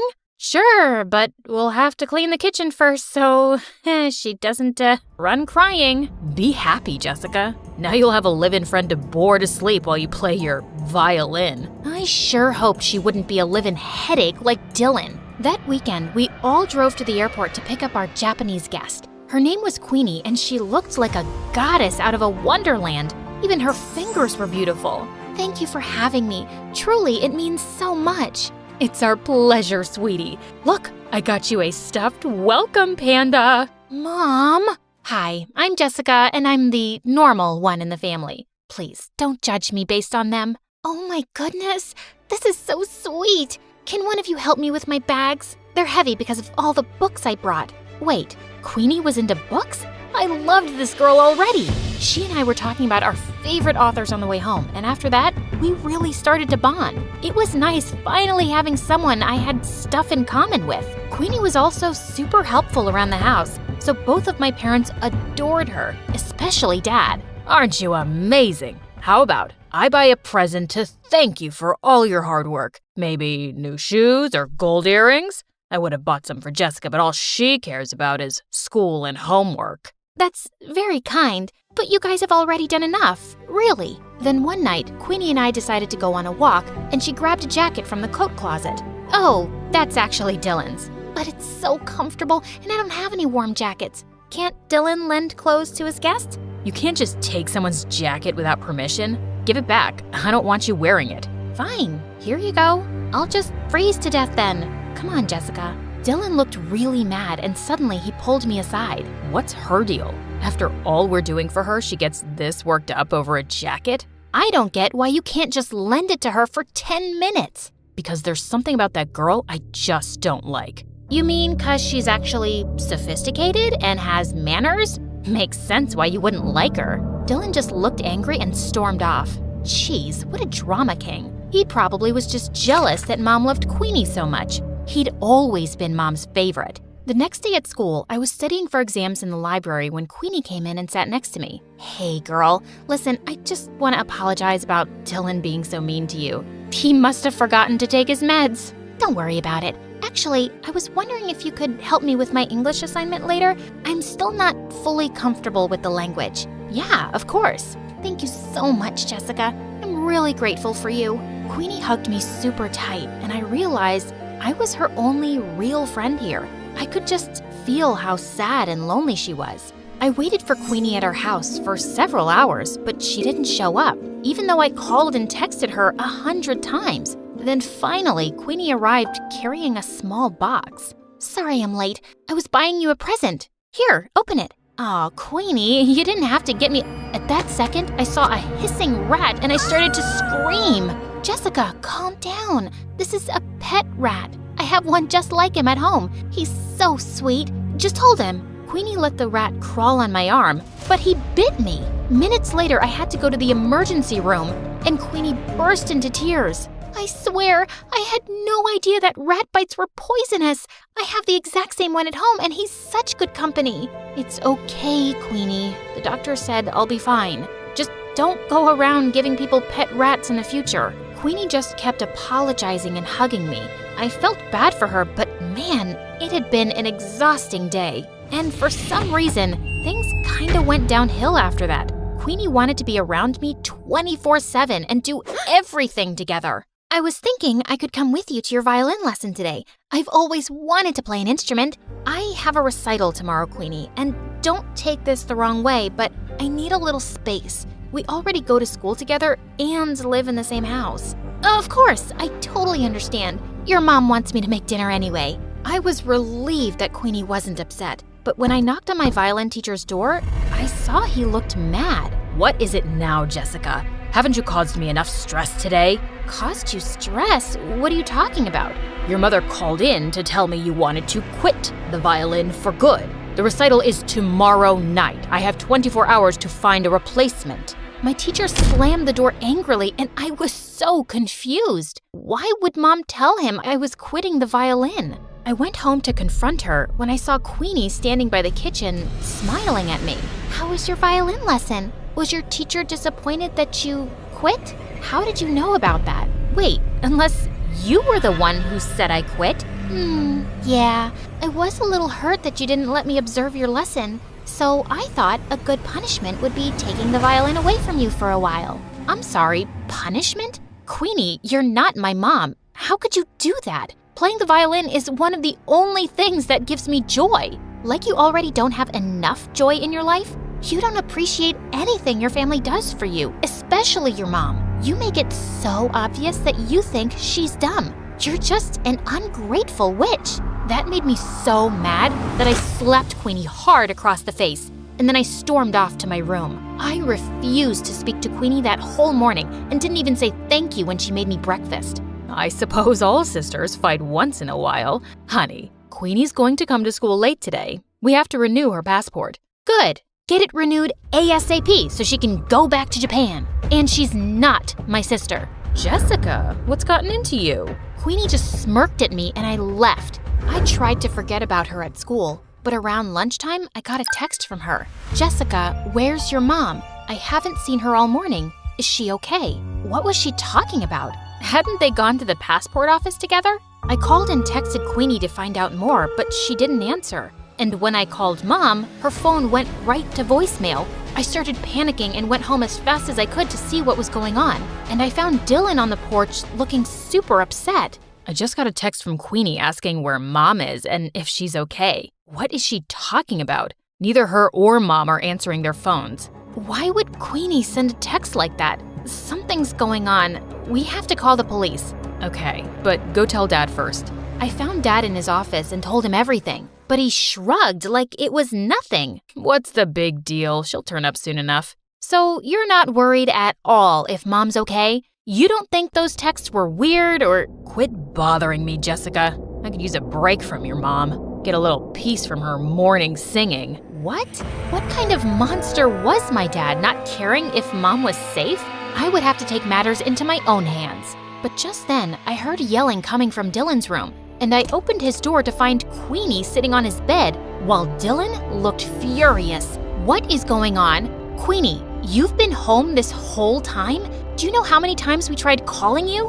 What is going on with our mom? Sorry, that's not a question I can answer. Jessica, this girl's a creep, and I know she had something to do with Mom being missing. Look, Queenie, I know we had a fight yesterday, but we really need your help. Queenie didn't answer me. She just walked towards the door with her arms crossed. You two won't find your mom anytime soon. I'm making sure of it. You're making sure? Queenie, tell me right now where Mom is, or what? You'll go to the police? You'll accuse a poor, helpless exchange student of making your mom go missing with no proof? I don't see that working out, and I'm not done with you guys yet. In fact, I've just started. With that, Queenie pushed me off of her and walked out of the room. Dylan and I immediately went to the police station and reported everything. They sent out a search team to look for Mom and then did an investigation on Queenie. And to our shock, they discovered Queenie wasn't an exchange student at all. She'd faked her application. She wasn't even from Japan. She lived in LA. So she's just this stranger who came into our lives and made Mom go missing? Who is this girl and what does she want from us? I don't know, but that chick gave me weird vibes from the start.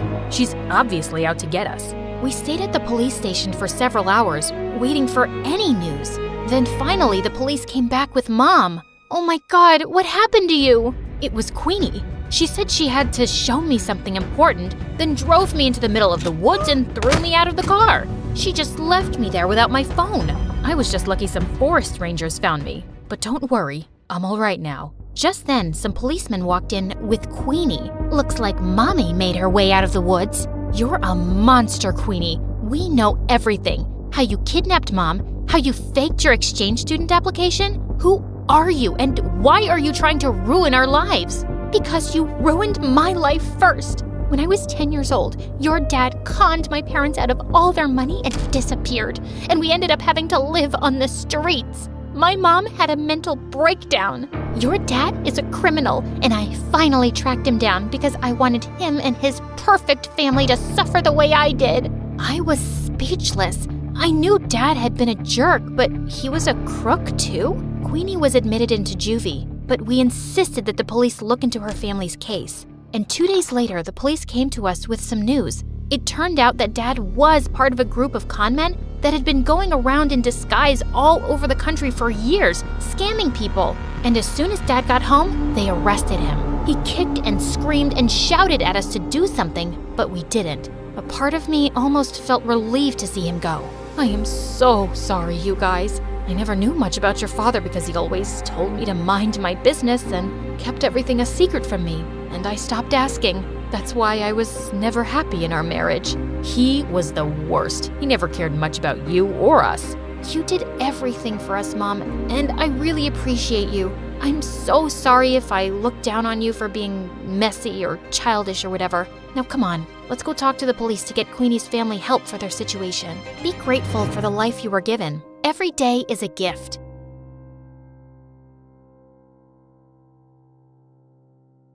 Hey, Mandy, look at Simon. I think he's cute. For a boy. Do you think he'll play with me? Mandy said, no, he won't, stupid. He won't play with a freak like you. He'll only play with me. I said, no. My mom says everyone wants to be my friend because I'm special. Mandy said, not Simon. He doesn't like you. No one likes you. Not even your mom. I screamed, Mom! Mandy says I'm a freak and no one likes me. Not even you. Mom said, that's okay, sweetie. You know it's not true. And I think it's time for Mandy to leave.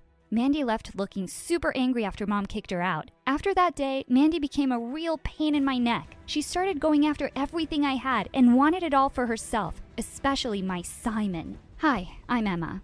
You might hear my story and think I should be grateful for having everything a girl might wish for, especially with my perfect memory. What most people don't know is that I have a big problem, my anger issue. It made me lose the love of my life. I was falling asleep in class one day when my teacher yelled at me, "Wake up, sleepyhead, you can't sleep in my class. I'm going to include this question in the exam tomorrow, and now I won't repeat what I said for you. You mean you're going to include the fact that the Allies decided to land powerful forces in German-occupied Europe after the evacuation from Dunkirk in 1940, and that it took 4 years to design, build, and move thousands of vehicles, ships, and aircraft, and it was only on April 22nd in 1944 that the rehearsal for D-Day started in the exam tomorrow?" Everyone oohed and awed. I sneaked a peek at Simon. He was not only the school's hottest guy, but also a local celebrity. He was also rich and had the voice of an angel. And right now, the angel looked impressed as he looked at me. Whatever. Imagine someone being so proud of being a freak, Simon. I groaned inwardly as Mandy, my ex-best friend, and Simon's ex-girlfriend, stepped up behind him. Even though they'd broken up a while ago, she was still obsessed with him. To my delight, Simon just ignored her. Served her right. Simon said, "Emma, I have to ask you something. Will you be my girlfriend?" Oh my god, I nodded enthusiastically. I couldn't believe Simon, the Simon, was asking me out. Yes, of course. Mandy said, "Don't get too happy. I'll still take him away from you, you freak." What was this witch's problem? Suddenly my blood began to boil. The teacher told us to settle down, but I wasn't really listening. I said, "Mind your own business, you freak." The teacher snapped, "Emma, I will not stand this behavior. To the principal's office right now." My rage disappeared. What? No, I'm sorry, I said enough. Leave. This just wasn't my day. And then, as if getting detention wasn't enough, my driver was late. Oh my god, I've told you only about 1 billion times not to be late, but you just can't help talking to everyone. The driver said, "Don't work yourself up, please. I'm sorry, Fine, it's fine. Just take me home." Simon was having a big party at his place that night, and I had to look better than Mandy. I knew she would do her best to show off her attractive body to get Simon's attention, but I was ready for that. I decided to go shopping for the perfect dress. But when I got to the mall, I was shocked to see Simon there, and he wasn't alone. Mandy was there too. While she stood talking to him, she casually slipped her arms around him. I was furious. I couldn't believe she was trying to hit on him like that. Ew! I needed to show her who his real girlfriend was. Unfortunately, though, by the time I decided to go over, they were gone. Ugh, I had to do something about her. I bought a super gorgeous pure silk evening gown for Simon's party. I even picked out a beautiful emerald necklace I'd bought in Italy last summer. I was gonna knock the boy down once and for all tonight. My driver dropped me at the party and I asked him to go home. My instructions were to wait around here. I spotted Simon and walked up to him. "Hi, Emma." Before I could say anything else, Simon put his arms around me, and for a second, I was speechless. "You look absolutely breathtaking tonight, Emma. I'd appreciate it if you picked me as your dance partner tonight." I was about to ask what Mandy did that day, but oh man, my heart began to beat wildly as we glided around the room, and I forgot all about it. While we were dancing, I could see Mandy's red face, and boy did she look mad. Ha! Take that! I pulled Simon closer just to tease her more. Then she said loudly, "Look at the smile on her dumb face. As soon as I dance with Simon, I'm going to kiss his face off. He'll never look at her again." She and the girls around her started laughing. I began to see red. Before I knew it, I had pushed Simon away and was marching up to Mandy. "What's your problem, huh?" One thing led to another. Suddenly, strong arms pulled me back. It was my driver. He said, "Let's go home. It's late." Back off! Who are you to tell me what to do? I could see that Simon was amazed, and I think he was impressed that I was finally teaching his ex a lesson. Then I took Simon's hand and left the party. Even though we had left the party, I didn't want to leave him just then. I wouldn't let Mandy ruin this evening for me. I asked, "Want to come up to my place? We can watch a movie and chill." Simon said, "Yes, of course. There's nothing I'd like more." I ran inside to check if the coast was clear and quietly snuck him up the stairs. We had just started the movie when Simon pulled me closer and snuggled with me. There's nowhere I'd rather be. Suddenly, the door flew open and my stepdad barged in. "Just what do you think the two of you are doing here? I have a reputation to keep." He was barely done talking when the driver ran up behind him. "And you, is this what I hired you for, huh? I told you to keep an eye on the girl and you let her bring a boy into her room?" The driver said, "Sir, My stepdad then shouted, "You're fired!" Just then, my mom burst into the room and started defending the driver. "He most certainly is not fired." Mom was determined to keep him and kept saying it wasn't his fault that I'd snuck a boy in. He doesn't have magic powers. Punish them and leave him out of this. Well, a blind man could tell she had the hots for the driver even though she was like 10 years older than him. And it was super embarrassing. My stepdad looked between the two of them suspiciously and then suddenly, dragging Simon out, left the room. "Don't think that I'm dumb. I can see what's going on here," my stepdad said while leaving. I didn't even know why my mom was with my stepdad. I know my real dad was too poor to keep us, but did she have to marry this guy? After he left, Mom led the driver away. I slammed the door behind them, grabbed the first thing I got my hands on, and threw it in anger. As the picture on my table fell to the ground, I realized what a horrible person I was. "You're a spoiled brat, always getting people into trouble." After I was done crying, I began watching some videos on my story animated. I just come across a really interesting story of a girl with perfect memory. The next morning, my stepdad said that I was grounded for a month and wasn't allowed to leave the house. Try me. I called Simon and he invited me to watch the recording of his song. Some other kids would be there too. As soon as they took a break, Simon came over to me. He said, "Sorry to keep you waiting." I said, "No, I should be the one saying sorry for the way I acted yesterday. The way my stepdad dragged you out, you probably hate me." For a minute, he didn't reply. "Emma, I don't hate you at all. I saw how unhappy you looked. Yesterday, I just wanted to see you happy, to help you." I stared into his eyes and wondered if he really meant it. His face was so close to mine. Wait, was he about to kiss me? Just then, the director barged into the room and practically dragged Simon away. Simon said before leaving, "Check your pocket when I start singing, okay? Don't check it now." When Simon started singing, I dug into my pocket and gasped. It was a diamond bracelet. As I was watching the recording, others came in. Of course, Mandy was with them too. As soon as she saw me, she made her way over to me. She said, "Just reminding you that Simon is mine. Don't even think about him." Then she turned around and blew a kiss in his direction. I waited for him to react, but if anything, his stupid grin just grew bigger. Suddenly, I began to feel angry. Is this why he'd asked me here? Just then, Mandy screeched, "Oh my God, that bracelet is mine! Simon gave it to me on Valentine's Day. Give it back." I said, "Not a chance. He gave it to me and it's mine now." You know why? Because he loves me, and you can take your jealousy and buzz off. When Mandy refused to back off, I began to get mad at Simon for giving me her hand-me-downs. For a rich guy, he had acted pretty cheap. You know what? You want it so bad, huh? I marched up to Simon and threw open the door of the studio. "I can't believe you'd give me your ex's hand-me-downs." Simon looked shocked and also embarrassed, as everyone could see and hear. "Oh, shocked enough? I know everything, and I don't want this. Keep this trashy gift." He said, "What's wrong with you? If you don't want it, just say so. I'm done with your drama. I'm out." Then Mandy looked at me. "You actually fell for it. I knew you weren't as smart as you thought. You may have perfect memory, but you don't have perfect vision. He bought the bracelet that day at the mall when you were there." I glared at her, but I wouldn't do what she wanted. I swore to not get angry and said calmly, "You're just jealous because he never got you a beautiful diamond bracelet." Then she laughed and said, "Oh, I'm happy you like it. I actually picked it." "That's it!" I yelled as the driver took my hand and got me in the car. As soon as I got home, though, I felt horrible about what I had done to Simon. I tried calling him, but he wouldn't answer. I went to the set the next day, unannounced, and everyone was shocked to see me. I saw Simon sitting there, and he looked devastated. "I'm so sorry for the horrible things I said. I don't know what came over me." I just got into the door when Simon caught up with me. He said, Emma, wait." "No, Simon, I know I'm a horrible person. I'll just go away and never interfere in your life again." But Simon pulled me back and hugged me. "Stay, Emma. I know you're a great girl. I won't let you go." I could tell that Simon loved me and I wanted to be with him. Plus, being his girlfriend was the best way to pay Mandy back and put her in her place. For a few weeks, I was in heaven. My anger episodes began to fade. If I ever did get angry, Simon held me till I was calm. Until one day, after my date with Simon, I went home to Mom and my stepdad having a scream fest. I asked what was wrong. Mom said that my stepdad was cheating on her. Suddenly, the yelling started again.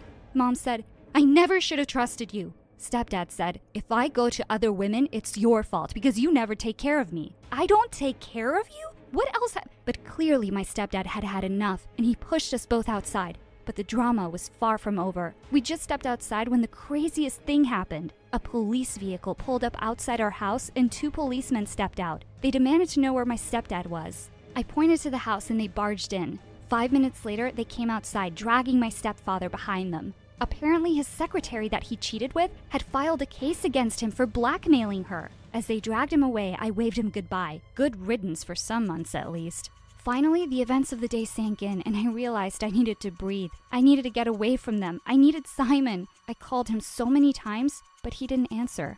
I ran to his house and barged in. "Simon!" I stopped dead in my tracks. He wasn't alone. In the lounge sat Mandy.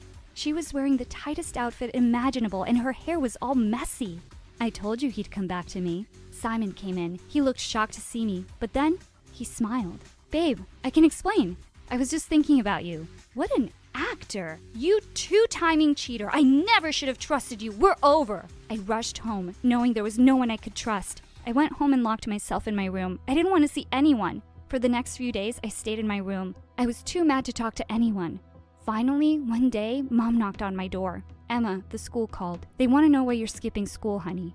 Also, Simon is very worried. Just mind your own business. I don't need you interfering in my life. That night, as I lay tossing and turning in my bed, I heard a knock on the window. What was that? I jumped to check and almost passed out when I saw Simon practically hanging from the window frame. As soon as I opened the window, he jumped inside. What are you doing here? He smiled and reached out for me.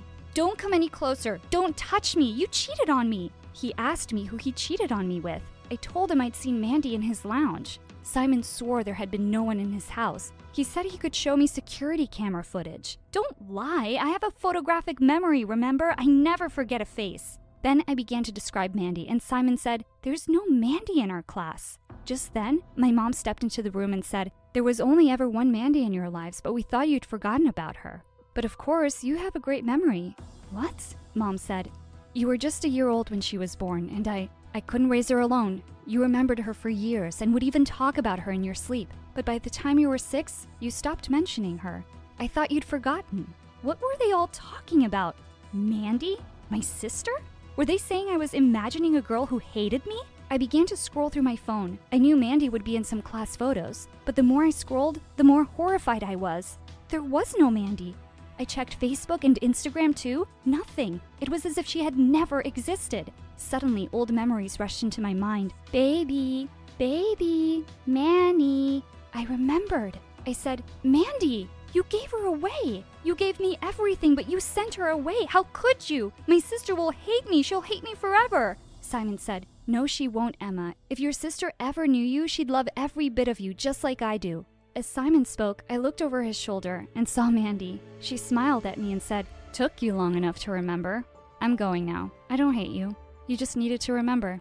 Then she turned and walked out of the room, and I knew I would never see her again. Well, my life has gotten better since then. I'm at college and still with the love of my life, Simon. And my mom? She married our driver. She is happy.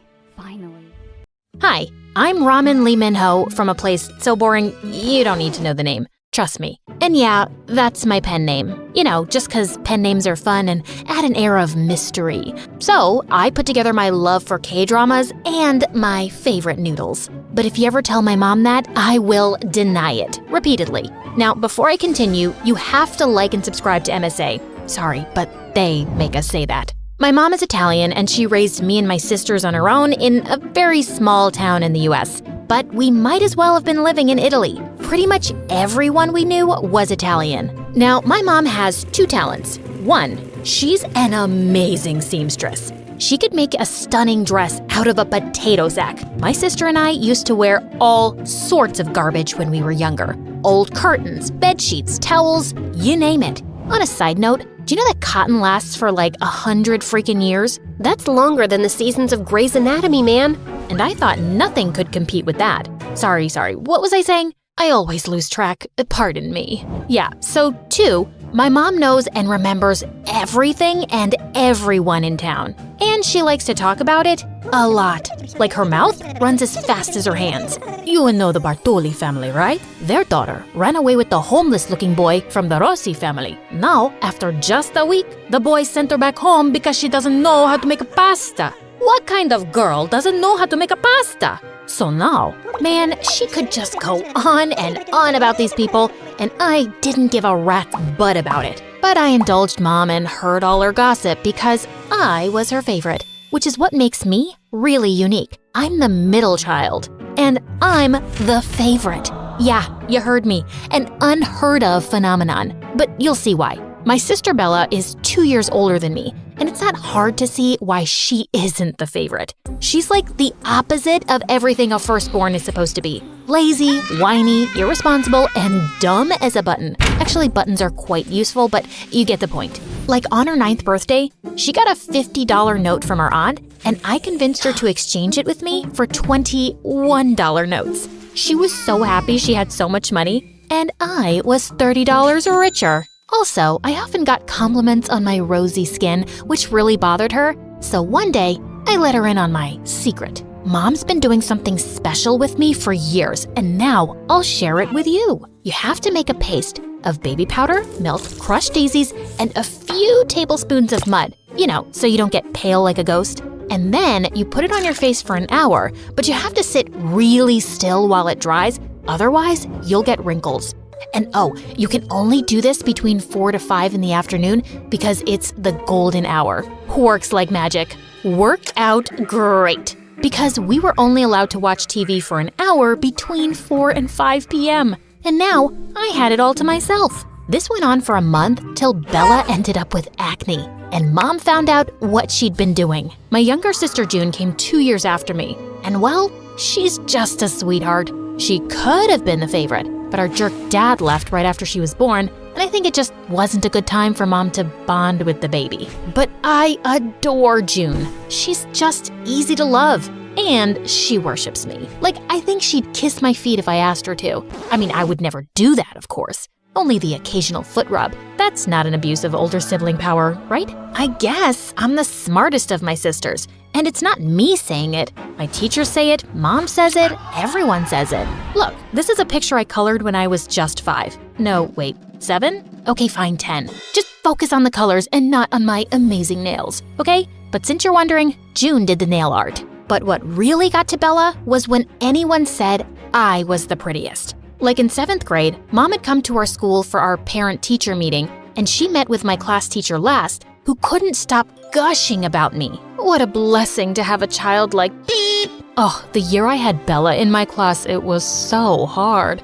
That's when I started my blood pressure medication. But this one, oh, she's such a marvel. And a beauty on top of that. Now, I'm not saying the other two are ugly, but they look more like you, and beep is more on her dad's side of the family with those delicate features, a bit like Cinderella and her stepsisters. That made me so uncomfortable. Like, you know how the truth can sometimes do that, but why say it, man? And Bella just lost it. She flung a bottle of ink at my teacher. Oh my God, I ruined your clothes. Now, I'm not saying they were pretty to begin with, and you'd look like a sack of turnips no matter what, but I'm still sorry. Actually, they look less tacky now. Here's some more. Oh man, I laughed so hard, I peed a little. That was my fondest Bella memory ever. And yeah, there aren't many to choose from, but that one's pretty cool. Mom was really embarrassed though, and Bella got a reputation in town for being a little cray-cray. I honestly never cared that much about looks. But I understand why people are obsessed with being pretty. You get doors opened for you, someone will give you their place in a long line, offer to carry your stuff, or give up their umbrella for you and get soaked themselves. And sometimes you try to refuse, but people won't take no for an answer. Also, pretty people are almost seen as superhumans. I mean, think of some beautiful person, and then think about them burping or farting or pooping. You can't imagine it, right? Because how could someone that pretty do something so nasty and basic? No, they must poop litter.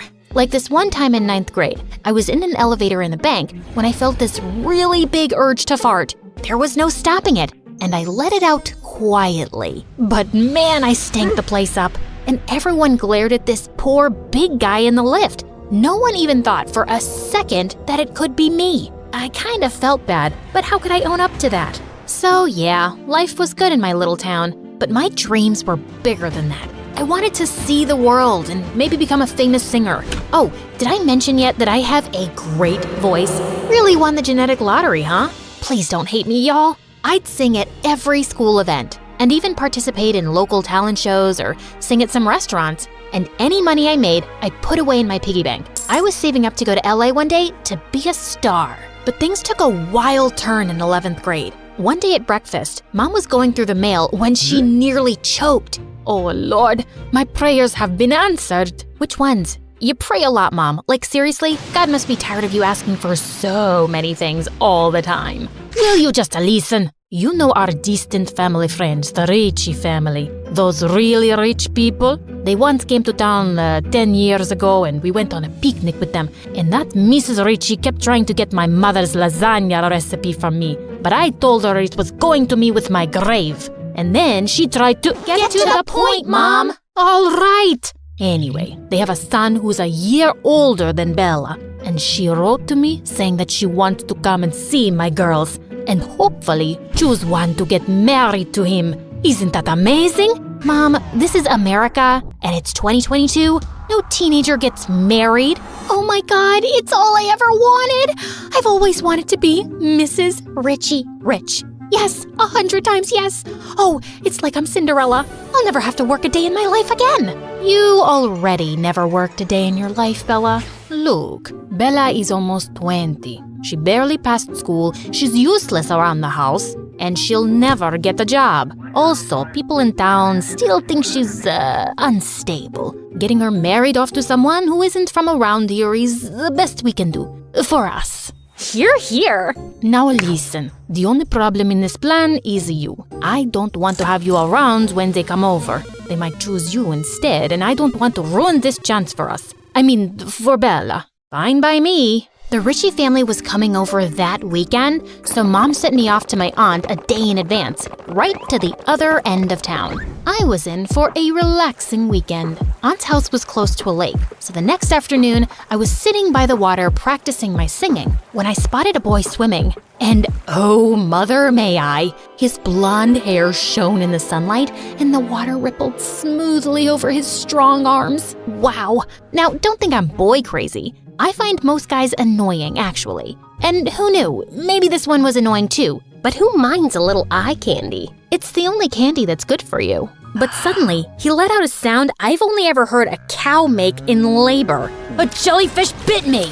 He passed out and started sinking. I swam like a graceful mermaid towards him. Man, he weighed a ton. I managed to drag him to the shore and checked his heartbeat. Yeah, he was gonna live. And up close, he did look kind of annoying. You know, those boys who are too pretty and think the universe revolves around them? Yeah, he was definitely giving off those vibes. I thought I'd wait around till he came out of his beauty nap, so I started singing one of my original songs. You wanna hear about this girl who makes jealous witches hurl? She had beauty, she had brains, there was talent in her veins. Not that everyone was dumb, but the town made her numb. What? Stay here forever, that made her feel bummed. She knew that there was more, so much more to her life than the gossip and the small talk, being a dumb man's dumb wife. It's not hard to see, the girl I'm talking about is me. So if you wanna hear the rest, pay up now, it's not for free. Suddenly, I felt something touch my foot. I'd almost forgotten the boy who was staring right up at me. Wow, you're a goddess, an angel. That voice? And you saved me, right? Yeah, but anyone would have done the same in my place. It's not special. Of course it's special. You saved my life. I think I'm in love with you. Aw, man. This boy was dumber than I'd thought.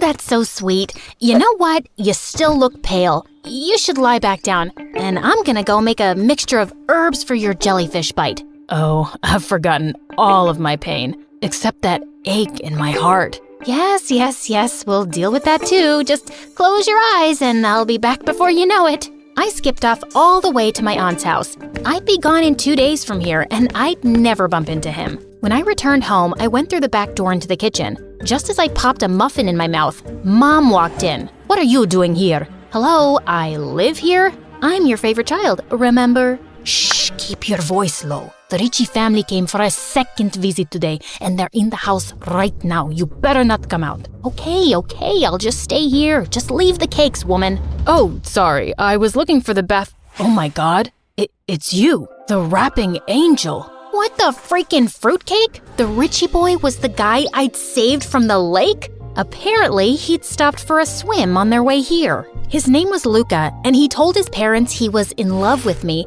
and he'd marry me or marry no one. Such a drama queen. He cried, Bella cried, his parents begged, Mom panicked, and she sent them away saying, "We need time to think." You really went out of your way for these guests, Mom. You never make pasta for me. And yum, I haven't had this pastry in ages. Will you please get serious for a minute? What are we going to do? About what, Mom? I'm not getting married, duh. You don't have to get married. It could just be an engagement till you know him better. Okay, fine. Just be his girlfriend. It's too good a proposal to pass. And I wanted it for Bella, but if it's not happening for her, you have to accept it. Before I could reply, Bella came flying at me. You stupid witch! I'm not letting you get away with this. Gosh, Bella, have you gained weight? Get off, you baby cow!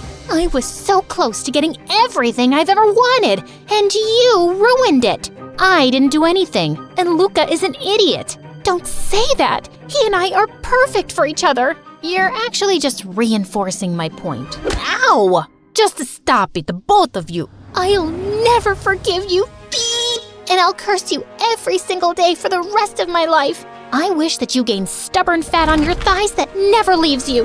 Well, I won't bore you with the details of what happened after. You know those annoying people who say, long story short, and then tell you every detail and all the bonus scenes? Yeah, I hate that. Anyway, I turned down the proposal, the Ritchie family left, but Luca sent letters non-stop. Bella stopped talking to me, which was amazing, but Mom stopped talking to me too. And then a month later, she got really sick. I ended up using all my savings for her treatment, and somehow, she emotionally blackmailed me into agreeing to date Luca. See, with great favoritism comes great responsibility. Mom favored me all her life, and as her perfect child, I felt the responsibility to make her happy now. Really, it's not easy being me. Of course, Bella was furious, and after she gave all my clothes to the neighborhood dogs, she started muttering things under her breath whenever she saw me. Gosh, so immature. Thankfully, Luca lived very far away and we just talked on the phone. But he called so much that eventually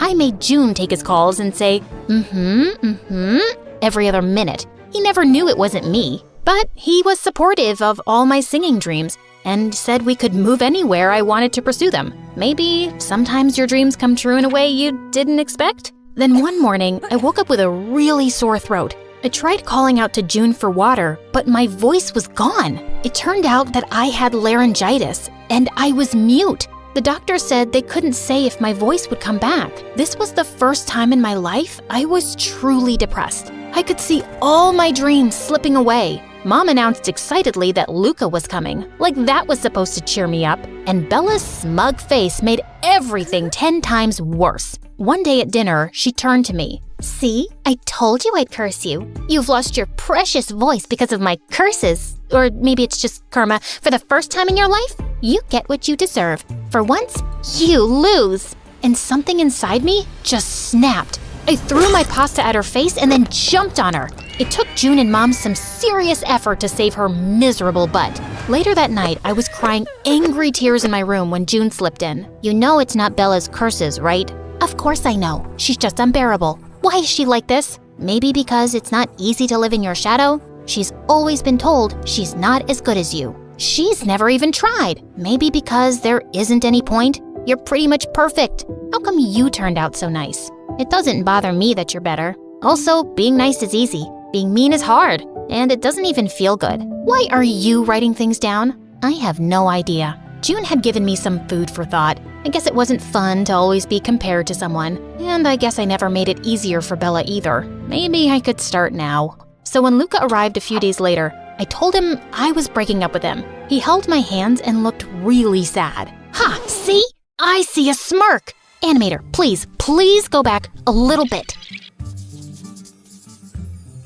Okay, Animator, you can continue. It's not that I don't care for you, babe, but yeah, I totally get it. You need your space. Maybe if you get your voice back, give me a call? I won't be doing that, but I think you should ask out Bella. Trust me, you guys are made for each other. Looks like he listened because when I went down later, Bella sprung on me like a python. Oh, thank you, my amazing, lovely sister.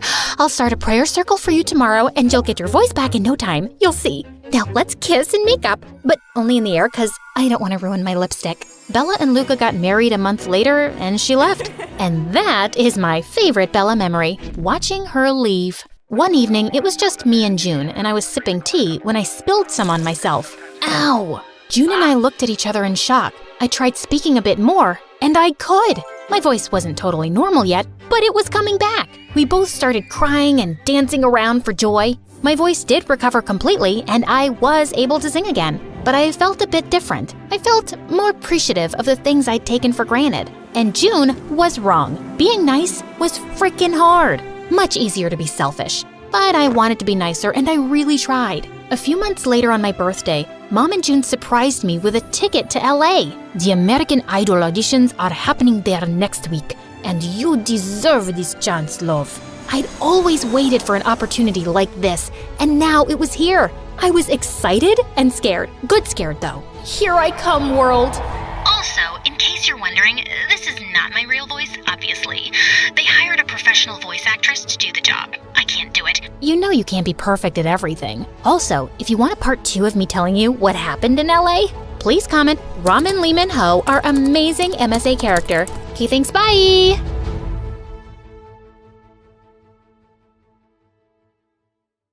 Hey guys, Casey here again. Today, I'll give you a glimpse into my past and show you why my feelings toward my birth mom and stepmom are the way they are. Don't forget to like and subscribe. My parents got divorced when I was just 5, and I've always lived with my stepmom Polly and my dad in a huge mansion. Since Polly was a successful fashion designer, she had an elegant taste. And my mom, well, let's just say she has a flair for the dramatic. Once when I was 6, I was at the school talent show and Polly was putting some final touches onto my costume. You look fantastic. Oh, this is gonna be so much fun. Oh, thanks. I hope so. I love our teamwork. Just then, Mom burst in wearing a ridiculous peacock dress with a colorful tail that kept getting in her way and knocking over objects. Oh, hi there. Your outfit is, noticeable. Oh, yes, I know. I'm going to sing opera, but I'm afraid people might faint because they might not be able to handle how amazing my voice is. The judges won't be able to resist my stunning outfit. It's not a competition, Mom. But Mom just walked off onto the stage and started singing. She was an opera singer before her marriage, and she did have an incredible voice. But 5 seconds into her performance, she did a ridiculous dance move, tripped over her costume, and ripped it apart, revealing her polka-dotted underwear. Polly rushed over to help Mom. Oh dear, that's really unfortunate, but it could happen to anyone. Here, let me help you fix that. Oh, you think this can be fixed? If this happened to you, you'd be crying like a baby. Get your hands off me, you stupid woman. Everyone in the crowd was laughing at Mom, and I felt humiliated, and the incident really affected me, because just 2 days later, I ended up picking a fight with some kids and landed in the principal's office. Casey, I'm really disappointed about the fight today, which is why I've called your mom and stepmom to discuss this. That's it? So kids fight all the time. Why are we wasting our time here? He's the principal. Let him talk. We take any form of aggression very seriously in this school. Can you tell us what happened, Casey? I got angry at a few kids for making fun of my mom, so I hid their lunches. Atta girl. Serves them right for mocking me in my gorgeous outfit. In fact, let me teach them a lesson. With that, Mom left the office and went running to the cafeteria and started screaming. You think my costume is funny? Have you seen the way you guys dress up? I should be laughing at you, because your sense of fashion is a joke. The kids stared in shock, and some of them even started crying. You'd be so lucky if you got to wear outfits as magnificent as mine. If I hear you've mocked me again, I'll make sure you're only allowed to wear polka dot socks for the rest of the year. Well, that's one way to handle it. The principal called security, who took Mom out while Polly apologized on her behalf. Honestly, I was getting tired of Mom's behavior. She was crazy and embarrassing. I even started making excuses to visit her less often. I loved hanging out with Polly because she was so much more intelligent and sophisticated. Once in 7th grade, I was supposed to visit Mom, but I lied that I was busy working on a school project. Polly and Dad had to go somewhere and they couldn't find a babysitter. I knew Polly would never invite Mom to stay with me, so I had the place to myself, and I loved it. But an hour after they left, I got hungry and decided to cook something. I had no idea what I was doing and ended up spilling boiling water all over myself. I cried till I passed out. What kind of circus are you running here? You were supposed to be watching her. Unbelievable. We didn't know she'd be cooking while we were out. It was an accident. Let's focus on Casey's well-being now. You two couldn't take care of a cactus, let alone a child. I'm going to tell everyone about this. Casey is doing fine. The burn is major, though. Her arms and legs are really hurt, and she'll need some weeks to recover. Great. Can we see her now? Of course. Not you.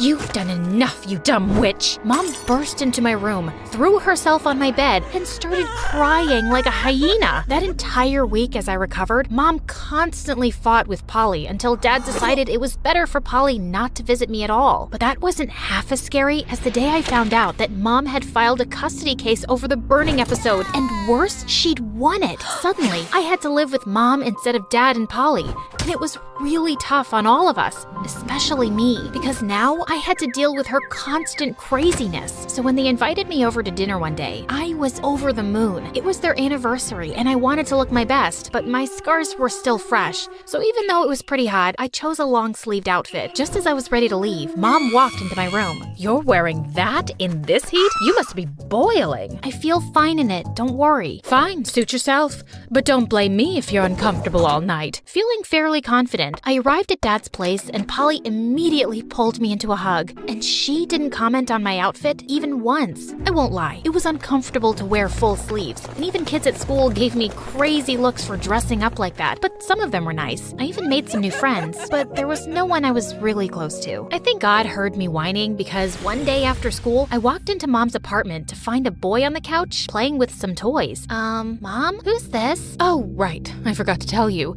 This is your half-brother Ethan. His dad had custody, but he's been really sick lately. He's asked me to take care of Ethan for a while. My what? You're my sister? I'm so happy to see you. He hugged me, but I just stood there dumbfounded. I had a half-brother, and Mom kept it from me all this time? Mom, how could you not tell me about this before? Does Dad know? Mom, I'm talking to you. Get off your freaking phone. Oh my God, do I have to tell you everything? You know now. Anyway, I'm tired. You two get to know each other. After the initial shock subsided, I realized it wasn't Ethan's fault that Mom had kept him a secret from me. Having him around actually brought some unexpected joy into our home. One day, Ethan and I were in the living room playing a game where we had to act out random scenarios. All right, let's see your best chicken moves. He got up and started doing the most awkward, hilarious chicken dance I had ever seen. I couldn't stop laughing. We were having a great time, and then Mom walked in. What is all that noise? Just a little chicken action, Mom. Wanna join? Mom was hesitant for a moment, then decided to give it a try. She started flapping her arms and attempted a few clumsy dance moves, but suddenly she lost her balance and fell,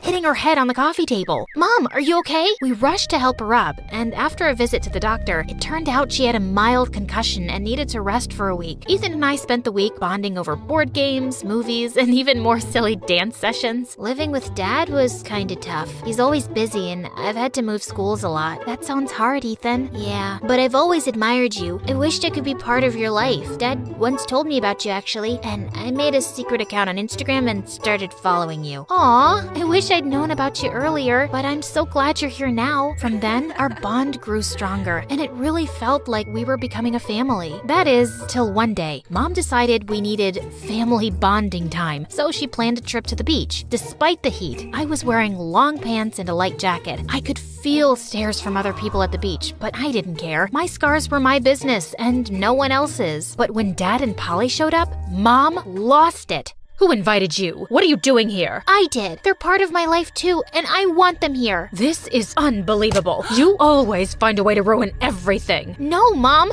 You're the one who's always causing drama. For once, can't we all just enjoy a day at the beach? Despite my best efforts, Mom refused and continued to throw a tantrum. Eventually, Dad, Polly, and Ethan and I decided to leave her on the beach and enjoy the day on our own. A few hours later, when Ethan and I got home, we found the apartment turned into a weird tribute to Mom's opera career. Everything was covered with her performance posters, reviews, costumes, and props, and Mom was sitting there in another ridiculous outfit. Why was she always so attention-seeking?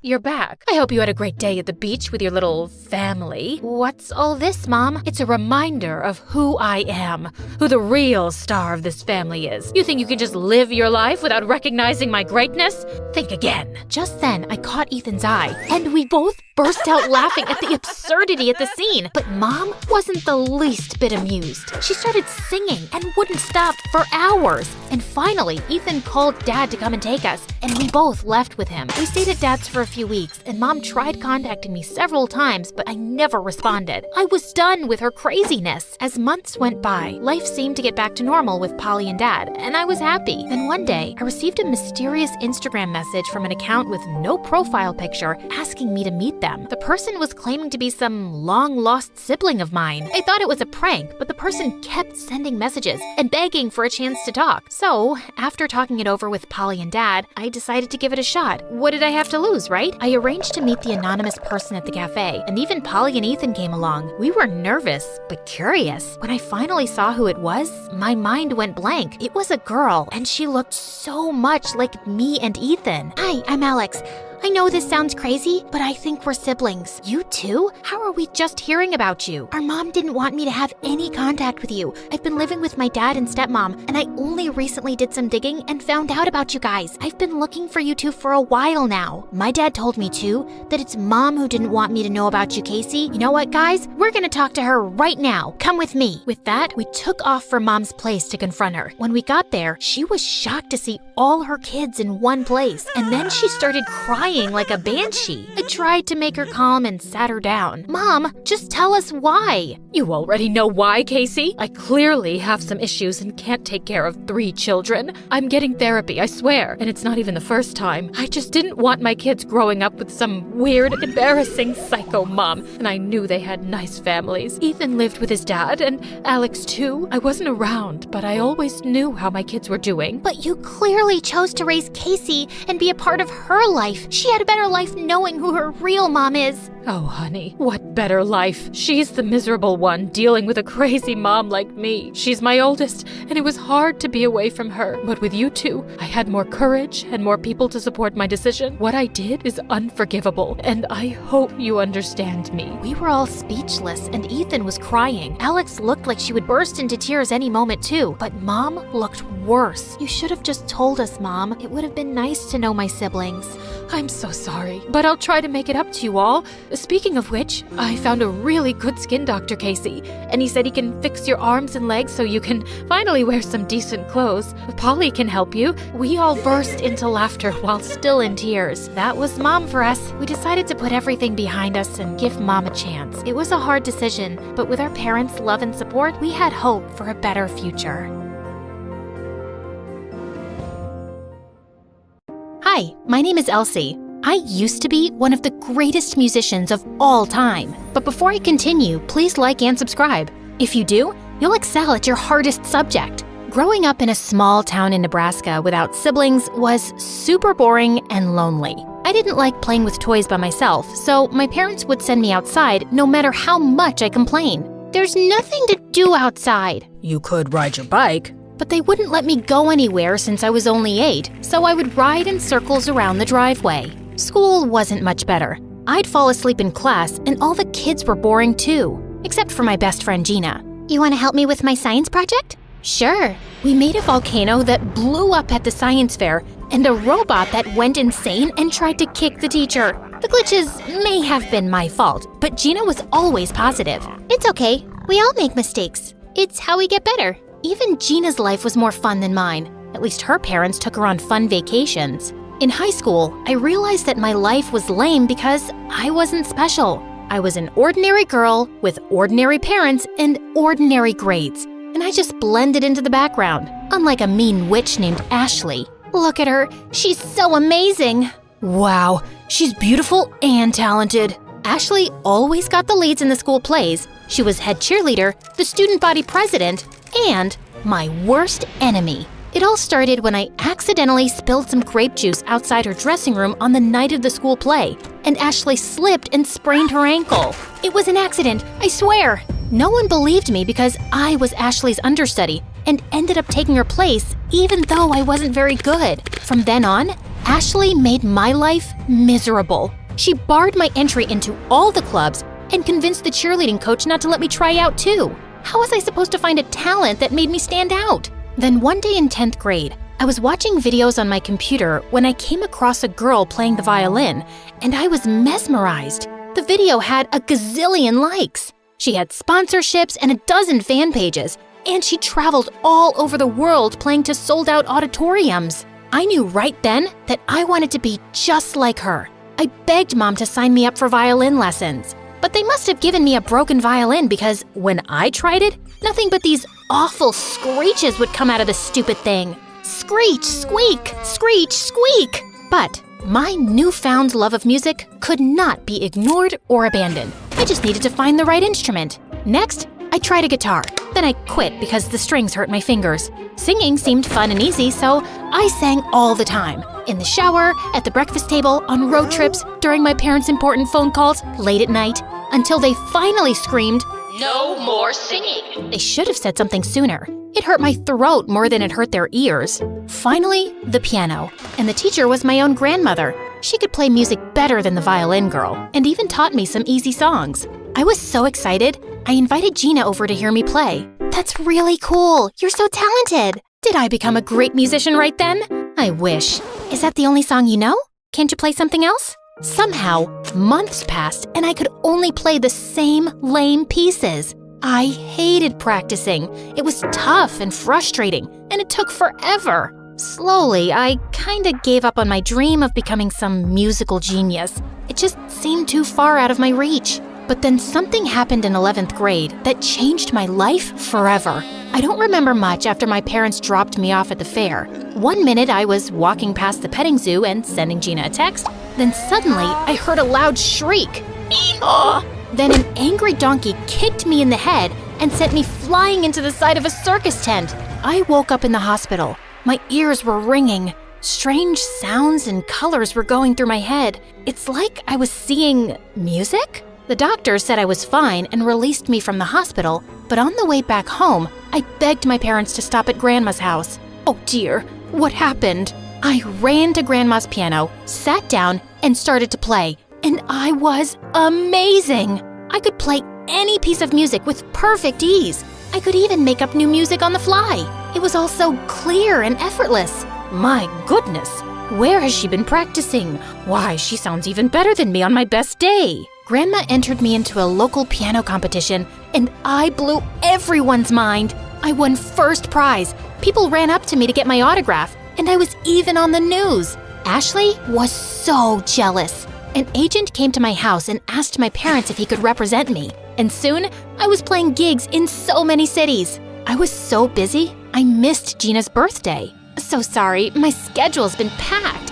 I'm a superstar, you know. Oops, that's my agent. I'll call you back later, okay? Many successful concerts later, I was ready for a break. Zach, the most popular boy in school that I'd been crushing on since the 6th grade, invited everyone in class to his pool party. And I was so there. And I asked Gina if she wanted to tag along. We were supposed to go to the Science Museum today, remember? The Science Museum is boring. Can't we go another day? But today's the last day to see the electron microscope lab. I convinced Gina to skip the lame science exhibit and join me. Sitting on deck chairs, I shared my adventure with all the popular kids. My life definitely wasn't boring anymore, but Gina didn't seem impressed. In fact, her bad attitude was messing up the vibe.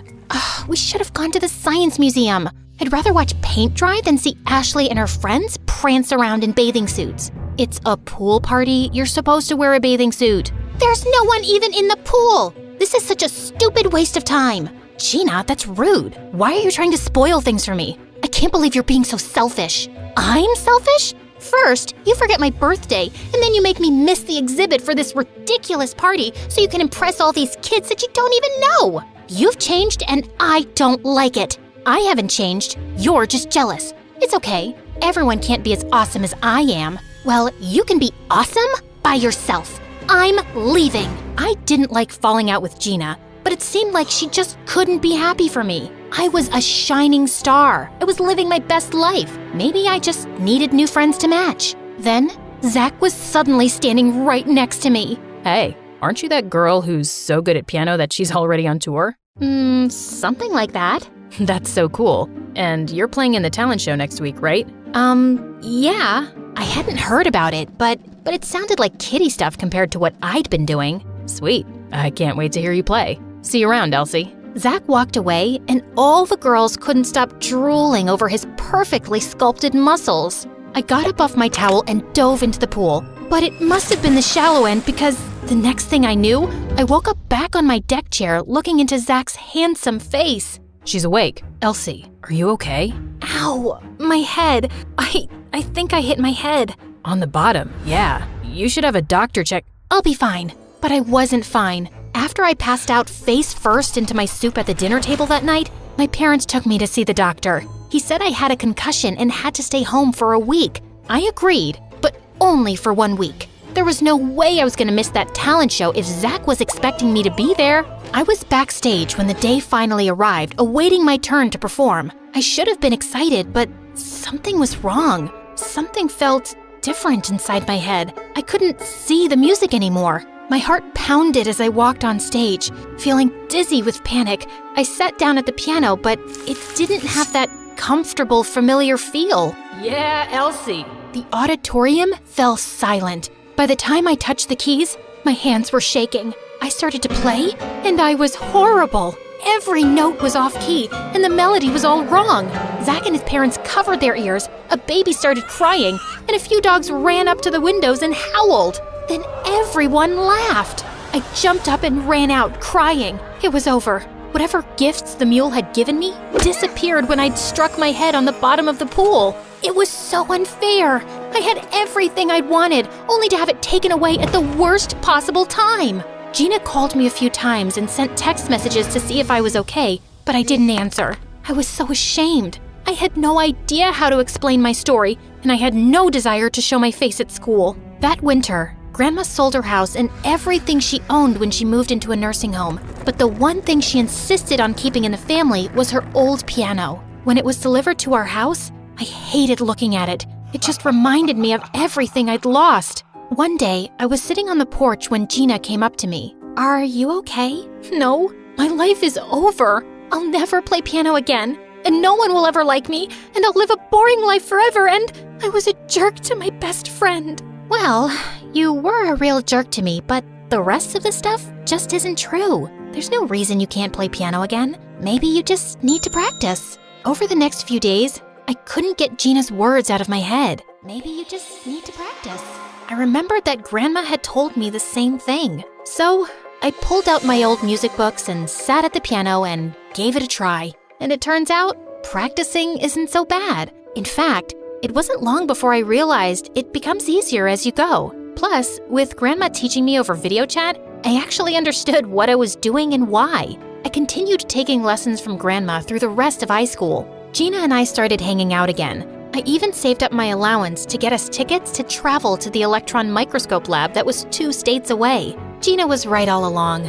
My life wasn't over, it was just different. Now, you might be wondering, whatever happened to Zach? At first, I thought he was avoiding me after the talent show disaster, but then come to find out, he'd left town, and no one really knew why. I eventually stopped asking about Zach. I was too busy with school and piano for boys anyway. By the 12th grade, I was finally ready to play piano in front of an audience. "You should enter the talent show." "I don't know." "Come on, you can do it. I think you could even win." Gina kept insisting, so I decided to sign up. The line was huge. Ashley and the other cheerleaders were in front of me. "If we do the same routine from regionals, we'll blow the roof off this place. And that trophy is ours." I edged my way through the group, wrote my name at the bottom of the list, and the word piano beside it. "Since when do you have talent, Elsie?" "Since I started practicing music." "Then why do I seem to remember your spectacular failure last year? Didn't that bump on the head, turn you stupid or whatever?" "No, look at the dummy. She can't even speak. Get ready to lose, loser. You don't stand a chance against us." I stayed up all night practicing. On the night of the competition, I waited backstage for my turn. The moment Ashley and the cheerleaders took the stage, they were incredible. Even though I would play Beethoven, my little piano piece didn't stand a chance. And right before my performance, the power went out. Great! I took a deep breath and stepped on stage. Cell phone flashlights and displays blinked on throughout the audience, like a brilliant starfield. I sat at the piano. There was just enough light to see the keys. I played the famous Beethoven piece to oohs and ahs and a standing ovation that led to winning the talent competition. I'd done it, not from a freak accident, but for real. Oh, and there was even a nice bonus. I ran into Zach in the lobby afterward. "You were amazing." "Thanks, but where have you been all this time?" "China. Exchange student program. I wanted to keep in touch, but everything happened so fast and it was my only chance. I couldn't even look you up on social media because the government restrictions kept me totally off grid. Really glad to be back though." "Me too." "Can I ask you something?" "Sure." "Do you give lessons?" "Only if you practice." shall we say Wednesday after school? It's a date.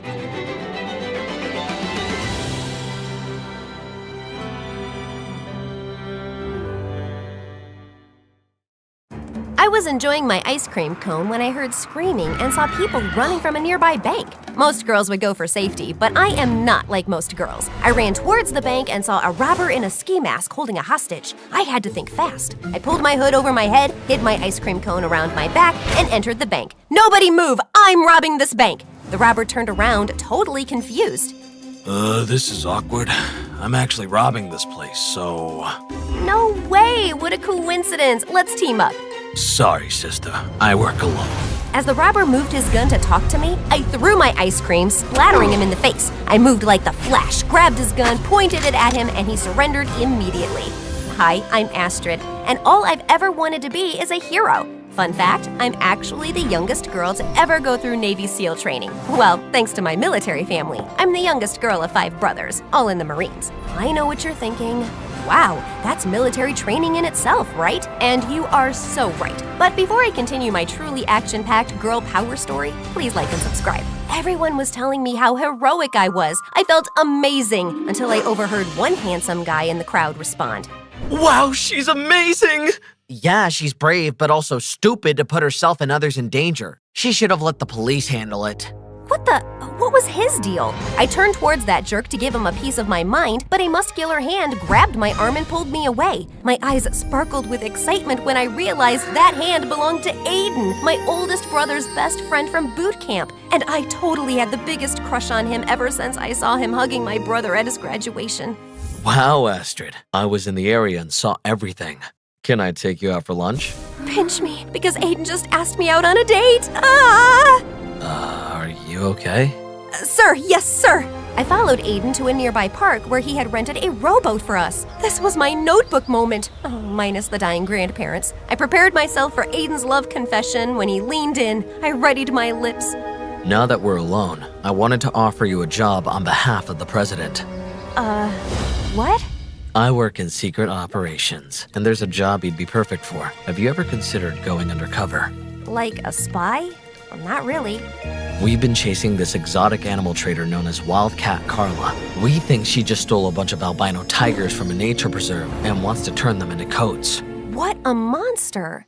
But wait, the president cares that much about animals? Actually, the president wants her in jail for other things as well, but they're top secret. We also discovered she's looking for a housekeeper, and we need to get you on the inside. So, you want me to pretend to be a housekeeper just to collect evidence on this Carla Cat girl? Just because I'm a girl doesn't mean I'm good at cleaning. No, but you were raised by a military family, and I've been to your house. It's spotless. He had a point. We have a saying at home, cleanliness is close to godliness. We need a girl so it's not suspicious, especially one who can defend herself just in case. Someone I can trust completely, and it's only you who comes to mind. Mind? I wish I was closer to his heart than his mind. And if you're able to confirm that Carla has the tigers, we'll pay you $3 million. I'm in. That wasn't a bad deal. I got the job easily, but when I showed up, I realized this place was a dump. No wonder no one else wanted this job. I turned a corner cleaning when, crash! I slammed into one Mr. Tall, Dark, and Handsome. To my shock, it was the same jerk who called me stupid after I had saved all those people at the bank. Thankfully, he didn't recognize me. Achoo! Then this thirst trap started sneezing everywhere. Suddenly, Wildcat Carla came running in. What have you done, you stupid girl? My son, Mason, is highly allergic to dust. And he sneezed right on Carla's face. I'll fix this. I grabbed Mason and ran to the bathroom, throwing him into the shower as fast as I could. As water poured down on us, Mason stopped sneezing. If he wasn't known as a jerk, or I was so worried about keeping my job, I would have considered this romantic. I turned off the water, but Mason kept blinking at me. You good?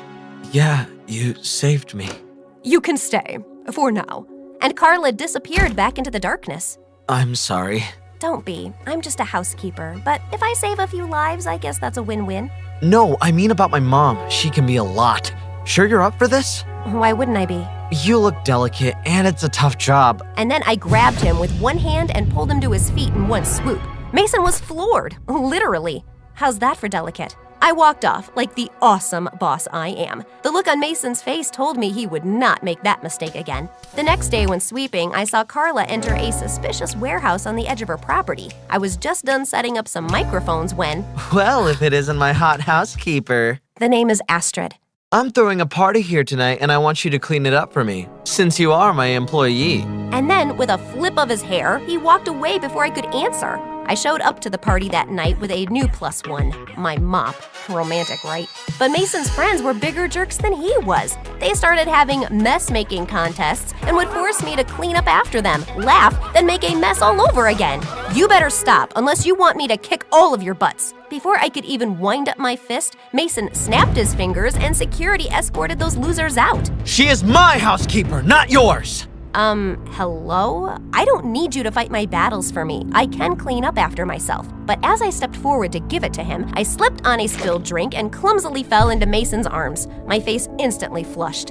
Looks like you need to be a better housekeeper. Want to dance? But before I could reject him, this pretty girl pulled Mason away and started dancing with him. Ew! Don't dance with the help, dance with me. My stomach clenched. What a rude and privileged girl. But also, oh no, was this jealousy I was feeling? Stop it, Astrid. Don't get attached. Suddenly, this muscular dude came up to the two of them and pulled Mason away. That's my girlfriend, jerk!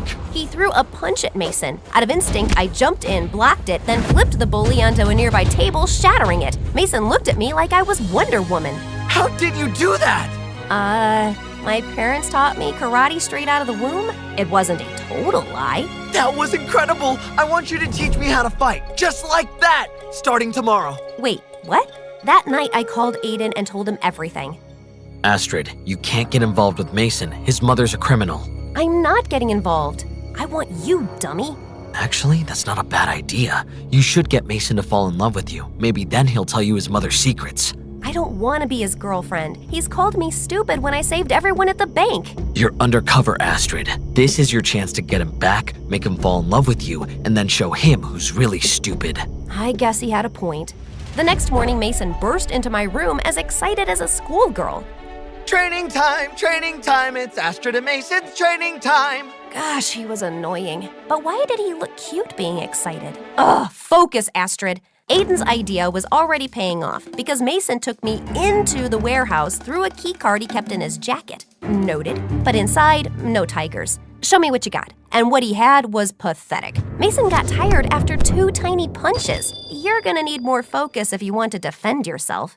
Yeah, I know. Mom tried to teach me how to fight once. I got 1 punch in and she spent 3 hours telling me everything I did wrong for 1 punch. She was right, I should just give up. No, Mason, you have what it takes. Just, you have to believe in yourself. You got this. He got back up, more confident than before. Sure, he wasn't perfect by the end of the day, but he had thrown some solid hits. He even hugged me. Thank you for believing in me. Anytime? Hey, my mom wants you to come with me to her zoo tomorrow. I'm in. This was the first big lead I had in weeks. But when we pulled up, a protesting group of animal lovers blocked the entrance. They had signs accusing Mason's mom of animal cruelty. Mason instantly turned the car around. He didn't speak for the whole drive back. He seemed embarrassed. We got back into Mason's and he looked really sad, so I grabbed his hand and my heart fluttered a bit. Is everything okay? I have to be honest with you, Astrid. My mom didn't actually order you to come to the zoo with me. I like you, and I was worried you'd say no. You're the strongest, most beautiful girl I've ever met. Aw, thanks. My mom's been accused of some bad stuff. None of it is true, but I understand if you don't want to be with me. Mason, I work for your mom, and I don't want her to get the wrong idea. I had to wrap this mission up as soon as possible. I knew Aiden said I could hurt him, but that doesn't mean I should. Besides, I actually started to like him. That night, when Mason was asleep, I snuck into his room and stole his key card from his jacket. I entered the warehouse, but a hand grabbed me and turned me around. It was Mason! Astrid, how did you get my key card? You gave me this. What? When? I panicked, grabbed his shirt, and kissed him as hard as I could. Mason, I changed my mind. I am madly in love with you. I knew it. I guess I had distracted him well because he only said, I have a surprise for you tomorrow. The next day, I was shocked to see a helicopter waiting for us. Mason flew us up to have the most romantic dinner of my life on top of a frozen mountain. I had the chef make you one of everything, since I wasn't sure what was your favorite. He held out a rose like the absolute gentleman I realized he was. I really have to pee. I called Aiden, but he was totally aloof. For all we know, those tigers could be coats by now due to your puppy love routine. I'm just doing what you told me to do. Well, do it better. You're running out of time. The next morning, I woke up with a horrible cold, probably from the snow, and Mason was sitting on the edge of my bed staring at me like I was an art exhibit. I should have brought you a coat too. This is all my fault. Let me take care of you. And before I could say anything, Mason sprung into action. Wow, you're really good at this. I love nursing things back to health. Did you know I always wanted to be a vet? No way. Way? I love animals so much. Their cute little faces, they're the best. I would never do anything to hurt them. You can still be a vet if you want. You don't understand. After my dad left us, there was only Mom, so I couldn't say no to her. And she wanted me to follow her footsteps in her business. And what kind of business is that? If I show you, will you promise to keep it a secret? I nodded. This was my chance. And Mason pulled me out of bed. He took me inside the warehouse and used his key card to open the secret door behind a punching mat. Whoa! Shh! Mom can't know I took you here. We walked down some secret steps into a huge pen where I was confronted with all the tigers. I instantly took a pic and hit send to Aiden. Gotcha. Hey, you can't do that! Sorry, just instinct. Well, just don't send them to anyone. My mom is protecting these endangered animals from being experimented on. Are you sure? Yes, of course. That's what she told me. Had I just made a huge mistake? Maybe Mason's mom wasn't the Cruella de Vil I was told she was. Gotta pee again. I ran up the stairs and called Aiden. Great job, Astrid. The special agents are on their way because of you. Tell the police to stay where they are. Carla is protecting the tigers, not turning them into coats. He's lying to you, Astrid. I don't. Suddenly, two strong hands grabbed me. It was Carla. I knew I never should have hired you. Mom, let go of my girlfriend! We turned to see Mason standing in the corner, distraught. Some girlfriend? This little double agent just called the cops on Mommy's operation. Astrid? You what? I can explain, Mason. Your mom wanted to turn the tigers into coats, not save them. Mom, is this true? And by the sheer look on Carla's face, I could tell it was true. Just then, the military burst into the warehouse, arrested her, and rounded up all the tigers safely. And then a familiar arm wrapped itself around me. Great work, Astrid. It takes a lot to pretend to fall in love with someone just to get information out of them. You've earned this. And he handed me a suitcase filled with cash. I turned around to see Mason staring at me. Aiden got to him first, though. She's come a long way from that stupid girl at the bank, hasn't she? What? That was you? I knew you looked familiar. Mason, wait, it's not what you think. I can't believe I trusted you, Astrid. I gave you my heart, and you locked my mom up. Mason, I'm sorry. I like you. Yeah, right. You think I believe you after you just lied to my face for months? Goodbye, Astrid. Forever. I couldn't blame him for blowing up on me, but he didn't realize that I had actually fallen in love with him during everything. The next week, Aiden asked me out. This was everything I thought I wanted, yet why did I feel so sad about Mason? He took me out on a rowboat again, but this time he leaned in and said, The president wants to hire you as a full-time secret agent, if you want. What? I thought you were gonna tell me you loved me. Oh, Astrid, I do love you. Just not in that way. Didn't you know your brother and I are a couple? I was definitely happy for them, but I also felt silly for obsessing over Aiden for years. Clearly, I wasn't his type. So, what's it gonna be? You want the job? But I politely turned him down. Going undercover wasn't worth it if it meant hurting someone I cared about. I texted Mason a novel of an apology, but he blocked my number. I guess I deserved it. A few years later, I was walking in the park when I saw our hurt baby bird. I wrapped it gently in my handkerchief and was pointed to the best animal hospital in town. When I arrived there, I was shocked to see Mason tending to a sick hamster. My heart raced. It had been too long. I pushed the door open and Mason looked up. For a split second, our eyes locked. The world seemed to fade, then reality set back in. I found this little one and thought you'd be able to help. I heard you're the best in town. Mason smiled softly.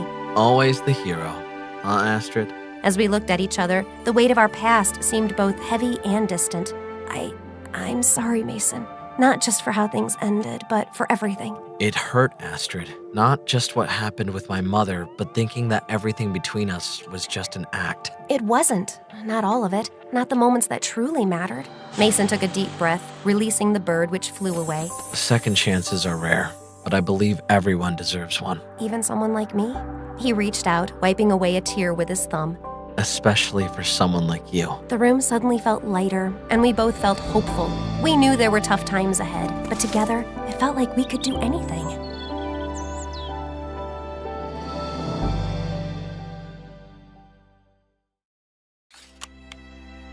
Hi, I'm Ariana from New York. Please like and subscribe. When I opened my eyes to this world, the first person I saw was my dad. And since that moment, I adored him and he loved me like crazy. He gave me everything a girl could dream of.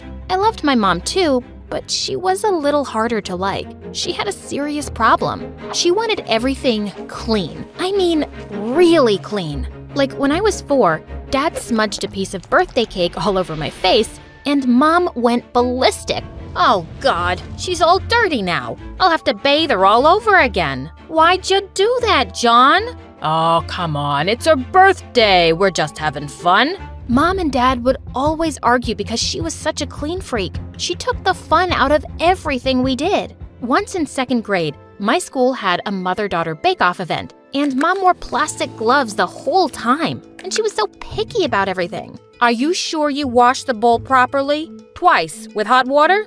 Yes, Mom. I washed it like 10 times already. Now, can we start baking? Because everyone is way ahead of us. But these spoons look like they need to be sanitized. I got so mad that I took the spoon and licked it.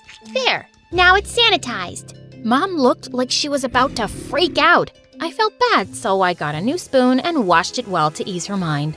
But Dad and I had so much more in common. We laughed at the same jokes, watched the same movies, and we enjoyed our PlayStation challenges. Beat you again. Ah, how'd you become so good? I learned from the best. Ha, you got that right. But my world turned around in 7th grade when my parents decided to get a divorce. I knew they fought a lot, but I hadn't seen this coming. It broke my heart when he moved out. I still saw him every day, and I was slowly adjusting to this new life when Dad dropped another bombshell on me a few months later. He introduced me to his new girlfriend, Amanda. She looked like she was a college graduate, and she was super pretty. I disliked her instantly. Oh, hi, cutie pie. You're just as adorable as your daddy said. Here, I got you a present. Why was she talking to me like I was 5? Thanks, but it's not my birthday. Oh, I know when your birthday is. But one can give presents at any time, right? I reluctantly pulled out a t-shirt, which was cute, but I just shoved it back in the bag and dropped it on the ground. I don't think we have the same taste. You can return it. Ariana, you need to be nice to Amanda because she's being nice to you. And from that day, Amanda was like a pimple that wouldn't go away. Every time I visited Dad, she was there, trying to act like we were a happy family. She also kept smothering me with gifts and her fake love, just so I would like her. But I hated her because she took my dad away from me. And even worse, Dad married her a year later. I was still struggling to deal with all of this, so I created a YouTube channel called Dads and Daughters. When I showed it to Dad, he loved it. And every day after school, he'd pick me up and we would create cool ideas together for the show. Once in 9th grade, Dad and I were at a restaurant, and when he went to the bathroom, his phone started buzzing. It was Amanda. You know he's at dinner with me. Can't you let us have some time alone? Ariana, please give the phone to your dad. I don't have to explain myself to you. And I don't have to give your message. I hung up and switched off Dad's phone. He didn't notice until the end of dinner that his phone was off. And when he switched it on, he looked shocked at his messages. Oh my God, Amanda fell down the stairs. She's been trying to get in touch with me for 2 hours. And when Amanda told him she'd spoken to me, he was furious. He'd never been angry at me before, and now he was practically shouting. You will apologize to her or I'll cancel our YouTube show. I mean it. I went up to their bedroom where Amanda was sitting up in bed. I'm sorry, Amanda, I guess. I was about to leave when she suddenly grabbed my wrist. You better listen to me clearly, Brett. I'm here to stay whether you like me or not. And if you keep behaving this way, you won't be welcome in our house anymore. It's my dad's house. And mine. Don't mess with me again, Ariana, if you know what's good for you. Just then Dad walked in and she was all smiles. She was more evil than I thought. She would definitely try to push me out of Dad's life. And just a few days later, Dad told me that he and Amanda had some big news. You're gonna be a big sister soon, Ariana. A big sister to what? Your dad and I are having a baby. Isn't that great? Did they expect me to be happy? All I felt was anger and heartbreak, but I managed a small smile. Congratulations! And soon after, when the baby was born, Dad looked at her the same way he looked at me and called her his little princess. That's what he used to call me. He was too busy being a new dad to shoot more episodes for our channel, and I decided I needed to stay away from him and his family. Amanda had won. Maybe Mom noticed that I was really downcast because one day after dinner, she said the two of us should go out for ice cream. I could see she was trying to connect, and I agreed. She wore her gloves as usual anytime she went out, but it didn't bother me anymore. I'd learned to accept her the way she was. So tell me, what's bugging you? I feel like Dad doesn't love me anymore. Oh, honey, that's not true. You'll always be his little princess. No, he has another princess now. Mom stayed quiet at that and just hugged me tight. And then she gave me some news. A girl from Thailand will be attending your school on an exchange program, and she'll be living with us for some time. Are you okay with that? Mom worked in a company that dealt with exchange students, but it was the first time we'd had one as a guest. As long as I don't have to share my room, I guess it would be cool. A week later, we fetched Macy from the airport. She was a short, cute girl my age, and she was so excited when she saw us. Hi, I'm Macy. It's so nice to meet you. You're both so pretty. She hugged me and Mom, and the whole ride home, she just wouldn't stop talking. The flight was so long. I'm so excited about school tomorrow. Have you ever been to Thailand? No, but Oh, it's such a beautiful place. You should visit. Maybe when I go back for the holidays, you can come with me. Wouldn't that be fun? Yeah, it would, I guess. Gosh, I had to live with this chatterbox for the next 12 months? And the next morning, she woke me up at 4 a.m. so that we could go jogging. Couldn't even say no because she was our guest and I was trying to be nice. When I showed Macy around school on her first day, she spoke to just about everyone. I was quite popular at school because of the YouTube show, and it felt a bit embarrassing that she said anything that came into her head. I could see people laughing at her. Later that day when school ended, I couldn't find her anywhere. That's when she texted me to come rescue her because some kids had locked her up in the janitor's closet. Listen, Macy, things are different here. People here don't just start talking to strangers, and we don't talk that fast. We let others speak and listen to them. Okay, so I shouldn't speak? No, you can speak, just not so much. Oh, I see. But those girls were really mean to me, and I hadn't said anything mean to them. I know, people can just be jerks sometimes. Just then, I spotted Dad's car and he was waving at me. He said he'd been wanting to catch up with me, and I was really surprised and happy. That is, till I saw the new baby was with him. Ugh. Amanda apparently had an appointment with the doctor, and Dad was taking care of my baby sister, Kara. I introduced him to Macy, and then he took us to the aquarium. Dad picked up Kara from her seat and held her in front of me. Ariana, can you hold her for a moment?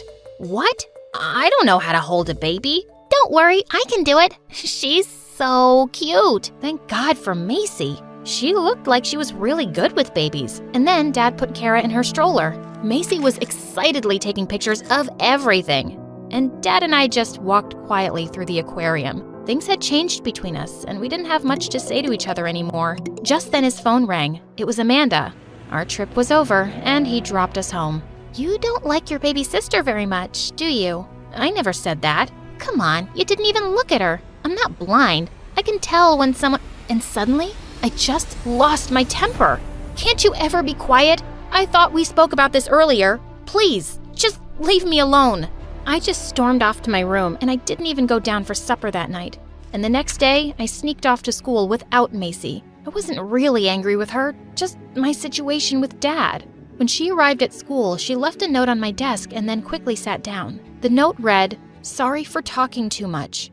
I looked back at her and she smiled. She was an odd person with a big heart, and I couldn't help smiling back. As we sat down during recess, the same girls who'd locked her the day before walked up to us. "Hey, Ariana, you still have your walking, talking parrot with you? Aren't your ears bleeding by now with her nonstop chatter?" "No, I really like listening to her, but your voice is giving me a headache, so please go away and get a life." But just then, the girl dunked her juice on Macy's head, and I pounced on her. As we rolled around fighting, Macy came running and sprayed ketchup all over the girl's face. "Don't hurt Ariana, you witch!" We all ended up in detention, but it was totally worth it. Hey, thanks for standing up for me and saving my butt again. I should have never told you to act differently. Just be yourself, okay? Oh, what a mistake that was. It was hard to stop her, especially when we watched MSA videos together on YouTube. She had a running commentary going the whole time. Soon after, it was my 16th birthday, but Mom wasn't keen on having a party at home because of the mess, so Macy and I just went out to celebrate. As we were shopping at the mall, we bumped into Amanda and Kara. Macy immediately went all gaga over the baby, but I just stood on the side silently. Happy birthday, Ariana. Oh, you must be Ariana's stepmom. It's so nice to finally meet you. I hated the word stepmom. I didn't want her to be anything to me. Come on, Macy, let's go. Wait a second. It's funny that I bumped into you. I just bought you a gift. No thanks. I don't want anything from you. Why are you always like this, Ariana? I've really tried. Can you drop the fake nice act, please? The only thing you've tried to do is steal my dad, and you succeeded. Have you forgotten that you threatened me? Ariana, I was angry with you then. I didn't really mean anything. Before she could finish, I just started walking quickly. I heard Macy calling my name, but I wanted to get away from Amanda. Suddenly, I heard a scream, and I turned to see Macy slip on something and fall to the ground. I rushed over to her, and she was unconscious. Amanda quickly called an ambulance and went to the hospital with me. I was so anxious as I sat there waiting that I just couldn't stop tapping my foot. Amanda sat next to me and took my hand silently, and I felt better. The doctor came soon and said Macy had a minor concussion, and that she was okay. When I went to her room, she was sitting up in bed. As I sat next to her, Macy took off the locket she was wearing. I want to tell you something, Ariana. I had a baby sister too, and she was 3 years younger than me. She was my best friend, and then she died 2 years ago. My eyes welled up as I looked at her sister's picture. I carry her around with me everywhere. Love the people around you while you can, so you never have any regrets. I hugged her tight and we both cried. The doctor said she could go home, and I found Amanda was still waiting outside for us. She drove us back home. When we got there, the house was pitch dark. I guess the lights are out. Just as I opened the door, the lights came on and many people yelled, "Surprise!" It was my birthday party, and Dad was there along with my friends from school. Mom, I thought you didn't want to get the house dirty. Don't worry, I'll sanitize the place once the party's over. I hugged Mom and Dad, and then I turned to Amanda. Thank you for being there for me today, and I'm sorry for how I've treated you. I really am. Can I give you your present now? You already did. I picked up my baby sister and hugged her tight.